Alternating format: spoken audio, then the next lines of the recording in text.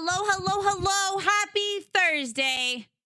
It is a very sunny day out. Not even gonna lie. I ran my errands. Everything got done that needed to get done. I'm gonna close this. All of this. Too many memes open. Gotta close it.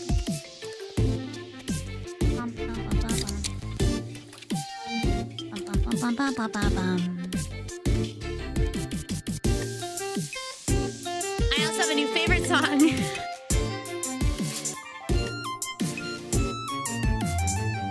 How was your guys' Wednesday? I just gotta finish something real quick. Here it is.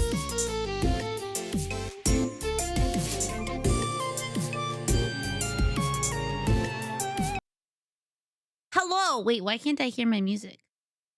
Huh? Oh, there you go. Now I can hear it. Hi. Hello, everybody. How is your day going? Oh, wait. Oh, my God. We got to 54. Hell yeah. Let's go. Thank you for the posture check. Welcome in, everybody. My name is Rainy. So nice of you to stop in. It's nice to see you again. Okay, question.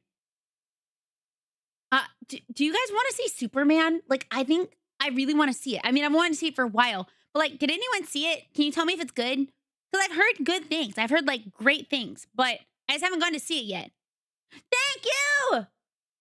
We are at 54. We only need one more to get to only need 45. I'd say it's all right. It was all right. Good. So damn good. Okay, well, those are both positive. I know. I kind of want to see it. Yeah. I was talking to I had to go return some stuff and then check by my PO box and then Hi Boomer, hello. Hi Scribbler, hi Clone Guy, hi Jeremy, hi Katie. Thank you for the follow, Optimal. I went to visit Sean because one of the stores I had to go to was kind of near his job. So I was like, oh man, I'll go see him. And so I got in a talk with one of his coworkers about like just art and stuff. And we were talking about like good movies and good games and things. And he mentioned how Superman's like really good. And I was like, oh, okay. And how he's seen it like 3 times. And I was like, I want to see it. I think I want to see it. I'd really like to see it. I'm sad though. Sean's going to be gone for like let's see, Friday, Saturday, Sunday, Monday, Tuesday, Wednesday, Thursday, Friday. He's going to be gone for like a week. The week of my birthday. I'm going to miss him. Ugh. I didn't know he was going to be gone for so long, but I've been busy. He has to do it for work. It's for work. But, oh, what? It shouldn't be. Hi, Bailey. It should be doing the exact same thing that this is, so it should be exactly the same. I can't tell it to do anything that's not happening on Twitch because it just grabs from my Twitch stream. But hi, Hockey Puck. Welcome in. Thank you. I'm glad you like it. Maria Descent. What a cool name. I know, but it's okay. He has to do it for work. I'm going to miss him. I'm really, really, really going to miss him. I haven't gotten to spend a lot of time with him because I've been so busy. And he's been busy. Like, he has, one of the things he's doing is he has to go on a, what is it? A camping trip. Here, they're researching. They're researching for a game he's working on.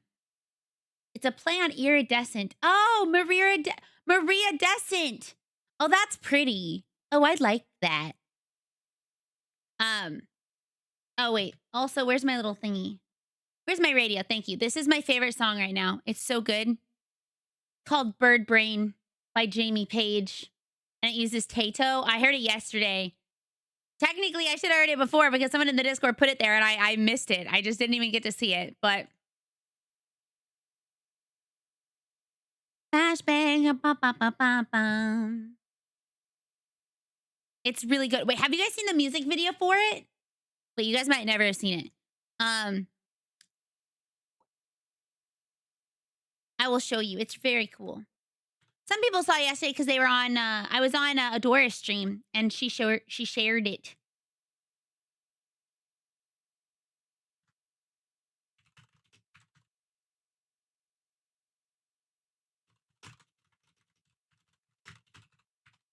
No, yeah, no, it's really good. It's incredibly good. Yo, thank you for the follow. Doubtful comment. Wait, why didn't my alert go off? Are my alerts busted? I need to also update the art for my alerts. I don't know. Like, it did not. Wait, did it? It didn't go, did it? Did I not hear right? It sounded like it did not go. Maybe I'll have to fix it. Hi, hello, hello, hello. Thank you so much.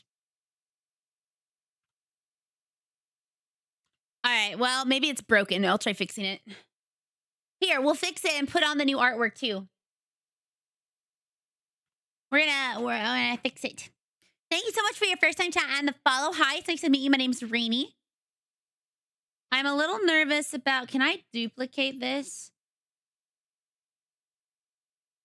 The voices? Wait, is YouTube okay? Is my YouTube chat all right? Also, I got like such a rude comment. The cool thing is that like I don't much care about. There we go. Wow, it's really delayed. It's just delayed. It was thinking about it. It was thinking about it.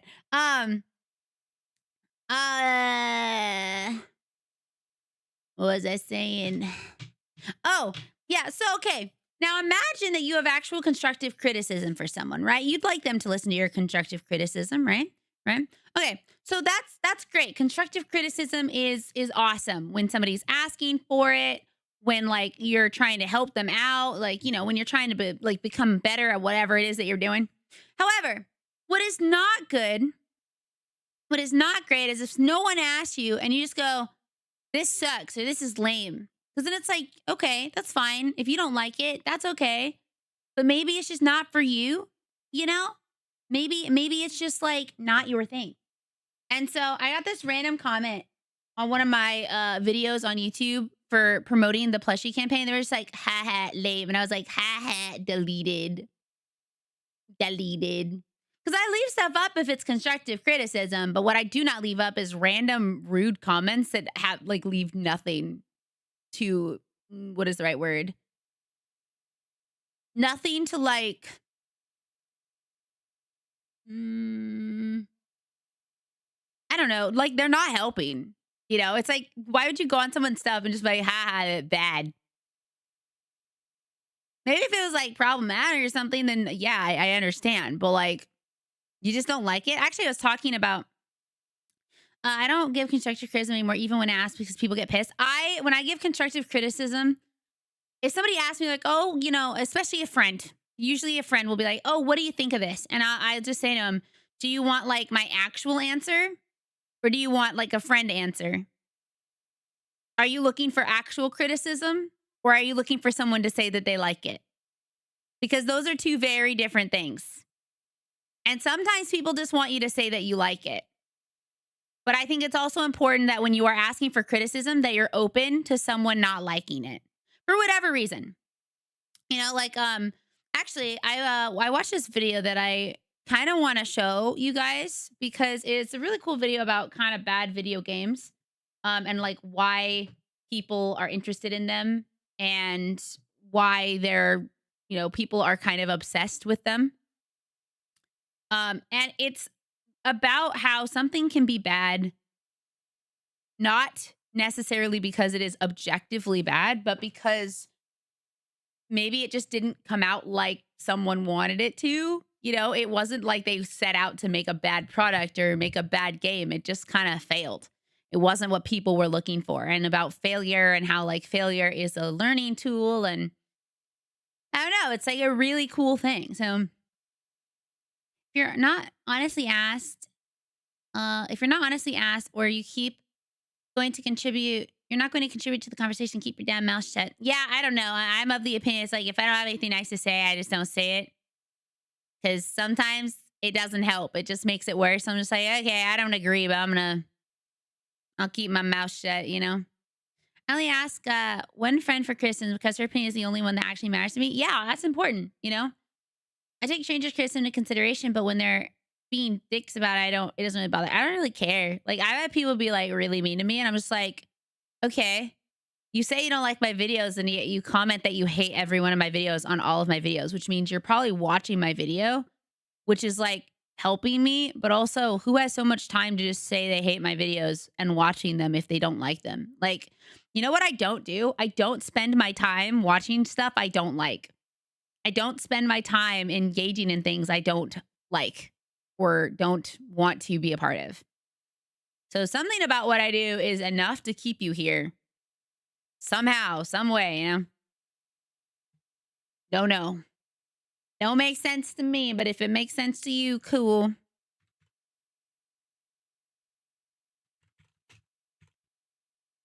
Always felt like it's not what you say, it's how you say it. Some people are just very toxic. Yeah.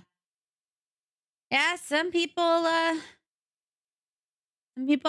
think they want to just spread hatred. Actually, another thing in this video, it was about how negativity sells. And it's like, that's very true. Negativity does sell. It is an unfortunate fact, but it is so much easier to be negative about something than it is to be positive. Like, even if you look on YouTube, using what he used as an example, which I think I'm just going to share the video with you. It's like an hour, but it's really cool. Thank you. Hi, welcome in. Hi, Masa. Hello. Because I think thank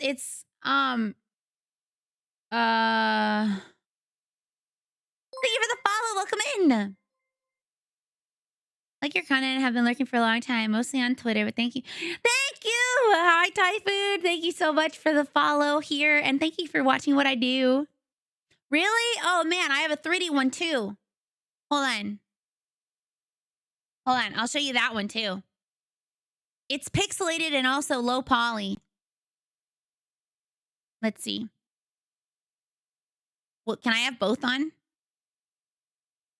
There are many, Rainy. Hi, Mario. How is your Thursday going? I don't normally stream on this day, so. Oh, not that one. Not that one. Okay. Now, how do I show this one too? Ah, there you go. Here. So sometimes I use this one. These are the two. Well, I have one more pixel model technically. Actually, I have three. I have three of them. I have this one and the one on my 3D one, and then I have let's see. Huh? What is this? What is this?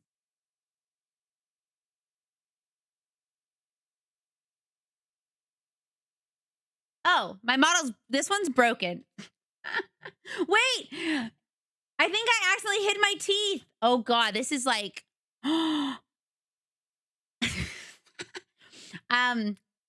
this is like nightmare fuel. I look like I lost all of my teeth. I was doing something. I was trying to make it so I only had my head. Let me see. Hi, welcome in, Preppy. I also have this one, which is also pixely. Yeah, I got ink and like gum on things. Yeah, I have this one as well. Thank you for the follows. Welcome in. We are trying to get my plushie made. So, the older one. Yeah, I have this one, and then I also have another I have another pixel 3D model, which is this one. Which it's like, it's literally all pixels. Like, it's only pixels. Yeah, I broke all my teeth in a jawbreaker. The world has ever seen. But yeah, that's all the models I have that are pixel specific anyway. Anyway, back to this one. I like having models of different styles. A lot of different styles. Hi Tevin, welcome in. But this is one of my favorites. I love this one a lot. It's so cute. Oh shoot. Oh God. 1 second. I have a. Oh shit.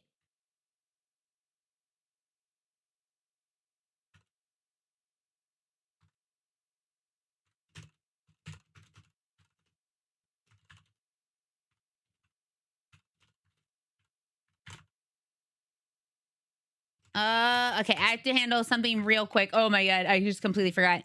And gorgeous hair. My movie, my superhero movie.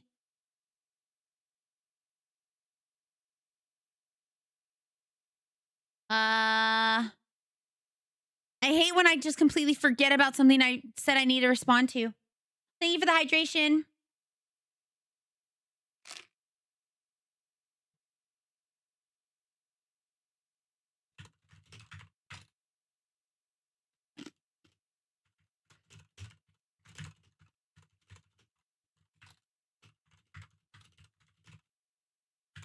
Uh,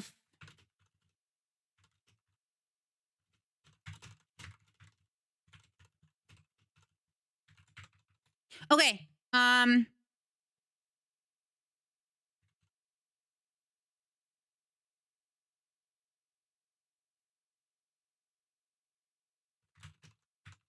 Okay.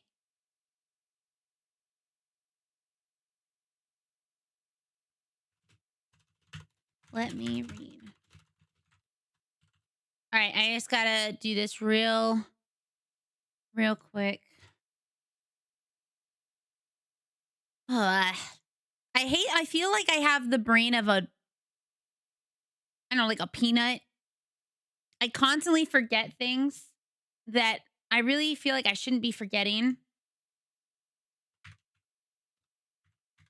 But then it's like, is it out? I didn't realize the new Donkey Kong game was already out. I thought it was like coming out later. Wow, today? Oh, that's exciting.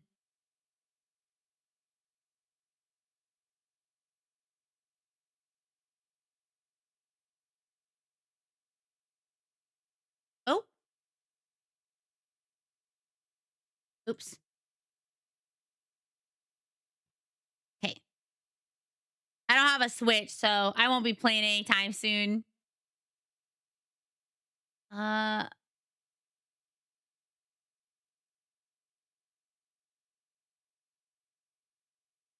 oh, shoot. Okay. Shit. Okay. Um,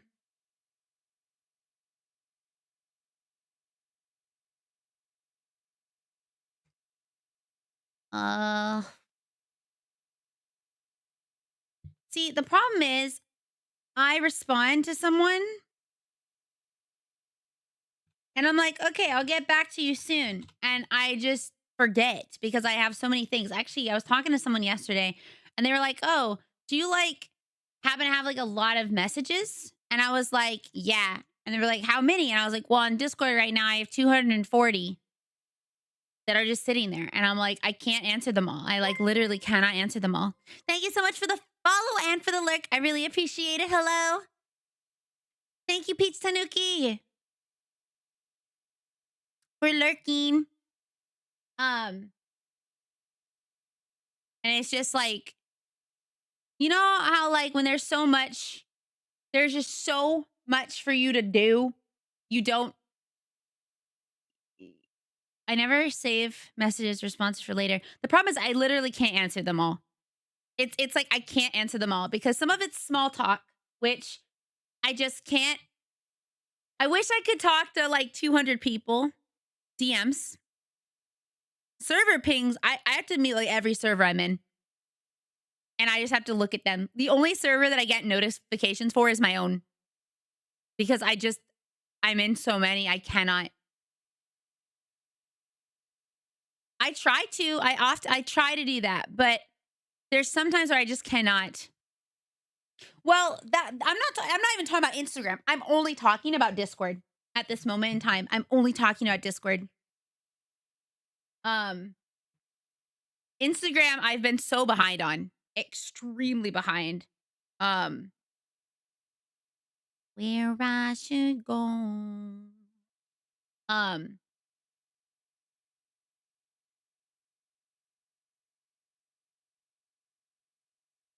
let's see. Um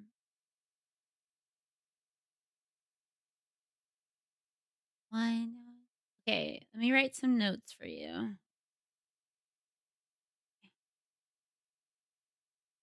Okay. Yeah, I wish I could have everything open, but like the human brain can only do so much at a time. And yeah. You cry. Mm. Okay.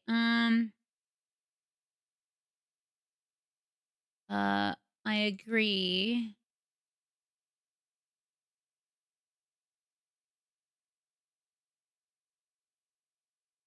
Okay.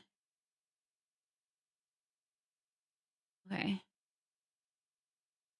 Okay. Cool. Awesome.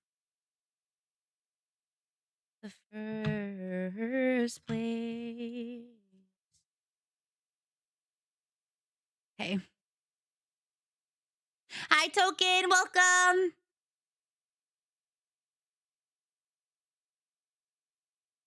On high. Wait. Doesn't seem to support it.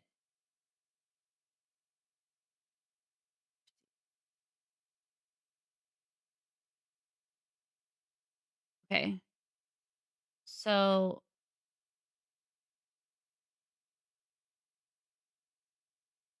okay.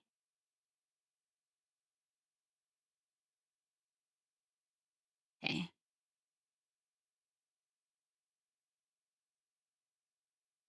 Yeah. Uh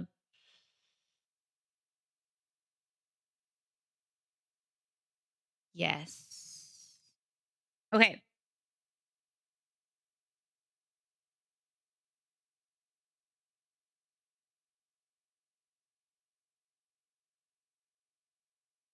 What? No? Wait, what?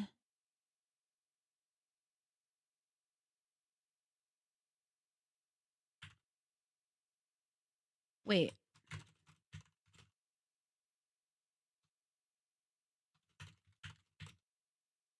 Hold on.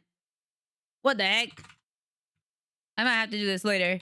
But at least I sent a message to the person. No, I have not seen it. No. Oh, okay. I got real scared. Okay, no. um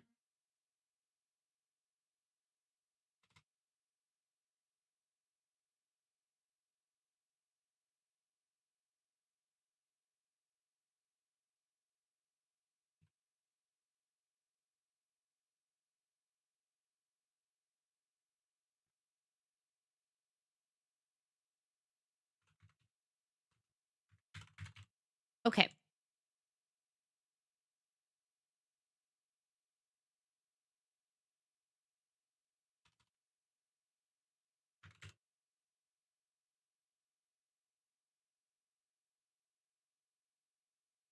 No.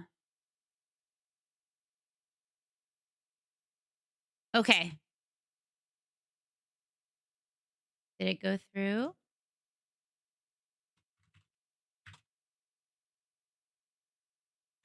Now I have to see them. Sorry. I really had to handle this.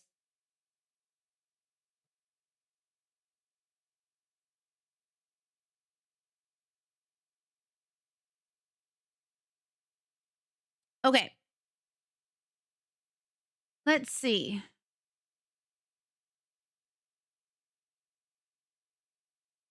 All right, that is finished.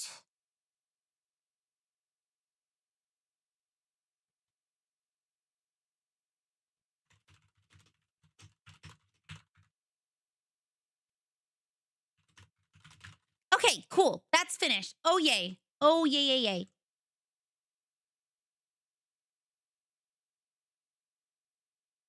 All right, that's done. We got to 155. I don't know who the person was, but we only need 45 left. Yes. Yes. Yes. Good afternoon. Hi, Flame Dance.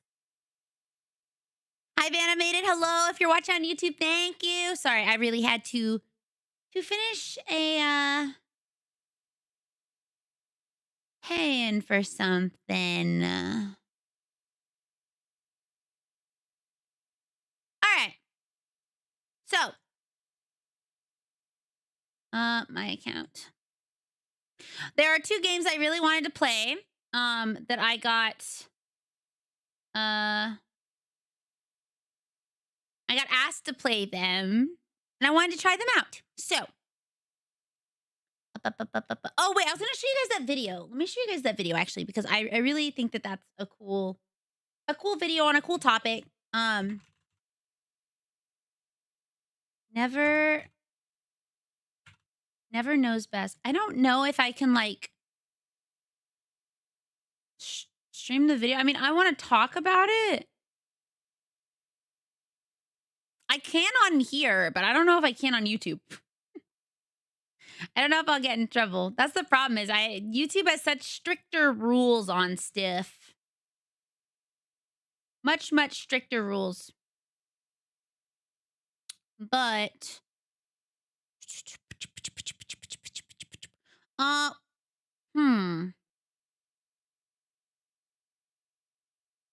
right. Better idea. We'll watch it later. Watch it later because I'm not sure. And we will do this. By the way, I'm so I don't know how to express how happy I am that we're so close. I did send you a DM on Twitter, but it was mostly a question about your plush. Didn't want to ask you in chat. Let me see. I will check. Bum, bum, bum.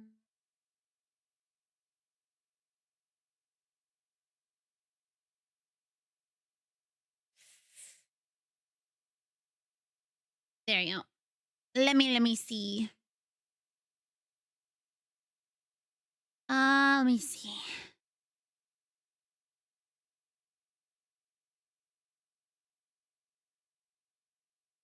Aww. Aww. I'd be honored if you'd include me.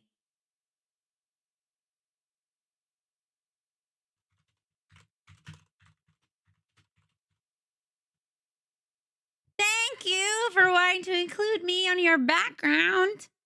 Yes, that is A-okay. 100% A-okay. Father of mine, tell me where have you been? Oh, speaking of emotes, I need to change out one of our emotes because I realized we had 2 cheer emotes and we don't need 2. We don't need 2 cheer emotes. 1 is enough. 1 is good. Your golden voice before you went away. No. Hi, Gloomy. How are you? Hello. We only need 1 cheer emote.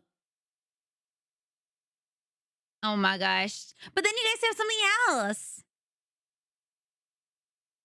Yeah, I'd love to see it. You need them both, really? Well, we don't get any new emotes until, what's it called? We don't get any new emotes unless the channel gets 1,600 points. That's like so many tier 3 subs or so many, subs at all.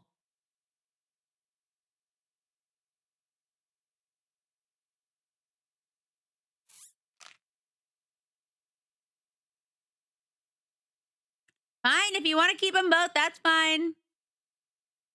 That's fine. You can keep them both. You won't have another thing.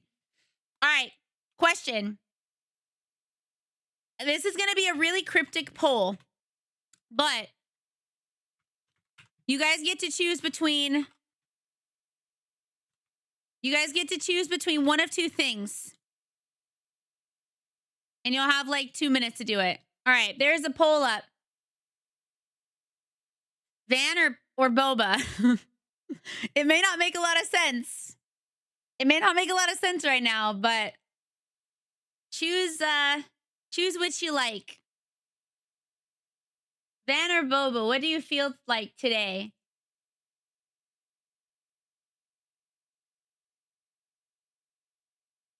What are your feels?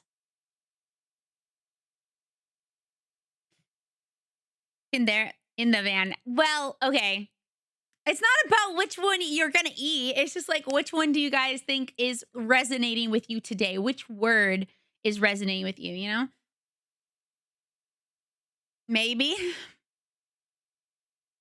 Maybe. Father of mine. Let's save this. I've been watching like a lot of YouTube documentaries recently.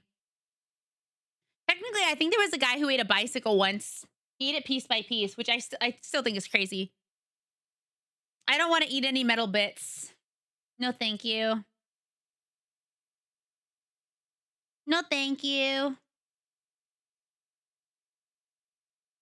Yeah.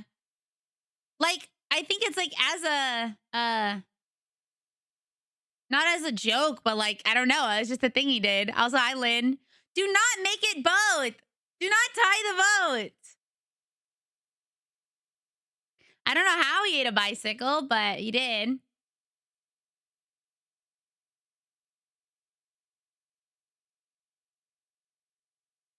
Oh my God, please. Someone untie this boat. Untie the boat. He also ate a small plane. Whoever untied the boat, thank you. It seems like we're playing boba. All right. I don't know how long they are. No, how that doesn't work. If it's tied, we can't do both. At least not that I know of anyway. We can't put them together.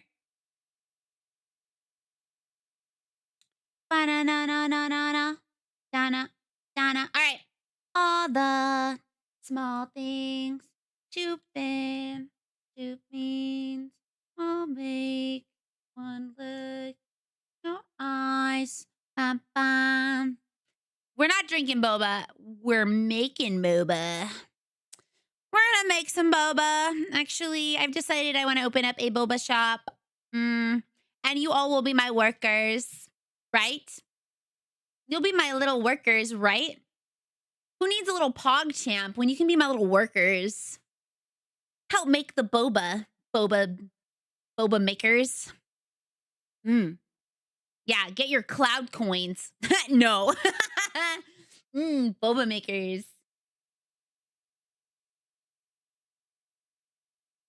Ba-ba. I've never played it before. I was asked to play it, so. Late night, come home, work sucks, I know. The stairs, surprises, let me know she cares. How do you turn, like, a website into dark mode on Chrome? Yeah, I got tricked into employment. What is it like when people are like, oh, you know, the only thing VTubers fear the most is, like, a job application? And I'm like, what? I've actually tried to get a job. No one's hiring. No one's hiring. At least not for what I want to do.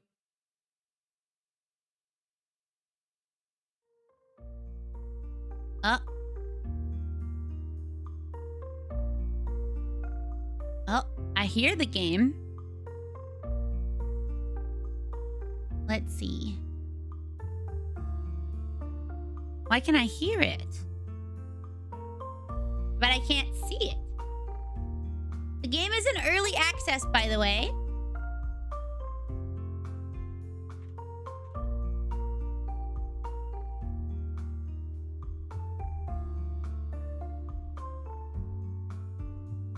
Okay. Yeah, black void boba. As dark as my tapioca balls.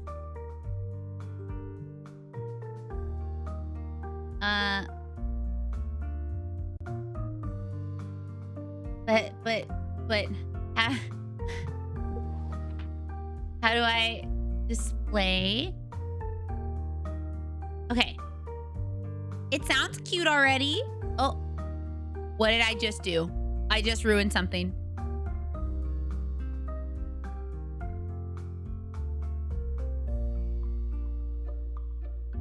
Oh. There, okay. It is called Call of Boba. Call of Boba. We play as a small penguin who makes boba. Okay. Can I? Oh, borderless window. Yeah, that's what I want. Yeah, we're a tiny little penguin. English? Yes.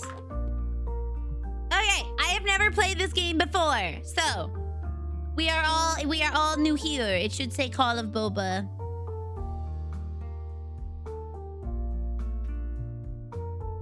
Let's open a boba shop.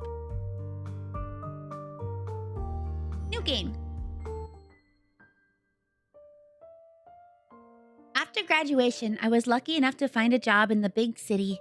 My place was small and simple, but somehow it still felt cozy. This was where I worked. My boss says I'm lucky. I'm the only new hire this year. Although the work is a bit repetitive, but... Wait, what? Although the work is a bit repetitive, it made me feel fulfilled. A few years later, after rushing home from the last train every night, there was barely enough time to sleep. Since starting the job, it felt like I was losing sight of the things I enjoyed. Something's wrong here. You've really disappointed me, my boss told me. Determined to prove myself, I decided to work harder, and even harder. Hey. When I woke up, I was already in the hospital. I quit my job. I arrived at the station of this city. When was the last time I listened to my favorite cooking podcast? We've arrived.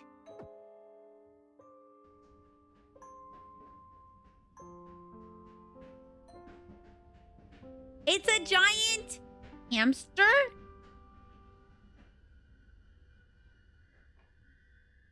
Hi, Bunny. Hello.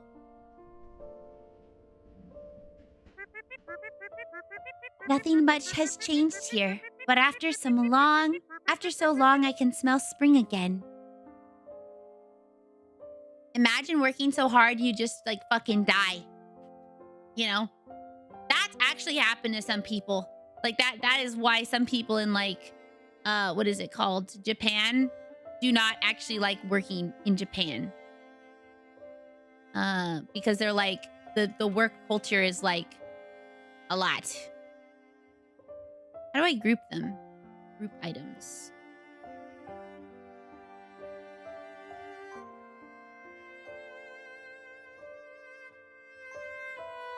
There you go. I'm gonna move that down. Okay. Nothing much has changed here, but after so long, I can smell spring again. Maybe I should go home first and take a look. Haroshi? What does that mean? Just like overworking? Oh, wait, I can move now. Look at how cute I am. I'm just a little penguin. Wait, what does tab do? It says tab over here. Wait, why can't I do like a... Why can't I do like a little dodge roll? Is this going to be important? Is this actually Penguin Dark Souls? Oh.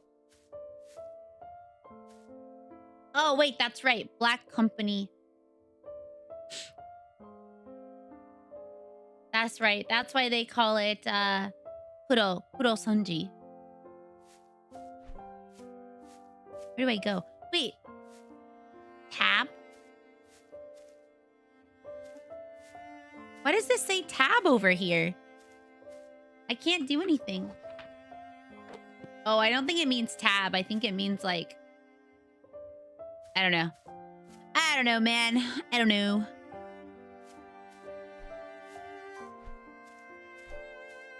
How do I get off the tracks? Oh. Ding ding.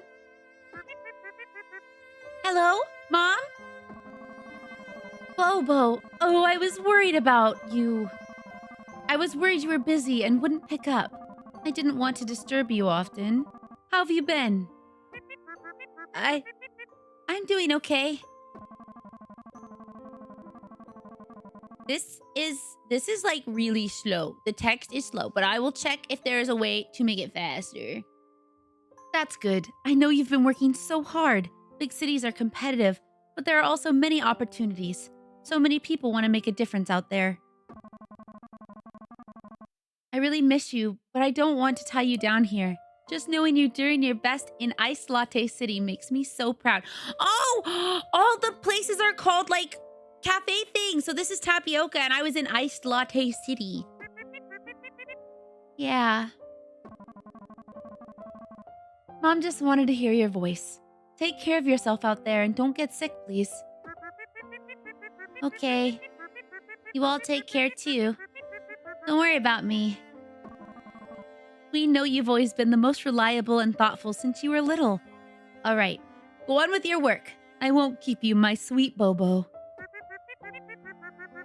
Goodbye, Mom. I couldn't say it.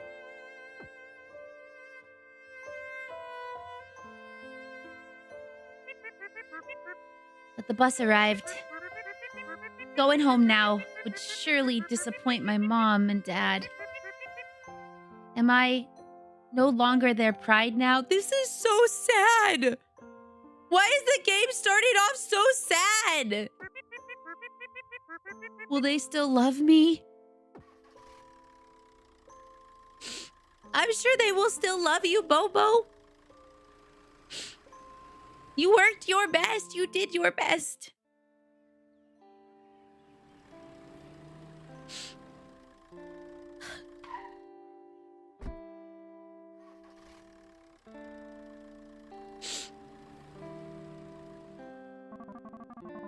I got off the bus, not knowing where to go.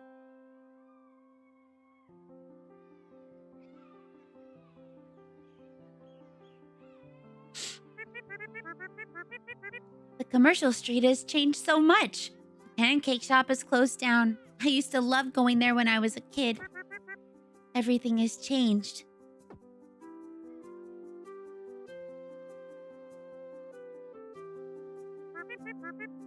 Perhaps I was too impulsive. Maybe I should have stuck it out a bit longer. But... Wait! Where did that tricycle come from? Ah! It's gonna hit me!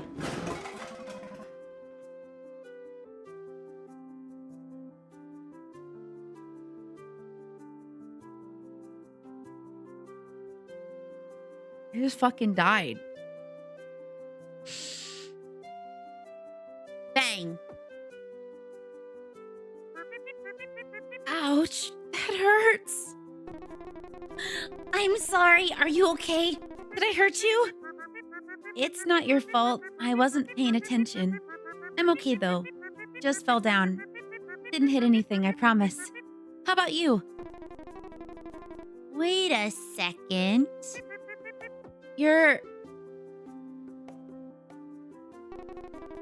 Bobo! Stellar? Wow, it's really you! Long time no see, Bobo. Yeah, we haven't really seen each other since you transferred to another school. I never thought we'd meet here again. What brings you back? I just wandered around to clear my mind. Yeah, it's been so long. Wanna grab something to drink? Sure thing. I remember you always said whenever you're feeling down, something sweet'll do the trick. Still true. I know a really great milk tea shop. Their manager special is absolutely perfect. Come on, I'll take you there. Wow, it's right there. Easy peasy. Oba. It's kind of messed up though. It looks closed. Now it's open.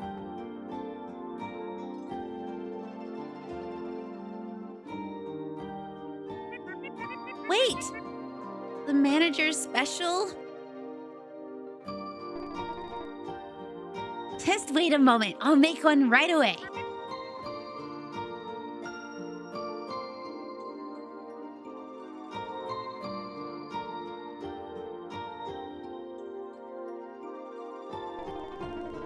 Actually, this was my grandpa's milk tea shop.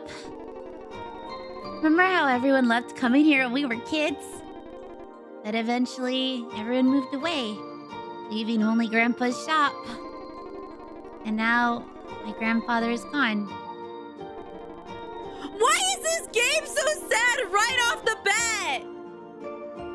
We have an overworked penguin that is fearful that they won't be their family's pride and joy. We have this little like raccoon squirrel lemur thing that is lonely because their grandfather has passed away. I thought it was just gonna be a cute game where we make boba. But I don't want this place to be forgotten. So I came back here. Here, try this. How is it? Wow, it tastes exactly like our childhood. Glad you like it. Feeling better now? Much better. Thank you. Your manager special is indeed perfect. Thanks. I'm still confident in my skills. We do. We have a lot of crying emotes for just this moment. But I know if I can run the shop like my grandpa. My parents, they can't understand me. They don't get why I choose to stay in a small town all day instead of going out to explore the world. The shop's also been losing money for a long time. Many people suggest I just give up. But there are too many memories here. I'm not ready to let them all go and leave for another city yet. I bet they're gonna let me have it. They want me to have it. They're trying to use your heart as a speed bag. Game really pulled up with the moe and said, I was 4 years old and puppy was called away. Oh my god! That's like that other game. What was that game that we played? It was Yomawari Night Alone, where like the game starts and then our dog just straight up gets hit like right off the bat. And I was like, what? Huh?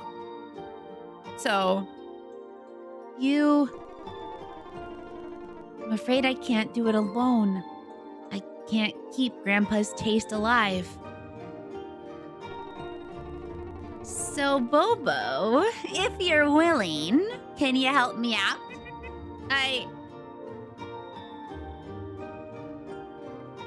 Huh? No, it's Yomawari Night Alone. It was, no, not that game, not that game.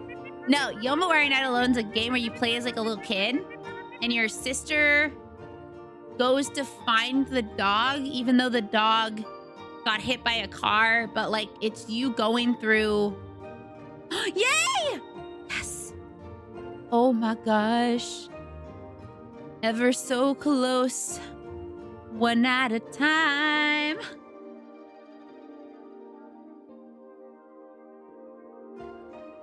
Oh my gosh. It would be great. It would be so great if we can get to a minimum 160 today. Sean shared it. I've been sharing it. Everyone's been sharing it. It feels so nice to have so much help trying to get this made. I feel bad that so many people are having to help me. But it's really nice to have so many people trying to get this done. So thank you for wanting to help me out. I love you guys too very much.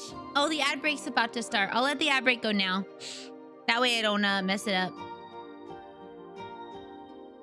I really hope it can get made.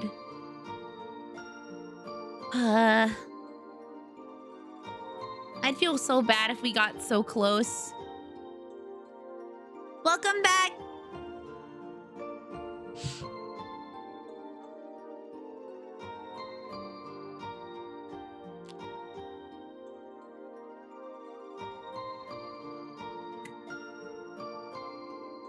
My other friends already got one.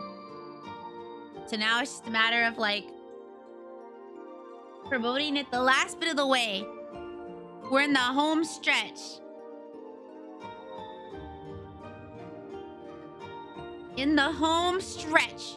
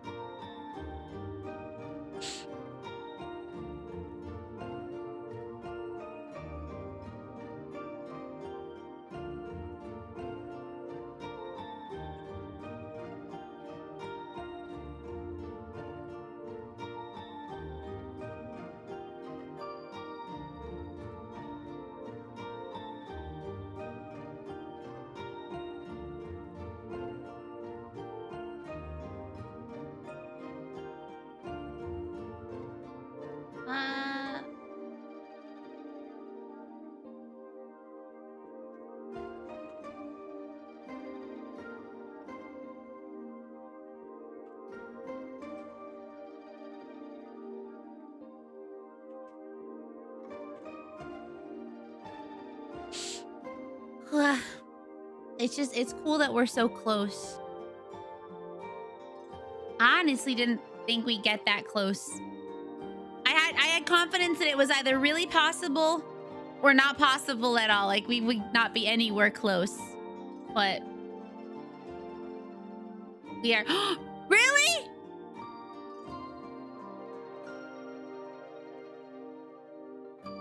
Thank you for keeping me up to date. Holy shoot. Wait, that puts us at 157. Oh, man. If we get to 60, that means we only need 40 left. And we have 2 days left to do it, like 2.5 days. Hi, Quincy. Hello. And we have 2 streams. I don't have any exotic butters today, but I do have a plushie petition that's only $2. The next time I have exotic butters, Jacob, you know you're getting them. Of course. That's what you're here for. How you doing today?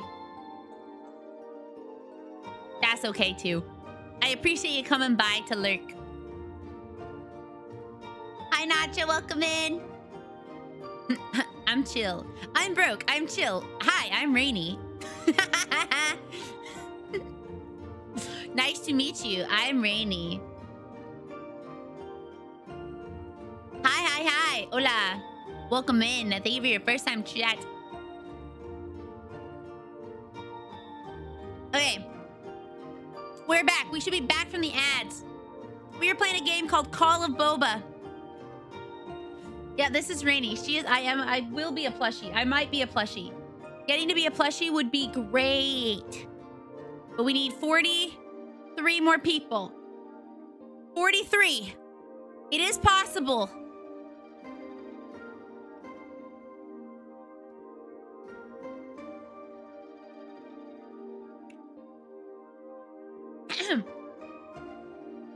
All right, I'll help you. Honestly, I've got nowhere else to go.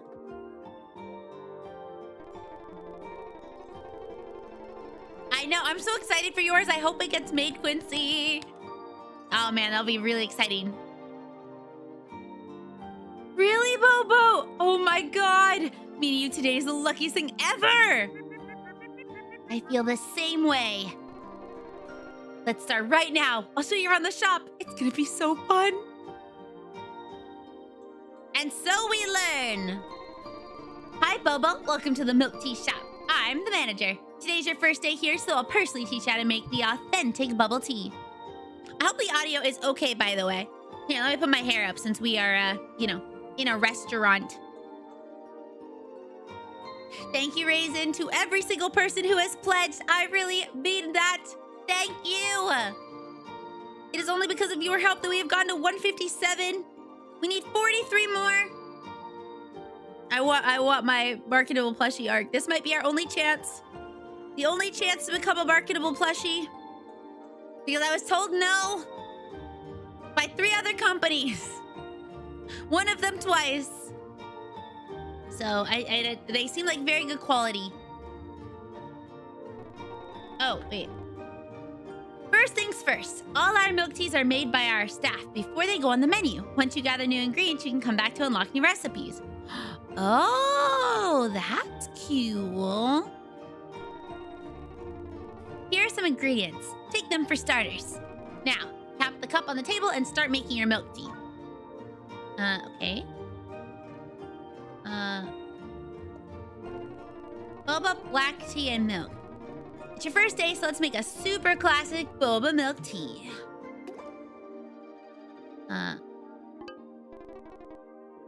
Making milk tea is an art. You need to keep an eye on how much of each ingredient you use. First, gently add the base ingredients, boba, to the cup, and then pour the milk and black tea with care. And there you have it, a classic boba milk tea. So how they told me it works is that they, oh my god, the weather duo, that sounds cute. How they told me it works is if 200 people get it, then they go to the prototype phase where, like, they'll work with me to make sure the prototype's good, and then they will,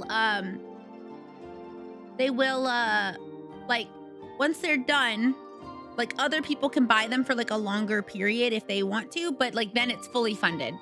Like it's not gonna like go away if we have more than 200. At some point it is limited though, so it's not gonna be on their website forever. It's only gonna be for like a certain amount of time, and then after that time, like it's over. I don't get any of the money as far as I know, but we get the plushies and they handle everything. They handle like, at least I don't know. I don't know if I get any. I'm not doing this for money. As far as I know, I don't get any money, but maybe I do. I don't think so though. Pieces on some plushies are very small. It seems like a lot of work to make all the pieces. Yeah, I'm not sure how they do it, but they probably have like a factory or something make them and then like make the whole process. Give it a try. If you add too much of anything, just click the reset to start over. Okay. Oh. Huh?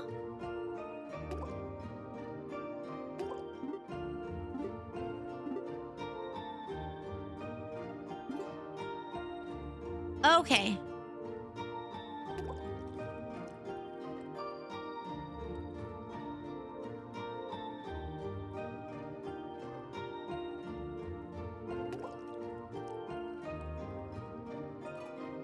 Okay. Wow. That's actually really cool. That's not blood. It's milk. It's milk tea. No. It's milk tea. I cannot see. Hold F to finish. It's not blood. Wow, you made a great boba milk tea. Let me give it a taste. So I taste the boba milk tea you just made, sipping loudly as they walk away. Looks like a success. Time to open the store and get started. Wait, I need to... Okay, let me see. The orders in the milk tea shop are divided into two types. The first type is called takeout orders. Customers may be in a hurry or want to drink while walking. These customers' orders are often urgent. Second type of orders is called dine-in orders. These customers enjoy their leisure time to taste their drink in the shop. These customers' orders are not very urgent, but they often have certain requirements for the environment and the type of store. If not blood, why red? Probably because it's not red. It's like a burgundy. Also, I'm like really cold. 1 second.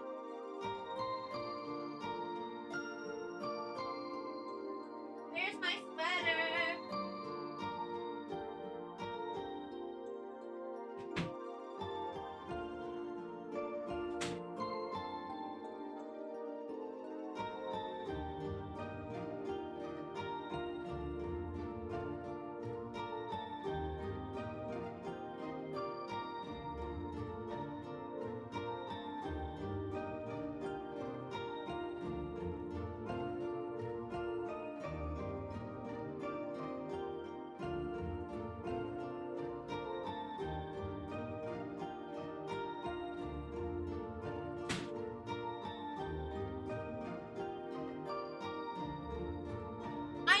Burgundy is red.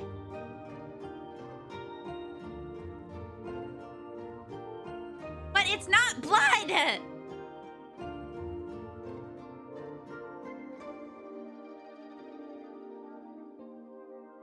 Gosh. It's not milk blood. Can you guys hear the game okay? It's not burgundy, no. We are not having blood drinks. If we were a vampire shop, maybe. We're not a vampire boba shop. We're a normal, tiny animal creature shop. Okay, good. Thank you. Because I said so.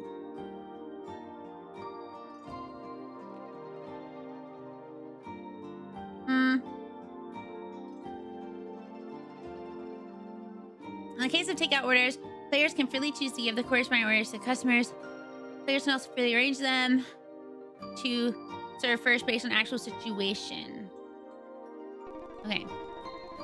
In an ideal scenario, let's imagine that all the tables and chairs in the shop have been completely refurbished.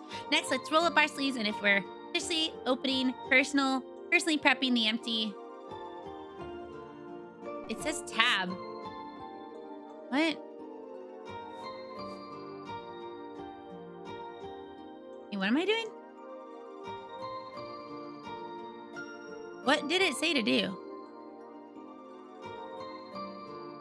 Okay, well, I'm Mythalyn. I don't know if you guys are vampires. I'm not sure. Can I skip this? No. Oh, there you go. I don't know what it wants me to do.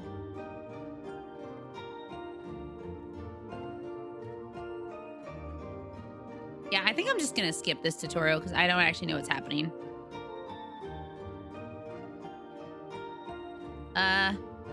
It's not letting me interact with anything.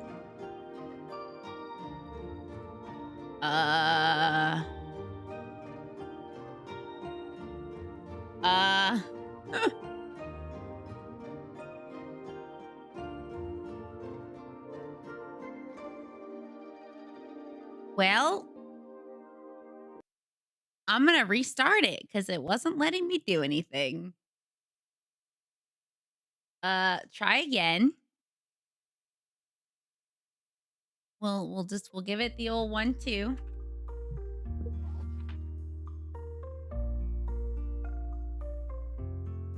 Okay.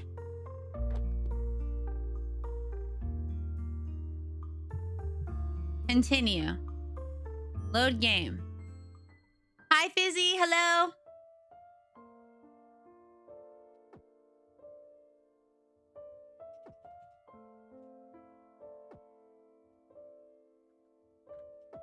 Okay, I have to go through all of this again. And then I'm just gonna skip the tutorial because I don't know what it needed me to do.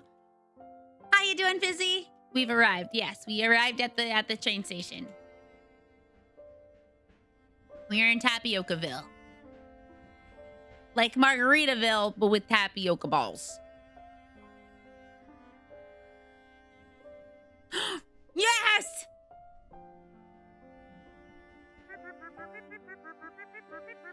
Two more.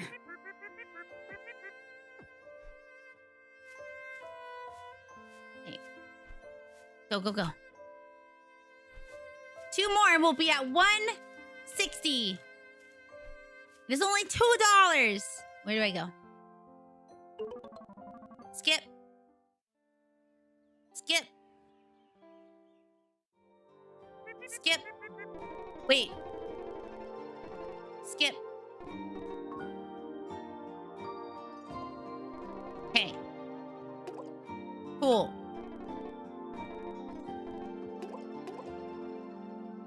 Okay. Okay. Huge amount of milk.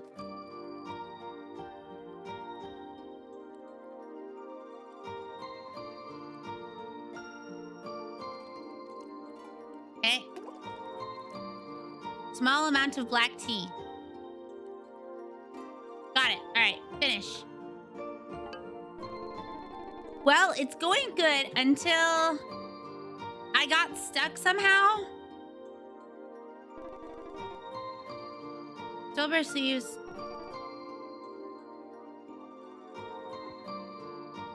Oh, okay. It was just stuck. I literally couldn't do anything. Can I save?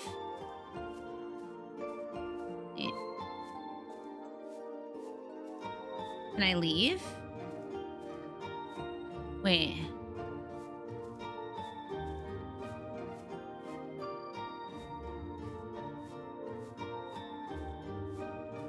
What am I supposed to do?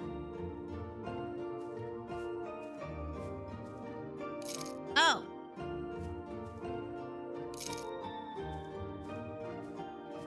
Okay.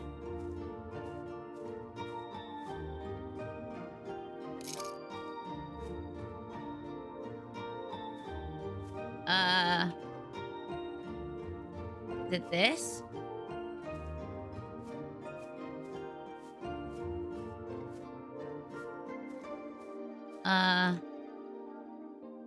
What does it want me to do? Oh. Oh, well, awesome. You've done it again. I made a perfect boba milk tea. If you slip up and just pour the spoiled drink into the sink and try again. Okay. Well, Okay. Cup. Boba. Milk. Tea.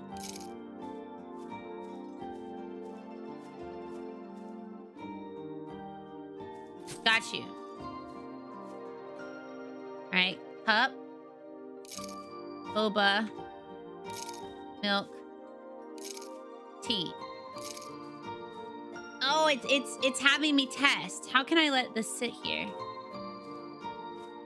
Can I set it here? Okay.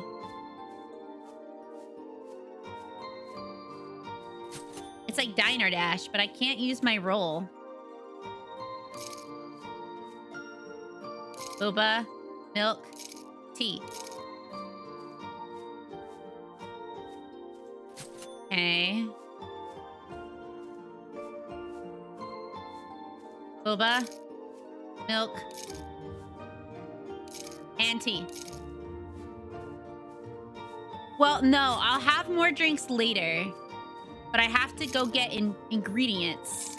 So right now, I only have this one.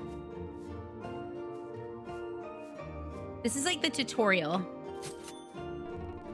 Congrats on serving every to go. Your future is bright as a place. All right, now let's return to reality and face those worn damage tables. Okay, so that was just the tutorial.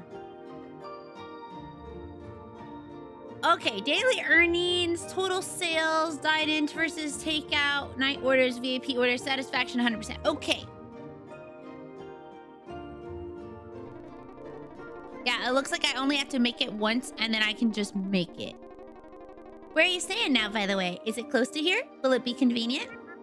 Actually, I just arrived today and I haven't found a place yet, but there should be some houses nearby. I'll check later.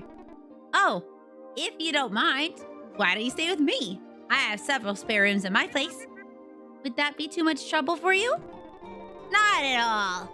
Isn't it great living together again, just like when we were kids? Oh, wait, what? They lived together when they were kids? It sounds great.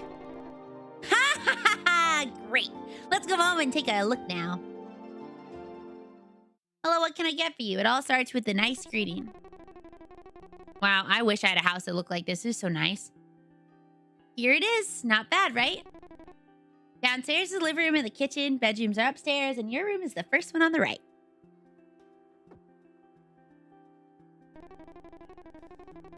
I'll show you upstairs. Okay. All right, thanks. I never know when I'm allowed to control. Yeah, and they were roommates. They were roommates.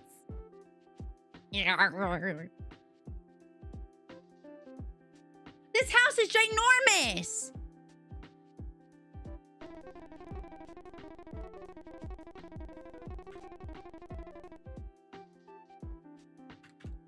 I'm right next door. Feel free to ask me if you need anything. He looks like a cat from the back.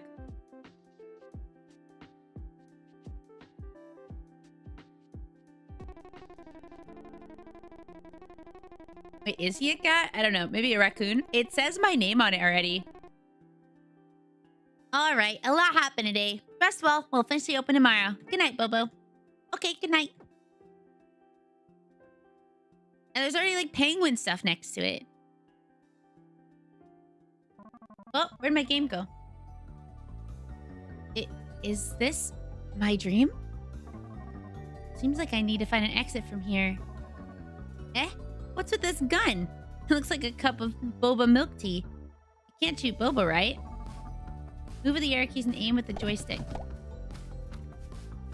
Well, what? Is there a time limit?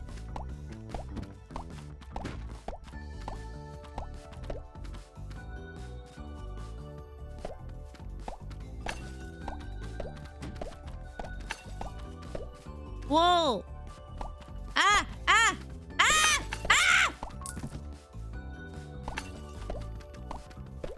Ah!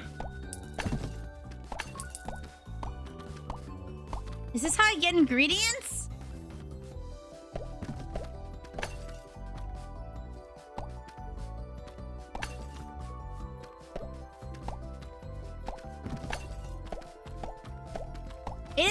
made from blood. No! It's just made from normal tapioca rice flour. My boba order... Oh, there's a chance to drop ingredients after defeating the enemy. I like... I think it's Okinawa milk tea. Okinawa milk tea is really good. Try various passive upgrade cards for ammo types. Different cards enhance different ammo. If you escape the dream, the effects carry over to the next night. Oh. Bullet size, bullet speed, bullet range up. Refreshing, thirst quenching. I'm not serving corpses. This game is very different than I was expecting.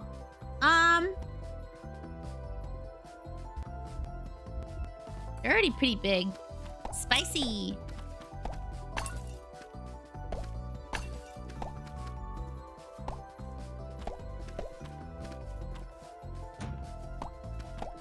Oh, big boss, big boss, big boss.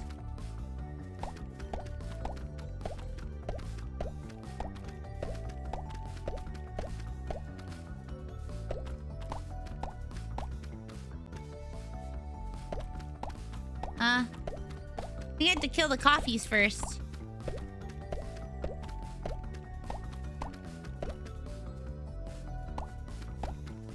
He's not even hitting me. Bro, I feel bad. Approach ammo on the ground and pick it up with the interact key to change your ammo type. Switch to boba. Okay. Well, they're both boba.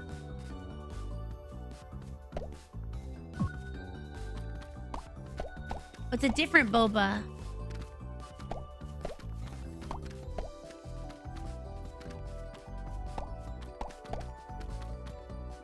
Oh, it's my bed. Enemy defeated. Room clear. Dream essence earned. What is dream essence?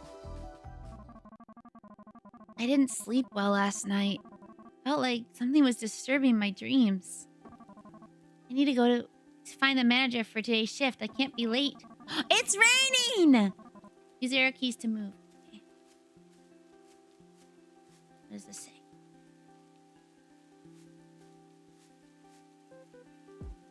What is this? Coconut jelly. Fishing rod. Wait, what? A pickaxe? Huh? What?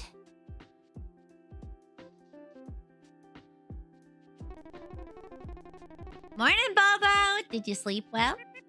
Morning, ha. I slept great last night. Let's head to Sheltered Lane. Okay, let's go. Huh? What?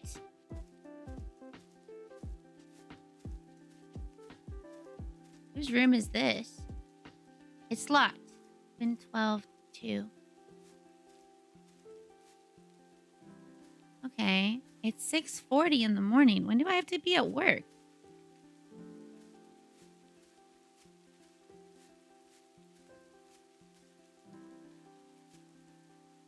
Oh. Okay. How do I leave? Whoa, what?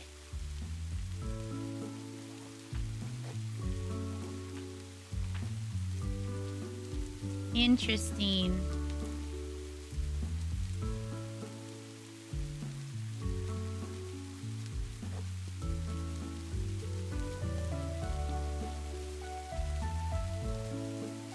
Wait. What?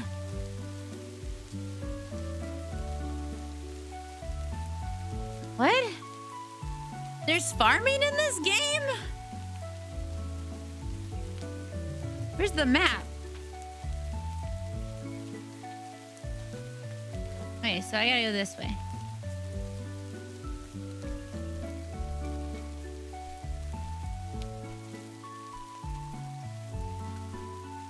Here it is. Okay.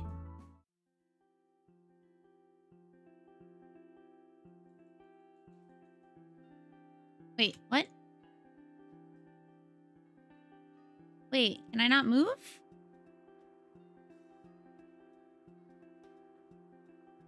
What happened? Okay. That was weird. Huh? Why am I able to fix this stuff? Was that a tutorial? I'm kind of confused. Seller, come here. Look at what I found. What is it? An old book? Wait, this is my grandpa's handwritten notebook. I had no idea it was here. It must be your grandpa's secret recipes. Exactly. This notebook, we might be able to recreate the original Sheltered Lane milk tea flavor. Everyone used to love it. Maybe we can make Sheltered Lane lively again, just like before. Okay. So let's see. You found Grandpa's handwritten note. How did I find this book? I'm a little confused. Like, so far, it has a lot of good things about it. But I'm really confused. There's, like, a house. And, like, I have a job. But I thought it was just a game about a job. But also, I have to move here and... Okay. Also, doesn't my family live here? Shouldn't I tell them, like, I'm home? So they're not just like, hey, what's going on? We've seen you walking around town. Is that not you?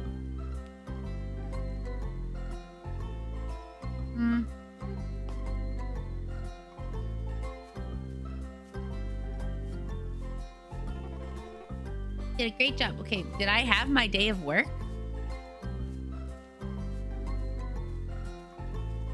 Wait, did I work today?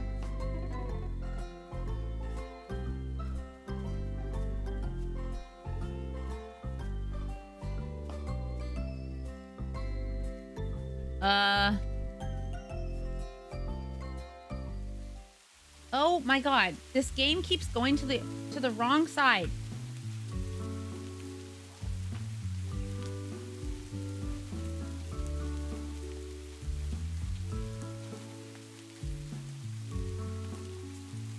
There. No, that's not me. I'm busy working my job in the city. Not disappointing you.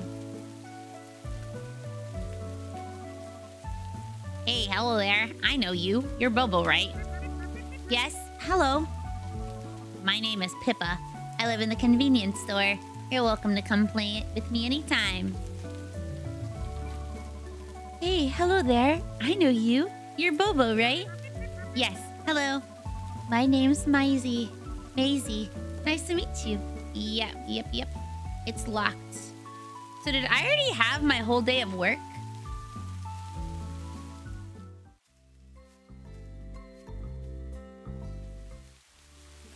I'm confused about how the system works.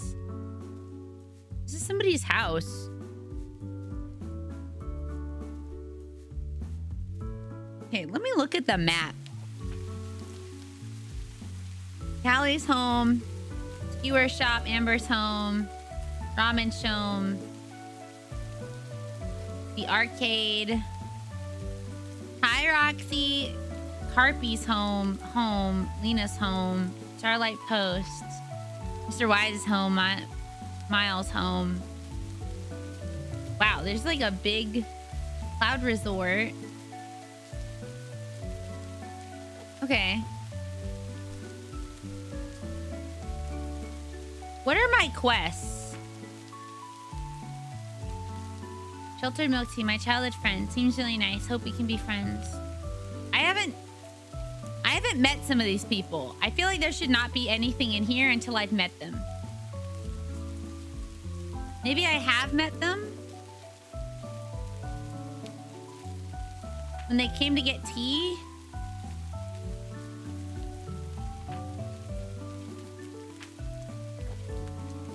Okay. Oh no. I had a chicken sandwich. It's pretty good, even though I don't usually like cheese on my chicken sandwiches.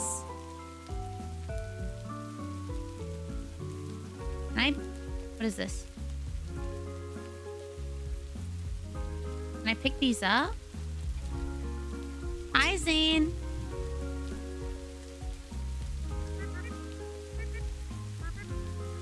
Oh, it's like Calcifer. What is this?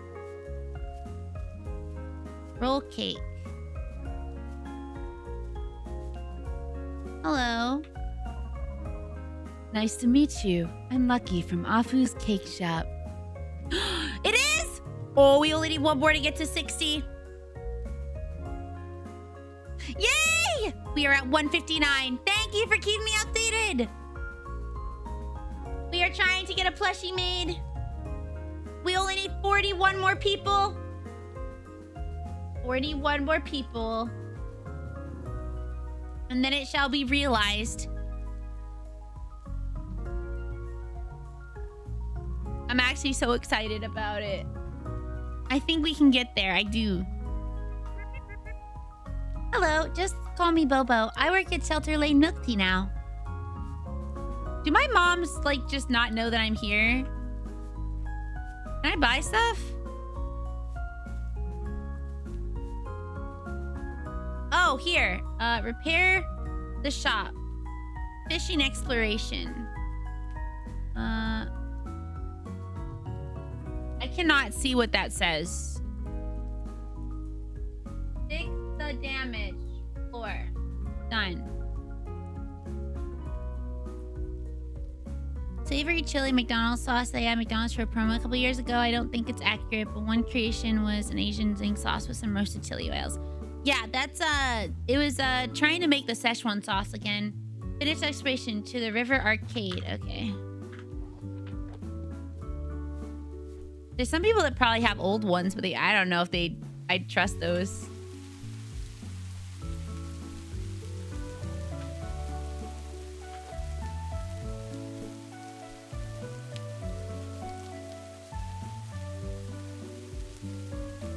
Into the arcade.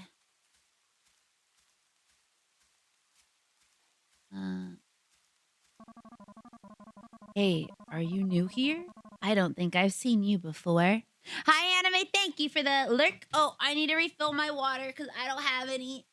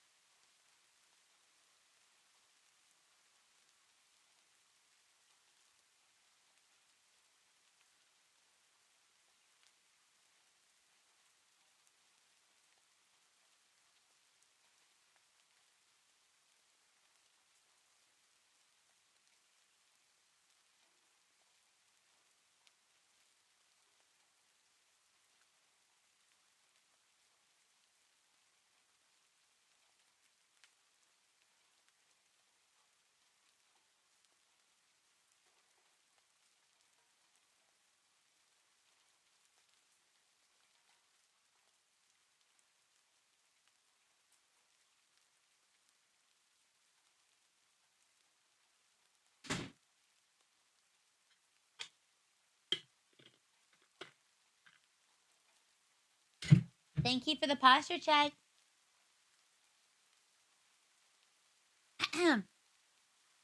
Hey, are you new here? I don't think I've seen you before. Hi, yes, my name is Bobo. I just returned to Tapioca Town, and I will be working at Sheltered Lane from now on. I'm not really into milk tea. Oh, okay. But if you're interested in games, you can come to my arcade. Oh, by the way, I'm Gail. Sounds great. I'll drop by when I'm free. Huh, relax. I'm not trying to make you spend money. If your gaming skills are up to scratch, everything's on me, drinks included. Oh, all right. All right, I gotta go. I'm busy. Bye, Gail. How do I play the games?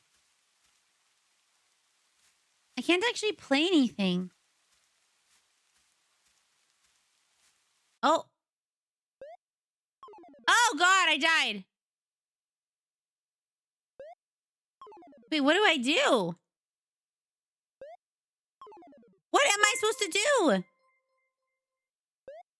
28 months, 28 months, 28 months, 28 months, 28 months, 28 months, 28 months, 28 months, 28 months, 28 months, 28 months, 28 months, 28 months, 28 months, 28 months, 28 months. Hey, just in case you didn't know.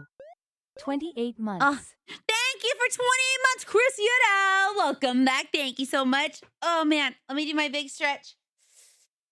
I know. Flappy Bird was on the beat, ready to go. So thank you for the water. Thanks for keeping me in a good... goodness. I hope you're having a really good day, Chris.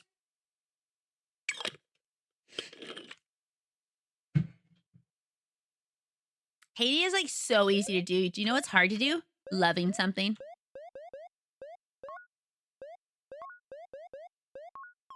What? What? Nah, hating's kind of mid. Being a hater? Nah, that's not cool, man. Totally not cool. Fuck. Good night. No, please don't. Don't feel bad. Oh. Oh, shoot. Violet. Aw, well, thanks, boss up. That's really sweet. I didn't realize it was like... I can just click.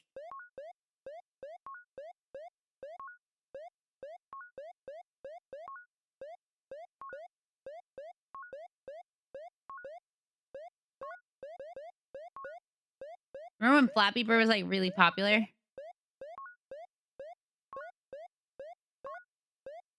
No! Thank you. I'm glad you like it. I really do think I'm happy that you like it. But I can't freaking talk. Okay, I have to go fishing, I guess.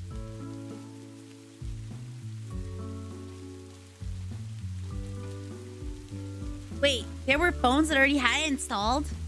Being a hater takes dedication. I mean, that is actually very true. It does take a lot of commitment.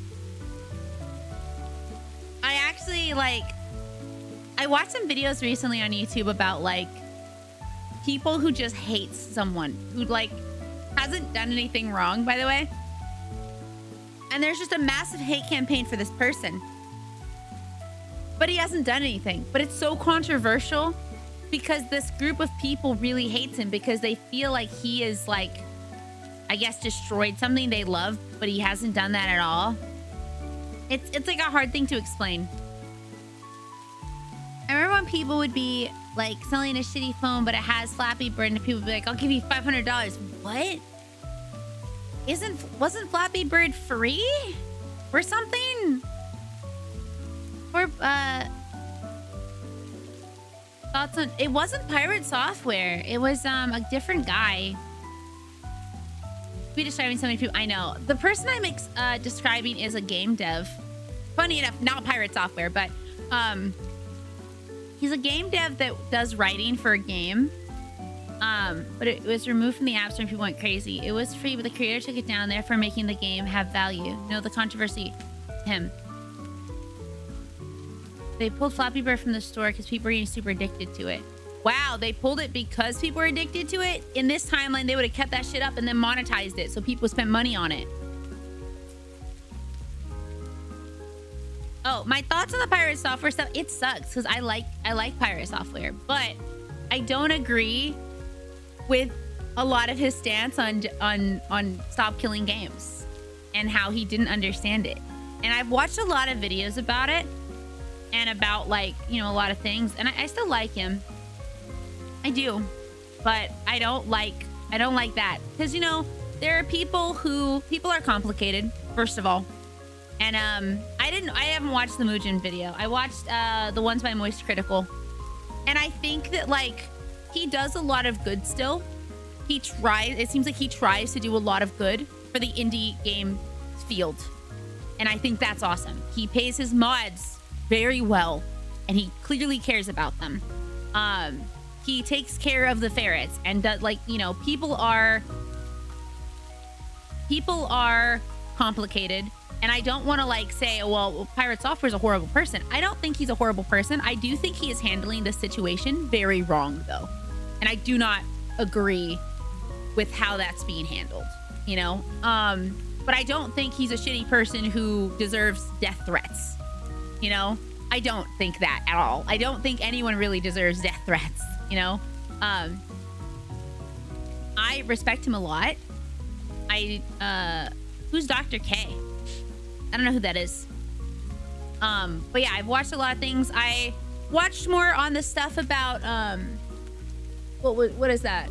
World of Warcraft. I watched more on it because I actually didn't really know.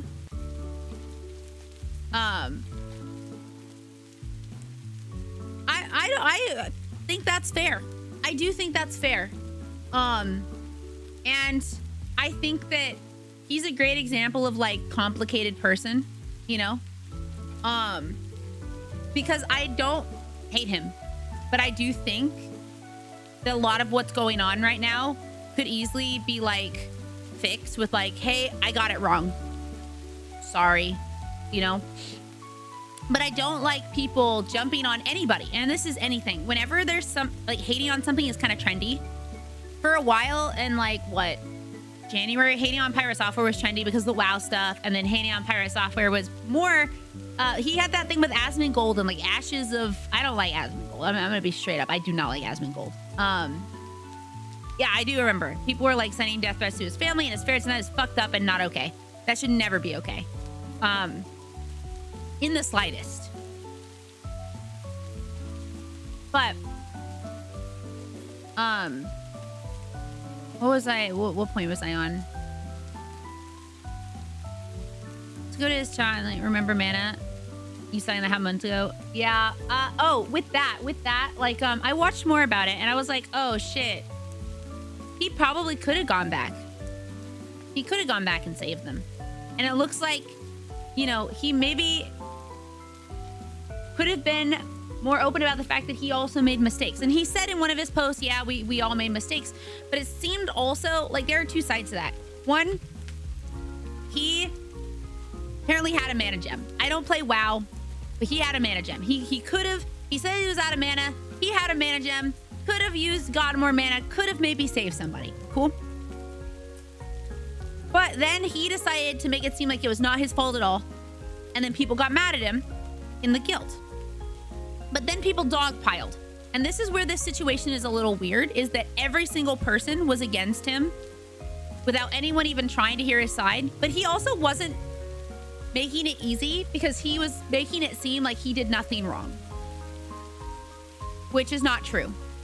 There was a lot of things that went wrong across everybody in that. So that was like the first thing.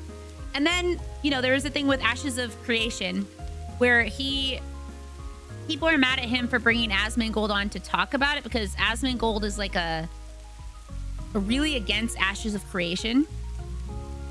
That's clear. No, I'm with you there. 100% Masa. He does not seem to take criticism very well. And that's why I say I think that he's handling a lot of these situations in a bad way. I don't know about the alarm clock thing, but he has roaches in his house and he's really gross. And I don't really enjoy any of his opinions. But that's just me. That's just me, you know? I'm not a fan. If somebody is a fan, cool, but I'm not a fan. But anyway, Pirate Software had brought Asmongold to talk about Ashes of Creation, why he didn't like it. And people are mad at Pirate Software for people said you shouldn't be giving Asmongold a platform, which fair, but Asmongold has a platform larger than Pirate Software's. Like, I don't think that was really the problem. I think there was just more reason to hate on Pirate Software. But what's it called? Asmongold and him did like a talk about the game and like debated it, and I don't have a problem with that, even though I don't like Asmongold.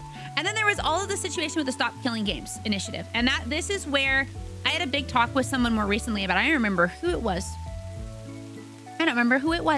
But I was talking about like how words have power, and especially if you yourself are in a position of power. You are an influencer for a reason, and you are going to be able to influence people's feelings about something. Okay? So Pirate Software, Ross, the person behind the Stop Killing Games initiative, made a video about misconceptions about Stop Killing Games, which I think was a good video. It was clear, it was concise, it you know, talked about what he wanted for the initiative. It talked about Pirate Software's videos and how they were wrong. And Pirate Software was very rude to Ross in some of his streams. He said things that are very rude, and I do not agree with that at all. He did apologize for that part. That should have never like even happened though. Like, I mean, I don't think you should be treating anyone else that way at all. But so anyway, that all happened. And Pirate Software was like, well, 10 months ago, I made videos 10 months ago on the Stop Killing Games initiative. And now people are upset at me because the initiative is failing. Which, fair, he did put out videos 10 months ago. But if you look at his charts, 10 months ago is when he was on the rise. That was before the WoW incident. That was before any controversy. Everyone was on the Pirate Software train, right? Everyone was happy for Pirate Software. He was breaking records, hype trains, all of this stuff, right? And so his words held a lot of power for people. So like, I'm sure that if I was to say something, I might influence some of you, right? If I say, wow, I really loved this movie, or I really hate this thing, there's a chance I will influence some of your guys' opinions if you like me, right? I try and be pretty like, not neutral, because sometimes I do like things and I dislike other things, right? Oh my God, I'm an influencer. Yeah, but it's like, you have to realize that your words have power. And he said, well, it was 10 months ago. It was 10 months ago when I made these videos. And it's like, yes, that is true. These videos are old, but you were streaming to like 14, 15, 16, 17, 18,000 people a night. That's true. Rainy make a couple people go like Teen Titans go, that's so true. But it's like, he was streaming to thousands of people, tens of thousands of people every night, and basically saying that he hated the Stop Killing Games initiative. He knew he was not supporting it. And in his words, he said, I will actively fight against it. Okay.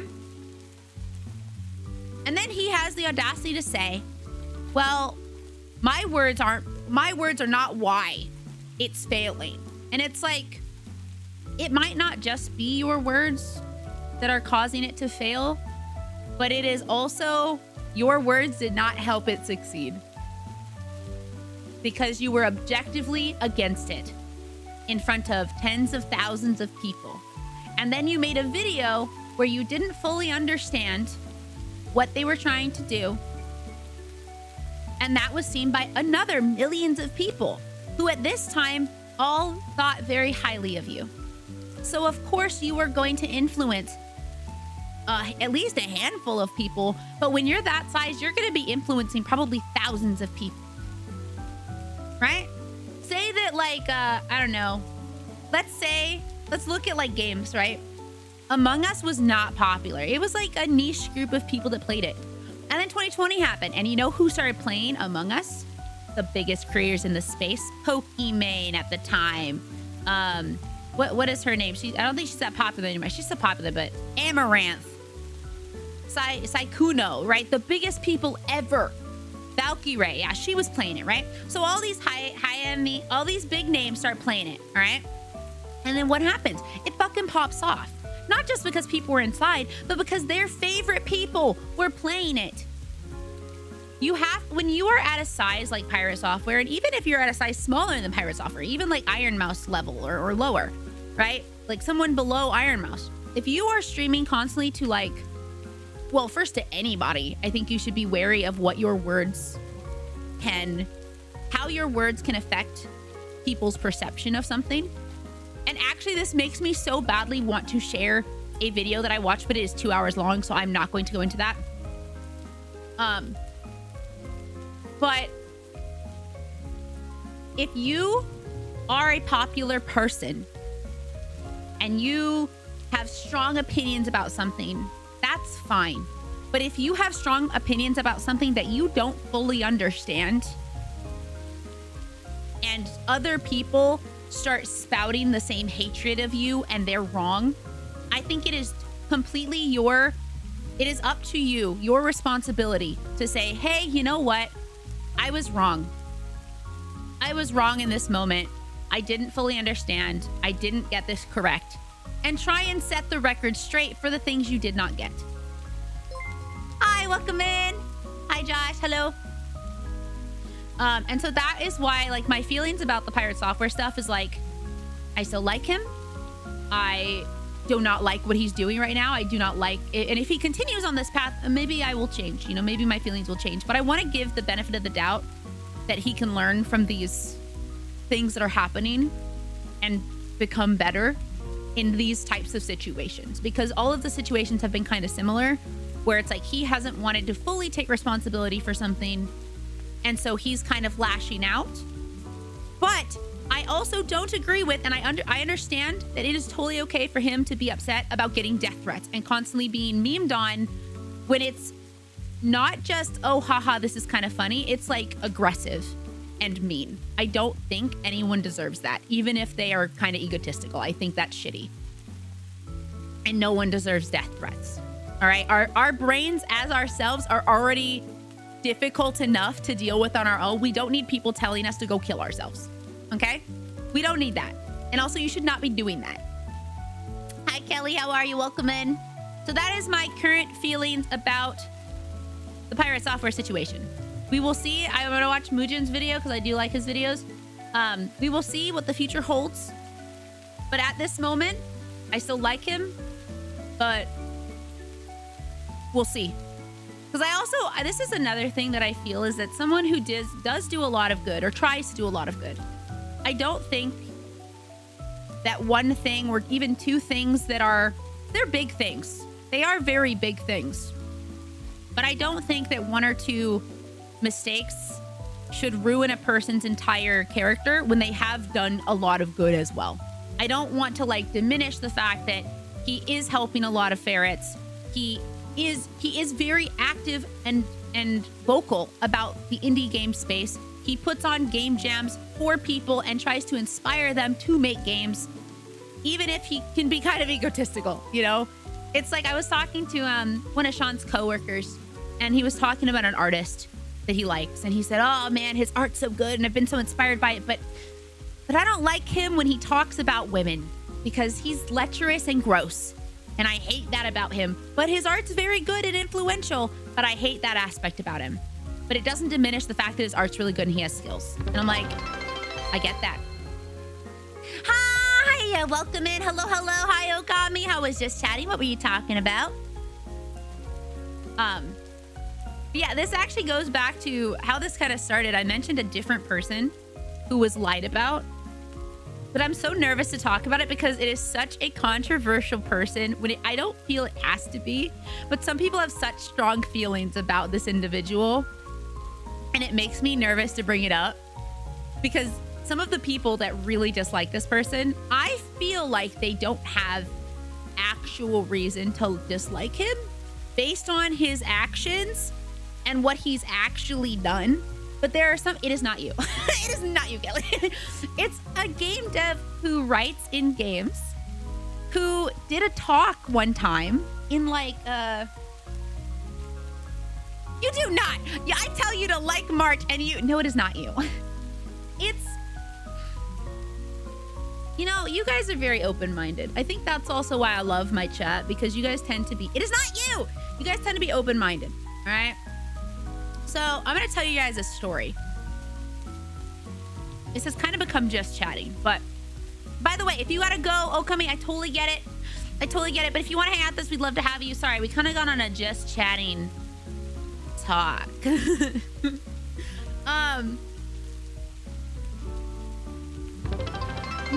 Raiders. Hello, hello. Oh my God, a double raid. Hi. Welcome in, Grum Larkin. How was your stream? Update everything. Thank you. It's okay. We were reacting to YouTube vids and then played some Pokemon Unite. I'm gonna be honest. I kind of want to talk about this subject because I really like it. I really, really like it. You know what? We're gonna talk about it. We're gonna talk about this subject because I think it's worth talking about. I have no idea what it said. Also, I don't know how to save this game. Need to switch to the fishing rod when fishing. Let me go into just chatting real quick. How do I save the game? there a safe key? Wait. No worries. Go grab dinner. Enjoy. What am I supposed to do? Wait, he pulled. Yeah, we do quite a bit of yapping. I feel... Oh. Wait, what am I supposed to do? I did not read this properly. Good night. Sleep well, Zane. Bye-bye. What am I supposed to do?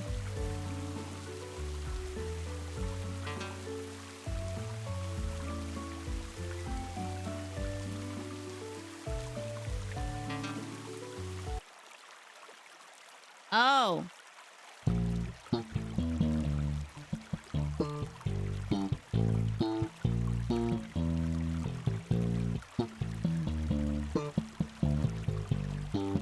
Oops. I have no idea if it auto-saves.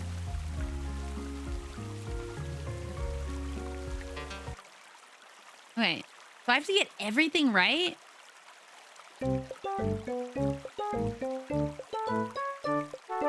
Did I get it? Okay, cool. Awesome. Yeah.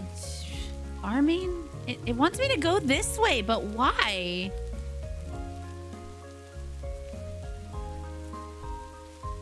It wants me to go into this boba shop, but why does it want me to go in here? Do I need to start my shift?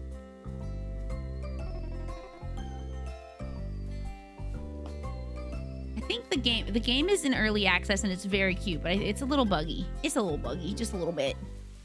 But it's a very cute concept. Let me go back to the house and then I'll save. And I want to show you this video because I think that when I said hating on something is easy, it's because there are lots of people that I think are, yeah, it's cute. It's a cute game. But it's a little confusing. Let me see. How do I save? Is there a way to save? How do I save the game?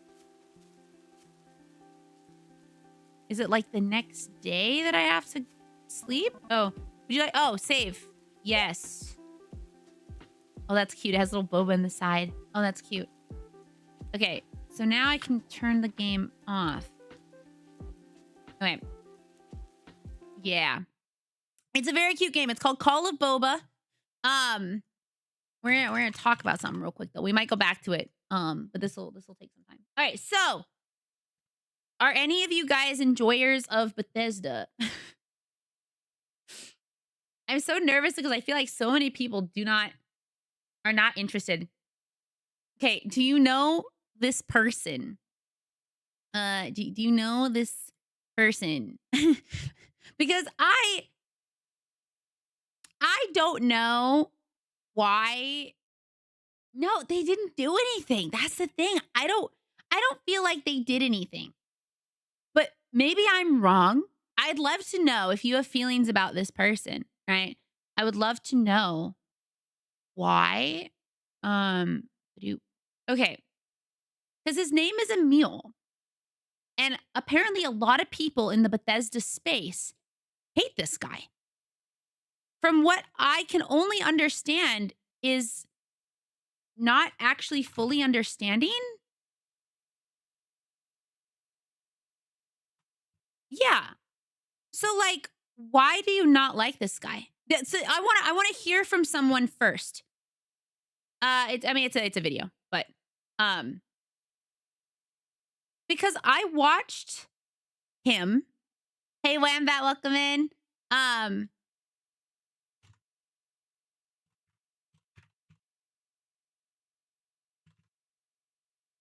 I watched this video and I was just like, I don't understand how this person is as hated as he is. But I'd love, like, I have not played, from what I understand, remember, he did some writing or something that kind of fucked over Bethesda games. Oh, I don't know him. So I looked into him. I watched this video and then I looked into what he did. As far as I know, he didn't do any of that. This is Emil Pagliarulo. Emil Pagliarulo. I'm saying his name probably so wrong. But the reason I wanted to talk about this is because it seems crazy to me. An ad is about to start, by the way, so we're gonna pause and I'll we won't keep going until everybody's back. But display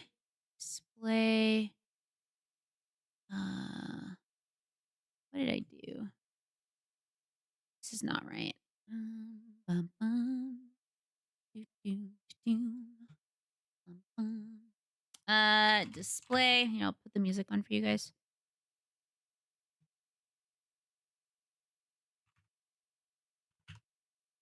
YouTube Zoom. Bum, bum, bum. I don't know how this got touched. I'm not going to touch this.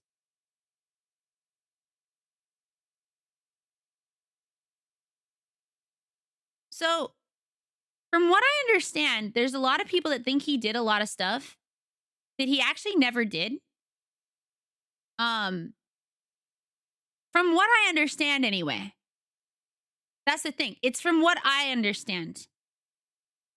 But maybe after watching this video, I'm still in the wrong. I don't know. I don't have as much feelings about Bethesda games because while I like Fallout 4, I like Fallout. I've actually never played Fallout 3, but like Sean likes Fallout 3. He likes Fallout New Vegas the best, you know? So Fallout New Vegas is the best. He says 4 is okay and 3 is pretty good. But I never really played Skyrim or anything like that. But I don't know. I watched this video and it covered like what he did, what he actually said, and stuff like that. Well, that's why I think this is such an interesting case, because based on what I watched with the stock image man, he looks very stock imagey. He talked about like writing and how he likes to write, and people said that he was bad at writing, he was awful, he doesn't know what he's doing.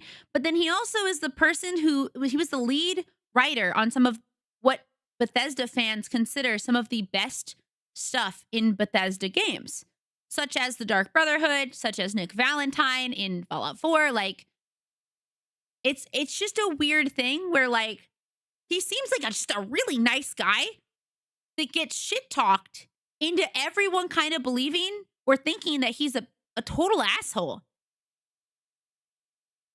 So he's being used by the face of Bethesda's writing group and kind of like Todd Howard, so everyone blames him. Yes, well, they blame him for things he said, but I don't feel like he said anything. And we'll watch part of it so you guys can know like what he said, so you're not just taking my word, because I that's another thing. I don't feel like people should ever just take mine. But well, Fallout 4 is the worst written game. I don't blame that. Like I understand like the overall thing, but there are multiple writers in any game. Just to be very clear, there's never usually one writer who writes an entire game. There's usually a writing team. And so there's probably stuff that he's written and stuff that other people have written. And also, I'm not here saying that Fallout 4 is a great game. I haven't played it. I thought as a non Fallout player who had watched people play some Fallout 4 seemed pretty fun from a non-fan. But I don't know shit about this, but it sounds like the situation where people would hop on the let's hate on Nickelback bandwagon for no apparent reason. I like Nickelback. I never understood that. I like Nickelback, dude. Yeah, he was one of 9 for Skyrim. So it's like, there's probably multiple people, you know? And so like, is one of those games that the DLCs are way better than the main game. Okay. Oh, the ad break is over. Okay. Hi, Ellie. Thank you so much for the lurk. By the way, just to let you guys know, we are at 159. If we get to 160, that would be so awesome. We are trying to get this made, and we are at 79%. 79% of the goal. If it does not get made within the next 2 days and 17 hours, we actually do not get it. So all 159 other people will not be getting their plushies. But, you know, it's only $2, and you can get an adorable plush. Yeah, to be honest, he's been a little bit of an asshole on social media a couple times, but not to the scale that warrants. You know, I looked through his tweets. I didn't see him being an asshole that I considered assholery. Okay, like I saw him say some things, which this video brings it up, and we probably won't. We'll skim through some of it because there's a lot of it that is just redundant. Not from the actual person who made it. By the way, the person in the corner, their name is Never Knows Best. That is the person the video is from. I don't understand stuff like this because this is why I said it feels easy to hate on something, especially hate on someone when you don't know them or when you assume you know everything about them. So this is the story. This video is called Lies, Hate, and the Story of Emil Pagliarolo. Man accused of crimes he did not. Okay, let me turn this up. This is a video about a man accused of crimes he did not commit, Can you hear it okay? and what the consequences of those accusations can be. This is not a video about Starfield, but Starfield does play a role. Yeah, when I read that his social skills are that good with communicating, but I mean, who cares as long as the game is good? Good. Okay. And Starfield does matter to many people. Now, I think that everyone should be able to express whatever opinion they have about a game. And feel that that way. people holding and expressing different opinions is a good thing. In fact, I would like to believe that in many ways my entire channel champions this idea. And so, if you hate Starfield, I think that's okay. And if you want to express your hatred, I feel it was okay. It was fun when I played it, but overall forgettable. That's what I heard from a lot of people is that it wasn't an awful game, but it also wasn't a good game. It was just a game, you know, and I didn't play it because I'm not super into like sci-fi stuff as much as like fantasy stuff, but yeah, I didn't play it, so I can't have an opinion. I know one of my good friends, Pomato, really, really loves it. She plays that game all the time. So of Starfield Online, I also think that's okay.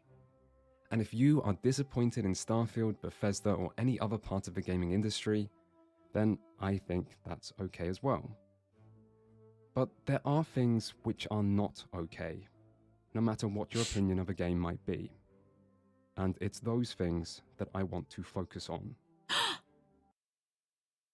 we're at 160! All right, that means we only need 40 more. 40 more people willing to put forward $2. 40 more people, $2, and Rainy plushies all around. We are on track. We are on track. We are on track. We just need 20 more people. And technically we have Friday and Saturday. Saturday is the last full day that we have because Sunday at noon, my time, it's over. So, or one more person. Well, $80 and also 80 email accounts. So if you buy a plushie, if you pledge for a plushie or you pledge for multiple, you have to use different email addresses per plushie because it will only count for one. Yeah, it is more dollars later on. So it's only $80 now. I pledged for one for my grandma on a different email address because I know my grandma's going to want one. So I was like, I don't want to put her through stress. But so yeah, I don't have an opinion on, I remember people not being fond of the Starfield companions. Yeah, no, I'm not sure. I cannot say much for the actual companions of Starfield. I can't say much for the gameplay. I did not play. But thank you so much, Ellie, for being number 160. We are so close. What is that percentage then? That puts us at 80. Oh my gosh. I never thought this would be so close. I didn't think we'd actually get this close. Oh God, it would be so bad. It would be so bad to fail here. I would feel so bad. Speaking of feeling bad, I have to retweet some stuff. I'm going to retweet this, which is from 8 hours ago, and retweet this. There we go. Okay. I can only do one just for a custom-made bear. Oh, wait, you did? Wait, that's sweet. I bet that kid's going to love it when they get older. Oh, that's really, really sweet. Aw, that's really nice. So right now, we started off the video. He's saying It's okay for you to dislike Starfield. It's okay for you to dislike Bethesda. It's okay if you are upset at the gaming industry. It is okay if you are upset at how things are going right now. Hi, Vampwolf. Thank you so much for the follow. That is totally A-okay to be upset at people for those things, you know? Yeah, I'd love to see it. If you put it in the Discord, that'd be awesome. So that is what he's saying right now, right? Like, okay, it is totally okay to hate shit, to hate stuff. It's fine to be upset at things. It is okay to be mad, but it is not okay to... So this video is not like my normal content. I will not be criticizing a game, but I will be talking about games criticism and about some of the things that people don't usually talk about, but maybe should. Finally, this is not a video that I wanted to make, but it is a video that needed to... All right, look here. Look at all of these messages, right? There is ample upset about this guy, that they want him fired. This creator is in the corner, never knows best. So up in the right here, never knows best. This is the guy who is whose video we're watching. I'll I don't know. You might have watched one of his videos before. Let me see. There we go. Okay. Maybe you've watched one of his videos before. I do not know, but I've only watched 2 of them, and I think they were both very good. To be made. Today, we are going to talk about game development, game analysis, YouTube, the internet, lies, how information spreads, how stories evolve, human nature, justice, and other things. And there will be other things. But if there is one single part of this video that I would like people to walk away with, it is the importance of fact-checking. This is so important. All right? I don't know how to make this any more clear. And I know people are lazy. And I know people don't wanna. And I know people want to be like, oh, well, my friend said, trust me, bro. So they must be telling the truth. This is why I will never give my full opinion on anything unless I fully know. So like months ago, when all that WoW stuff was happening with Pirate Software, I said I could not give a really in-depth opinion because I did not know what was going on. I did not know the full story. I had not seen any clips. I have only heard what people have told me, and I don't know if that is fully accurate. That is why. But fact checking is such an important part of literally life. And I feel like on the internet, so few people do it. So few people want to check facts before they spout their opinion on something. And again, it's okay to dislike something. It's okay to have positive or negative, opinions of something. But just if you have a positive or negative opinion, try and make sure that your opinion is based on facts. Yeah, like, okay, with the Crafton situation, I am unsure of how I feel because I don't know what story is true. I want to trust the developers. And I was telling Sean this, I said, this is going to sound really fucked up, but I kind of hope that it was the developers that were taken advantage of in this situation so that the developers are not the ones who are the bad guys. And I hate that. I don't want the story that Crafton said to be true. But we won't know until more information comes out. And so we have Crafton's story and we have the dev story. And like, I think the truth is somewhere in the middle of this, unless someone is just straight up lying, which I really don't think anyone should fully lie on the internet ever. I don't like lies. I'm a bad liar. But I'm a big, like, I like to try and trust artists and developers more so than huge companies, because usually huge companies are definitely out to cover their own ass. That just tends to be the case. And I just, if the story comes out and like the devs are telling the truth I really hope they win. I hope they win all the money that they should get. If not, then I don't know how I feel. But we shall see. I will not say how I can't say anything because of the fact that I don't know. I don't know the full story. I wish I did, but. To this end, I would like to invite anyone who wants to fact check what I'm about to say to do so. To make this as easy as possible for you, I've included a list of all sources in the description, alongside relevant timestamps. Always fact check every single time. Due diligence is literally top priority at my job. In fact, neighboring branch didn't do their due diligence, and it led to a wild thing that happened in my branch today. Due to obvious legal reasons, I can't go into detail, of course. But bottom line, don't half-ass shit like this. Give me the entire dumpy. Not a half-ass, just a full ass. I don't want just a cheek. I want both cheeks full in my hands. For videos I reference, that I will do my best to order chronologically according to when they're referenced.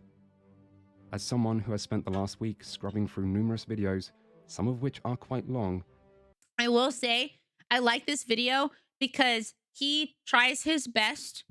He knows that there are going to be people that don't agree with anything he has to say, and that's fine. No one has to agree with him.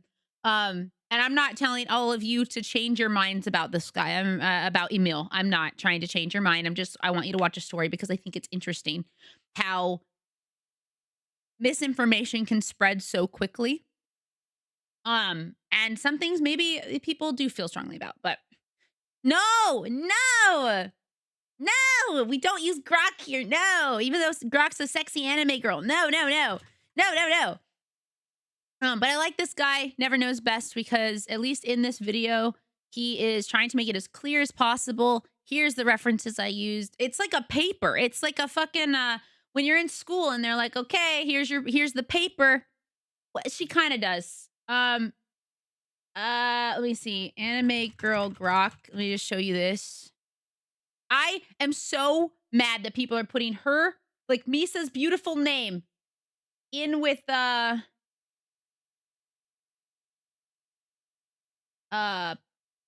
disgusting Grok. Here it is.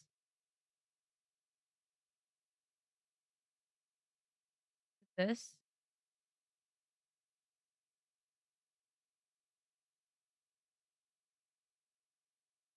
That is not the video. I'm looking for a shorter one.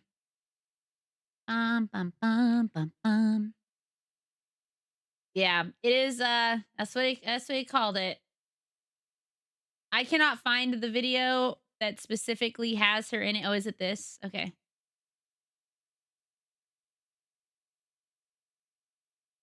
Golden light. Okay, so here's her doing like weird AI, not AI, like AI ASMR. Was zapping to this lively zoo at sunrise. Golden light hitting the enclosures. Parrots chattering like they're gossiping. And a lazy tiger stretching in the morning glow. I'm rocking my black dress. Pull you toward the elephant pen. Gonna call the biggest one Thunder Monarch. Thunder Monarch. Bae, you ready to turn up the heat? Was zapping to this pulsing club. Neon lights flashing. Bass thumping. Was that Like, it's just weird. It's just weird. Oh, it does. It does actually rhyme with that, unfortunately.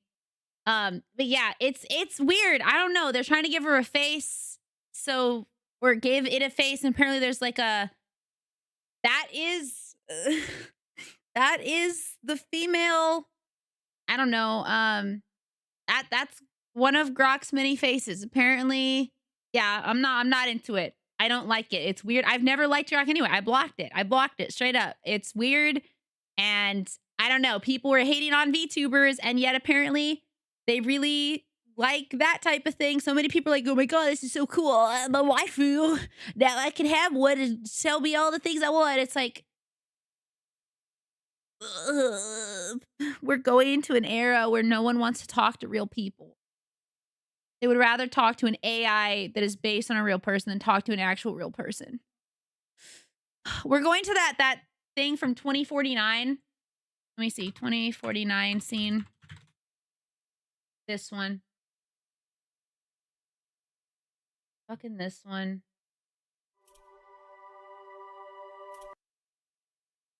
Where is it? Right here. Are you lonely? I can help you. This is like my favorite movie, one of my favorite movies.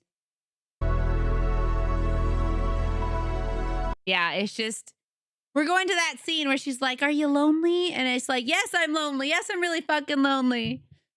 You won't need me anymore? Well, if you think about if you need me, I'll be here. I understand sometimes people gotta move on, and I'll be understanding if people do, you know? Such is life sometimes. Oh my god, this anime girl is so cute. I'm an anime girl with a real person behind it. You now leave me alone. Just like everyone drooling over the anime horse girl. Okay. Hey, I was never super interested in My Little Pony in terms of watching it just because I didn't have time. But I love the ponies, okay? As a little kid, I loved the ponies. And then the human versions that people draw of the ponies, I love that. I love the human ponies. I think they're cute. I just never really got into it. And I'm a big Uma Musume girl, even though I'm not a horse girl. But so yeah, I read some of his responses as obtuse or tone deaf for the generic criticism being laid at his feet. But that's a reasonable amount of asshole to be. And maybe have just been trying to get me respond with yeah, see, that's how I feel. I didn't think that his I'm agreeing with you. Like, I think some of his answers were definitely a little tone deaf or like too positive, or like it didn't if I was one of the people who was upset, I would not have felt that my needs were met by his response, which I think is why people were so angry. But I feel like the amount of hatred he was getting was way more hatred than one person should even be getting for even this type of answer. You know, like, I mean, he seemed like he was trying to be positive and it wasn't really working. And he's literally just a guy. He's not the entire corporation. He's not all of Bethesda. If you were mad at Bethesda, that makes sense. You know, it makes sense that, oh, they didn't make the game I was excited about, and so I'm upset at Bethesda, the company. But to put all of the blame on one person is like, holy shit. Do you know how difficult that is and how hard that is to deal with? I can only imagine. And I'm pretty good at when people are rude to me or mean to me, I can like shake it off. But it's like having an entire like thousands, possibly even millions of people that hate you because of stuff they don't fully understand. That I don't understand. A little weird for people to be so into it when it's just, yeah, it's weird. I don't like it. But he's only a young guy. Hi, Party Arc. How are you? Hello. Anime Hero Girl stuff is deeply funny, especially knowing that people draw. Wait, what? What? Today Aria is what got me, plus other ongoing shows got canceled, so I figured why not? Wait, I missed a message here. Friendship is Magic had great music. Oh, yeah. I think the music was good. I think I missed some messages. Nope, we're good. Hi. Thank you so much. By the way, did you know about my plushie petition? Did you know about my plushie petition? We are at 160 out of 200. We have 2 days and 16 hours to get this done, and everyone will get a plushie that has supported the campaign so far. And if we cannot get 40 more people in that time, nobody gets it, and everyone gets a refund. But we just need 40 more people. 40 more people! And it ships internationally. It is a well-known company with Makeship. It is like, you know, highly... They definitely get their stuff done. Like, it's not some random place. I don't have to do it, which is really, really nice because I've never been able. Yeah, only $2. Only $2 dues, you know? So it's pretty cool. And here's some images drawn by me. Yeah. So yeah, it'll look great. I promise. It will look great. But we need those 40 other people. Please tell your family, tell your friends, tell your mom, tell your dad, tell your brother, or your sister, or your sibling, or your bestie, or your partner. You know, just replace the or your with whoever else you have. Okay. I'm gonna buy 3. You must buy them on different emails or coworkers. Yeah, buy them on different emails so we can get 40 people. They don't have to be 40 unique people. It just has to be 40 unique email addresses. 40 unique email addresses. Same shipping address is fine. Same card to buy it with is fine, but it has to be 40 different email addresses. 40 email addresses.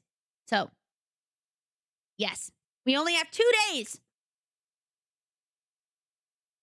Okay, so actually, I need to use the bathroom. This video is long, so give me a second.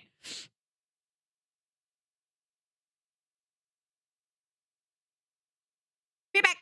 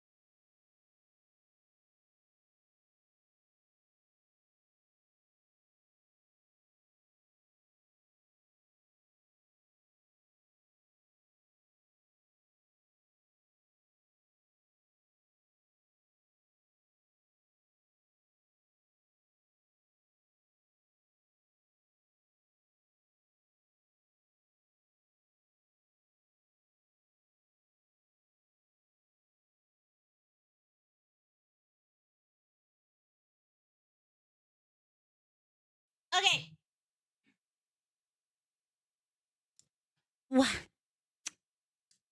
Watch me dance the night away. Oh, wait, we do not have 4 days left. Hold on. Nightbot, you're wrong. You're wrong. You're wrong. You're wrong. Nightbot, you're wrong. Heartbreaks I never see. I never see. I'm still alive. I'm still alive. What you know about me? Okay. Avatar. Okay. We have 2 days. 2 days. All right. So basically, he's showing that he is definitely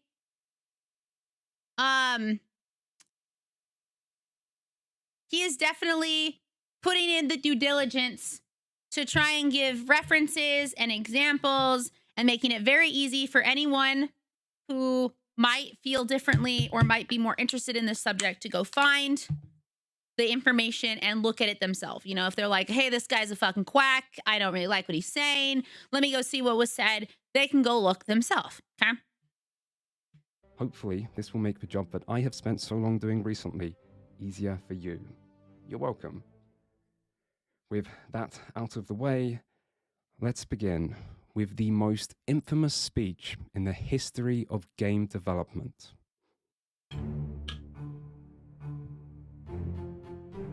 I'm gonna be honest, I don't think this is the most infamous speech in the history of game development, because when I think of the most infamous speech, I think of that one for Diablo that was supposed to be a mobile game, where Blizzard like got booed off of the stage. And like just straight up everyone was like, nah, this ain't it. You know, yeah, you all have phones. Yeah, it was like, that is what I think of. When he says the most infamous, I think he means for Bethesda and or for this situation. But when I think of the most infamous, I'm like, nah, it is the phones guy. It is the Diablo Immortal game. But, you know, he's going to call it this, just so you know. This story is as much about the journey as the destination. And so I think the best way to tell it is to take you along the path that I took to get here. Now, hopefully, if you're watching this, you are at least somewhat familiar with Starfield and its developer, Bethesda. But if not, the short version is that Bethesda are the makers of several popular RPGs, and their latest game, Starfield, left many people disappointed. This video was also from a year ago, just to be very clear. Something else you might be familiar Yeah, or Todd with the 16 times the graphics for Fallout. with is me. And if you are, you might know that the last video I made was about bad games. And this is such a good video. This video with like the obsession with bad games. We will watch it another time because I'm sure this will take up a lot of time, but it is a very good video. How people react and talk about them. It was during the making of that video that I ended up noticing how discussions around Starfield were increasingly becoming centered on one single name. Emil Pagliarulo, a man thousands Pagliarulo. Emil Pagliarulo. That is his name. Pagliarulo. He looks like such a nice guy. Like, you know, you go over to his house and like his wife and his kids, which he has, would like have dinner. They'd probably have pie. of people seemed to hate. So pathetic. I swear to God, some game developers, there's like this fucking Hold on. You guys can't see. strain of game developers. Now, I'm not exactly new to video game discussions, and so this name was The intent is to provide players with a sense of pride and accomplishment. familiar to me. Emil is a design director at Bethesda Game Studios, who worked as a writer on Oblivion before becoming the lead writer on Fallout 3, Skyrim, Fallout 4, and most recently, Starfield. The reason I already knew of Emil is because he's long been mentioned by some people in the Bethesda fan community as an almost boogeyman type figure who is responsible for many of the bad parts of these games. Something I was never sure of, however, was when and how this animosity between Emil and the Fallout and Elder Scrolls community started. And so, as I saw him being mercilessly ripped into on Twitter... Like, I feel like if someone does something bad, like, obviously people can say whatever they want, but some of these people are just being downright mean. So aggressive. In YouTube thumbnails, in big YouTube videos, and even in the gaming media, I became curious about where this conflict began and what exactly Emil's original crimes were. The earliest anti-Emil remarks that are still around come from the old-school Fallout forum No Mutants Allowed, a place once known for its users' passionate dislike of Fallout 3 and Bethesda. For some background, Fallout 1 and 2 were developed by different studios, and after Bethesda acquired Interplay, Black Isle and Interplay, and the Bethesda. the Fallout license, many older Fallout fans were concerned about the direction the series would take, and things like the move away from an isometric perspective. Hi, welcome in, Koi Koi. How are you? No Mutants Allowed was originally the place for these types of concerns to be Adora Meat and I talked about this on her stream yesterday, but I miss forums a lot where like you could go and just talk to people about a specific thing, because now every place is like everything. So like Twitter is everything. It's not just fans of whatever. It's literally everybody ever. And then there's like subsections, right? Where like you can be and have your little circle, but all your shit can go outside of your circle as well. I kind of miss forums a lot. voiced. But initially, Emil I know it is, but like I miss forums. Congrats, Marva was immediate. Yay! Congrats! Let's go! Hell yeah! reputation there was pretty positive. This seems to Oh, wait, positive. Okay, we're talking true. I hate that Reddit has changed what they look like though. I'm not a fan of new Reddit. So he's talking about how on this subforum of no mutants allowed, Emil is being talked about. This is the earliest that he's really talked about. And he is talked about relatively positively. All right. So by this point in the story, he's positive. Like most people, they might not like certain things, but he's going to explain that they kind of like him. Mutants Allowed was originally the place for these types of concerns to be voiced. But initially, Emil's reputation there was pretty positive. This seems to be because he was one of the only Bethesda developers who actually addressed older fans' concerns. This model's been out for 6 months or something. It's been out for a little while, but I'm glad you like it. Hello. During Fallout 3's development. People didn't always like the answers he gave, but they seemed to appreciate him. Quote, "It's still pretty awesome that a prominent Bethesda dev finally walks out of his shell to answer questions." Or, "Now seriously, those answers aren't bad, at least this guy actually makes sense when he talks."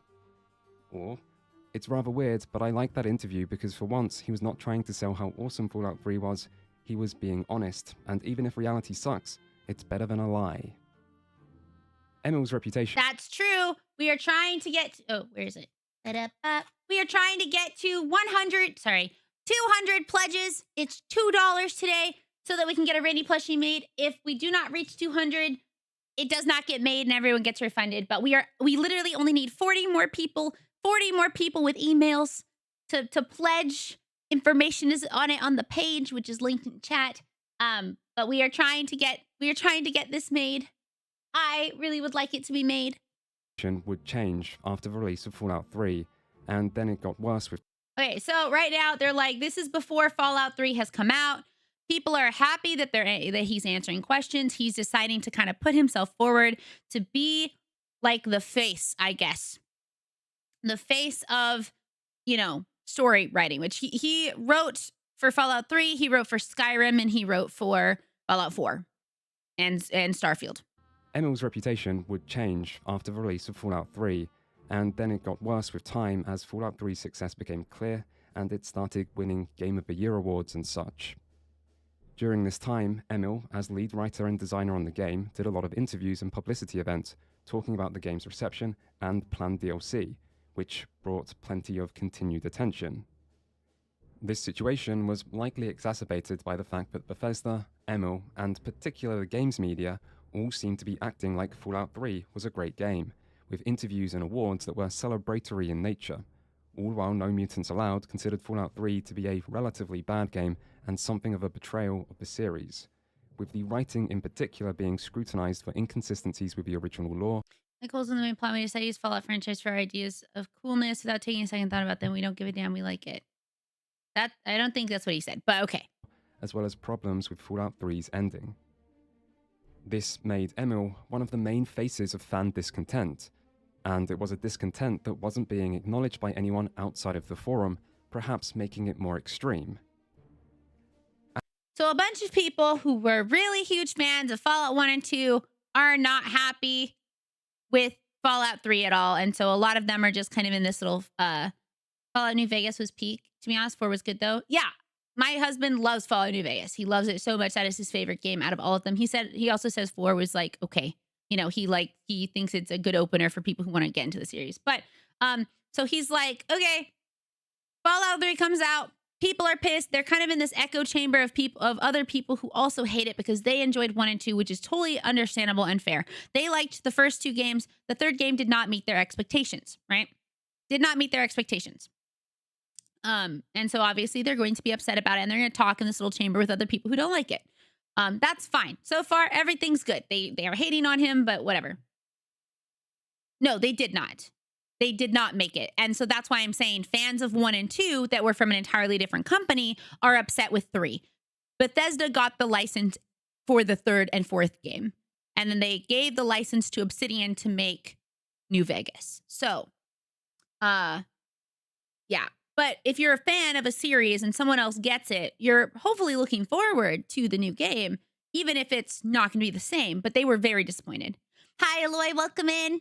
And yet, in the grand scheme of things, this all seems pretty insignificant.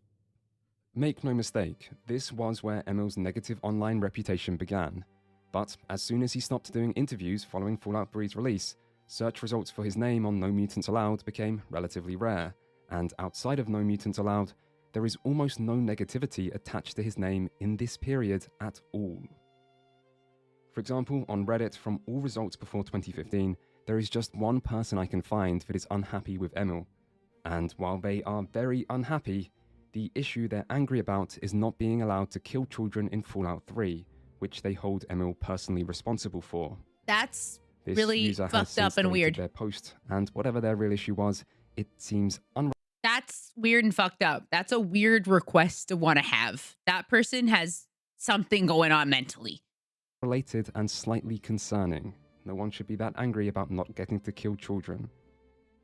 Anyway, in 2015, the Fallout Bethesda discourse would be jump-started once more by the release of a next mainline entry. I think this is another thing too when we talk about people who hate on something, is that he's basically saying, surprisingly common, yeah, usually you cannot kill children in games.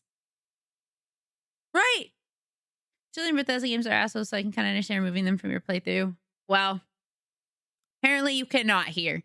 But he's like, okay, so Emil stopped doing interviews and stopped like basically getting attacked, which that's kind of how things work. The more public facing you are, the more people are going to have opinions about you. The more like they're going to be upset or happy with what the things that you're doing. And that's another thing that I think is an issue with the Pirate Software situation, is that he is constantly in the public eye and he doesn't take breaks, and he hasn't like, you know, been like, okay, maybe I need to take a break to think about things. And so he's just constantly making similar things that are getting people mad at him. They can go to the Marvels route where they just made Penny an adult despite not looking it. Fallout 4, a game that received a more by the release of a next mainline entry, Fallout 4, a game that received a more mixed reception from fans, with many people being critical of its story and or writing. And yet, that criticism is still largely disconnected from Emil's name. There are some exceptions, of course, but they're still relatively rare. And yet, if you skip forward 2 years, this changes completely, with negative comments about Emil He keeps making it worse. He is. It's just a spiral for that. now showing up all the time and being very specific, with a lot of the criticism based on actual quotes or Emil's writing philosophy. The event which caused this change is a single speech given at Copenhagen Games Festival 2016. A small event with a small crowd where Emil was invited to deliver a talk on storytelling in games. This speech is going to be referenced many, many, many times by myself, and even more so from other people who will appear in this video. So that means you are going to... Welcome, Raiders! Hello, hello. My name is Rainy. I'm your local magical girl. It is so nice of you to stop in. Thank you, Risa. One of my mods, please give a shout out to Risa Cupcake. That would be lovely. Thank you, thank you. How is your stream of Dragon Age 2? I appreciate you wanting to come in and bring in your community here. We are currently in the process of trying to make my plushie petition fully funded. It requires 40 more people that have $2 at the moment. Yeah, we're talking about a situation with a writer from Bethesda and the absolute hatred of him. So no worries. Bye. Have a good time at class. See ya, Aloy. It's cupcake time. Who is the batter mix? Oh, that's cute. Hello, hello. Thank you for wanting to come by. It's always nice to see you, even though we just met more recently. You've been lovely. Okay, so here's where a lot of the issue starts, okay? So, like he mentioned, there is, as a game devs often go to events, especially well-known game devs. They will go to events and they will talk to people about what they do. It's similar in the art community. It is similar in, like, you know, animation field and all these other places. If you're well known, you're going to go and you're going to give a talk to other people also wanting to get into the field. So he is over in Copenhagen. I don't really know. I think it's in Denmark. Yeah, Denmark. So he's over in Denmark, basically talking about writing in games and writing in general for these aspiring writers of games, because this is a game conference. So just to give you some background into that. It's like if you were to go to a convention and going to a panel, right? So he is talking about writing. I know. I really hope we can get it. We have 2 days left, so we need like 20 people per day. 20 people per day. Unless we can get more today. Bye, Koi Koi. Thank you so much for coming. I hope you have a great rest of your night. I hope you'll stop by again soon.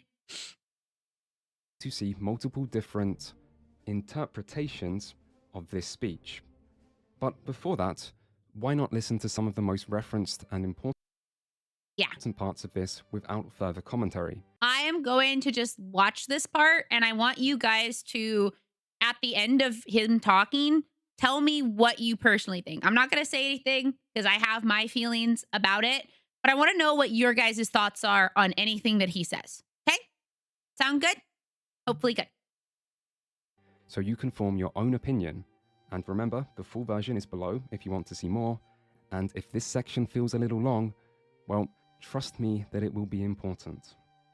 How do we make our stories, and how do I personally make my stories?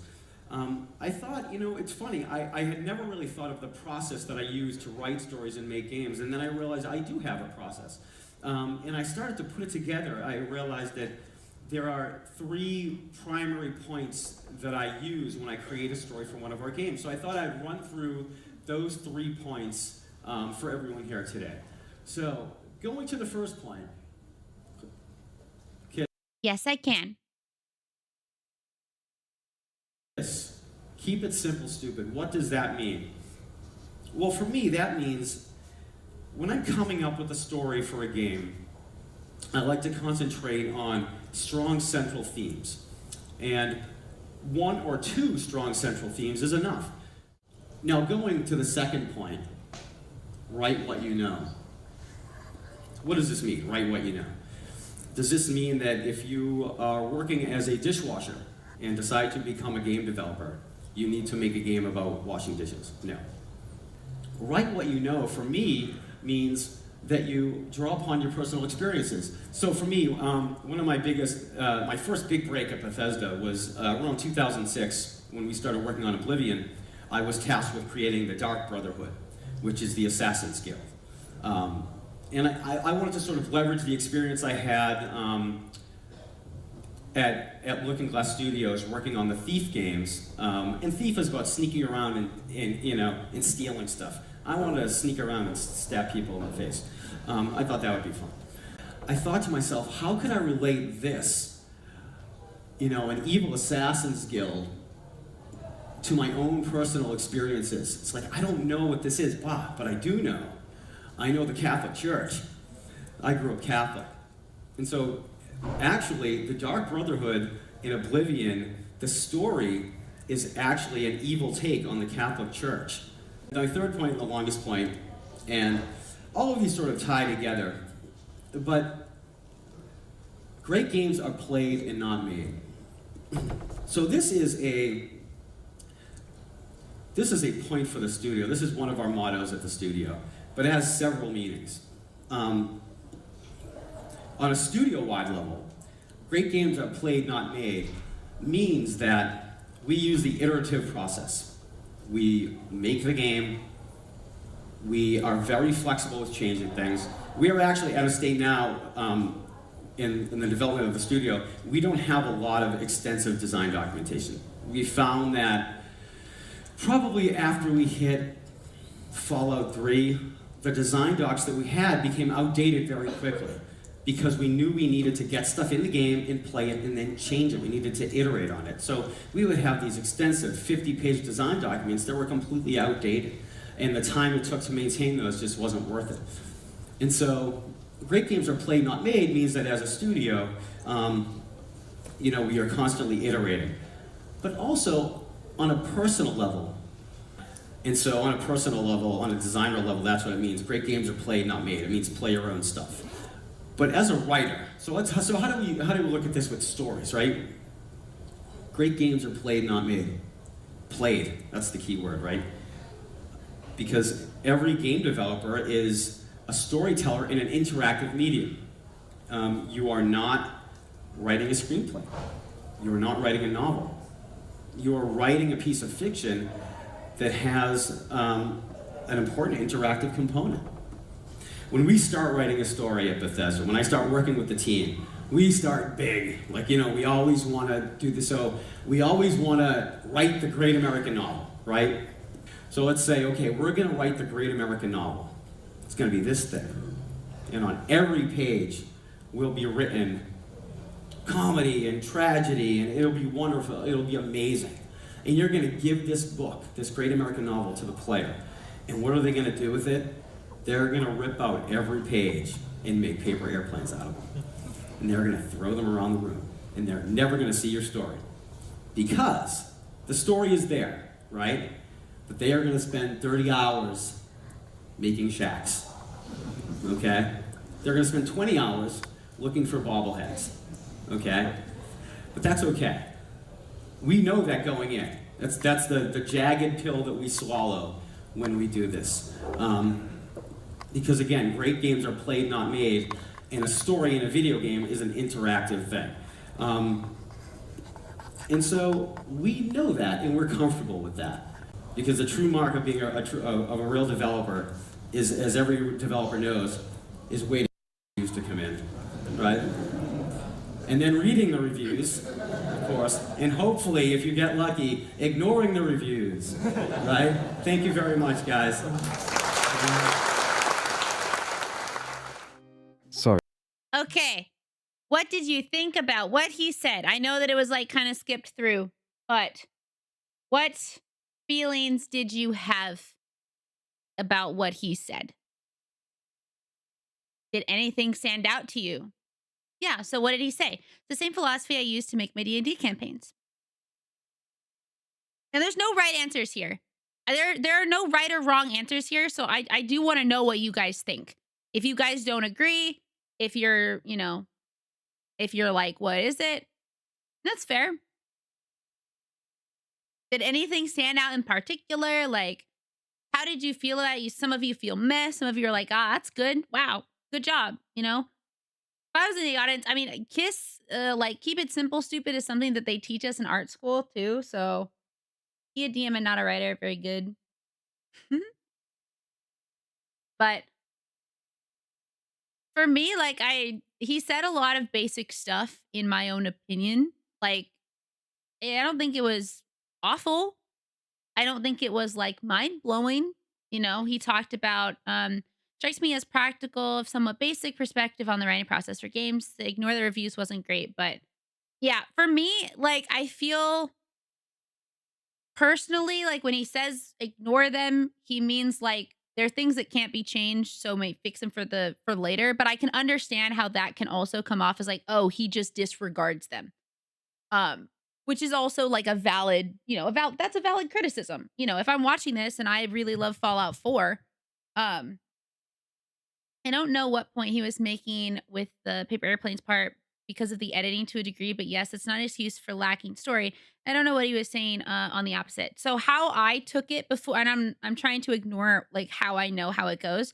How I took it the first time I watched it was that when he mentioned they're gonna take out and like play paper airplanes with them, he was, in my opinion, he was trying to make an analogy for, remember that this story that you've built is gonna be played with. Like, it is not just something someone's going to watch. It's interactive, which he does say the word interactive.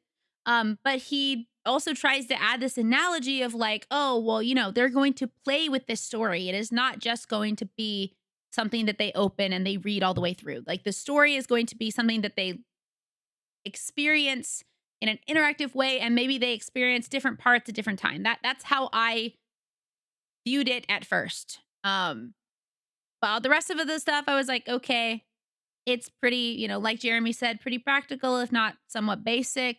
But I don't know what this conference was called. Like, not the conference, but like this panel. Maybe it was like basics of writing or something like that. I don't know. But do you think that based on this, that this man should be fired? Based on just this alone? do you think that he should be fired and given death threats and given like so much visceral hatred? Do any, like, if you feel that way, cool. But because I didn't, I felt like, okay, even if I was a fan, I'd be upset. But the design docs is maybe something I wouldn't have done, but it does make sense. Design doc, do you mean like wouldn't have said it or wouldn't have mentioned it? Because he says that they don't have extensive design documents, but, and maybe this is because I've made video games before. Everything is always documented. But what I think he means is like the fact that they didn't have a clear goal. I don't think that's the answer. I don't think that's what he was trying to say. I think he communicated this very badly. Because when I watched it, I thought he mentioned we didn't have a design document that was updated regularly, but that does not mean they don't have design documentation. Because, and again, I have experience making video games. I have experience in that industry because my husband also works in it. My best friend works in it. My best friend's husband works in it. So like I get to be around the games that they're making all the time. There is always documentation. Always. The code itself has documentation in the code. But I think how I took it is he was trying to say, he did say they stopped using design documents. And this is why I don't think he communicated this well. Because he says they stopped using design documents. That is not wrong because they don't use design documents. Most companies at this time started using design wikis, which are like smaller, like a bunch of smaller design documents, which are all like in a, because design documents, just to give you guys like some history, and he does go over this later, design documents way back in the day used to be giant books, like a giant book, like printed out that had all the information in it. And now most companies use something like Confluence or like basically their own wiki that a company will use to put all their information. You cannot make a AAA game without documentation of some kind. And I think he, unfortunately, did not communicate that well at all. Because he does say, you are correct. He says, we don't use them, you know? And that's not true. I have friends who work at Bethesda, and I know that's not true. They just don't use design documents, but they document things in a different way. The ad break's about to start, so I'm going to let it run, and then we'll get back to this. But I feel like there are so many things that he said that were fine, and then there were a couple of things he said that I'm like, you did not communicate this well, and this is going to bite you in the ass because you didn't say enough. And it does. Just spoiler alert, it does.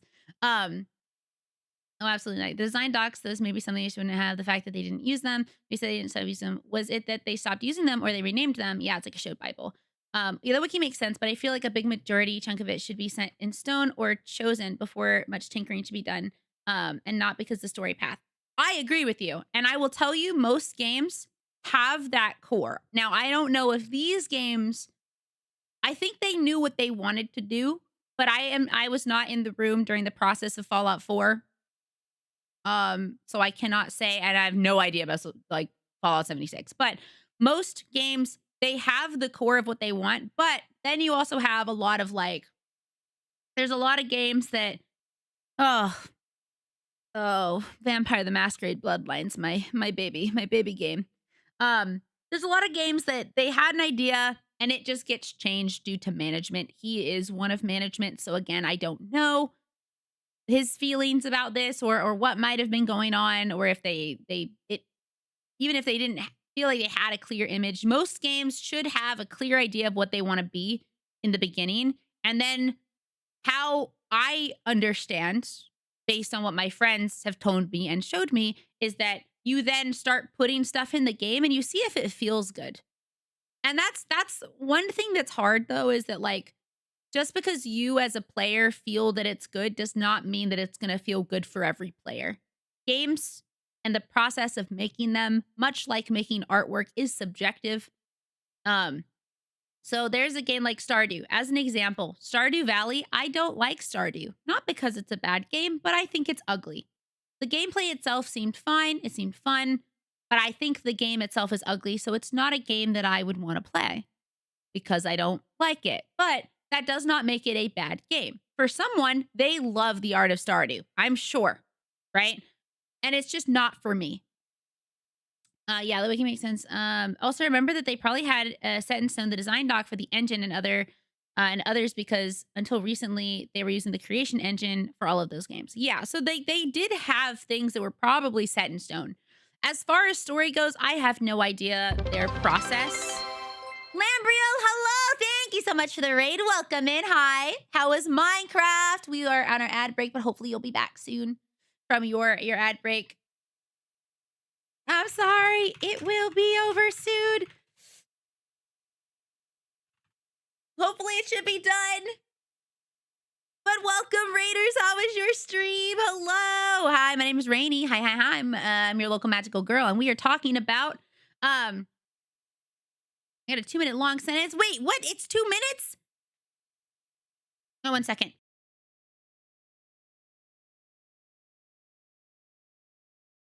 Hi, Ri. How are you? Hello. Welcome in. My name's Rainy. I'm your local magical girl. So nice of you guys to stop in. We are watching a video.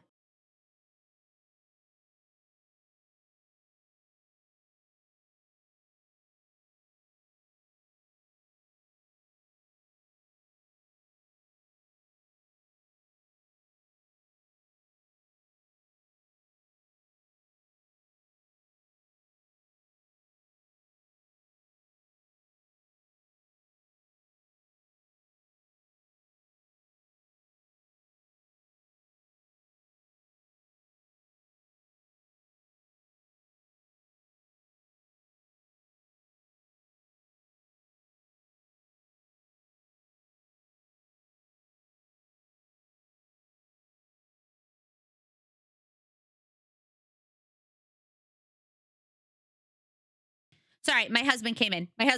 So I need to say hi. But hello! I'm back. We were talking about groceries. We're watching a video and kind of talking about negativity on the internet. A lot of things. So I hope you want to stick around with us. Hello, Raiders! More Raiders! Mac and Cheesy, thank you so much for the follow. For the raid. How was The Last of Us Part 1? And Lambro, how was Minecraft? Are you guys playing together? Was it just you? What were you up to? Please tell me about your streams. I'm so happy you guys are here. We are actually in the process of trying to raise enough funding for my plushie. We are at 160 out of 200. We need 40 more people. Only 40 people. Welcome back from ad jail. How was your stream? How was Minecraft? We are so close. We have 2 days. We have 2 days to make it happen. Mad Monkey, thank you so much for the follow. Hello. Mad Demoki. Actually, I said your name wrong. How's it going? Thank you for wanting to stop in. We're actually talking about some video game stuff. So I hope you guys enjoy chatting. The story is basically this guy, Emil, is a writer at Bethesda. And he's a hated man. He's really, really hated. And I can understand people being upset by some of the things he said, but I don't understand the visceral hatred. So I wanted to share the video that I saw on him and talk about it because I think it's very interesting how information spreads. Oh my good. Hope stream is going well. I've seen you pushing. Yeah. Thank you. I really appreciate it. We are at 160 out of 200. Exclamation point plush or punt will give you information on it. We need 40 more people.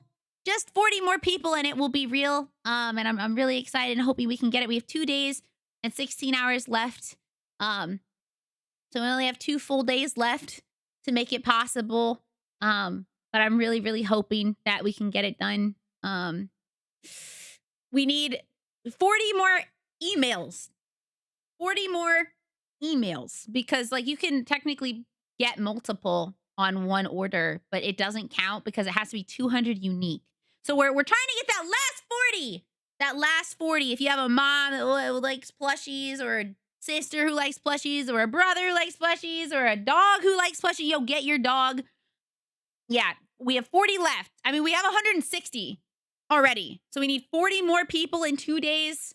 Please. Oh, speaking of which, I need to also, hi GBC, how's it going? I gotta post another thing about it. I've been posting literally non-stop. The man is non-stop.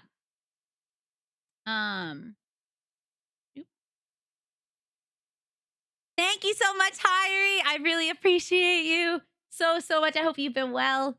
I do. Let me see. Let me retweet this. Yeah, it's only been 3 hours. That's okay. Cool. And this. I'll also retweet that. And then I'll post something after stream. I've been posting already.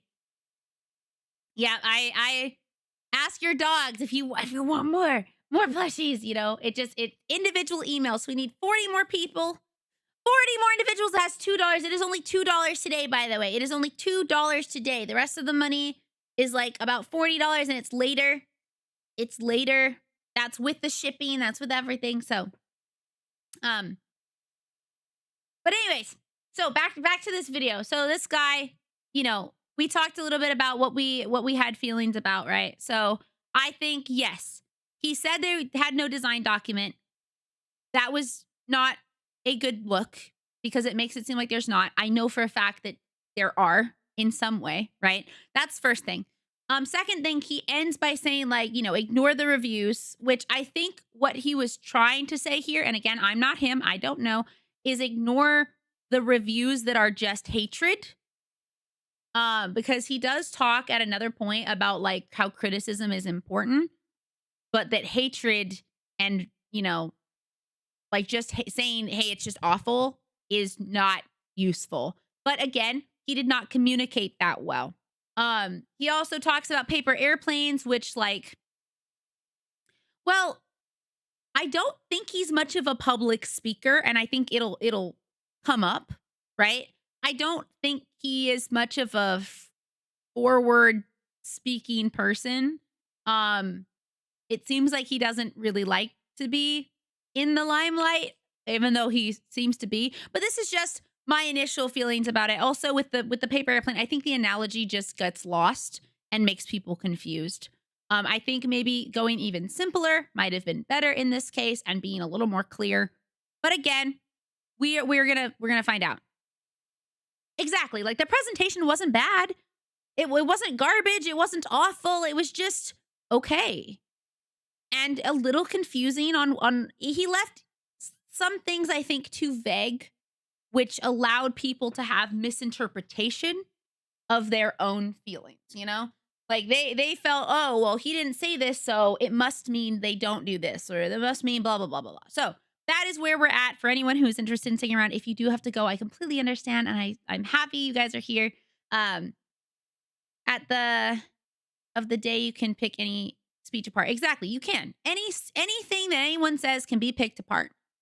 Ever. Even stuff that I say, right? But it's about a couple of things. You can, like, try to understand from what they were trying to say, or just assume the worst and, like, go full anger into it. So that's where we are at in this video. So, what did you think? We already talked about that. As this will be referenced continuously from here on out, I'll do a quick summary that I think is in good faith and is completely factual. When Emil was asked to give this speech, he thought about his writing process and came up with 3 rules. Agreed, like I said earlier, when I DM'd to set up a whole story and the player completely ignored it. So you should get upset. You shouldn't get upset if they don't roll with it. So you should get upset if they don't just roll with it. Thank you so much, Jake. Thank you for the follow. Welcome in. My name's Rainy. I figured you meant shouldn't, but I was just unsure. See, that could have left room for interpretation. I could have been like, what do you mean? I like Thai fried rice, so you hate Japanese. And yeah, that's how I feel. But, you know, he's going to go over how he felt about it. He finds useful. Speech. He thought about his writing process The and audio came okay? up with 3 rules he finds useful. Keep it simple, stupid, which he explains as being about having a single, strong, central theme in a story. Write What You Know, which he explains as drawing from personal experience in your writing, where he gives an example of working on the Thief series and growing Thank up you. Catholic when designing the Dark Brotherhood. And lastly, great games are played, not made, a company-wide motto at Bethesda about the importance of iteration and playtesting when creating games. Emil then also says he applies this as a writer by making sure to remember that you are writing for an interactive medium, which is different to non-interactive mediums. He gives a light-hearted analogy of just because writers want to write the next great American novel doesn't mean players will comply and might instead make paper aeroplanes out of the pages by just doing whatever they feel like. Therefore, don't forget about player freedom when writing. Of course, there are many other things said in this speech. It is over 40 minutes long. A lot of it is about Fallout 4, or providing other examples of these 3 rules. In my summary, I focused on the rules rather than Fallout 4, because these days the negativity focuses on Emil himself more than Fallout 4. As for that negativity, we'll get to it soon. And I am sorry for this slow introduction, but you'll soon see why it's necessary. Anyway, now that you've heard the most infamous speech in the entire history of game development... I don't think that's that, but that's okay. What did you think? We talked about From it. the evidence you have seen, does this man need to be fired? And should fans and YouTubers feel justified in harassing and hating him? This much. Don't worry if you don't have an answer quite yet. There are many more arguments to come and more evidence. But as we hear those arguments, keep in mind the context of this speech. This was a fairly informal affair at a very small event. The speech might even have been Yeah, there looks like there's maybe 100 people in this room. It's a pretty small room. hastily written. But these sorts of events are good for the industry because they help smaller game devs, particularly when it comes to networking, and having a bigger name speaker helps attract people to them. Emil is also not a professional public speaker, he is a game developer, so this is not something he has much experience in, and many people find public speaking difficult. So why am I here in Copenhagen? I don't do this. I don't speak. I prefer to stay in my office and make games. He was also probably nervous. I mean, that is the very first thing he says.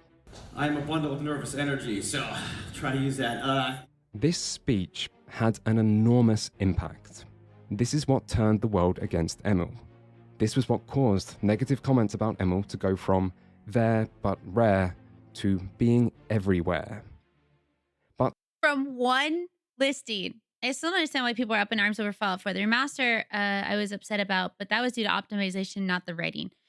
Some people are just different. Some people really love the writing of 1, 2, and New Vegas, and so 3 and 4 were just disappointments to them. And 76 was just a fucking mess, absolutely. And I don't even really play them. I watched it and I was like, that's kind of a mess. I think that from a gameplay side, 4 looks fun from the game. I don't know much about the story, but in terms of the gameplay, it looked really smooth and fun. But I know that that's why people really like New Vegas, is because the story is so really full. All the characters feel very real. All of that. It's just very cool. So, I only saw a little 4, but it wasn't too interesting. I don't think it was near the worst part of it, though. I mean, I know lots of people that think it's really good. I know lots of people that think it's okay. I know some people that really don't like it. But even the people who really don't like it are usually just it's not it's not the worst game ever, but it's just not great. But this is we are viewing this. The hatred towards Emil is usually from very hardcore Fallout fans. Usually, again, people who enjoyed the first 2 games, which were not made by Bethesda. And also the one game they did not make, which was made by Obsidian. But that didn't happen right away. In fact, when this was first uploaded and then posted to our Fallout, the response was mild, with 165 upvotes and 172 comments. Yeah, Sean loves modding it. I don't think he ever plays games non-modded. As for those comments, they were mixed. Let's go through some, starting at the top. The first is about Hayao Miyazaki's face. The next is I guess at Starting some at the top. point, I don't The know first is- why he shows Hayao Miyazaki. Now, I've seen people be upset about this in the video. Let me say something. Just because most people know about someone does not mean that everyone knows about someone. I have met people who are VTubers that somehow don't know who Iron Mouse is, that somehow don't really know a lot of HoloLive talents, that don't know of like lots of things, you know? And so there are, and also this was again in like Copenhagen, Denmark. This was not in Asia. This is not in America. This is not to say they don't have Ghibli movies or they don't know who he is, but there are probably people in that audience that did not know him. And so he shows him and just goes, you know, you probably don't recognize him. You might know him. I don't know, you know, but I don't know. I personally don't think showing someone and being like, do you know who this is? Or you might not recognize them is a bad thing. We also don't understand the context. I did not watch the entire interview. I just watched this, but you know, the hardcores can be a pain sometimes. And just sometimes that's out of passion. People just need to keep their passions in check. Yeah. It's about Hayao Miyazaki's face. The next is a summary. The next is positive about Emil's rules and negative about how they applied to Fallout 4. The next is also negative about Fallout 4, and so is the true. next. The next is deleted. The next is speculating that this will start a shit show. The next is actually negative about Emil's rules, at least keep it simple, stupid. The next says Far Harbor, which is Fallout 4's DLC, was better than the base game. The next is someone laughing and saying that this is the fuel many on the subreddit were waiting for, and so on. Overall, it's a mix of responses, but I use Reddit. Actually, do I use Reddit light mode? Reddit. No, I use Reddit dark mode. most of the negativity is still placed on Fallout 4 rather. We got to 163! Thank you! Oh my god, we are at 163. Oh my god. We need 40. No, 30. We need 37. We need 37 more people. 37! All right, we have 2 days, 15 hours, and 37 supporters left. 37 pledges. I think it could be possible. It could be possible, you guys. Today, it's gone up a lot. Every single pledge helps us get closer to that goal. It is $2. Thank you to everyone who has helped. Thank you so, so much. If you are here, Sweet Kitsu, thank you. Dizzy Boss, oh my gosh, so many names that I know. Thank you so much to everybody on here and everyone who has been unable to pledge or doesn't want to, who's been sharing my stuff. It's a huge, huge help. Thank you. Yes. All right, sorry. Other than Emil himself, but most of the negativity is still placed on Fallout 4 rather than Emil himself. And no one seems to think this speech is that shocking. And maybe that lines up with your own thoughts about the speech. And so, this speech, the most infamous speech in the entire It's not that infamous. history of game development, had no real impact. Until 1 year later, when Reddit user, A Flying Nun, made a post titled, "Until Bethesda fires/relocates Emil Pagliarillo, do not expect quality storylines ever again." Yes, it is that bad. Okay, so you guys heard what he had to say. Somebody saw the same thing and was absolutely livid. Absolutely pissed. Okay? Now, we don't know why yet, but they're up in arms. They want this guy fired. They are so passionate about these games that they are willing to want this man out. Okay? And at last, after all this boring introduction that I will try to edit down and shorten as much as I over, and can't work miracles, at last, the introduction is over, and we have made it to the start of the Unhinged.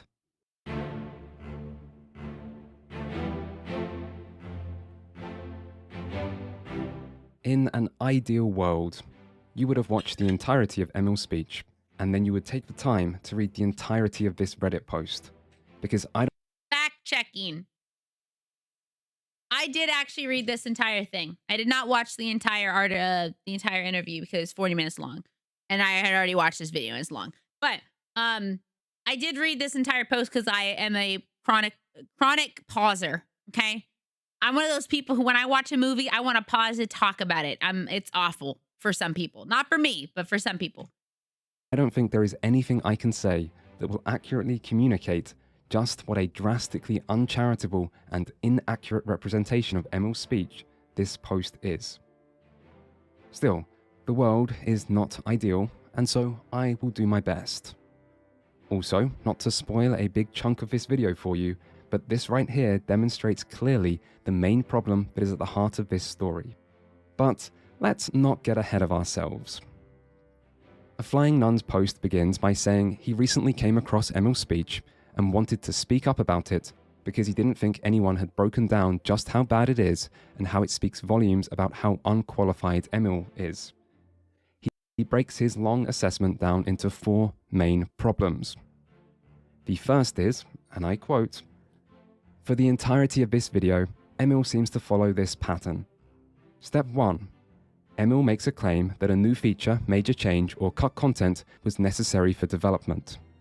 Step We did not watch the part about Fallout 4 and how he talked about Fallout 4, but a lot of his hatred is specifically from these other things. So like this is referencing things he said about Fallout 4's development. We did not have that context as we're not watching it. It's 40 minutes long. Step 2.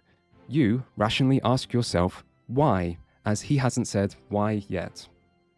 Step 3. Emil goes off on a pointless tangent for a bit. Step 4. Emil begins making a very good counter-argument against his own argument and his own initial claim, highlighting serious flaws with it. Step 5. Emil moves on to the next subject. Step 6. You throw your keyboard through your computer monitor in a fit of rage with how retarded that just was." End quote. So, as far as I can see, this 6-step model is not something Emil does even once, let alone enough to constitute a pattern. I think the reason for a Flying Nun's confusion might be because that he is an unhappy Fallout 4 fan that is watching this speech to get explanations for why design decisions in Fallout 4 that he doesn't like were made. Remember also, this was not a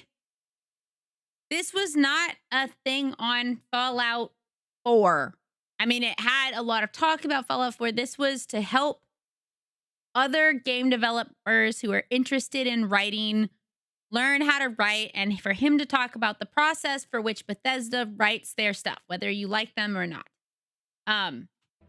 Meanwhile, Emil isn't trying to give a speech justifying these decisions, and is instead just talking about his personal design process to try to provide useful information to other game developers, i.e. the actual audience, and he is just using Fallout 4 as an example for this. He does admittedly talk about problems Bethesda faced with various design choices in the game, but Emil isn't the only developer who... Let's see. Action, not a threat. So this is just a chart showing all of the different stuff that they were going through, and then like it's kind of small, so it's hard to see, but... has done this. In fact, it's quite a common thing for developers to mention problems they've faced during development in speeches, and the GDC YouTube channel features hundreds of examples. Also, Emil usually does say why these decisions were made. To counter a Flying Nun's lead example of not justifying the new dialogue system, Emil says the reason for the change was that they felt the old system was dated, they were inspired by games like Mass Effect and Telltale's The Walking Dead, and they wanted to create a more fluid interaction during dialogue between the player and their character. Now, I'm not saying this was especially well explained by Emil, and for what it matters, I also wasn't a fan of this particular change. But Emil is not speaking nonsense or doing anything unusual, and there is nothing accurate about this borderline... Emil never makes a statement why any of this was necessarily... incoherent... accidentally arguing against his own stance before he awkwardly moves on. ...way he's being characterized throughout this whole Reddit post. But he's supposed to be a writer. Moving on. Oh, wait, what? Throughout this whole Reddit post. But he's supposed to be a writer. You mean to tell me he couldn't write his speech? He possibly could have. Again, I think maybe he's not really good at public speaking. Post. Who knows? It has moving on, flaws. a of flying flaws. nun's second main problem is that Emil, quote, sometimes goes off onto pointless topics. You know, this sounds a lot like the first main problem, step 3. Is there a significant difference between a pointless tangent and a pointless topic? If so, I couldn't explain it, but a flying nun's lead example for this is that Emil, quote, awkwardly shows pictures of his co-workers in the middle of a speech for no discernible reason. And, well, the reason Yeah. he talks about and shows pictures of his co Writing video game story equal writing speech. Yeah, they're different. I feel like they're different, but you know, some people might be like, oh, if you're a writer, you must be good at all types of writing. Not true. Just if you're an artist, that does not mean you're good at drawing literally everything. There's going to be something you specialize in, and maybe he specializes in one type of writing, you know? Right, for Final Fantasy is a lot different. Yep. reason. And, well, the reason he talks about and shows pictures of his co-workers is because he's talking about his team's work. This is what Emil says. But they're great, and I work with this team to create our stories. When we start writing a story at Bethesda, when I start working with the team, The reason a flying nun says this is pointless is because it's something he doesn't care about. It serves no point for what he wants to know. But all Emil is trying to do here is acknowledge the other people involved in the work that he's actively talking about, so as not to erase his team's contributions in his explanation. I actually think that's really nice. He's showing off that he's proud of his team. He's like, you know, these other people that I work with are also great, and they do their best to like make this game with me and the story and blah blah blah blah blah, you know. I think it's really cool when like the leader of your group or whatever is like, hey, I don't just do this alone. I do this with an entire group of people. It is like all of us together making this game for you. We're making a game that you will hopefully enjoy. Obviously, not everyone's going to enjoy it, but I actually think it's really nice that he's sharing these pictures. Personally, I think it's very endearing. That's why he keeps saying we rather than I. He's talking about his team. That's why he showed his team. This isn't rocket science. Moving on, the third major problem that is apparently the biggest is Emil's Nice. own lack of analytical skills in regards to writing. I'm so excited. Now, We're so close. a flying nun, if you're listening to this, I don't want to be mean, but I'm not sure you are the right person to criticize someone else's lack of analytical skills. Anyway, here, a flying nun says Emil cannot differentiate between concepts and things, and the evidence he presents for this is that when I love this guy's voice because it's so dry, and he's just like, I'm gonna be honest, I just don't think you should be the one saying this, seeing as you also seem to struggle. when Emil talks about themes in movies and other games, he focuses on concepts. And yet apparently when Emil talks about his own work, he focuses on things and concepts. Therefore, Emil can't differentiate between the two, which a flying nun describes as a serious problem for a writer. Now, would you like to see what Emil actually said Yes, in a please. flying nun's example? Yes, please. you know, Skyrim. Skyrim is a game about dragons, right? Even in the studio. What is the game about? It's about dragons. But the story is not really about dragons, right? It is about the lone hero, right? It is much more biblical than a lot of the other stories we've done. It's about the Dragonborn, the Dovahkiin, is much more of a messiah sort of character. So this is what proves Emil can't differentiate between things and concepts, and therefore I don't like the dialogue options in games that aren't clear or just straight up different from what the character. I also agree.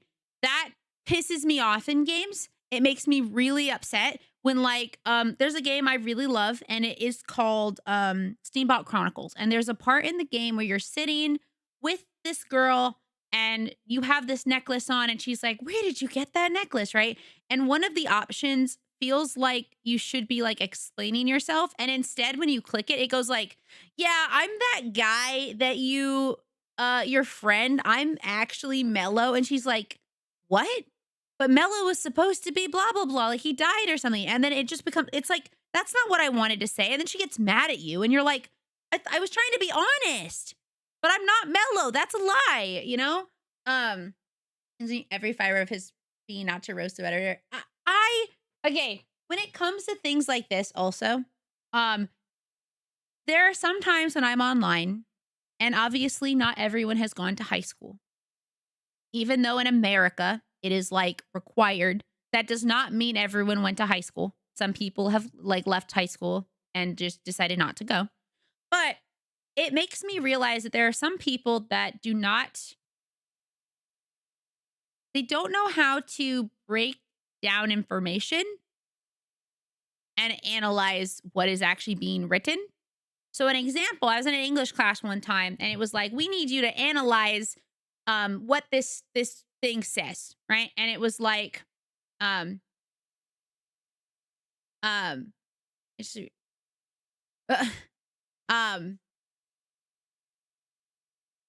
yeah, I don't know. It's so weird. I don't like that in games either, Crafty. I'm right there with you. So in this English class, they were like, okay, did you know that in America, most people enjoy having cars that are like metallic or shiny or something like that, right? And then I asked you a bunch of questions later, and there's like stuff about cars, and it was like, so what? Something about cars and like the type of paint, but it asked it in a weird way, and the answer was like, yeah, people tend to prefer metallic cars. But there were some people in my class that were like, oh, obviously they're gonna want like it's not asking you this, it's asking you this. And I was like, did we read the same thing? Because it's being very clear that we're supposed to talk about metallic cars. And the answer was about metallic cars. You know, it was about like shiny cars or whatever, instead of like plain matte cars. And it was just like, there's some people that just didn't understand. And I was like, sometimes intelligence is not necessarily because they're not smart. It's because they don't know. And I don't know. It's like, it's different. It's weird that there can be so many differences. But when I read something like this, I'm like, yeah, I also like it was talking about paint, like the paint chips or whatever, like what type of cars tend to be the most valuable, or the ones that people buy the most is like the ones that have like the cool metallic shimmery whatever.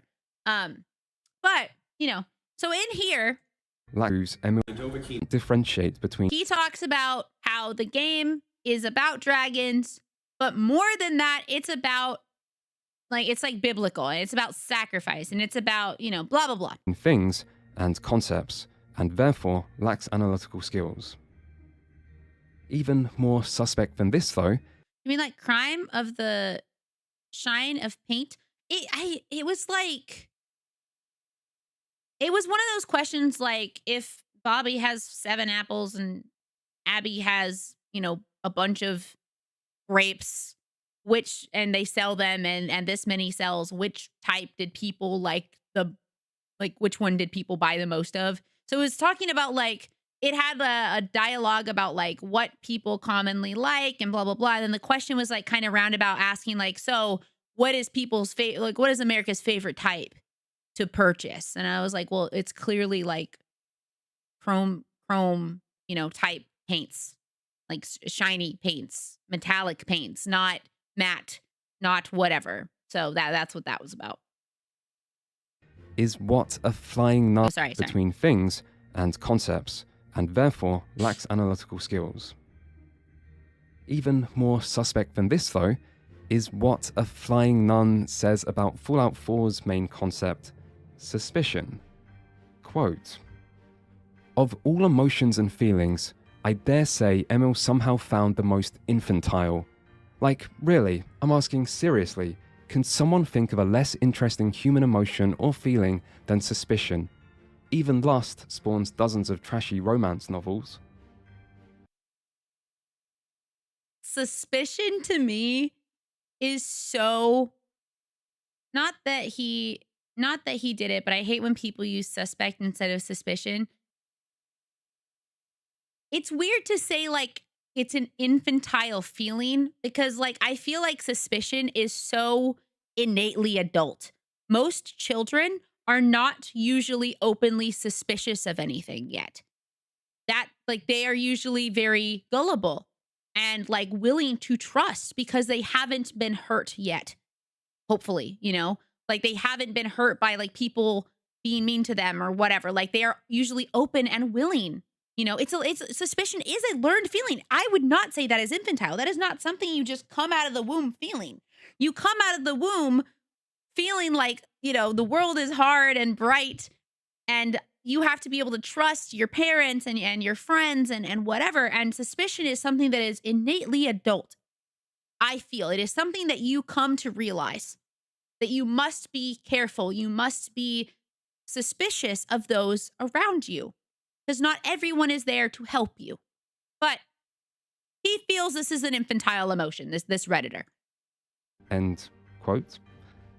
Okay, so apparently suspicion is the designated child emotion, unlike all the other adult emotions that we are allowed to feature in stories. Yep, that's right. Blade Runner, The Thing, almost every Hitchcock movie. Yeah, you guessed it. They must all be trashy kiddie movies because they focus. They're so. I love The Thing. I love The Thing. I love Blade Runner. Oh my God, I really love those movies. They're so good. I love Blade Runner. That's why I also love, I think they did a great job with Blade Runner 2049. I was nervous, but I think they did a great job. Movie. Yeah, you guessed it. They must all be trashy kiddie movies because they focus on suspicion, the quote, most infantile emotion. Also, why is lust added as the, I guess, second least interesting?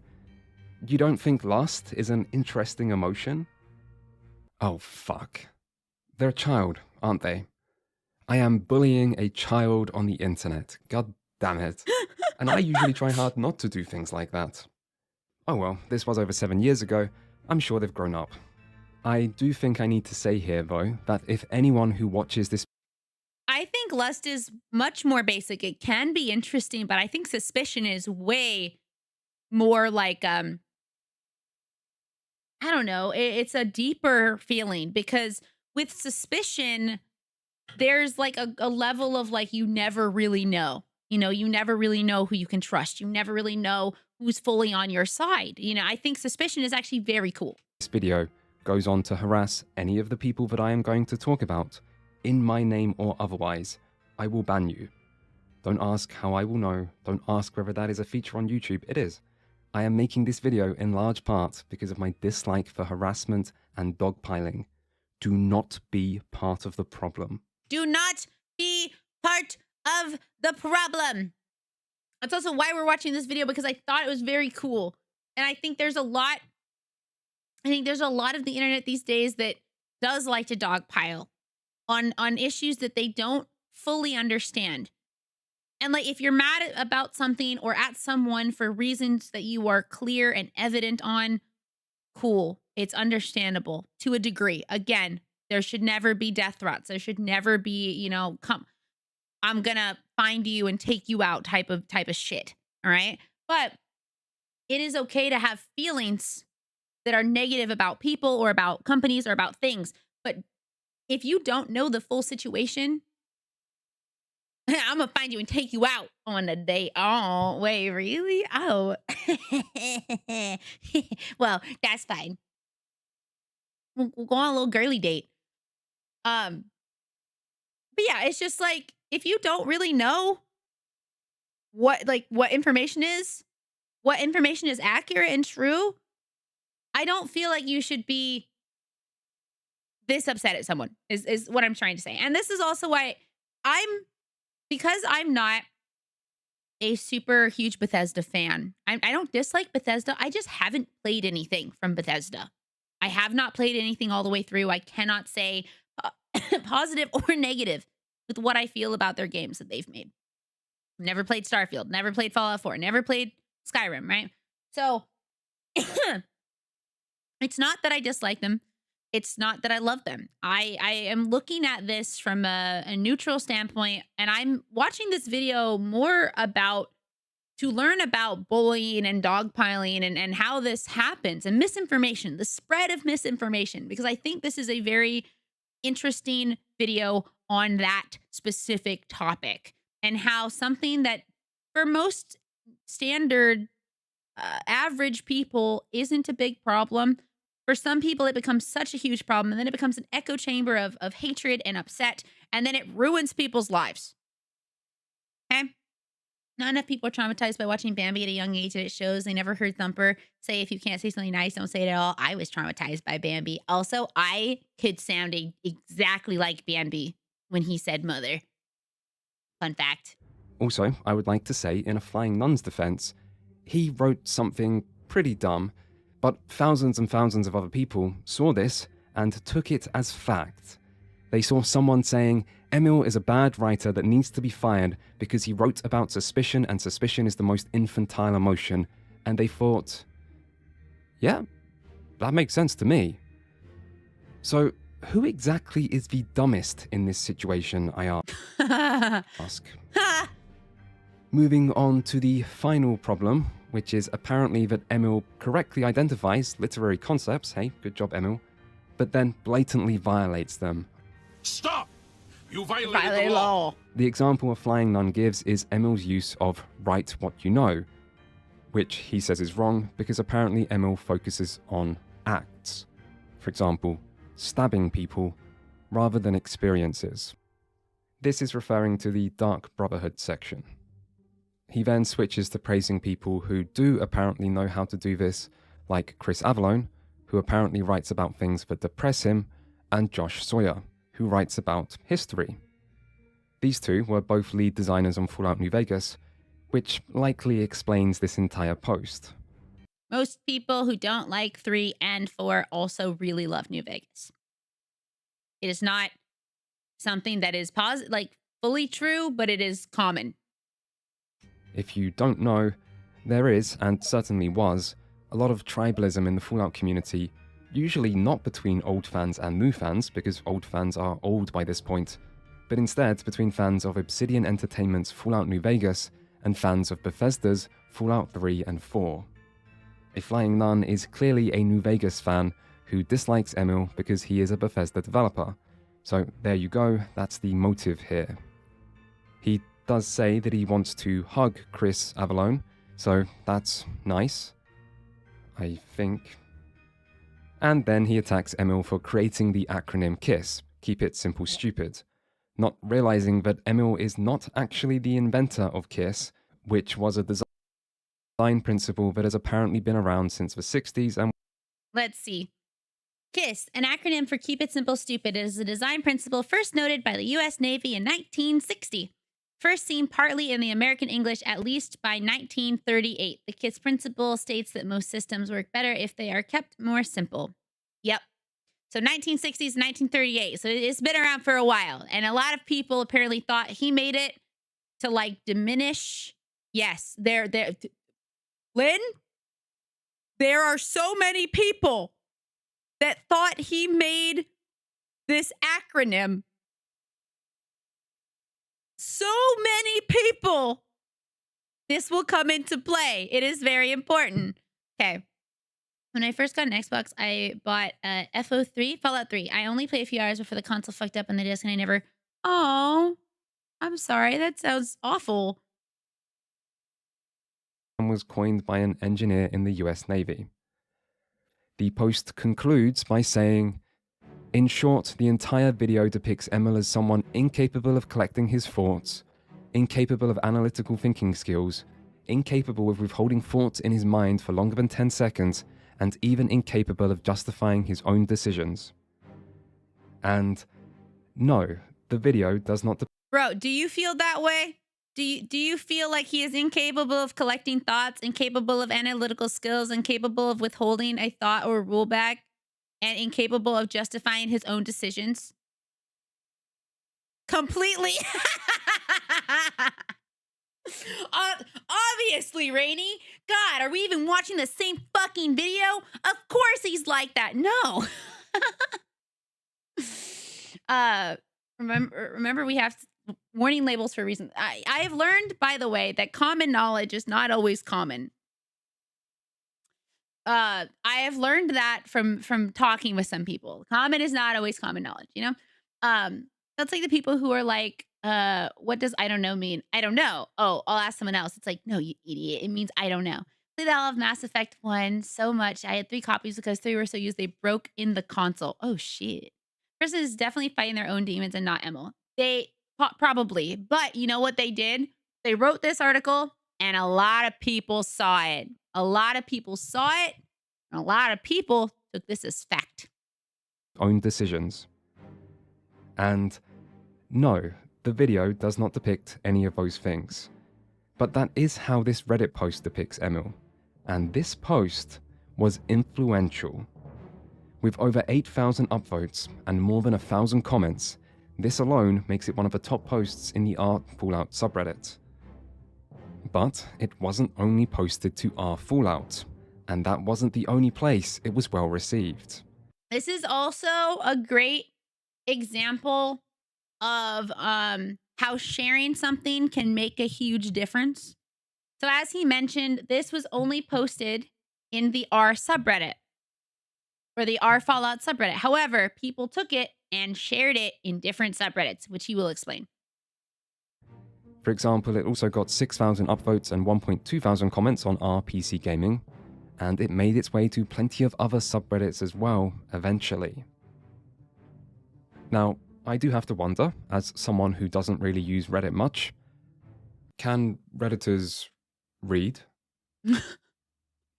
That's it. That's the question. I can read. Can Redditors read? I mean, has anyone ever checked?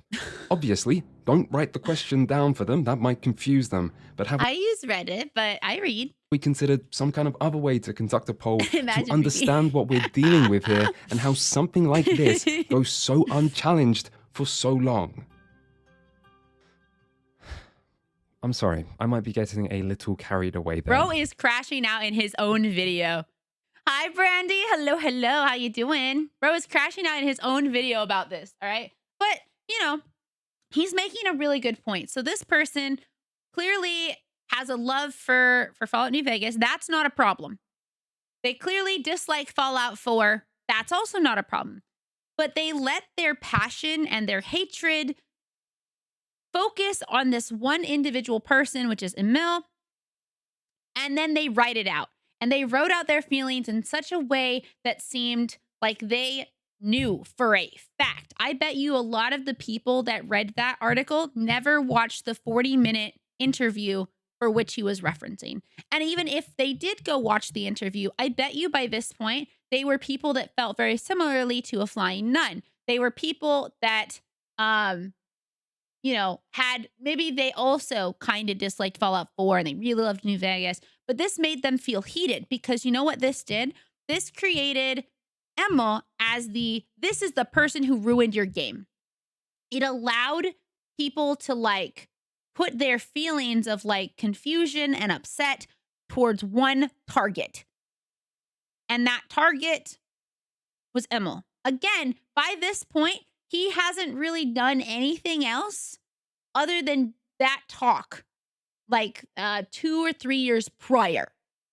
So there is nothing else that Emil has done outside of that speech that you saw. And again, we didn't see the whole thing. There is some stuff where he talks about Fallout 4, but a lot of the criticism here is about the rules and about the things that Never Knows Best showed us, okay? Which we all did get to view. So, hell yeah, working on a video game? Sick. I don't know, I've seen some of those Reddits have a valid question. Me, ABCD, person, also LMNOP, screw you, no, ABCD, but you mean LMNOP.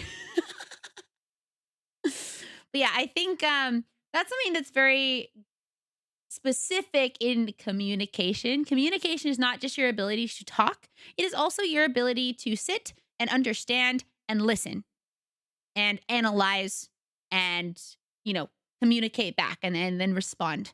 A lot of people think communication is, oh, I can talk well. I can talk good. No, it's not just about that. It's also about how well do you take in criticism? How well do you, you know, take in positivity? How do you like respond to those things? How you say stuff, why you say stuff, how you analyze things. It's like so much more deeper than that. Any communications majors in chat? I'm sure as somebody who, I'm not a communications major, but I know there are some communication majors in my chat. There's an entire major about it. So clearly there's a lot of shit about communication. It's not just I can talk well. What about my ability to yell into the void? Well, this person was yelling into the void.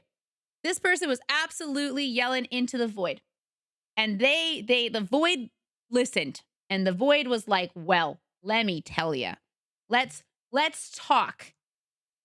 And I don't want to insult anyone either. In reality, it's not actually that hard to see how this post was successful. The entire thing is written in a very authoritative style. A flying nun talks with complete confidence and presents himself as an expert on the subject at hand.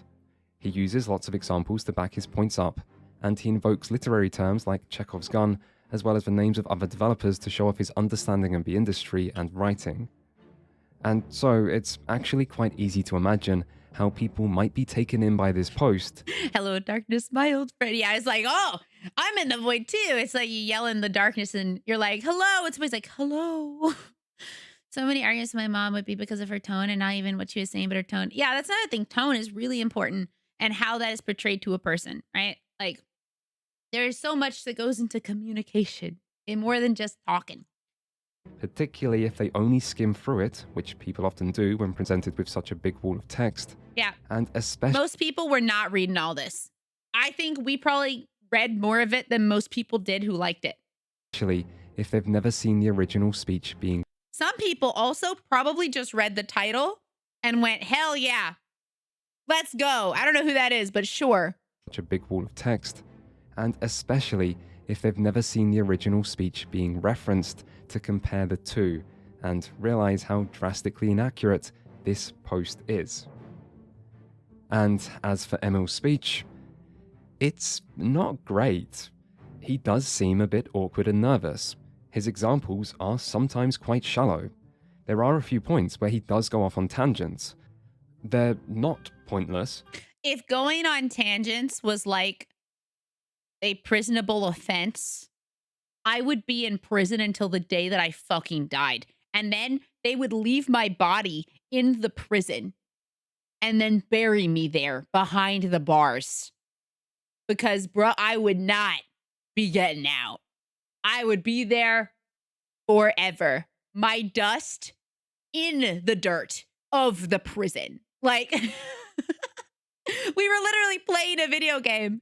Someone mentioned, I don't remember what we were talking about. We mentioned something about like hating on stuff. And it got us onto this, like watching this multi-hour long video because I actually care about like, it did start with Flappy Bird.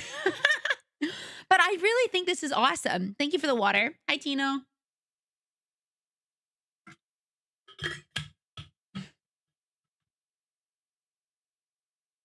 I just think stories like this are very interesting to look at from just an analysis standpoint of like, how does something like this even happen? Because like if someone's like, if Hitler was still around, okay, I would understand people being really aggressive towards him if he was still alive. This guy literally did an interview or like a panel that people are ripping apart. And it wasn't great. It wasn't bad. It wasn't the most awful thing, but it wasn't so bad that I think he should be fired. That I think that he should no longer have a job. Anyway. That's also another whole, that's another whole thing. Oh, the world is going in a direction. It's going somewhere, unfortunately. But it's not always immediately apparent to the viewer what the point is. And really, there are lots of things you could criticize about this speech. It's not great. But it's not especially bad either. I have seen plenty of worse public speakers. And don't forget the context. A small speech at a small event from one game developer to some others. The crowd, for what it's worth, seemed to have liked the speech. They laugh at Emil's jokes. Oh, of course. Hope everyone. Hi, Nilo. Hello. Thank you. Thank you so much for supporting. We are actually at 163 out of 200. We need how many? 37? We need 37 left, and we have 2 days to get it done. 2.5 days actually. So we're working on it. But thank you so much, Neela. It's nice of you to stop in. I hope you're having a good time. Nah, it's okay. Welcome back, clone guy. We're talking about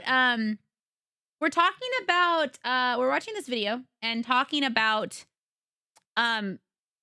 what is the right term that I want to use? Like hound mentality, like herd mentality, and hatred and dogpiling and misunderstanding and misinformation. This is what the story is about. And that is what we are talking. Pack mentality, thank you. Mob mentality. That's the word I wanted. Now, herd mentality is like, I don't know, we're grazing in the grass together. I'm yum yum like. But yeah, mob mentality, things like that. Just a very interesting. I think it's interesting. Anyway, hive mind, yeah, type of dealio. So, okay. When I think of Danish gaming, Let me go back. Groupthink, yeah. The crowd, for what it's worth, seem to have liked the speech. They laugh at Emil's jokes. but of course, when I think of Danish gaming, chili con carne, right? Yeah. And they give him a warm applause at the end. Thank you very much, guys. Of course, there's a chance they were just being polite, we don't truly know, but we can tell they had a very different response to the one a flying nun had. I mean, no one in the audience flies into any fits of rage, for one thing. And as for the audience of the Reddit post, a lot of people didn't seem to agree with it. The top post points out how Emil was not the inventor of Kiss. The second from the top does agree with a flying nun and says OP is only scratching the surface, to which a flying nun gives an enthusiastic reply to. But after that, there's plenty of disagreement. Quote, OP is going a bit nuts with the criticism. Emil did not invent Kiss, lay off the chems for a while, dude. Or imagining OP's bedroom walls covered in hand-drawn spirals. Or, I'm glad I'm not visible enough for someone to psychologically evaluate my entire capability and competency at my job on a single presentation I gave at a random event. Let's talk about this real quick because this is such a big thing, okay? Actually, I need to use the bathroom and the ads are about to run. So I'm going to go use the bathroom and then I will talk about this because this is something that I don't think a lot of people ever think about when they want to get into, I don't know, kind of a public facing job. So, be right back. Be right back.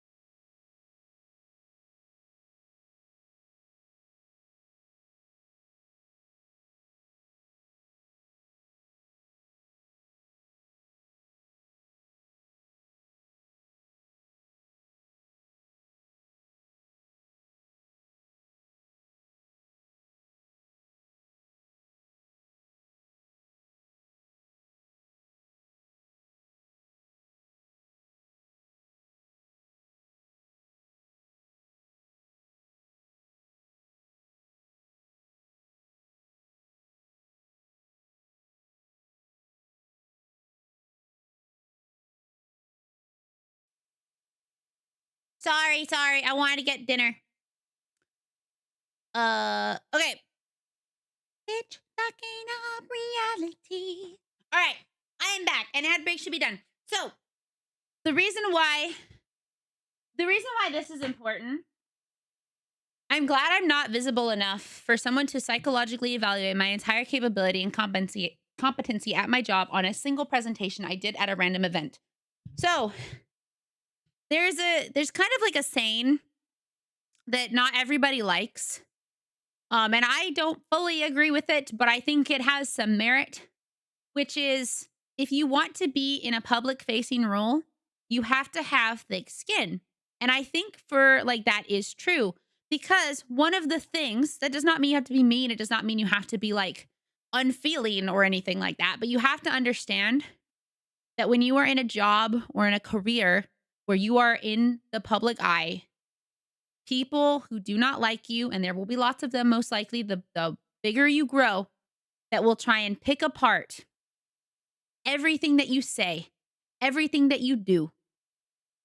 And in some cases, much like this, they will pick it apart in how they think they are accurate. You know, they're not trying to lie. Some people will lie, but you know, some people will actually believe the shit that they're saying. And they are going to think that they can basically give their 2 cents into your life. Okay? Into everything about it. I think it is true because it is sad. It's true, but only because of a sad reason, because you need thick skin because of assholes, especially because they can't get to know you. So they make heavy assumptions based on your preconceived notions. That's why I prefer to be like number 2 person. It's often as much, if not more work, but at least you don't have to deal with being the public face. Hi, Yellow Ring. Hello. Yeah, no, it's when you are the one who makes all the decisions, when you do all the interviews, when you are putting yourself out there, it can be fun, but it can also be really, really scary, because there will be people that are just shitty. You know, like I mentioned earlier, I get comments often where people are like, "Hey, I hate your videos. You suck. Like you're not a great person, or like your content's really bad," you know, something like that. Which, like, if they don't like what I do, that's fine. Maybe I didn't make it for them. But I don't need to worry about that, you know? And I have to be understanding that someone's opinion of me does not mean it's true, you know? Have a good sleep, and thank you. Thank you so much. We are at 163. I'm so excited. We're at 163, which is really good. If we can get to 165, that'd be even better, you know? Also, some people are just griefers. Some people are not happy with their own lives, with their own stuff, and so they want to take it out on someone. So, like, you know, just knowing that that's a part of being, like, if you want to one day be a popular streamer or a well-known streamer, right? Like, there's going to be people that are going to hate you for literally everything. So, thank you, Evie. Thank you. So it's just, you know, this also comes into play because there's a lot of people that are going to think they know Emil, that do not know him personally, that have never worked with him, that, you know, maybe they've played the games and they don't like the games, or they don't like the stories in the games, but they are going to act like they know him, you know? Literally one time I posted to me about semi-raised hair, and the only comment I got was troll trying to get a rise out of me. What? I think that's funny. I personally think that's hilarious. So thank you, Scribbler. Yeah, we have 2 days. 2 days left. So that is all I want to say about it. Is that I think some jobs, like, let's use streaming as an example. People love to say streaming is easy. Streaming is so much easier than other jobs. And I think that in terms of, like, if you have a team or whatever, yeah, it is easier. Like, getting on stream and just talking and doing whatever you want and playing with people, you know, doing whatever you want. That is really fun. But I don't think people think about the mentally taxing aspect of it. And I'm not trying to say, oh, being a streamer is really hard, but it can be mentally really, really difficult. It can be difficult when you're trying to grow and you don't feel like you're good enough.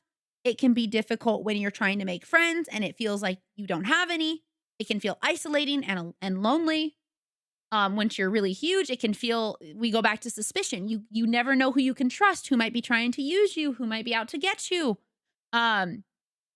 You have people who start to hate you just because you're doing well, or only want to talk to you because you're doing well. You know, it's like, it is constantly a weird mental, emotional battle during all parts of your career. But, you know, that's also difficult.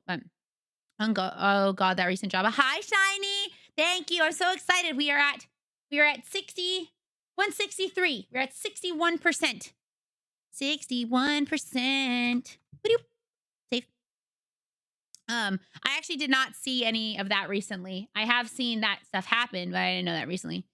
So it's like every job, how I see so much. Yeah, it's like, it's not unique. You know, being a streamer's mental struggles or whatever is not unique, but it's like, it's different. You know, if I was to go to a 9-to-5 job like I used to at, like, let's use the movie theater, I didn't have to stress about as much stuff. Because if I did my job well. There were very few people who said I didn't do my job well. But there are, I got to go, I got to do what I was supposed to do, and I got to leave. And you get to leave that. When you're a streamer, you never really get to leave that unless you're really popular and you're making lots of money. But if it's like, say it's your job and it's like what has to pay your bills, that can be so stressful. But you can't really compare a 9-to-5 and this and being a streamer because they are so vastly different. But I think people assume that, oh, because it's a fun job, quote unquote fun, that it must not be hard. And it's like, no, it is hard in different ways. But again, we go back to, you know, being in the public eye getting to tear you apart. It's why a lot of like child actors, child stars, usually, if you look into their history, they start out really good. They start out, you know, your typical Nickelodeon or Disney star. And then all of a sudden they are having a lot of mental illness and a lot of struggles with maybe addiction and things like that, because they are constantly in the public eye. People talking about their appearances, people talking about, you know, lots of things about them. I don't even know, like how well they do at their job, how much better so-and-so is, how blah, blah, blah would be good with them. You know, it's a lot. And it's a lot to do when you're young. Like, I mean, that's getting into entirely other topic, but it's like being in the public eye for anyone is difficult and stressful. It is apparent in like our society. We have so many examples of kids that grew up. We have people who you know, became stars. Like there are lots of Twitch streamers that they kind of blew up in their like late teens. And it's like they are emotionally stunted. Not all of them, but there are a lot of them. And it makes me think like, oh man, I'm really happy that I'm like a full adult. You know, I'm like, man, my frontal lobe, it's all full, you know, like, I get to have a full brain. So I hope it gets there. I really want it. Me too. We're getting closer. We have 2 days left. 2 days. And the creation can be harder in a different way than a 9-to-5. Emotional load versus physical. It's so true. They also are pushed to grow up too fast before their time, which sucks. Yes. Yes. I understand that for different reasons. I had to grow up way faster just because of my like family situation, which sucks because it's like, man, I would have loved to have been a kid, but you know, such is life. Anyway, that's why I want to talk about it. Or, I have similar concerns about Bethesda's storytelling, but am I the only one uncomfortable with going after one person with this kind of intensity?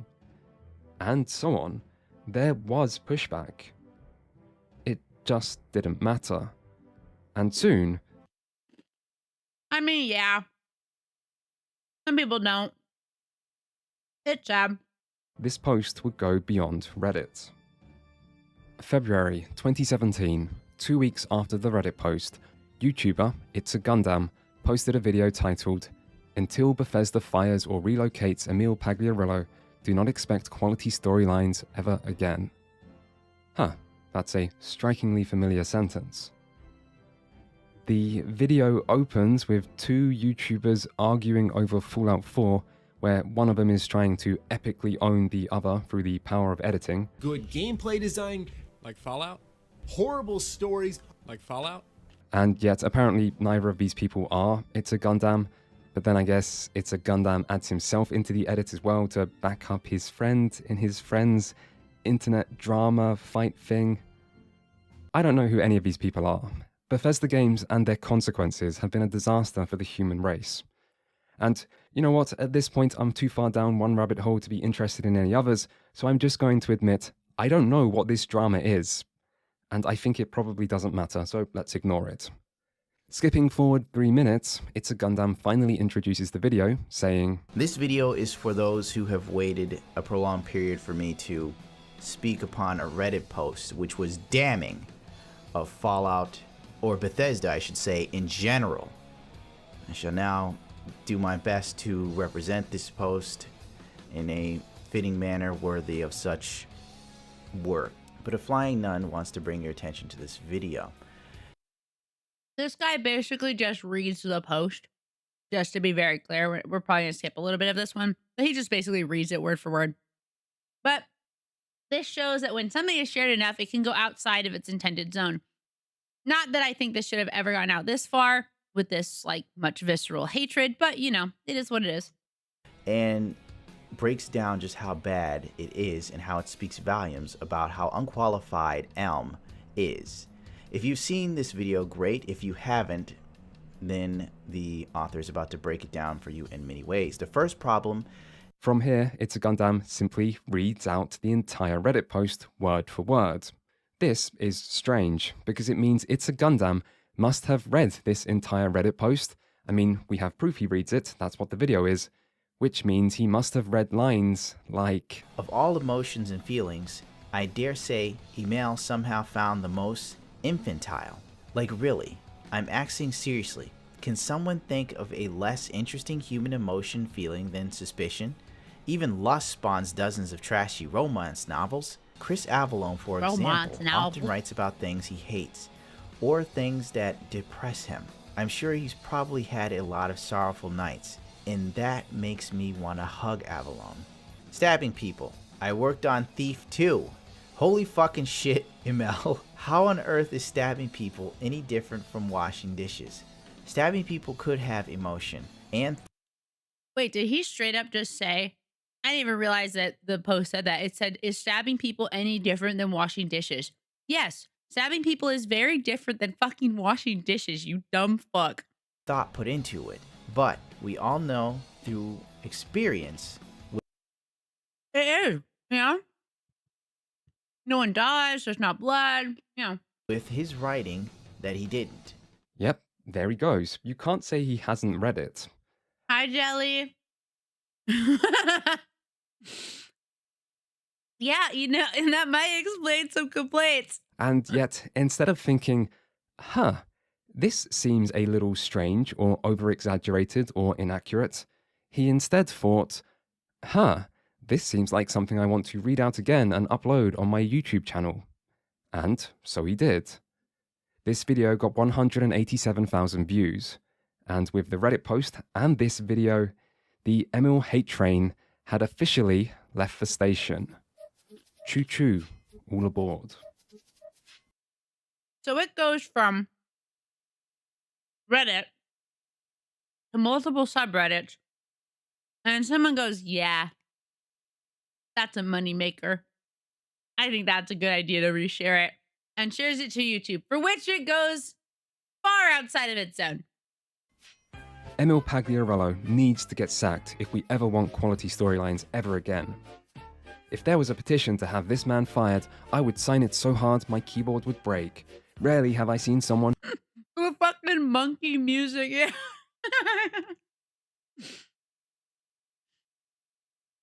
I mean, negativity sells. Unfortunately, in our society, things that make you pissed off will always do better than something that makes you happy. It is unfortunate, but yeah, Thomas the Tank Engine. Oh my God, Lynn! One who is so clueless about his own lack of skill and then gets promoted to do the fucking job he's terrible at. Bethesda does not care what anyone has to say, They do not read Reddit posts, they totally ignore Twitter rants, they have never responded to mail or email. Emil just shrugs off criticism. Emil said in his conference that his philosophy was, keep it simple, stupid. Well, I remember when Fallout was complex, interesting, and had a narrative about humanity.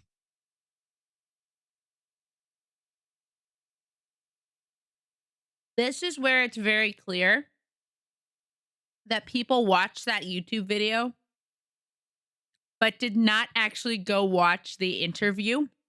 Or I keep calling it interview, sorry, the panel. Nowhere did he say that the story had to be simple.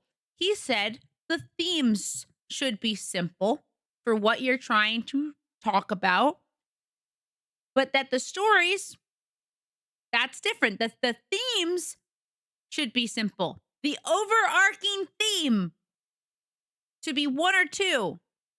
And then all the words and shit that you talk about should be that. What would be dramatic? VTuber. I don't even know. I can't even think of anything dramatic. But it's clear though here that people did not watch the interview. They did not do any fact checking. Or if they did and they still felt this way, they are similar to the Flying Nun, where they care more about their own feelings than an actual human being. I would eat pasta aggressively, actually. And that's never coming back. Basically, Emil thinks players are too stupid to appreciate good writing or any sort of depth/substance, so he keeps his core writing technique down to a very basic, very shallow, very low quality level. Keep it simple, stupid. Emil's philosophy for game writing on the grand level is keep it simple, stupid, to basically a terminal level. Famously, he gave a talk after Fallout 4 came out about how it wasn't worth making detailed main stories because players would just tear it out and make paper aeroplanes with it. Nowhere did he say you shouldn't make a detailed story. But again, here's where we talked about earlier how that was confusing, right? How that was confusing in a lot of people. I'm also loving the Thomas the Tank Engine music. That confusion allowed enough vaguity for people to put in what they thought he meant instead of listening to what he actually meant, because there was he needed to be more concise and he wasn't. Did Emil really say that making story was pointless? If so, he probably shouldn't be in charge of story. It seems like there's an inherent conflict there. I always say half of Bethesda's problem is that lazy scumbag Emil. They would be much better without him. Seriously, he is not passionate in writing the stories. Emil Pagliarulo is a bad writer. His rules about writing games make very little sense, and it seems baffling a professional games writer has those rules. Literally, one of the first things we were taught at the school I went to, which had a focus in game design, like creating video games, was to keep your ideas simpler and then expand on them. To which they used, keep it simple, stupid. This is not a rule. Again, this is not a rule he made. This is a rule that has existed since the 60s and sometimes have been seen since even as early as the 1938. Hi, Raven. Welcome in. Certain people online are idiots. I'm maybe one of those people who believe the internet isn't completely a bad place. But I know people, I don't think the internet's a bad place. I just think it allows for people to be anonymous, like pretty anonymous. And so there's a lot more hatred and shittiness that is allowed to go unchecked. So it's also easy to say things like that. Exactly. Yeah, exactly, Wambat. When your name is not associated to it, it's so much easier to just be shitty. Emil is terrible.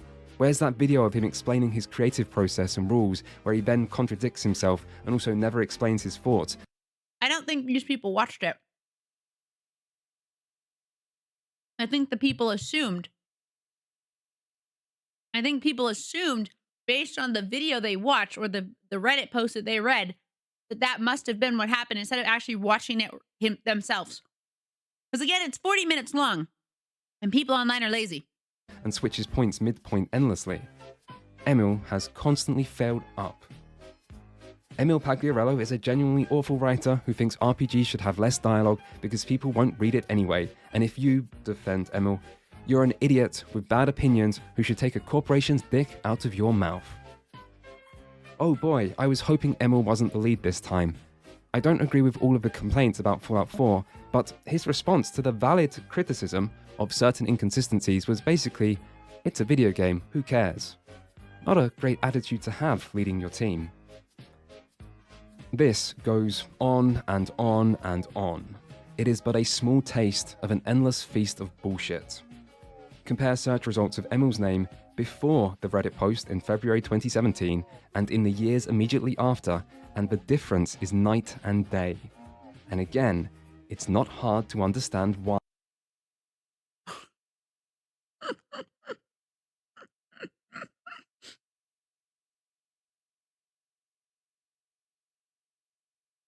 Hey, is the history of mayonnaise pretty interesting? Because, like, sounds like it could be cool. Why?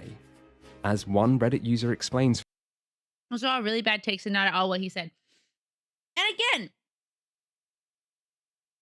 there was a lot of space in his talk for vaguity because he was not always the most clear. And he used analogies, which apparently some people do not understand. How it's made choose it was almost a I love how it's made. I loved the food show for how it's made where they would talk about like candy with a Milton Brown, Walter Brown. I bet Lynn knows. I bet Lynn knows who I'm Alton. That sounds right. Alton Brown? Alton. I think it's Alton. Alton Brown. How it's made? Yeah. No, not Walter White. Walter White makes something else. But again, I think most people did not watch it. Most people just assumed they wanted to jump on the bandwagon of being upset, and I bet you a lot of them were upset. Initially, just a little bit upset. But this made them feel validated. This gave them someone to get mad at. This allowed them to channel their frustrations to one singular person. Oh, it's called Good Eats. That's right. Sorry, it was called Good Eats, not How It's Made. Good Eats. I fucking love Good Eats. Anyway, so that's where we are in the story, right? People are shitting on him, even though, again, by this point, all he had was that thing. And that this panel was like years prior. So it comes out, and then a year later, the Reddit post comes out, and then 2 years later, someone like makes a YouTube video on it or something. for us. I have no opinion on the guy, but I did some research just out of curiosity and found a post very similar to yours around a year ago, titled, "Until Bethesda fires Emil Pagliarello, do not expect quality storylines ever again." And it's not a surprise that this is what they found, because this would have been the top result on Google after Wikipedia and Twitter. Hell, even today, it's still the second highest result, and that's after all of the Starfield discourse. For years and years, this one Reddit post was the place where every single person ended up when they heard Emil Pagliarello and just wanted to know more out of curiosity, or just wanted to do their research to have an informed opinion. And the more Emil's name was invoked, the more people ended up back here to learn who he was from a Flying Nuns Reddit post. And so, the more... This is a story of, trust me, bro. Where the Flying Nun was like, trust me, he's bad. Trust me, he's the worst. And then, this post's ideas spread.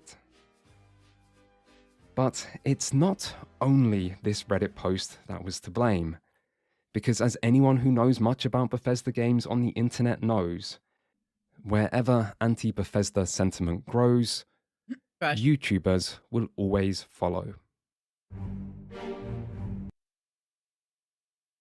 Something random internet users and the gift of prophecy, but for real.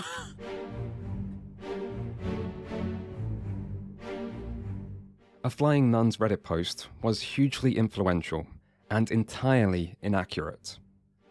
Luckily, however, the source material was still out there, so it should have only been a matter of time until someone came along and provided a better interpretation, or at least addressed some of the most common mistakes. And someone did come along, a self-styled Bethesda expert whose most popular videos focus on explaining why other YouTubers are wrong about their opinion on Fallout, and on Emil Pagliarulo himself. Well, great. Maybe an expert is just what this situation calls for. Cretosis has a long-running stream/podcast.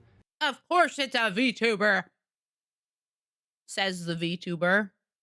Where he focuses on criticizing other people's YouTube videos, which is great, because that surely means he won't have any problem with me doing the same to one of his videos. Heckin' VTubers. I mean, this isn't personal, I'm just on a quest for truth, and I could do with some expert opinion to help. Cretosis has produced 9 hours of YouTube content about Emil Pagliarulo, 8 hours of which are focused on this one 40-minute speech, which he talks about on stream with his friends, in his Fallout 4 analysis for 1 hour, and now in a standalone video. Now, 8 hours sounds like a lot, so let's just focus on the standalone video, titled Breaking Down Emil Pagliarulo's Writing Speech. So, what did Cretosis think of the speech?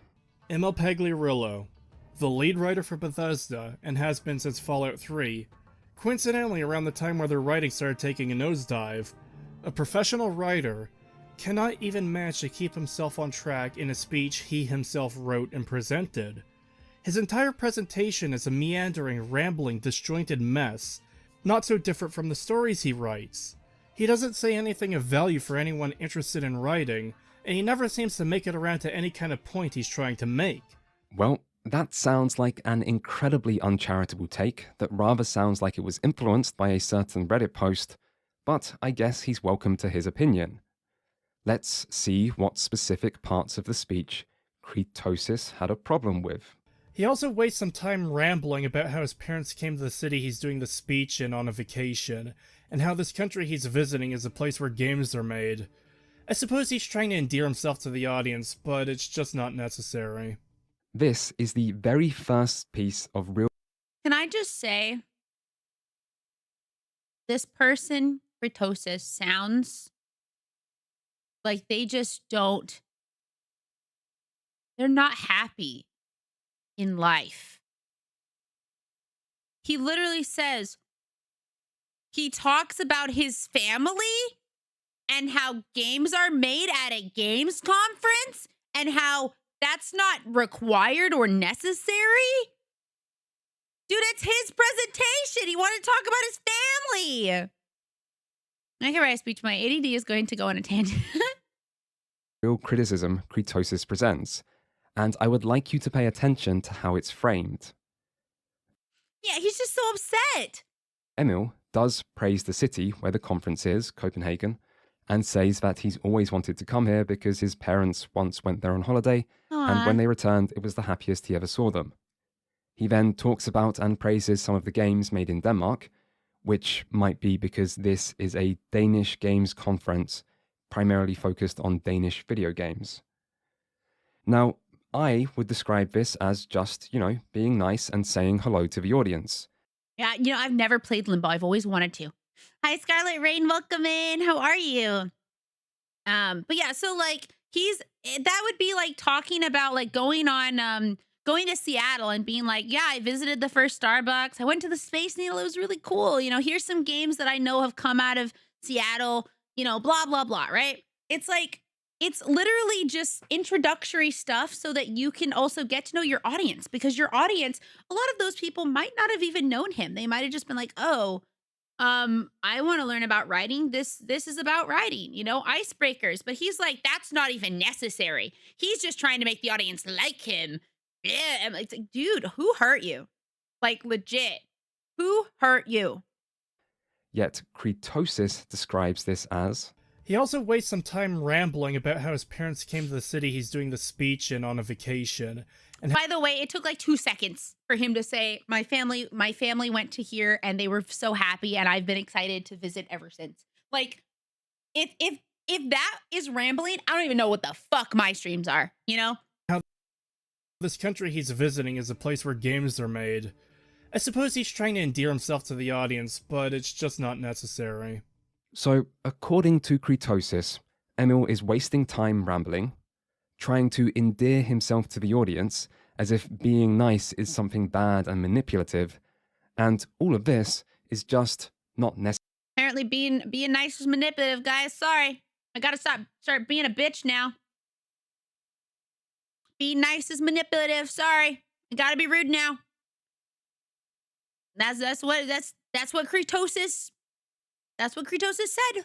Huh? Have these people never watched like a comedy special or literally any public speaking? I don't think any of these people have ever publicly spoken themselves. They've probably just been in their room in a dark little room, you know, talking. Plenty of high demand PhD. Necessary. Well, thank God we have resident Emil expert Kritosis here to decode what Emil really means and to decide what is and isn't necessary to talk about at a Danish games conference. I mean, taking 30 seconds to acknowledge the contributions of Danish game developers? Unnecessary. Keep it on topic, i.e. Bethesda, and if any Danish game developer has a problem with that, tough. Get your own games conference. I mean, get your own games conference. Date like Denmark. Get another games conference. This one isn't about you. Oh, you think just because you make award-winning games like Inside and Hitman, that's enough for... I've actually really wanted to play Hitman. Oh, you think just because you make award-winning games like Inside and Hitman, that's enough for someone to acknowledge that you exist? No, absolutely not. The purpose of your entire country is to talk about Bethesda, and... Don't you guys ever... Welcome, Raiders! Hi, Trixie Faye. How was Control? My name is Rainy. I'm your local magical girl, and I hope you will want to stick around with us. It just takes a while to unlock everything. I bought the newest one, just haven't gone around to it. I like that you can like throw the briefcase and it like whoa, whoa, whoa, whoa, whoa, bam, it like kills somebody and comes back to you like a fucking boomerang. But hello, how's it going? Thank you for coming in. How was Control? Thank you for stopping by. My name is Rainy. We are currently in process of trying to get a plushie made. We need 200 supporters and we currently have 163. We have 2.5 days left to do it, and we are trying our best to get to the 200. What exactly is Control? Can I know about it? We are so close to our plushie goal, by the way. The briefcase was a glitch that the developers liked, so they made a feature. I love it. I love it so much. Yeah, we're really close. We need for 37 people left, you know? 37 people in 2.5 days. 37 people. 37 people. It feels really like it's possible, you know? Yeah, tell me about Control. And I'll tell you about this when you're done. I actually really like that glitch in Hitman. I just thought it was like really funny. So it actually made me want to play the game when I saw like a clip show of it or whatever.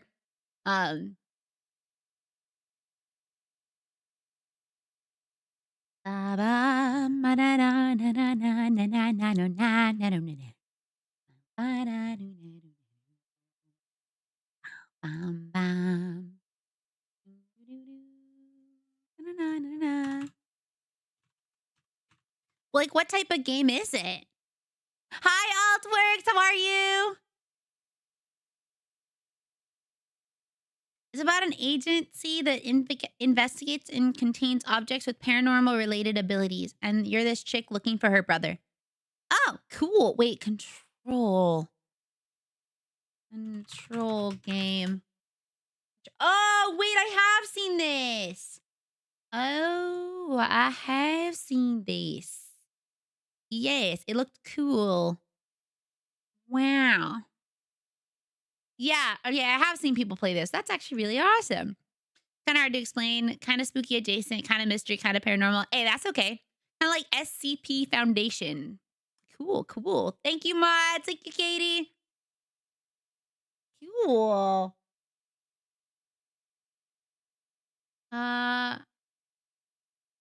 Ooh. Upsets. Drama. We're ignoring drama right now. We're focusing on Gamescom. I'm into it though. Good. Yeah, I've heard good things from a couple of people that I know that have played it. Because I was like, I feel like it sounds familiar. We are watching a documentary kind of on like the fact that people don't know how to read and how mob mentality can like really ruin a person. Yeah, we hope you'll stick around with us. If you have to go, that is totally a-okay. But I'm happy that you're here. I'm happy that you want to hang out with us. And yeah, it's a lot on reading and understanding and analyzing. So anyway, Gamescom. He is at a games convention in Denmark. And he's like, man, Denmark has made so many cool games. All of these people probably want to get into the games industry, probably in Denmark. So like, yeah, we make cool shit. Controller's getting stuck in a science lab business office where the laws of science just break down. Wait, that sounds cool though. That sounds cool. Forget that. Exist? No, absolutely not. The purpose of your entire country is to talk about Bethesda, and don't you guys ever forget that. Welcome, Raiders! Hello! How was Minecraft? We are not getting past the part. Hi, everybody. My name is Rainy. I'm your local magical girl. It is so nice of you to stop in. Did you guys play Minecraft together? Did you play separately? How was it? We're happy you stopped in. We are currently doing two things. I got a double rate. That feels insane. Thank you so much for wanting to come by. Thank you for sharing your community with me and mine. Playing on the community server I host. Wait, that's really nice. I don't play a lot of Minecraft, but I like it when I have friends to play with. Thank you for the follow, Vexed. I hope I said that right. We are currently in the middle of trying to get my plushie campaign or plushie petition to be realized. We need 200 supporters, and we're currently at 163. A third raid, let's go! Thank you so much, Unknown Phantom. How was Claire Obscure? Wow, so many. We got Minecraft, we got Control, we got Claire Obscure. Thank you so much. We are at 81% of the goal. We need 200 supporters. It is only $2 today to make it happen. The cool thing is that if it happens, everyone gets their plushie. That's awesome. If it doesn't happen, this downside is if we cannot get 37 more people in 2.5 days, actually nobody gets theirs and they get a refund of their $2. So we're trying really hard to get to that, oh, goodness gracious, all my stuff closed. To get to that next part, because we are indeed actually so close. You're amazing. I can't wait to see you. I hope so. We have to get to the end, but there have been lots of supportive people. Thank you to everyone who has shared. Thank you for everyone who has, pledged. If you've pledged yourself, it means the world to me. And actually just lurking is also a big help because every time somebody comes in or raids, we do talk about it. We have like timers that go off. Thank you to all three of you. Thank you so much, Trixie and Unknown and Main Cow, for the raids. It is incredibly kind of you. I hope you're having a good day. We are watching a video on a game developer and on how mob mentality and lack of reading and lack of understanding can really just fuck shit up, So Exist? Welcome. I hope you'll stick around with us. Absolutely not. The purpose of your entire country is to talk about Bethesda, and don't you guys ever... Wait, you do? Wow, I used to make games and my husband makes games. So my husband also is a game dev. So I care a lot, as is my best friend and my best friend's husband, who is also my friend. I have a lot of friends that work in the games industry. I did not get a job in the games industry. I decided to play games instead. Bethesda, Skyrim stream now. I've never played Skyrim, actually. I've heard it's really, really fun. I've just never played. Well, that's not entirely true. I played once before I was a streamer, way before I was a streamer. Like, I don't know, like the year it came out. But my friends did not tell me that there was an entire room of spiders, and I got scared, and it made me not want to play anymore. Now I think I'd be strong enough to at least like get past the spider room. But I was very much like not interested at the time. But back in the before times, yes. In the before times. Bethesda fought for it. Yeah, I actually really do want to play Fallout. Sean told me, though, that he wants me to play New Vegas. I told him I'd play New Vegas because I do want to play New Vegas. There is definitely a take all spiders out mod. That sounds great. Do they change them into something else or do they just take them away? Because I would rather them just be gone. I would love no giants, like no big spiders at all. So, and consume the games. That's true, but I'm not a game dev. I help give advice when my friends ask me, and they tell me NDA information that people don't get to know, and they're like, "What would you do?" And I'm like, "Well, this is what I would do." I think it changes the model. I'm okay with that. Forget that. Knowledge that you exist. But yeah, this is for anyone who's interested. This is a game about, this is a video about Emil Pagliarulo, and the hatred of this man, basically. Even though I feel that the hatred he is being given is not accurate to what he's done. And so I wanted to talk about it, about how like being in the public eye can be a lot. It can be hard on your mental. It can be very stressful, as well as how misinformation can spread so very quickly. No, absolutely not. The purpose of your entire country is to talk about Bethesda, and don't you guys ever forget that. Sorry, I think I got a bit carried away there again. Anyway, Kritosis' video is too long for me to show all of it, although feel free to watch it for yourself. It does do quite a good job at speaking for itself. Still, the important point I want to make clear to people is how Kritosis frames what Emil says as negatively as possible throughout the entire video and in every point Kritosis makes.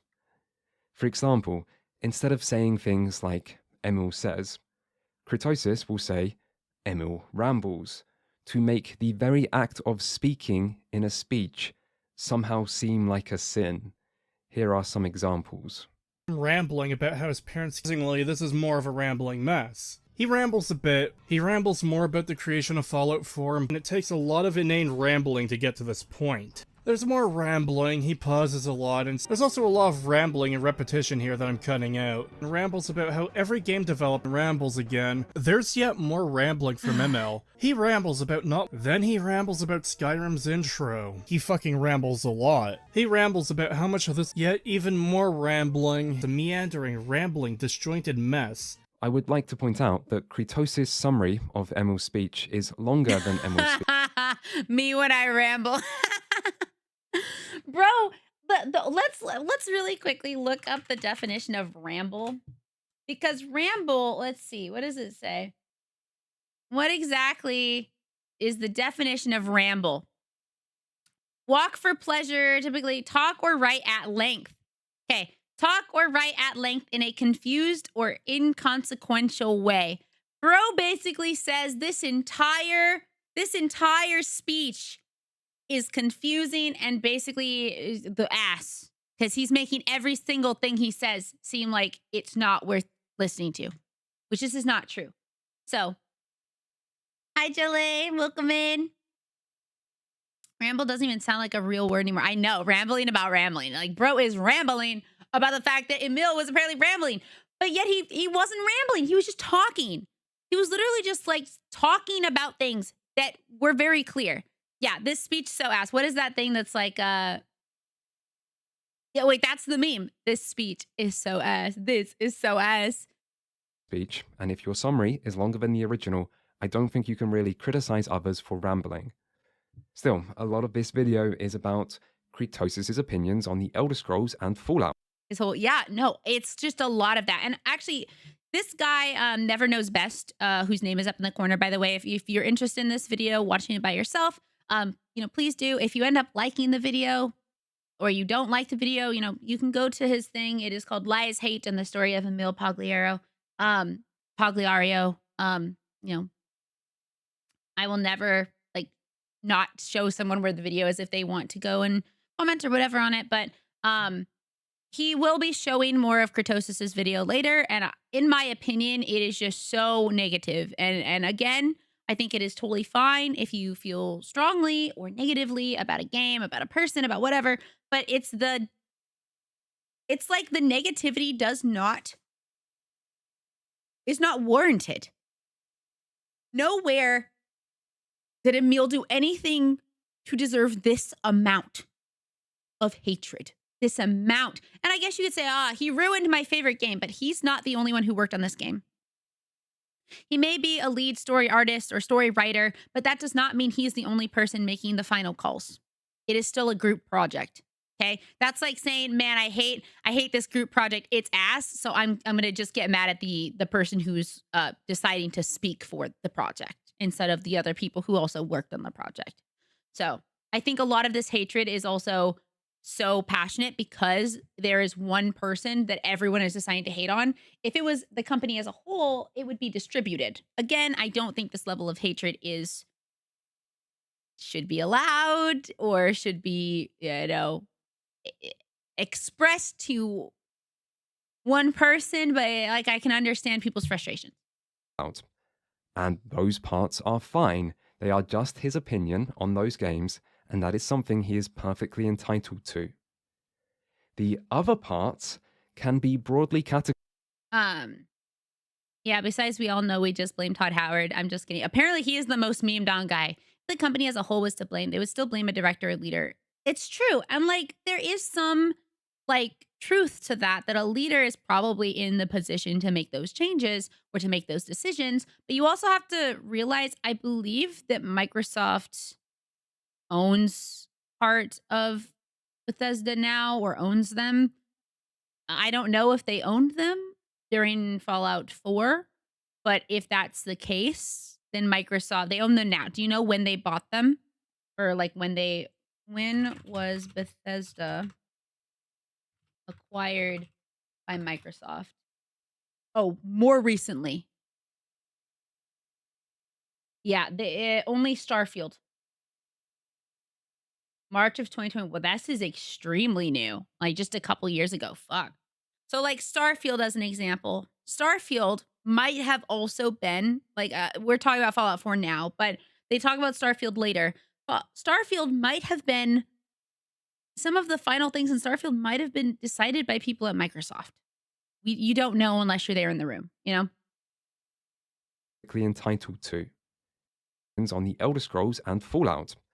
And those parts are fine. They are just his opinion on those games, and that is something he is perfectly Welcome, Raiders! Hi, Raycon. How's your stream? Thank you so much for coming in. My name is Rainy. I'm your local magical girl. How was Peak?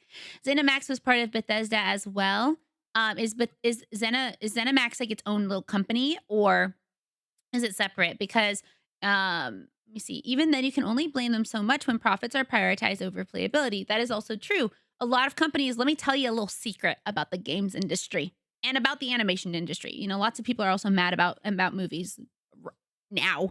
A lot of companies that are bankrolling these projects are bankrolling them because they want to make more money, not because they want to make a quality product for you, the consumer. They do not care if you love the movie. They want you to pay to go see the movie. They don't care if you love the game. And I'm not talking about the devs. I am not talking about game developers.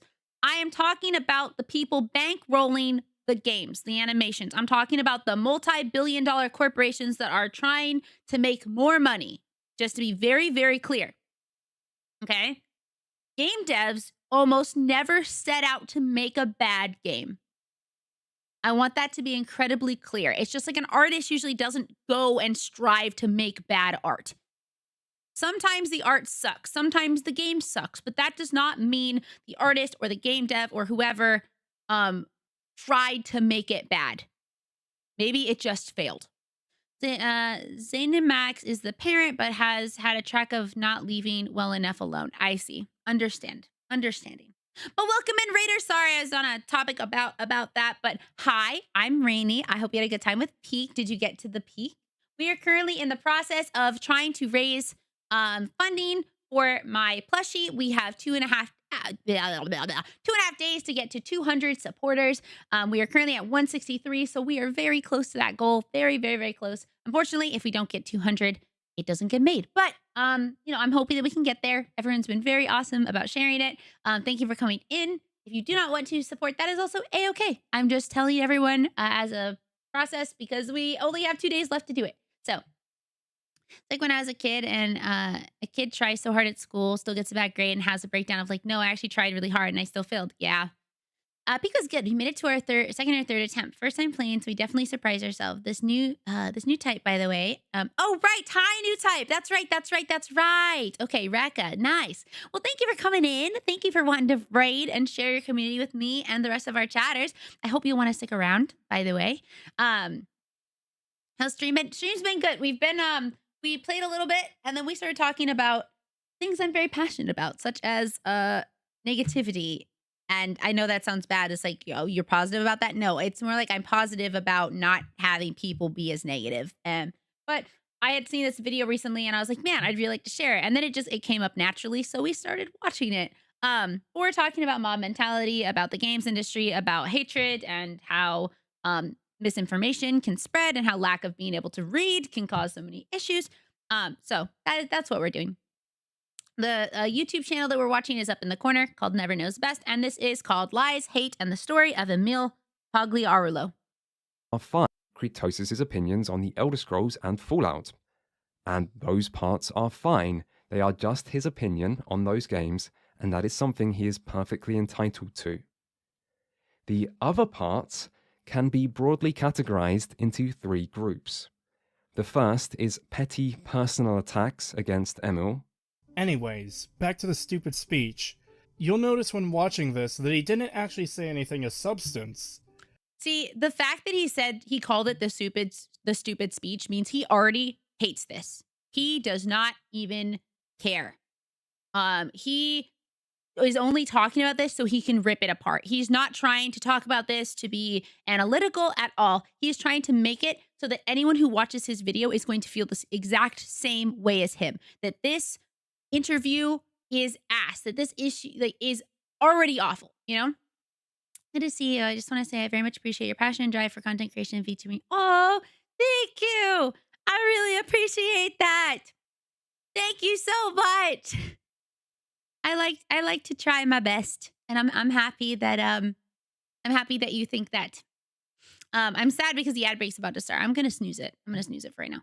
Really, that just ruined everything he is saying. I know it's clearly so biased. And also, that's another thing that I dislike about most people who make videos on a creator or a situation, a drama. All right, let's say there's new drama happening. Ooh, so juicy. And somebody decides to make video content on it because, of course, that's what you do, right? Obviously, you should make content when it's trending and when it's cool, because then you're gonna make money. And everyone just cares about the fucking money these days. Most people, not everybody. I said that to be hyperbolic, but a lot of people do care about the money. They want to make more money, and they don't care who gets put down as long as they're making money. But it's always very clear when someone is biased to one side. I watched one video about this, a situation, and they were clearly biased to one person's side.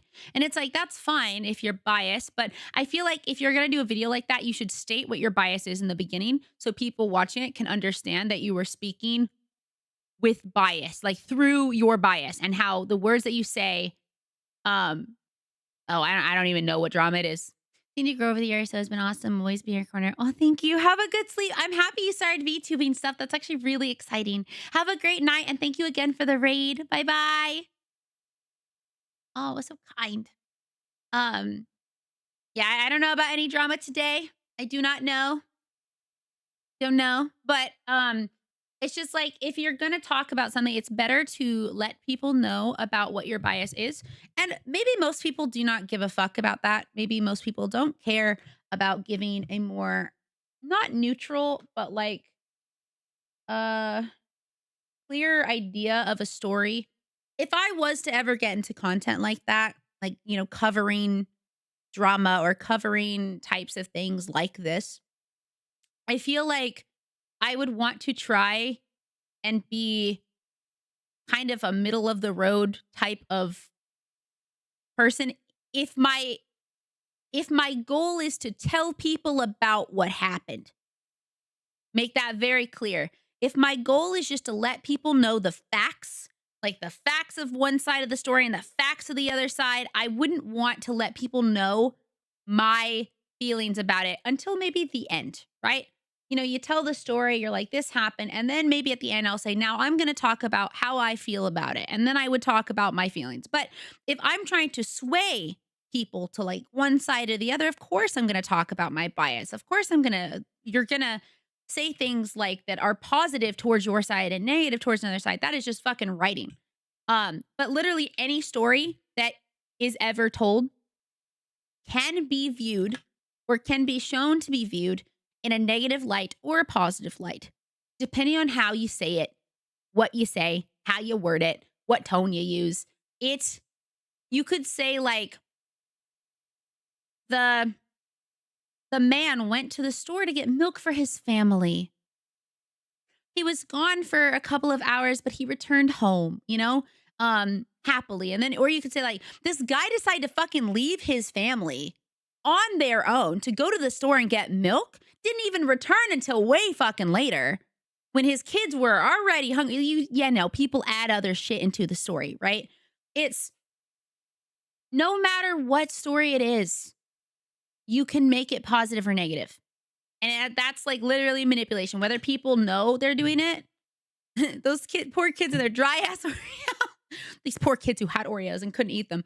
If you're going to be biased in your drama, call it why Jack is better than Bob instead of the true story behind Jack and Bob, not quickly emotional. I mean, I like to watch a show like Jerry Springer, but it's blatant bias shit posting and not take it serious. Exactly. Like, Jerry Springer is not meant to be serious. Or that it's supposed to be trashy. You watch Jerry Springer because of the drama, but it's also over the top. It is so over the top. And they're probably told to be over the top because that's funny to people. That's more engaging. But if you're trying to like make a YouTube video explaining, I'm sorry, we've only gotten like 50 minutes through this video and we've been streaming for way longer. And if you're going to make a video and you're like trying to be like a news channel, you need to be less biased, or at least not as biased in how you're writing it. That's just my feelings about it. That's my opinion. It is not set in stone that is what you do, but it's just, that's how I feel. He shows one of the most recognizable faces of anime and says people might not recognize him. He literally just said he shows one of the most recognizable people in anime. That means if you're not interested in anime, you dumb, that you might not know who that guy is. There are lots of people that don't like anime, that don't know about anime. There's lots of people that don't even know about VTubers. I had to explain what a VTuber was to one of the people I was staying with at Anime Expo, because she was like, "Oh, I actually just don't know about this. Can you like tell me more?" She loves anime, by the way. She is very big into anime, and she still didn't know what a VTuber was. Just because you know something does not, and it's pretty common, does not mean it is common knowledge to everyone. There's a saying. I don't know if I made it or if I heard it. I probably heard it somewhere, but it was like, common knowledge is not always as common as you think. Common knowledge is only as common as like the people you surround yourself with, right? So if you surround yourself with a bunch of anime fans that all love Ghibli movies, of course, everyone there, it's going to be common knowledge that you know probably who Miyazaki is. But if you don't, then no, you're not going to know. People might not know. There's also a decent amount of people who know his name, but not the face. Exactly. Also, he does anime movies, not shows. So if you only watch shows, you might not know who he is. I think that came from a Tumblr comment. Yeah, I have no idea. I just heard it once or whatever. And that is, if that's where it came from, awesome. I'm not trying to take credit for it. I heard that and I was like, yep, that's a true fact. I do have to let the ad break run because I can't snooze it anymore, but we'll wait until the ad break's over so nobody misses anything. Thank you for watching the ads. If you do not have a sub, we're just going to be chilling. Music on. But I don't know. It's very clear from his video. And I'm not trying to like put him down. He has feelings. He has emotions. And he has things that are upsetting to him, which I completely understand. What I don't like is how he is completely discrediting this other human being's everything just because he's upset about the video game. And I'm not saying that, oh, it's just a video game, don't be upset. No, it's just the amount of upset is what is confusing to me. I think it's totally fair to be upset. Totally. But it is the amount. The amount is the problem.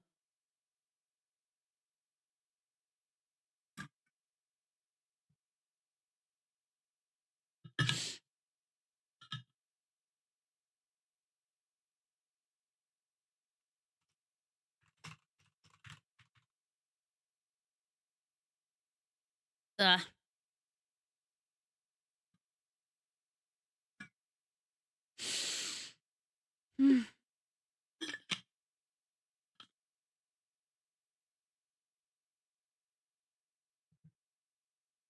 I don't even think I'm like very smart. I don't think I am super wise. I don't think I'm that special. But so I don't want anyone to think like, oh, Rainy thinks she's better than these people. Not at all. I don't think I'm better than anybody. But I do think, and I do know that my analytical skills and my reasoning is far better than some of these people in this video. Because it feels like in today's society, especially online, there is a lack of care for other human beings. There is a lack of empathy for how they're feeling, for what things they might be going through, for issues they might have, and a lack of compassion and patience when people are going through, when they're going through things. And it's clear, I feel, right? Because imagine Kritosis was asked to go to a convention and had to write a big panel and had to talk in front of like 100, maybe even 150 people that he didn't know. I don't think he would, if he had the experience, or if he had done that once, I don't know if he would be being so mean about it if he understood. But I don't think he does understand it, and that's where the issue is. There are more issues when people don't understand.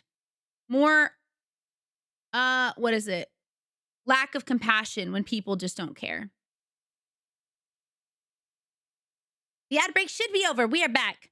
It might be because of my age, but I'm just like, buddy, is this worth all of this time and effort to crap on someone? I think to them, it feels like it's worth it, you know?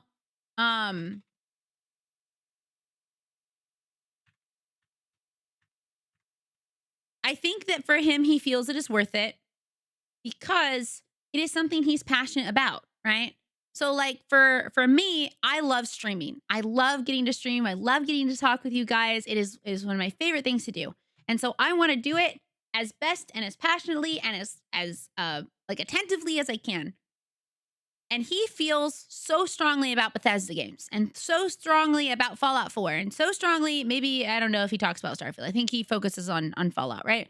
He cares so deeply about these games that he feels it is worth it. He feels he needs Emil, what he thinks is like his enemy, to be taken down. Which, you know, such is life, I guess. But I just, again, it does not make sense to me. But we should be back now. Let me go back a little. Personal attacks against Emil. Anyways, back to the stupid speech. You'll notice when watching this that he didn't actually say anything of substance. He shows one of the most recognizable faces of anime, and says people might not recognize him. I don't even need to comment on how fucking retreaded this is. That's right, it's difficult for me to play my own stuff. What a coincidence. I find it difficult to play your stuff too. Which, you know what's funny? He says that. He's like, it's so difficult to play your games. And then he's playing Fallout 4 in the fucking background. He clearly loves the games enough to spend hours still playing them. And yet he's complaining that they're unplayable. How does that make any sense? How can you say it's unplayable while you're playing the fucking game? I feel like a lot of people confuse the difference between fact and opinion. Someone could say something is light blue, and then the other person is like, it's cyan. And while neither of them is technically wrong, they will treat each other like garbage for being wrong. Yes, I believe this is his gameplay. I just feel like you shouldn't say the game is unplayable or that you can't play it if you are playing it. Like, I think it's fair to say the story is not fun. But again, he is not expressing. I think that's another issue. He's not expressing his issues very clearly, just like he is criticizing Emil for not like basically saying his stuff clearly. So it's bad on both accounts. Christ, you are fucking insufferable.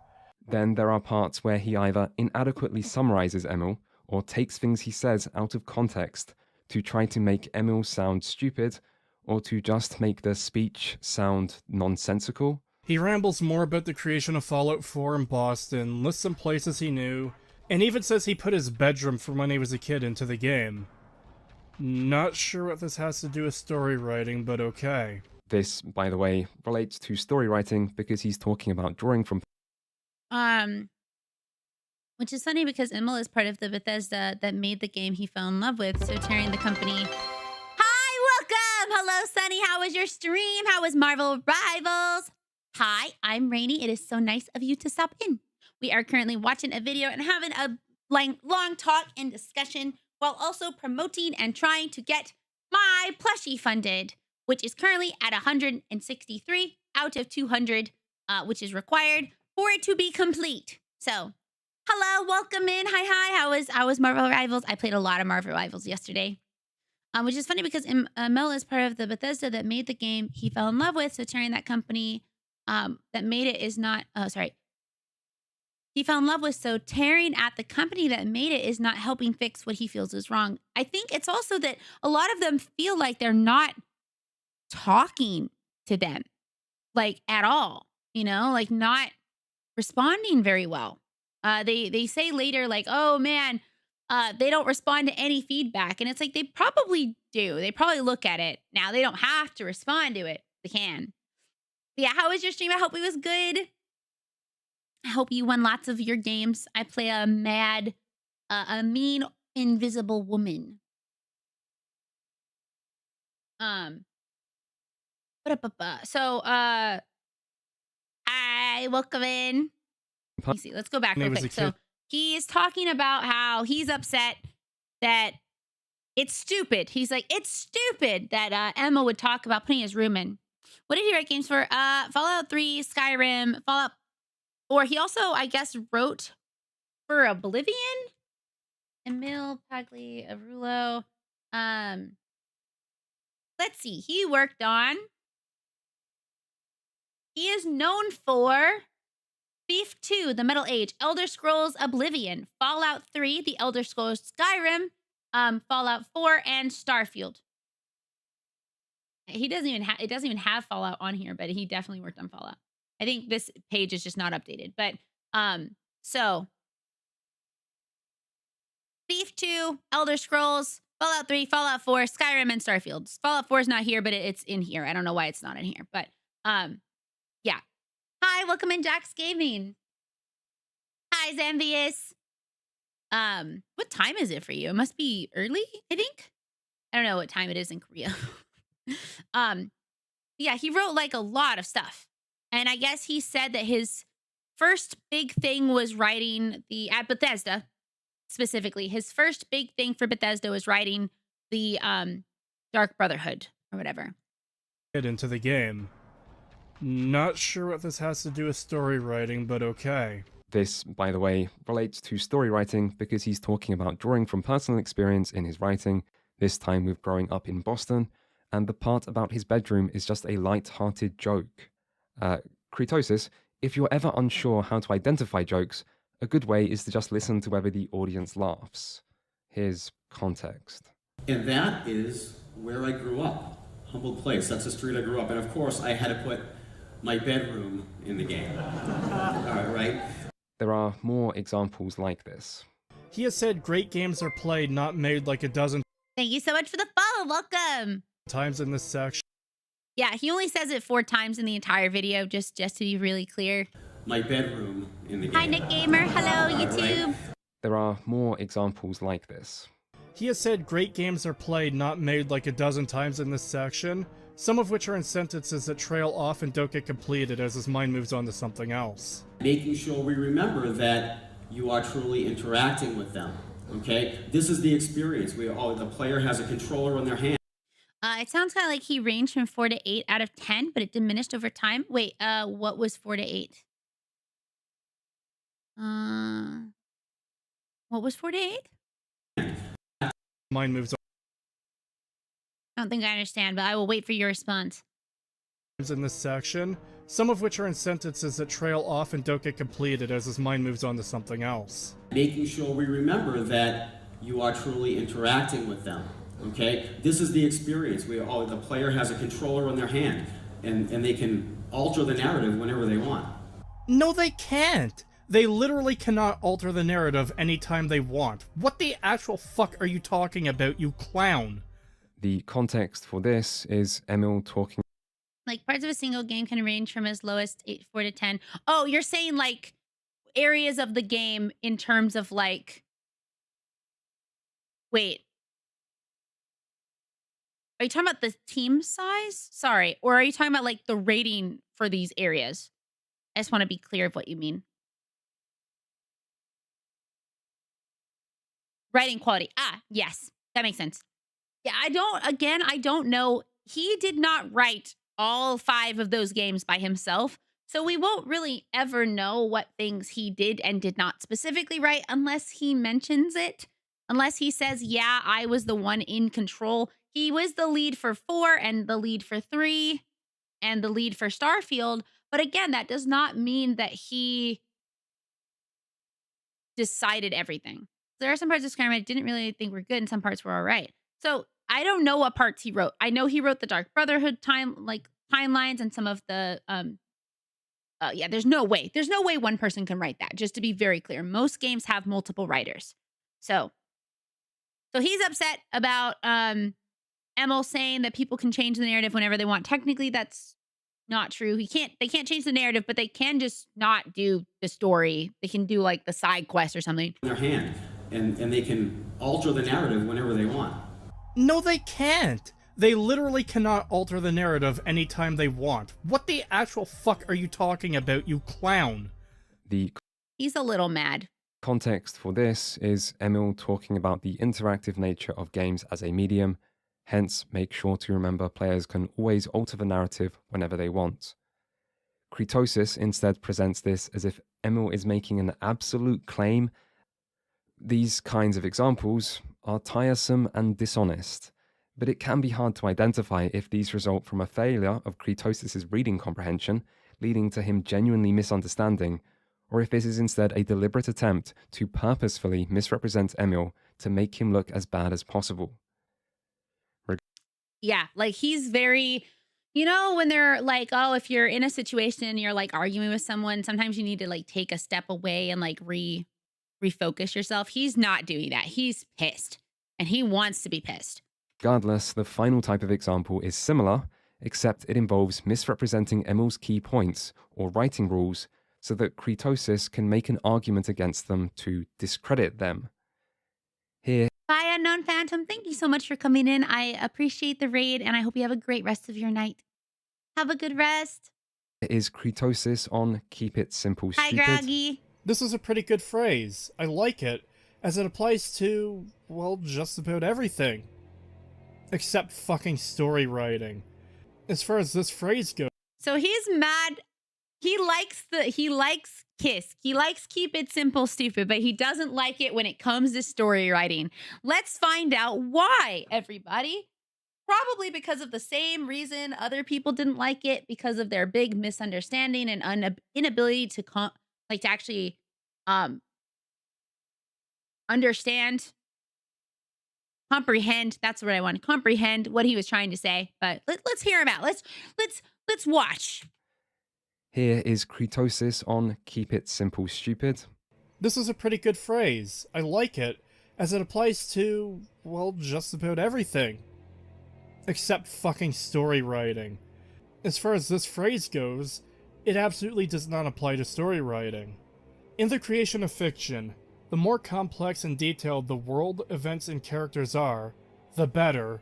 Remember, Emil said he uses this rule in relation to themes, and that he thinks having a single strong central theme is good.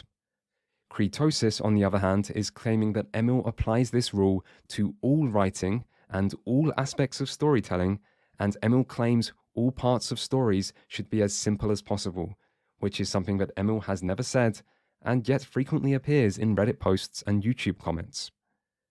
Kritosis then goes on to prove why this fake rule is bad, Good job, Crutosis. But the point I'm making is that not every story should be something simple, especially when you're dealing with a large open-world RPG with plenty of factions and decades of lore behind it.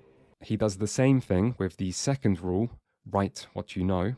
He concludes that write what you know simply means draw from your personal experience, and it takes a lot of inane rambling to get to this point. It took like 2 seconds to get to that point. This is also a point I very much disagree with. You can write good stories without direct first-hand knowledge or personal experience. You can be inspired by someone else's experience they're told to you, or that you hear of to write great things.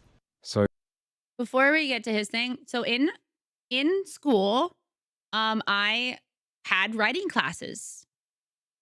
It's not a critique on a critique. It's more like this guy is critiquing this guy, but we are just watching it as a whole, as like a whole story for like this guy Emil who's being kind of torn apart for, again, things he has not actually done. Which is why it's called Lies Hate in the story of Emil, blah, blah, blah, blah. But, so,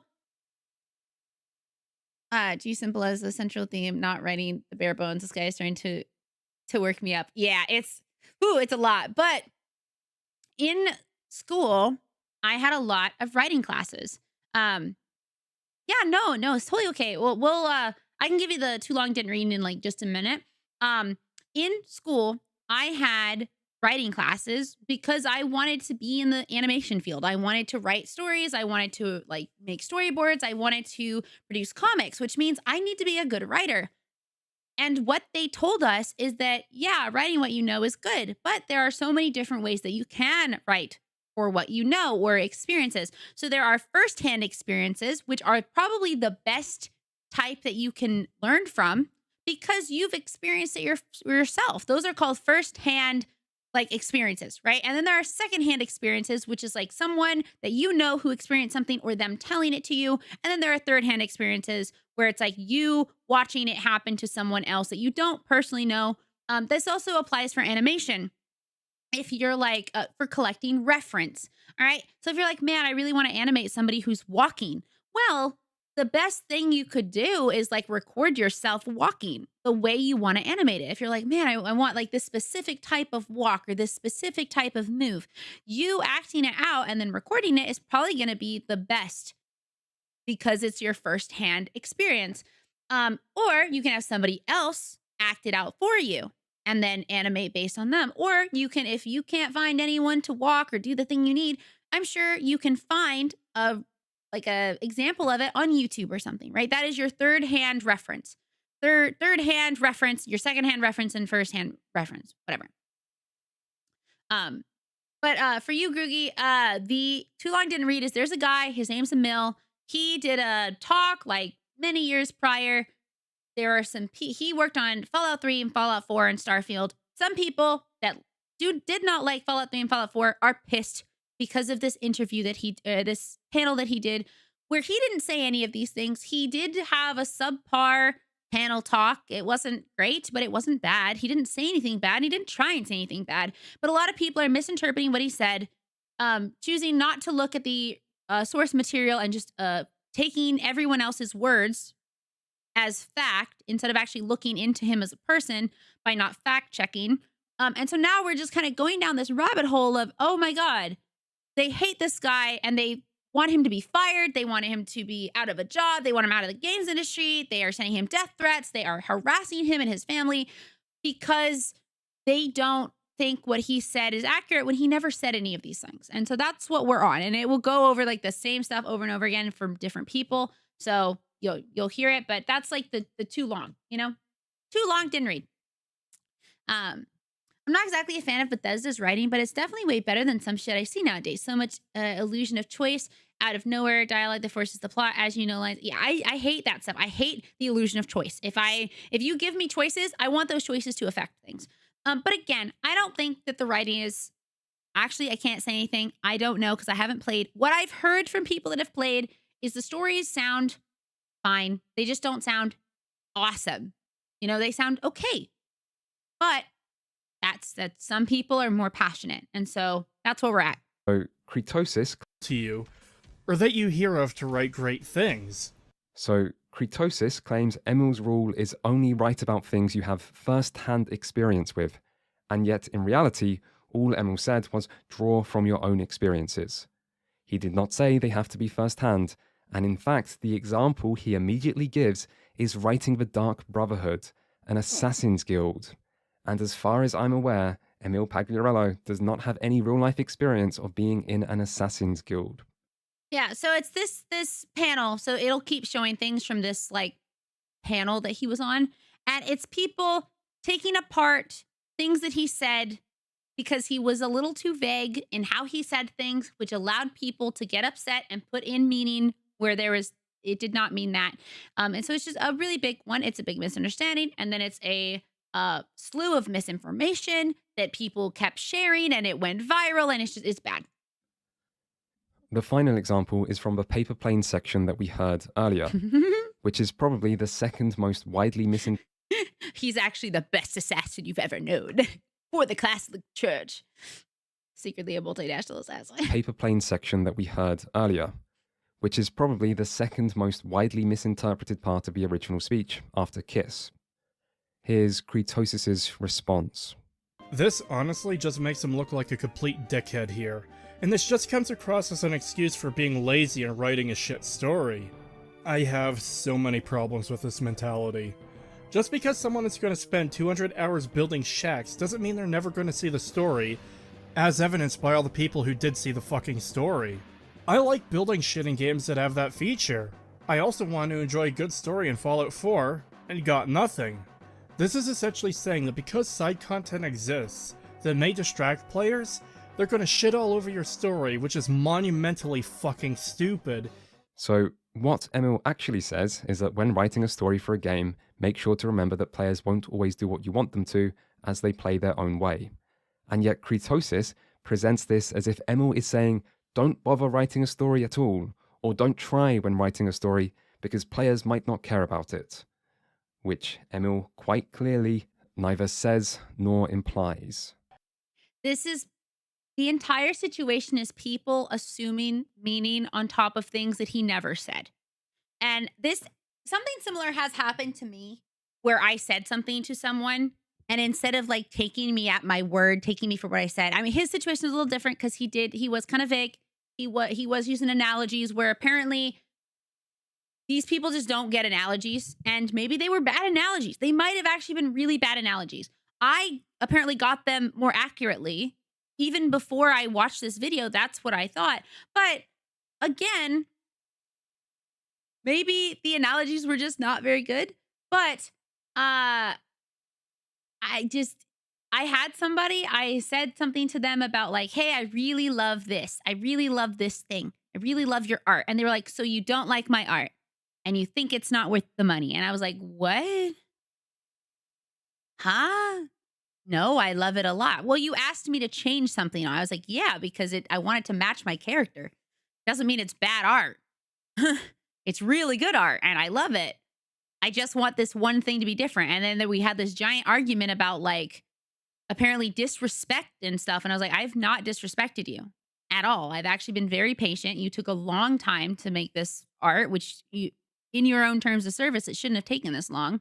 But I was very understanding and kind and, or tried to be kind. Maybe you didn't view it as kindness, but I tried to be like, a really easy person. All I wanted you to do is like add lipstick and add my fang, the fang that I have on my teeth, So like that was a difficult situation and it was figured out because of understanding. But if you are unable to actually talk to the person. Like these people do not know Emil. They cannot contact him. They cannot call him up and be like, yo, Emil, let's talk, right? Hey, I'm going to email you. Let's have a face-to-face. And I also don't think a lot of these people could talk in a normal manner, I guess, like a non-angry, passionate way. But yeah, that is. This comes across as someone with no understanding of how people play games, is just completely out of touch with gaming. Ouch. Maybe there will be some people who never touch the story, but to write it off as no one ever seeing your great American novel because they'll rip the pages out, make paper airplanes, and build shacks seems like the peak of ignorance. Peak of ignorance indeed. There are also a lot more personal attacks. No, it does not fucking sound great. Klingon promotion in the Brotherhood would be absolutely fucking nonsense. What are you talking about, you absolute fucking clown person? Well... Oh, what happened? Well, no fucking... I'm gonna be honest, I like the term clown person. I think that's funny. I think clown person is funny. That's the one thing Kratosis says. I'm like, okay, clown person's pretty funny. Peak of ignorance indeed. There are also a lot more personal attacks. No, it does not fucking sound great. Klingon promotion in the Brotherhood would be absolutely fucking nonsense. What are you talking about, you absolute fucking clown person? Well, no fucking shit, Sherlock. He then makes some nonsensical comparisons between games and movies. Killing this dumb bitch in Skyrim is not the Red Wedding.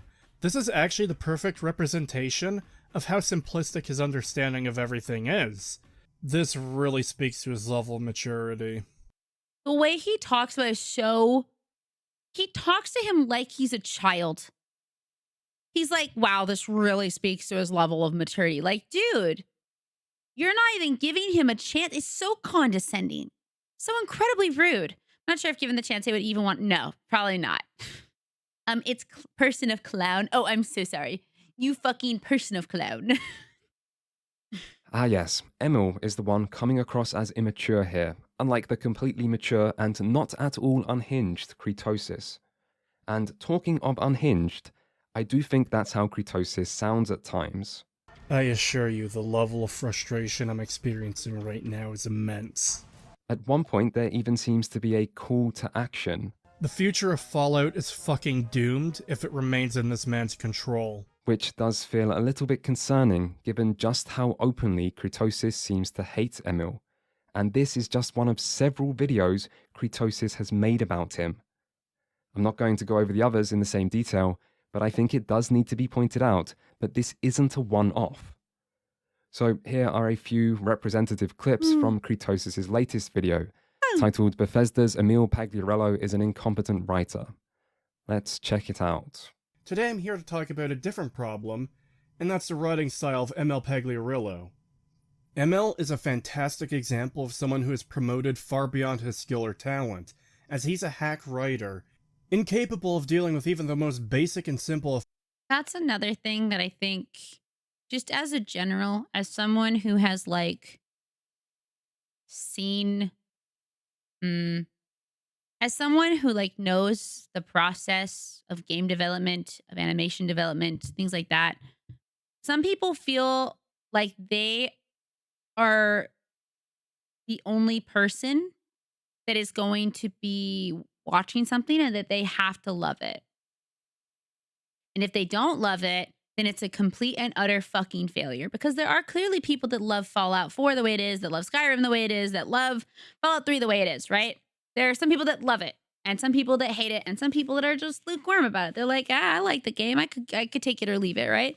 And so it's just, maybe this one wasn't for you. Sorry, it wasn't. Of plot lines. This man can't write for shit, and should not be in charge of writing jokes on bubblegum wrappers. They could also probably get a way worse writer. I wonder if they got like a really shit writer and they're like, wait, Emil, come back, please. Emil Pagliarello is absolutely an incompetent writer, and he should not be leading these projects. Even worse, this comes across entirely as though it's nothing more than a job to him, especially with Starfield.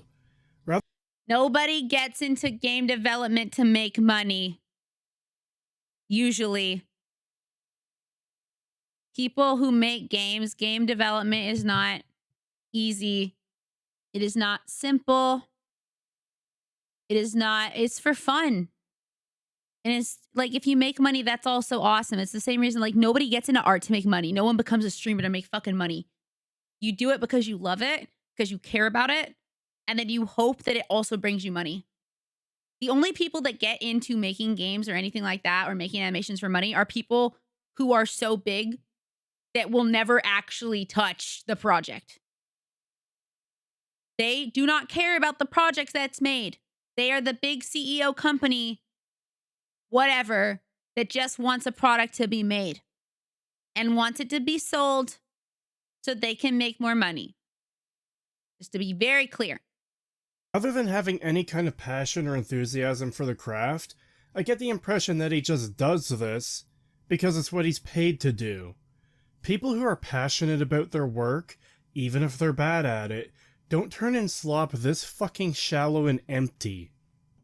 We'll do better with ML gone. If a chef burns every meal he makes, he should be fired. If a surgeon loses every patient he has, he should be fired. If every story a writer makes is dog shit, they should. This is another thing. He's talking about a job. He uses what? A doctor and a chef? A doctor and a chef, right? Obviously, if you burn your food, yeah. Okay, cool. If you're a doctor, yeah. Storytelling is subjective. Some people love certain stories. Some people hate certain stories. It does not mean the story is bad. It just means it's not for you. If every story a writer makes is dog shit, they should be fired. I do wonder, what about YouTubers who make low-quality videos that are full of misrepresentations, contradictions, and outright hate? What should happen to them? They should be fired. Yeah, well, unfortunately, it doesn't work that way. YouTubers are often allowed to say whatever they want, and usually they get away with it. Sorry, Sean was talking. This second video they want, and it doesn't want to them. They should be fired. But yeah, no, like sometimes you burn shit. It is just what it is, and it's fine. If you make mistakes, it's fine. If you have one failure, it's fine. But this is like Fallout 4 wasn't even a failure. Fallout 4, as far as I understand, did incredibly well. It didn't make all of the original fans happy, but it made a lot of people happy, and it got a lot of people into Fallout. What should happen to them? They should be fired. Yeah, well, unfortunately, it doesn't work that way. YouTubers are often allowed to say whatever they want, and usually they get away with it. This second video is arguably worse than the previous one, but it focuses more on events we haven't got to yet. Still, this second video is likely Kritos's most successful video of all time, receiving over 240k views in just 2 weeks, meaning a lot of people have tuned in to listen to his expert analysis on the mind and writing of Emil Pagliarulo. This also means Kritos is making decent money off of Emil's name. Thank you for watching. If you like this video, please subscribe. Yeah, to be honest, I wasn't a fan. To be honest, I wasn't a fan. I like this guy. I'm mostly focusing on 3 different Emil critics, and we've now covered 2 of them. Of the 3, Kritos is the worst. The final critic seems to have none of Kritos' genuine hatred for Emil. Meanwhile, a flying nun shouldn't even be considered in the same category as these other 2. They were just a disappointed fan who let their passion get the better of them a little bit when writing a Reddit post that unexpectedly blew up. I'm sure there was no real malicious intent behind it, which is not the case with Kritos. One thing I particularly dislike about these videos is that Kritos paints himself as the victim of the situation. And for years, if you had the audacity to say anything bad about these games, the amount of pushback and vitriol you got was insane. Yes, it's the internet and people will be shitheads about anything and everything, but many Bethesda fans go fucking rabid when you criticize their games. Well, I'm sure that must have been very hard for you to deal with. But you do say on multiple occasions how much you believe in criticism and how important and valuable you think it is. You even say as much in this video when complaining about Emil's apparent inability to take criticism. This kind of mentality is poison to creativity and self-improvement, because it promotes the idea that criticism in and of itself is bad. There are certain, this is where we kind of started. This is one of the things I wanted to mention, is that there is criticism and then there is hatred. And that is different. If you say to someone, wow, I think that the story could have been better. by adding this or taking away that or with these themes, blah, blah, blah. That's criticism. But if you are like, I think this is ass just because, that's not fucking criticism. You're not giving any actual criticism to me, to Emil. You're just saying that he's dog water at literally everything. It's the most wrong thing I've ever heard. No one hates Bethesda games like Bethesda fans. And so, in that case, I guess you should be open to criticism of yourself, which is what I will admit I am doing right now. So I'm sure you'll appreciate my input.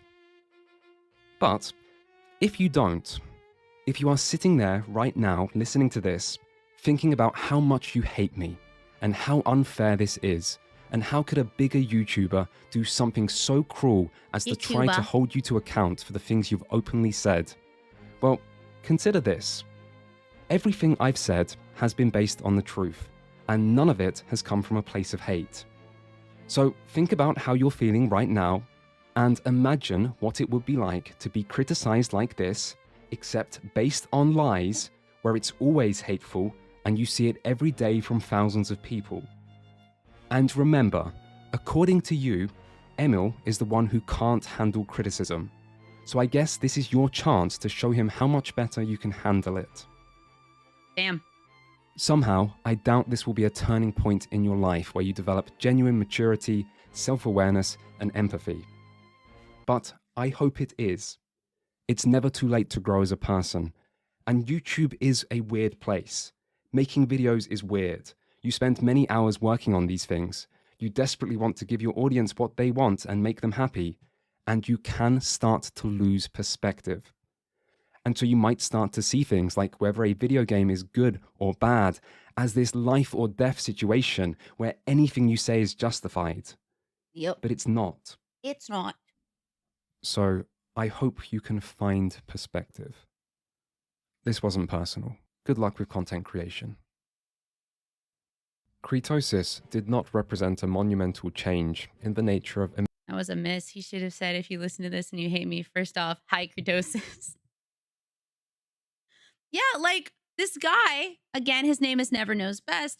He's not trying to make these people feel as shitty as they are trying to make Emil. He's just trying to be like, hey, have you thought that maybe the things that you're saying, the things that you're doing, the person that you're hurting, if you're gonna hate him because of the things he's actually done, not the things you think he's done, or the things or the lies you're trying to spread.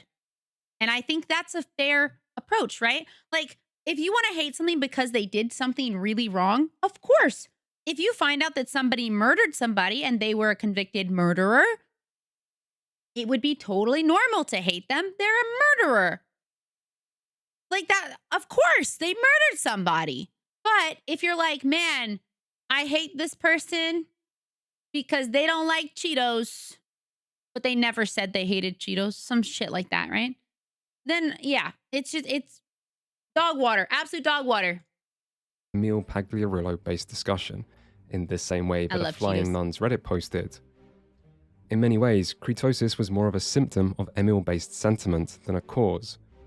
And I think it's only fair to point out that he was not the only Emil criticizer of this era. I'm not as big of a fan of the puffy ones. They're fine. They always taste a little more stale. Alice, hi! How was your stream? Welcome, everybody. My name is Rainy. I'm your local magical girl, and I hope you're having a really good day. We're talking a lot about, about so many things today. So many things. About mob mentality, hatred. Thank you, Lucia. Thank you, Nix. Thank you, Madam Lucario. Welcome in. Hi. I hope you had a great time. How was drawing? Good. I'm happy that you had such a good stream. Always happy you came in. Oh, also congrats on hitting 20,000 on Twitter. Congratulations. Comey, thank you for the follow. Welcome in. Thank you. I love this one. I love this one a lot. I'm really happy about it. By the way, I have to do this every time someone comes in. But bam, we are trying to get to 200 supporters for my plushie. Yeah, I was like, oh shit, I hate when people unfollow when you're like already excited. But congrats on hitting it twice. We are in the process of trying to fund my plushie. we have a petition. If we can hit 200, thank you so much. I'm trying really hard. We only need 37 more. We have 37 left until we hit the amount. And I mean, we have 2 days left, 2.5 days. So I'm like really hoping we can get there. I will be posting on Instagram. I will be posting literally everywhere to make this happen. But we're getting closer. So thank you so much. I'm really close. The only thing that sucks is if we do not hit 200, nobody gets their plushie and all the money gets refunded. But we're trying. We're getting close. So thank you to everyone who has helped. Thank you if you pledged. I really appreciate it. And I hope you want to stick around with us. I do a lot of stuff. I'm also an artist. I'm also a cosplayer. We talk about a lot of topics. Right now we're talking about like mob mentality, people's hatred on the internet, a spiral of crazy stuff that is going on. So I hope that you'll want to stick around with us. If you have to go, I completely understand. Atlas, you're lovely. If you have to go, I understand, and I'd love to chat some time. Now that I'm home, it's so much nicer. I can actually like hang out with people. Val the Villain, thank you for the follow. Welcome. Yeah, I play lots of games, indie games, massive games, whatever. We do a little bit of everything. The most important part is that we hang out together and we create good memories. That's kind of the focus of the channel. So crazy. Thank you so much for the follow. I gotta do some post-stream care. Please go do that. I enjoy you so much. Mwah. Bye, bye, bye. And if you guys are from my stream and did not come with Atlas, please check out her stream. She has the cutest. She actually is the reason I have those little emotes in my Discord, because she commissioned the artist. She has this cute paper VTuber. It's adorable. Love it so much. Honestly, peak character design. Peak. So not the game, just the word. Yeah, so he's basically saying here, Kratosis didn't start this, but he definitely didn't make it end either. He's like helping to perpetuate it. He's spreading the fire.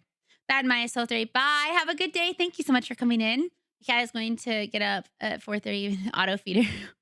Okay. Good night, Wambat. Thank you for coming in and hanging out with us. I really appreciate the chatting. This was nice. In fact, in a recent video titled Failure of Emil Pagliarillo, Starfield and Bethesda, long-running Bethesda-focused YouTuber Zarek Zacharon can be seen boasting about how he was critical of Emil before it was cool. And I'm kind of tired of bringing up Emil Pagliarillo at this point, although that's the point of the video, so we're going to be talking about him later. I just know that the internet is now, for the first time as a collective, waking up to the fact that he is bad at his job. The internet's just waking up to this fact, but for me it's old hat. It was until Emil himself went on camera for the story conference, and that talk was uploaded 7 years ago. I almost immediately clipped the section where he discussed Kiss, Keep It Simple Stupid, and used as an Elgato Stream Deck button I could hit during live streams. Anytime the lackluster storytelling came up, I could just hit the button of Emil Pagliarillo revealing how much disdain he had for good storytelling in video games. My point here is that while most people are just now, this year, processing Emil Pagliarillo bad, I did that 7 years ago. I'm over it. Yes, we have now got to the point where there are Emil-hating hipsters who feel the need. That's crazy. Imagine there's a hipster that's like, I hated them before it was cool to hate them. Like, that's crazy. Need to let people know that they had the correct opinion before everyone else. For what it's worth, the impression I have of Zarek is generally quite positive. He is not someone who is just jumping on the Bethesda bad or Emil bad bandwagon for easy money, and I even think he can provide interesting and original observations about Bethesda's games. In fact, I would even say that this video is a good example, despite how much I disagree with certain parts of it. That said, I do still think this video deserves to be mentioned. To me, one of the most telling things Zarek says is actually towards the end. People want me to make a huge video hating on him and deconstructing the bad decisions he's made. But again, I've had 7 years to process that he's a bad writer. So Zarek says people want him to make a huge video hating on Emil, which I expect is true, and YouTubers do tend to have a good idea of what their audience want from them. And yet it sounds a bit like Zarek's heart isn't quite in it, which is interesting. Other parts of his video do warrant criticism, however. And now there's a volume of unprecedented discontent being directed at Emil Pagliarillo. Oh, great. So Zarek realizes things might have went a little bit too far. Right. That's which, funny. considering he is the lead responsible for the game, is fair. Companies are not monoliths. See, this is fucked. This is fucked right here. Okay, here, I got distracted, but he's saying people, the attacking of people is not On okay. criticism, however. And now there's a volume of unprecedented discontent being directed at Emil Pagliarulo. Oh, great. So Zarek realizes So he's like, oh man, maybe he'll be like, oh, yeah, we shouldn't do that. things might have went a little bit too far. Right. Which, considering he is the lead responsible for the game, is fair. No! Death threats is not fair. Harassment of himself and his family is not fair. That's not fair. Companies are not monoliths. Games are not created by faceless corporations. They have actual human creators. I love that he's like, they have actual human creators, but it's totally okay to just treat them like utter garbage.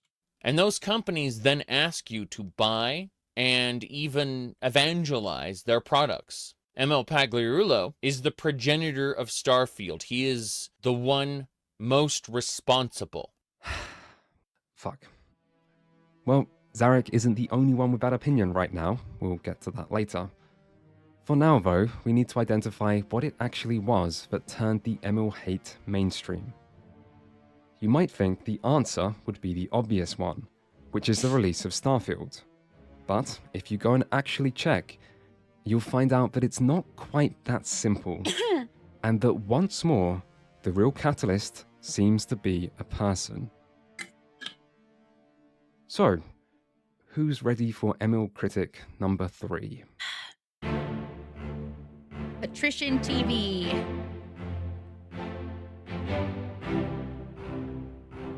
Starfield's reception was rocky, but this was hardly Bethesda's first rodeo. They had overcome fairly significant fan discontent with Fallout 4, and survived one of the most heavily criticized and controversial game launches in history with Fallout 76. But Starfield was their first new single-player game in a while, and fan expectations were high. Oh, and in case you still can't tell by this point, Bethesda fans and the community that surrounds them are quite a passionate bunch. Very passionate. Following Starfield's release, many fans were left disappointed. But there was a man that disappointment could be directed towards. And it wasn't Emil Pagliarulo. No, Emil is not the best known or most important developer at Bethesda Game Studios. That would be one Todd Howard. Todd Howard! A man who needs no introduction. Unless you don't follow the game industry very closely, in which case Todd is the executive producer at Bethesda and was the director for the majority of their best-known games. He is also a man that features in many, many memes, and there's even an argument that could be made that he is the single most recognizable game developer in history. If you ever want your favorite streamer, your favorite person, your favorite character to like become more popular, create memes about them. I'm not even joking. Create memes about things they say, create memes about things they do. Obviously, you don't really like mean to them, but because if you like them, you wouldn't want that. But like, if you make memes about them and about the things they do and say in a funny way or lighthearted way, it is going to go way better. It's going to go off way more than if you don't, because memes are now a way that people feel closer together. Like, I don't know how to explain that. Like the way of making memes, like Barbenheimer, right? Barbie and Oppenheimer, whatever the name was, were, you know, they were gonna probably do pretty well. Like, I mean, Barbie was excited. Most girlies I know were excited for Barbie, all right? But because they were on the same day, people started memeing about it. And then it became so powerful, right? Kurone with her, like, have confidence, no confidence, right? Like, that became really popular. It got clipped and it got used and it got, like, drawn. Power of memes is incredible. It is incredible. It is crazy. And that's why, like, this guy, he has so many memes about him. And this will come up in a minute because he's, like, one of the most highly searched game developers ever. Like, and I'm talking about, like, when there are bigger people, like there are also huge people, but he's just memed on the most. And so he is everywhere, right? The VTubers that get memed on the most are usually the ones that you see more often than not. So, you know, Marie Kondo's Does It Spark Joy? Yep. Everything that becomes a meme, usually if it gets brought up by enough people, goes kind of viral. So, I mean, for meme me, and maybe I can be more bigger, you know? But actually, honestly, Katie has been great. Katie has been helping with all of those memes, and Safe also helped with the newer one today. Hi, Nem, how are you? How was your stream? How was art? Welcome, Raiders. My name is Rainy. I'm your local magical gal. It is so nice of you to stop in. We are watching some videos. I hope you'll want to stick around with us. You might be a little confused because we are deep into this. Conversation about. Oh God, I don't even know what to say. We're deep in our conversation about like internet issues, I guess. But it was nice and cool. We started, we drew things. Good. I'm so happy to hear that. If you're new, we are trying to get to 200 pledges. It is $2. But if you don't want to pledge, that's also okay. I shield this every time because we only have 2.5 days to get to 200, and we are currently at 163. We are so close. It feels like so close. I'm trying not to get too excited just in case. Also, if you guys do not know Nem, they're awesome. Please check them out. Their models are cute. Their designs are cute. And their art's very good. So highly recommend checking them out. They're really kind. So yeah, we can make that plush real. We need 200. If we don't get 200, well, it won't get made. And this might be our only chance. So I've been trying to do the best that I can. And through a lot of people's help, we've gotten as far as we have. So we're trying. Yeah, sorry. If you're new and you're going to stick around with us, we'd love to have you. If you got to go, that's totally okay. But we are talking about this guy who basically is hated for doing things he never did and lies. Not this guy, not Todd Howard, a different guy. But we're part mods, part meme makers, and part clip editors. And all you guys help me so much. It's so many ways. So thank you so much, Katie. For example, there are more indexed search results on Google for Todd Howard than there are for Hideo Kojima, Shigeru Miyamoto, John Carmack, and Gabe Newell combined. This is probably because of meme magic, but Todd has been around doing interviews and acting as the face of Bethesda for over 20 years. This is the person it makes the most sense to blame for. He looks really young. How old is Todd Howard?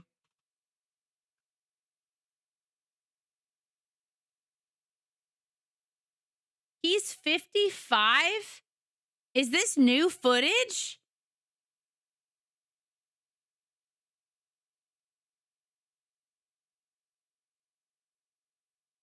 Wow, his wife is younger. By a lot. 5 foot? What? Yeah, I don't know. He's 50. He was born in 1970. Holy shit. Todd Howard, 2025. Is this what he looks like now? Oh, okay. He looks a lot older now. That looks more right. That looks more like a 50-year-old, but he still looks pretty good for being 50. Yeah. Wow. Okay. Cool. Any disappointment over Starfield. And this is the person people did originally blame, quite a bit, and yet never with the same intense hatred that would soon be directed at Emil. So, what changed? Well, if we go to Emil's Twitter, we can... For over 2 decades. He's been there for 20 years. 20 years. That's actually crazy, right? 20 years. Look at the responses to his tweet soon be directed at Emil. So, what changed? Well, if we go to Emil's Twitter, we can look at the responses to his tweets and see that they all seem to be positive for months, until December the 9th, where Emil suddenly starts to receive a lot of criticism.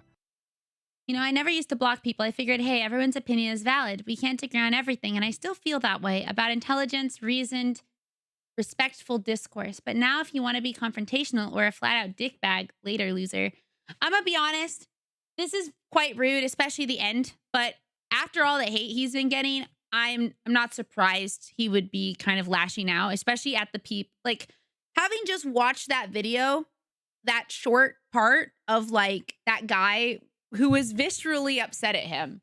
So angry, right?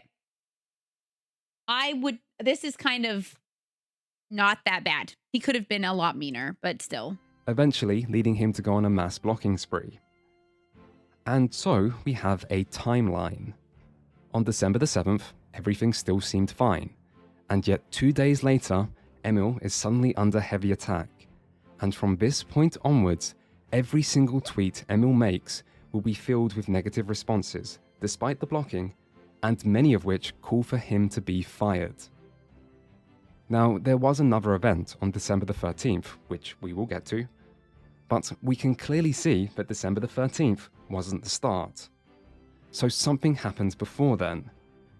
Like, maybe an 8-hour-long YouTube video that has almost 1 million views in less than a month and talks about an 8-hour YouTube video. Not this, by the way. This is a different thing. An 8-hour YouTube video that somebody made on Emil.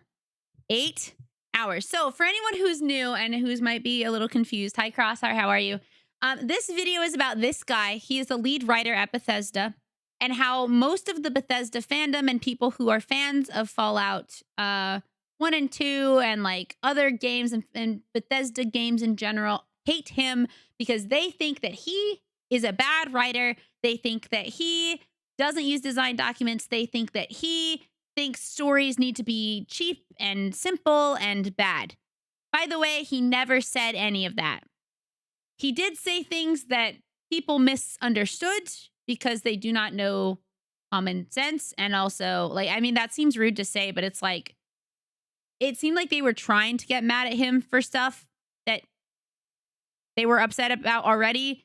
Unfortunately, the ad break has to run, so I will let the ad break run in just a minute. But and we'll just wait. We won't keep going. We'll wait until the ad break's done. But they all hate him. And it's like this on and off again thing where people are like, no, he should be fired. Imagine that you love what you do and you went to a conference and you talked about your process and people didn't like your process. So they decided you should be fired, even though you didn't say anything bad about your game, about your company, about anything. And you said, and you were giving feedback and advice to writers and new game devs that wanted to get into the industry. And yet people wanted you fired because they said you solely ruined their entire game. When games are hundreds of, if not thousands of workers big, like large, you know? Only multi-hour videos I watch on TV or shows and media I've never interacted with. Yeah. Also welcome in Radless. So I'll let the thing run, but it's insane. It's a crazy story. It's a crazy story.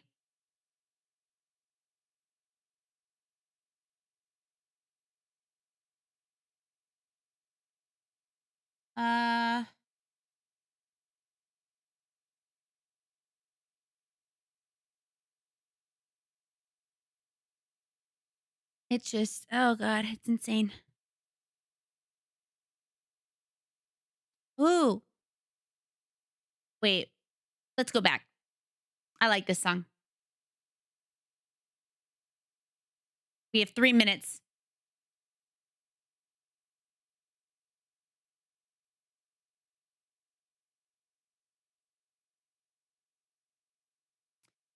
I've played a lot of Bethesda games and have some thoughts on them, but I've never heard of this man till now. Yeah, apparently lots of people hate this guy.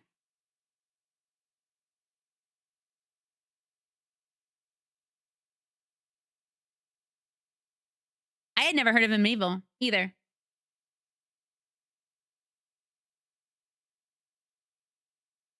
Me too.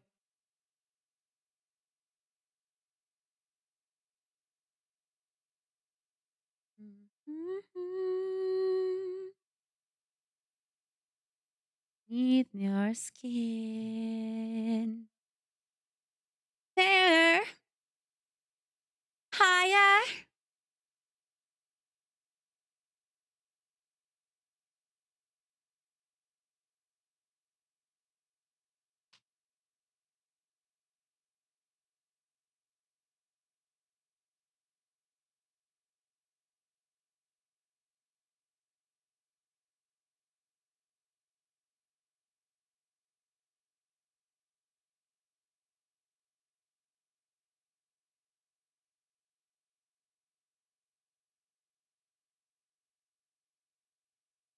I love Golden too.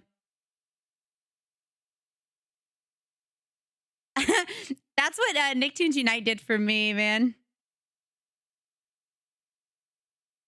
I need more. It's just so good.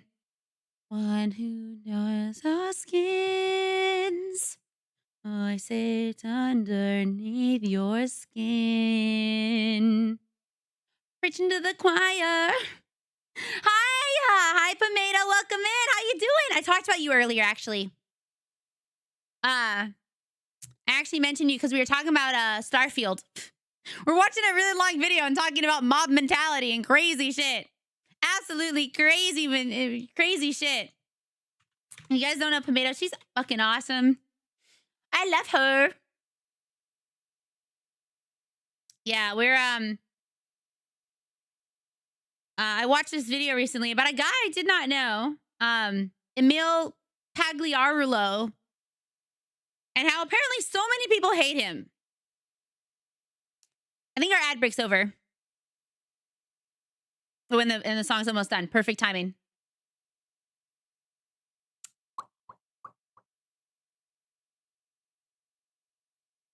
And I just don't think people should be hating on him as much as they are. Like, it's totally okay to dislike somebody, but it's just, I keep using the word visceral, but it's like visceral hatred. It's so bad. When this guy, I do not think deserves this amount of hatred. I think that yeah, Pomado's awesome. We got to hang out a lot. We got to hang out a lot at Off Guy. It was nice. It was nice to sit and chat. But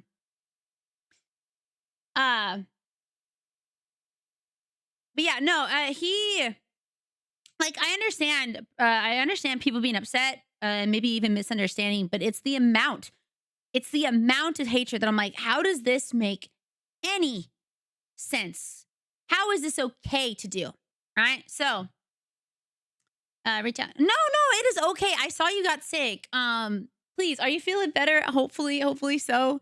If you guys don't know Pomado, please check her out. She's awesome. She's a cat girl, spacey cat girl, who actually worked with Bethesda, was sponsored by Bethesda. So honestly, probably Pomado is probably a what is the right word? An expert in Bethesda more than that guy Kretoshin or whatever.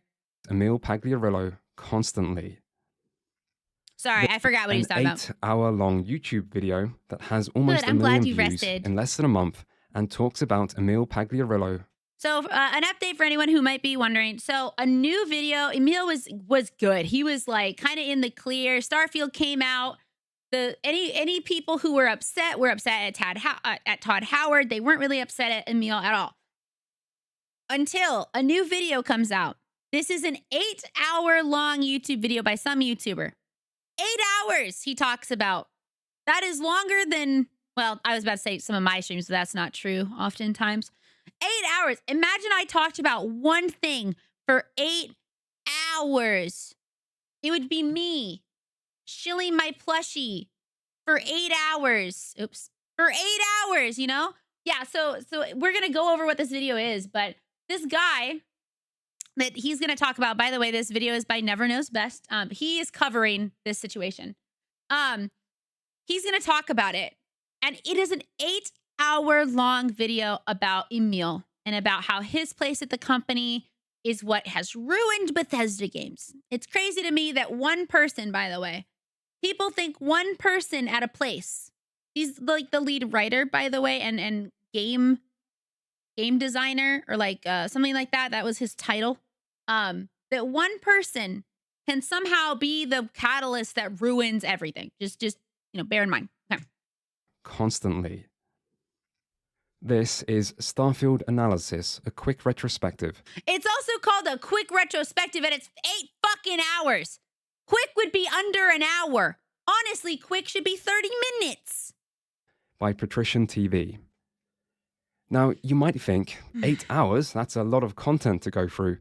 But don't worry, there's really only one single part of it which matters. You could even call it a magic phrase. Magic but phrase. Why don't we let Patrician speak for himself? Diving into Starfield as a game requires 3 key words that are going to tie this entire analysis together. It's like a magic phrase that really explains everything wrong with this game. No design document. So, this entire 8-hour analysis is tied together through these 3 words. And according to Patrician TV, these 3 words explain everything wrong with this game. Everything. Every single thing wrong with Starfield, according to Patrician TV, in his own words, is explained by this. Now, this is a truly shocking revelation. This is actually crazy, by the way, because if you were here at the beginning, you would have known I talked about design documents as someone whose husband and best friend's husband and a lot of my other friends all work in the games industry. And I get to see a lot of their process firsthand on games that are not even out yet. This is never the case. If a game has none of these, you would not have gotten what Starfield was. You would have gotten a fucking mess. The idea that any major game studio doesn't use any design documentation is almost unimaginable. They are such an integral part of game development, and the idea that a game the size of Starfield could even be made without any documentation is almost possible. Unbelievable. But surely Patrician TV wouldn't just make something like this up, right? I mean, that would be a pretty bold lie to make, particularly when he says this is a magic... Wait, real quick, are all of his a quick retrospective, 12 hours, 8 hours, 9 hours, 11 hours. Like, this one here, 11 hours, 8 hours. Bro, he does not know what quick is. I don't think Patrician VT or TV, whoever he is, knows what the word quick means. Because he says a quick retrospective and then it says a 20-hour analysis. I mean, that would be a pretty bold lie to make, particularly when he says this is a magic phrase that ties the entire analysis together and explains everything wrong with this game. Magic indeed. But the thing about magic is that it isn't real. Although sleight of hand is. Anyway, we're getting ahead of ourselves. But what is a design document? I'm sure some people are probably wondering. Well, really, it's a general catch-all term for any kind of document used during development. However, in the past, it was common practice to have one large central document to keep track of all of the most important information, which was called a GDD, a game design document. One really famous example of this that you can still check out online is the Doom Bible, the GDD from the 1993 game Doom. And so, using a single GDD was an industry standard in the 80s and 90s. Yeah. Patrician TV, who based on... Like, yeah, you don't. That's the thing. If you know how to actually, what is the right word that I want to use here? Edit yourself. You don't need 8 hours. You don't. Maybe if you really want to talk about the nitty gritty of something, maybe an hour, maybe even an hour and a half. If it's a really big game and you want to get into the details of the story and like, you know, other stuff like that. Hi, Night Angel, welcome in. Hello, how are you doing today? You do not need 8 hours, but it's funny because he's going to show you, Never Knows Best is going to show you bits of this video and you'll see what the 8 hours was saying. It's, yeah, like you don't need that long. The only time, again, I think the only reason you'd need more than an hour or even an hour is if you really in-depth wanted to talk about like something so nitty gritty, like you're talking about the art and you're talking about the story and you're talking about like everything in, you know, like really in detail. But I know actually this is why I mentioned you because I was talking about Starfield. I was like, one of the other videos was mentioning how like Starfield was awful and no one liked it. And I was like, that's not true. My girl Pomato loves that game. She still plays that game. Like, what do you mean no one liked it? There are tons of people that liked it. Okay, bye, Raven. Thank you for coming in. I hope you get some great rest and have a great day tomorrow. Happy soon-to-be Friday. What he says in this video does not have any actual knowledge or understanding of game development. Seems to believe using a single GDD is still standard. I feel like my hands would fall off if I had to write an 8-hour script. I don't think he had a script. Let me just be honest. I think he had loose things, and they kept saying the same thing over and over again. But you'll see it. You'll see it. How do you write that long? The only video I've watched that was 10 hours was I think he needed it because it was explaining from start to finish a full story in a 10 years long game. Yeah, that would make sense. Like an hour per thing if you had lots. Hi, it's nice. Hi. Hello, Boofty Boop. How are you doing? I still need to get an SD extractor for my 3DS. An SD extractor. Oh, yeah, that's right. Hi. Yeah, it was nice. Thanks for taking a photo with me. Thanks for coming to my meet and greet. Even though you did not know me. It was nice meeting you. The practice department seems to believe using a single GDD is still standard practice, but it's not. For evidence, here is GameDeveloper.com's guide on how to write a game design document, which begins by saying, some clarification before diving in. Number 1, in bold, using a GDD is a thing of the past. Yes. One singular game design document. You don't write out everything and then make the game. Now you make the game and document as the game is being made. That is the clear difference. All right. Before they would write out everything and then make the game. And now they, they start making stuff and like they have ideas and they like make it and they put it. They're like, oh yeah, this is like a core mechanic thing that we want now. Blah, blah, blah, blah. Right. Now, a more traditional GDD might still be used in pre-production as a sort of initial plan, but during development, most big studios will use some kind of wiki system instead, like Confluence. Confluence, which I mentioned. The most common term for these wikis is because Obsidian uses Confluence. Usually game developer wikis, but they're sometimes referred to as game studio wikis, internal wikis, dev wikis, or just the name of the actual software. Hi, welcome in, Cags. Only really love long format essays are stuff for like Carly. That one is like 5 hours long and watched in chunks. Yeah. Hey, Snowfall. The advantages of a wiki should be pretty obvious. Once upon a time, games only had 10 or 20 people working on them, and development would take less than a year, so one document could do the job. But times change, and now big games have hundreds. Look at that. Over 2,000 people worked on The Last of Us 2. Game companies for AAA games are fucking ginormous. You cannot have one book, bam, bam, that has all your shit in it. You gotta have a website so everyone can find it. If not thousands of developers making a game over the course of many years, meaning a specialist wiki is a lot more practical than having one single big GDD. But again, Patrician TV doesn't seem to know any of this. And yet, that sure won't stop him from making a lot of assumptions about the lack of a GDD at Bethesda. We'll get to those assumptions soon. But first, we should probably try to work out where Patrician TV's claim even came from. I mean, he clearly doesn't know much about game dev, but that's certainly not a crime. He is just a YouTuber after all. Luckily, Patrician provides his source a few minutes later. Let's let him explain it. To be fair, I had to open a book to look for my horses and Uma Musume have a freaking time.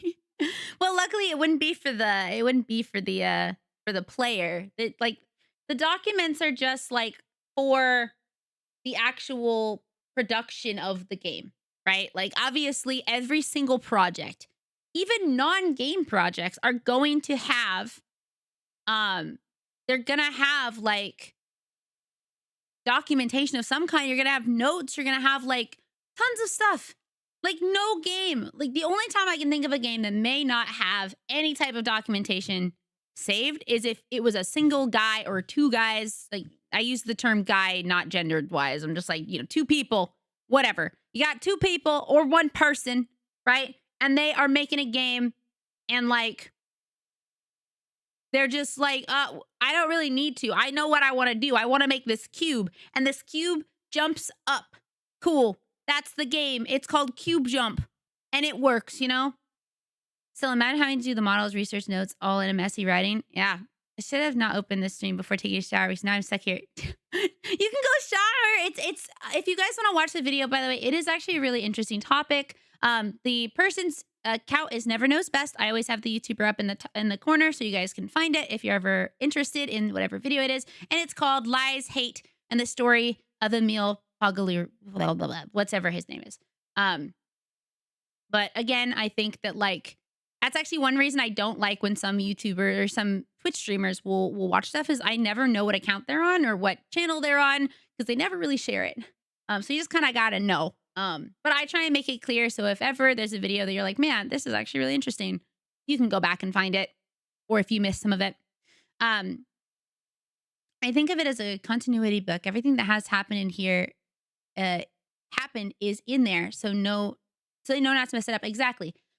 And also in your code, in your actual code, a lot of code has notes written in it, which is a form of documentation. You know, it's not as extensive, but it's in the code. Like no matter what, every project has documentation.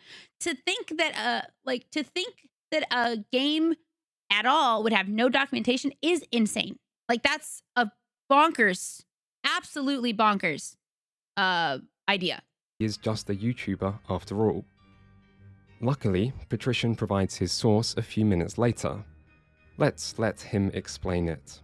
To be fair, design and writing director Emil Pagliarulo stated that there is a design document, but that it is very short, and he believes the game itself is the real design document.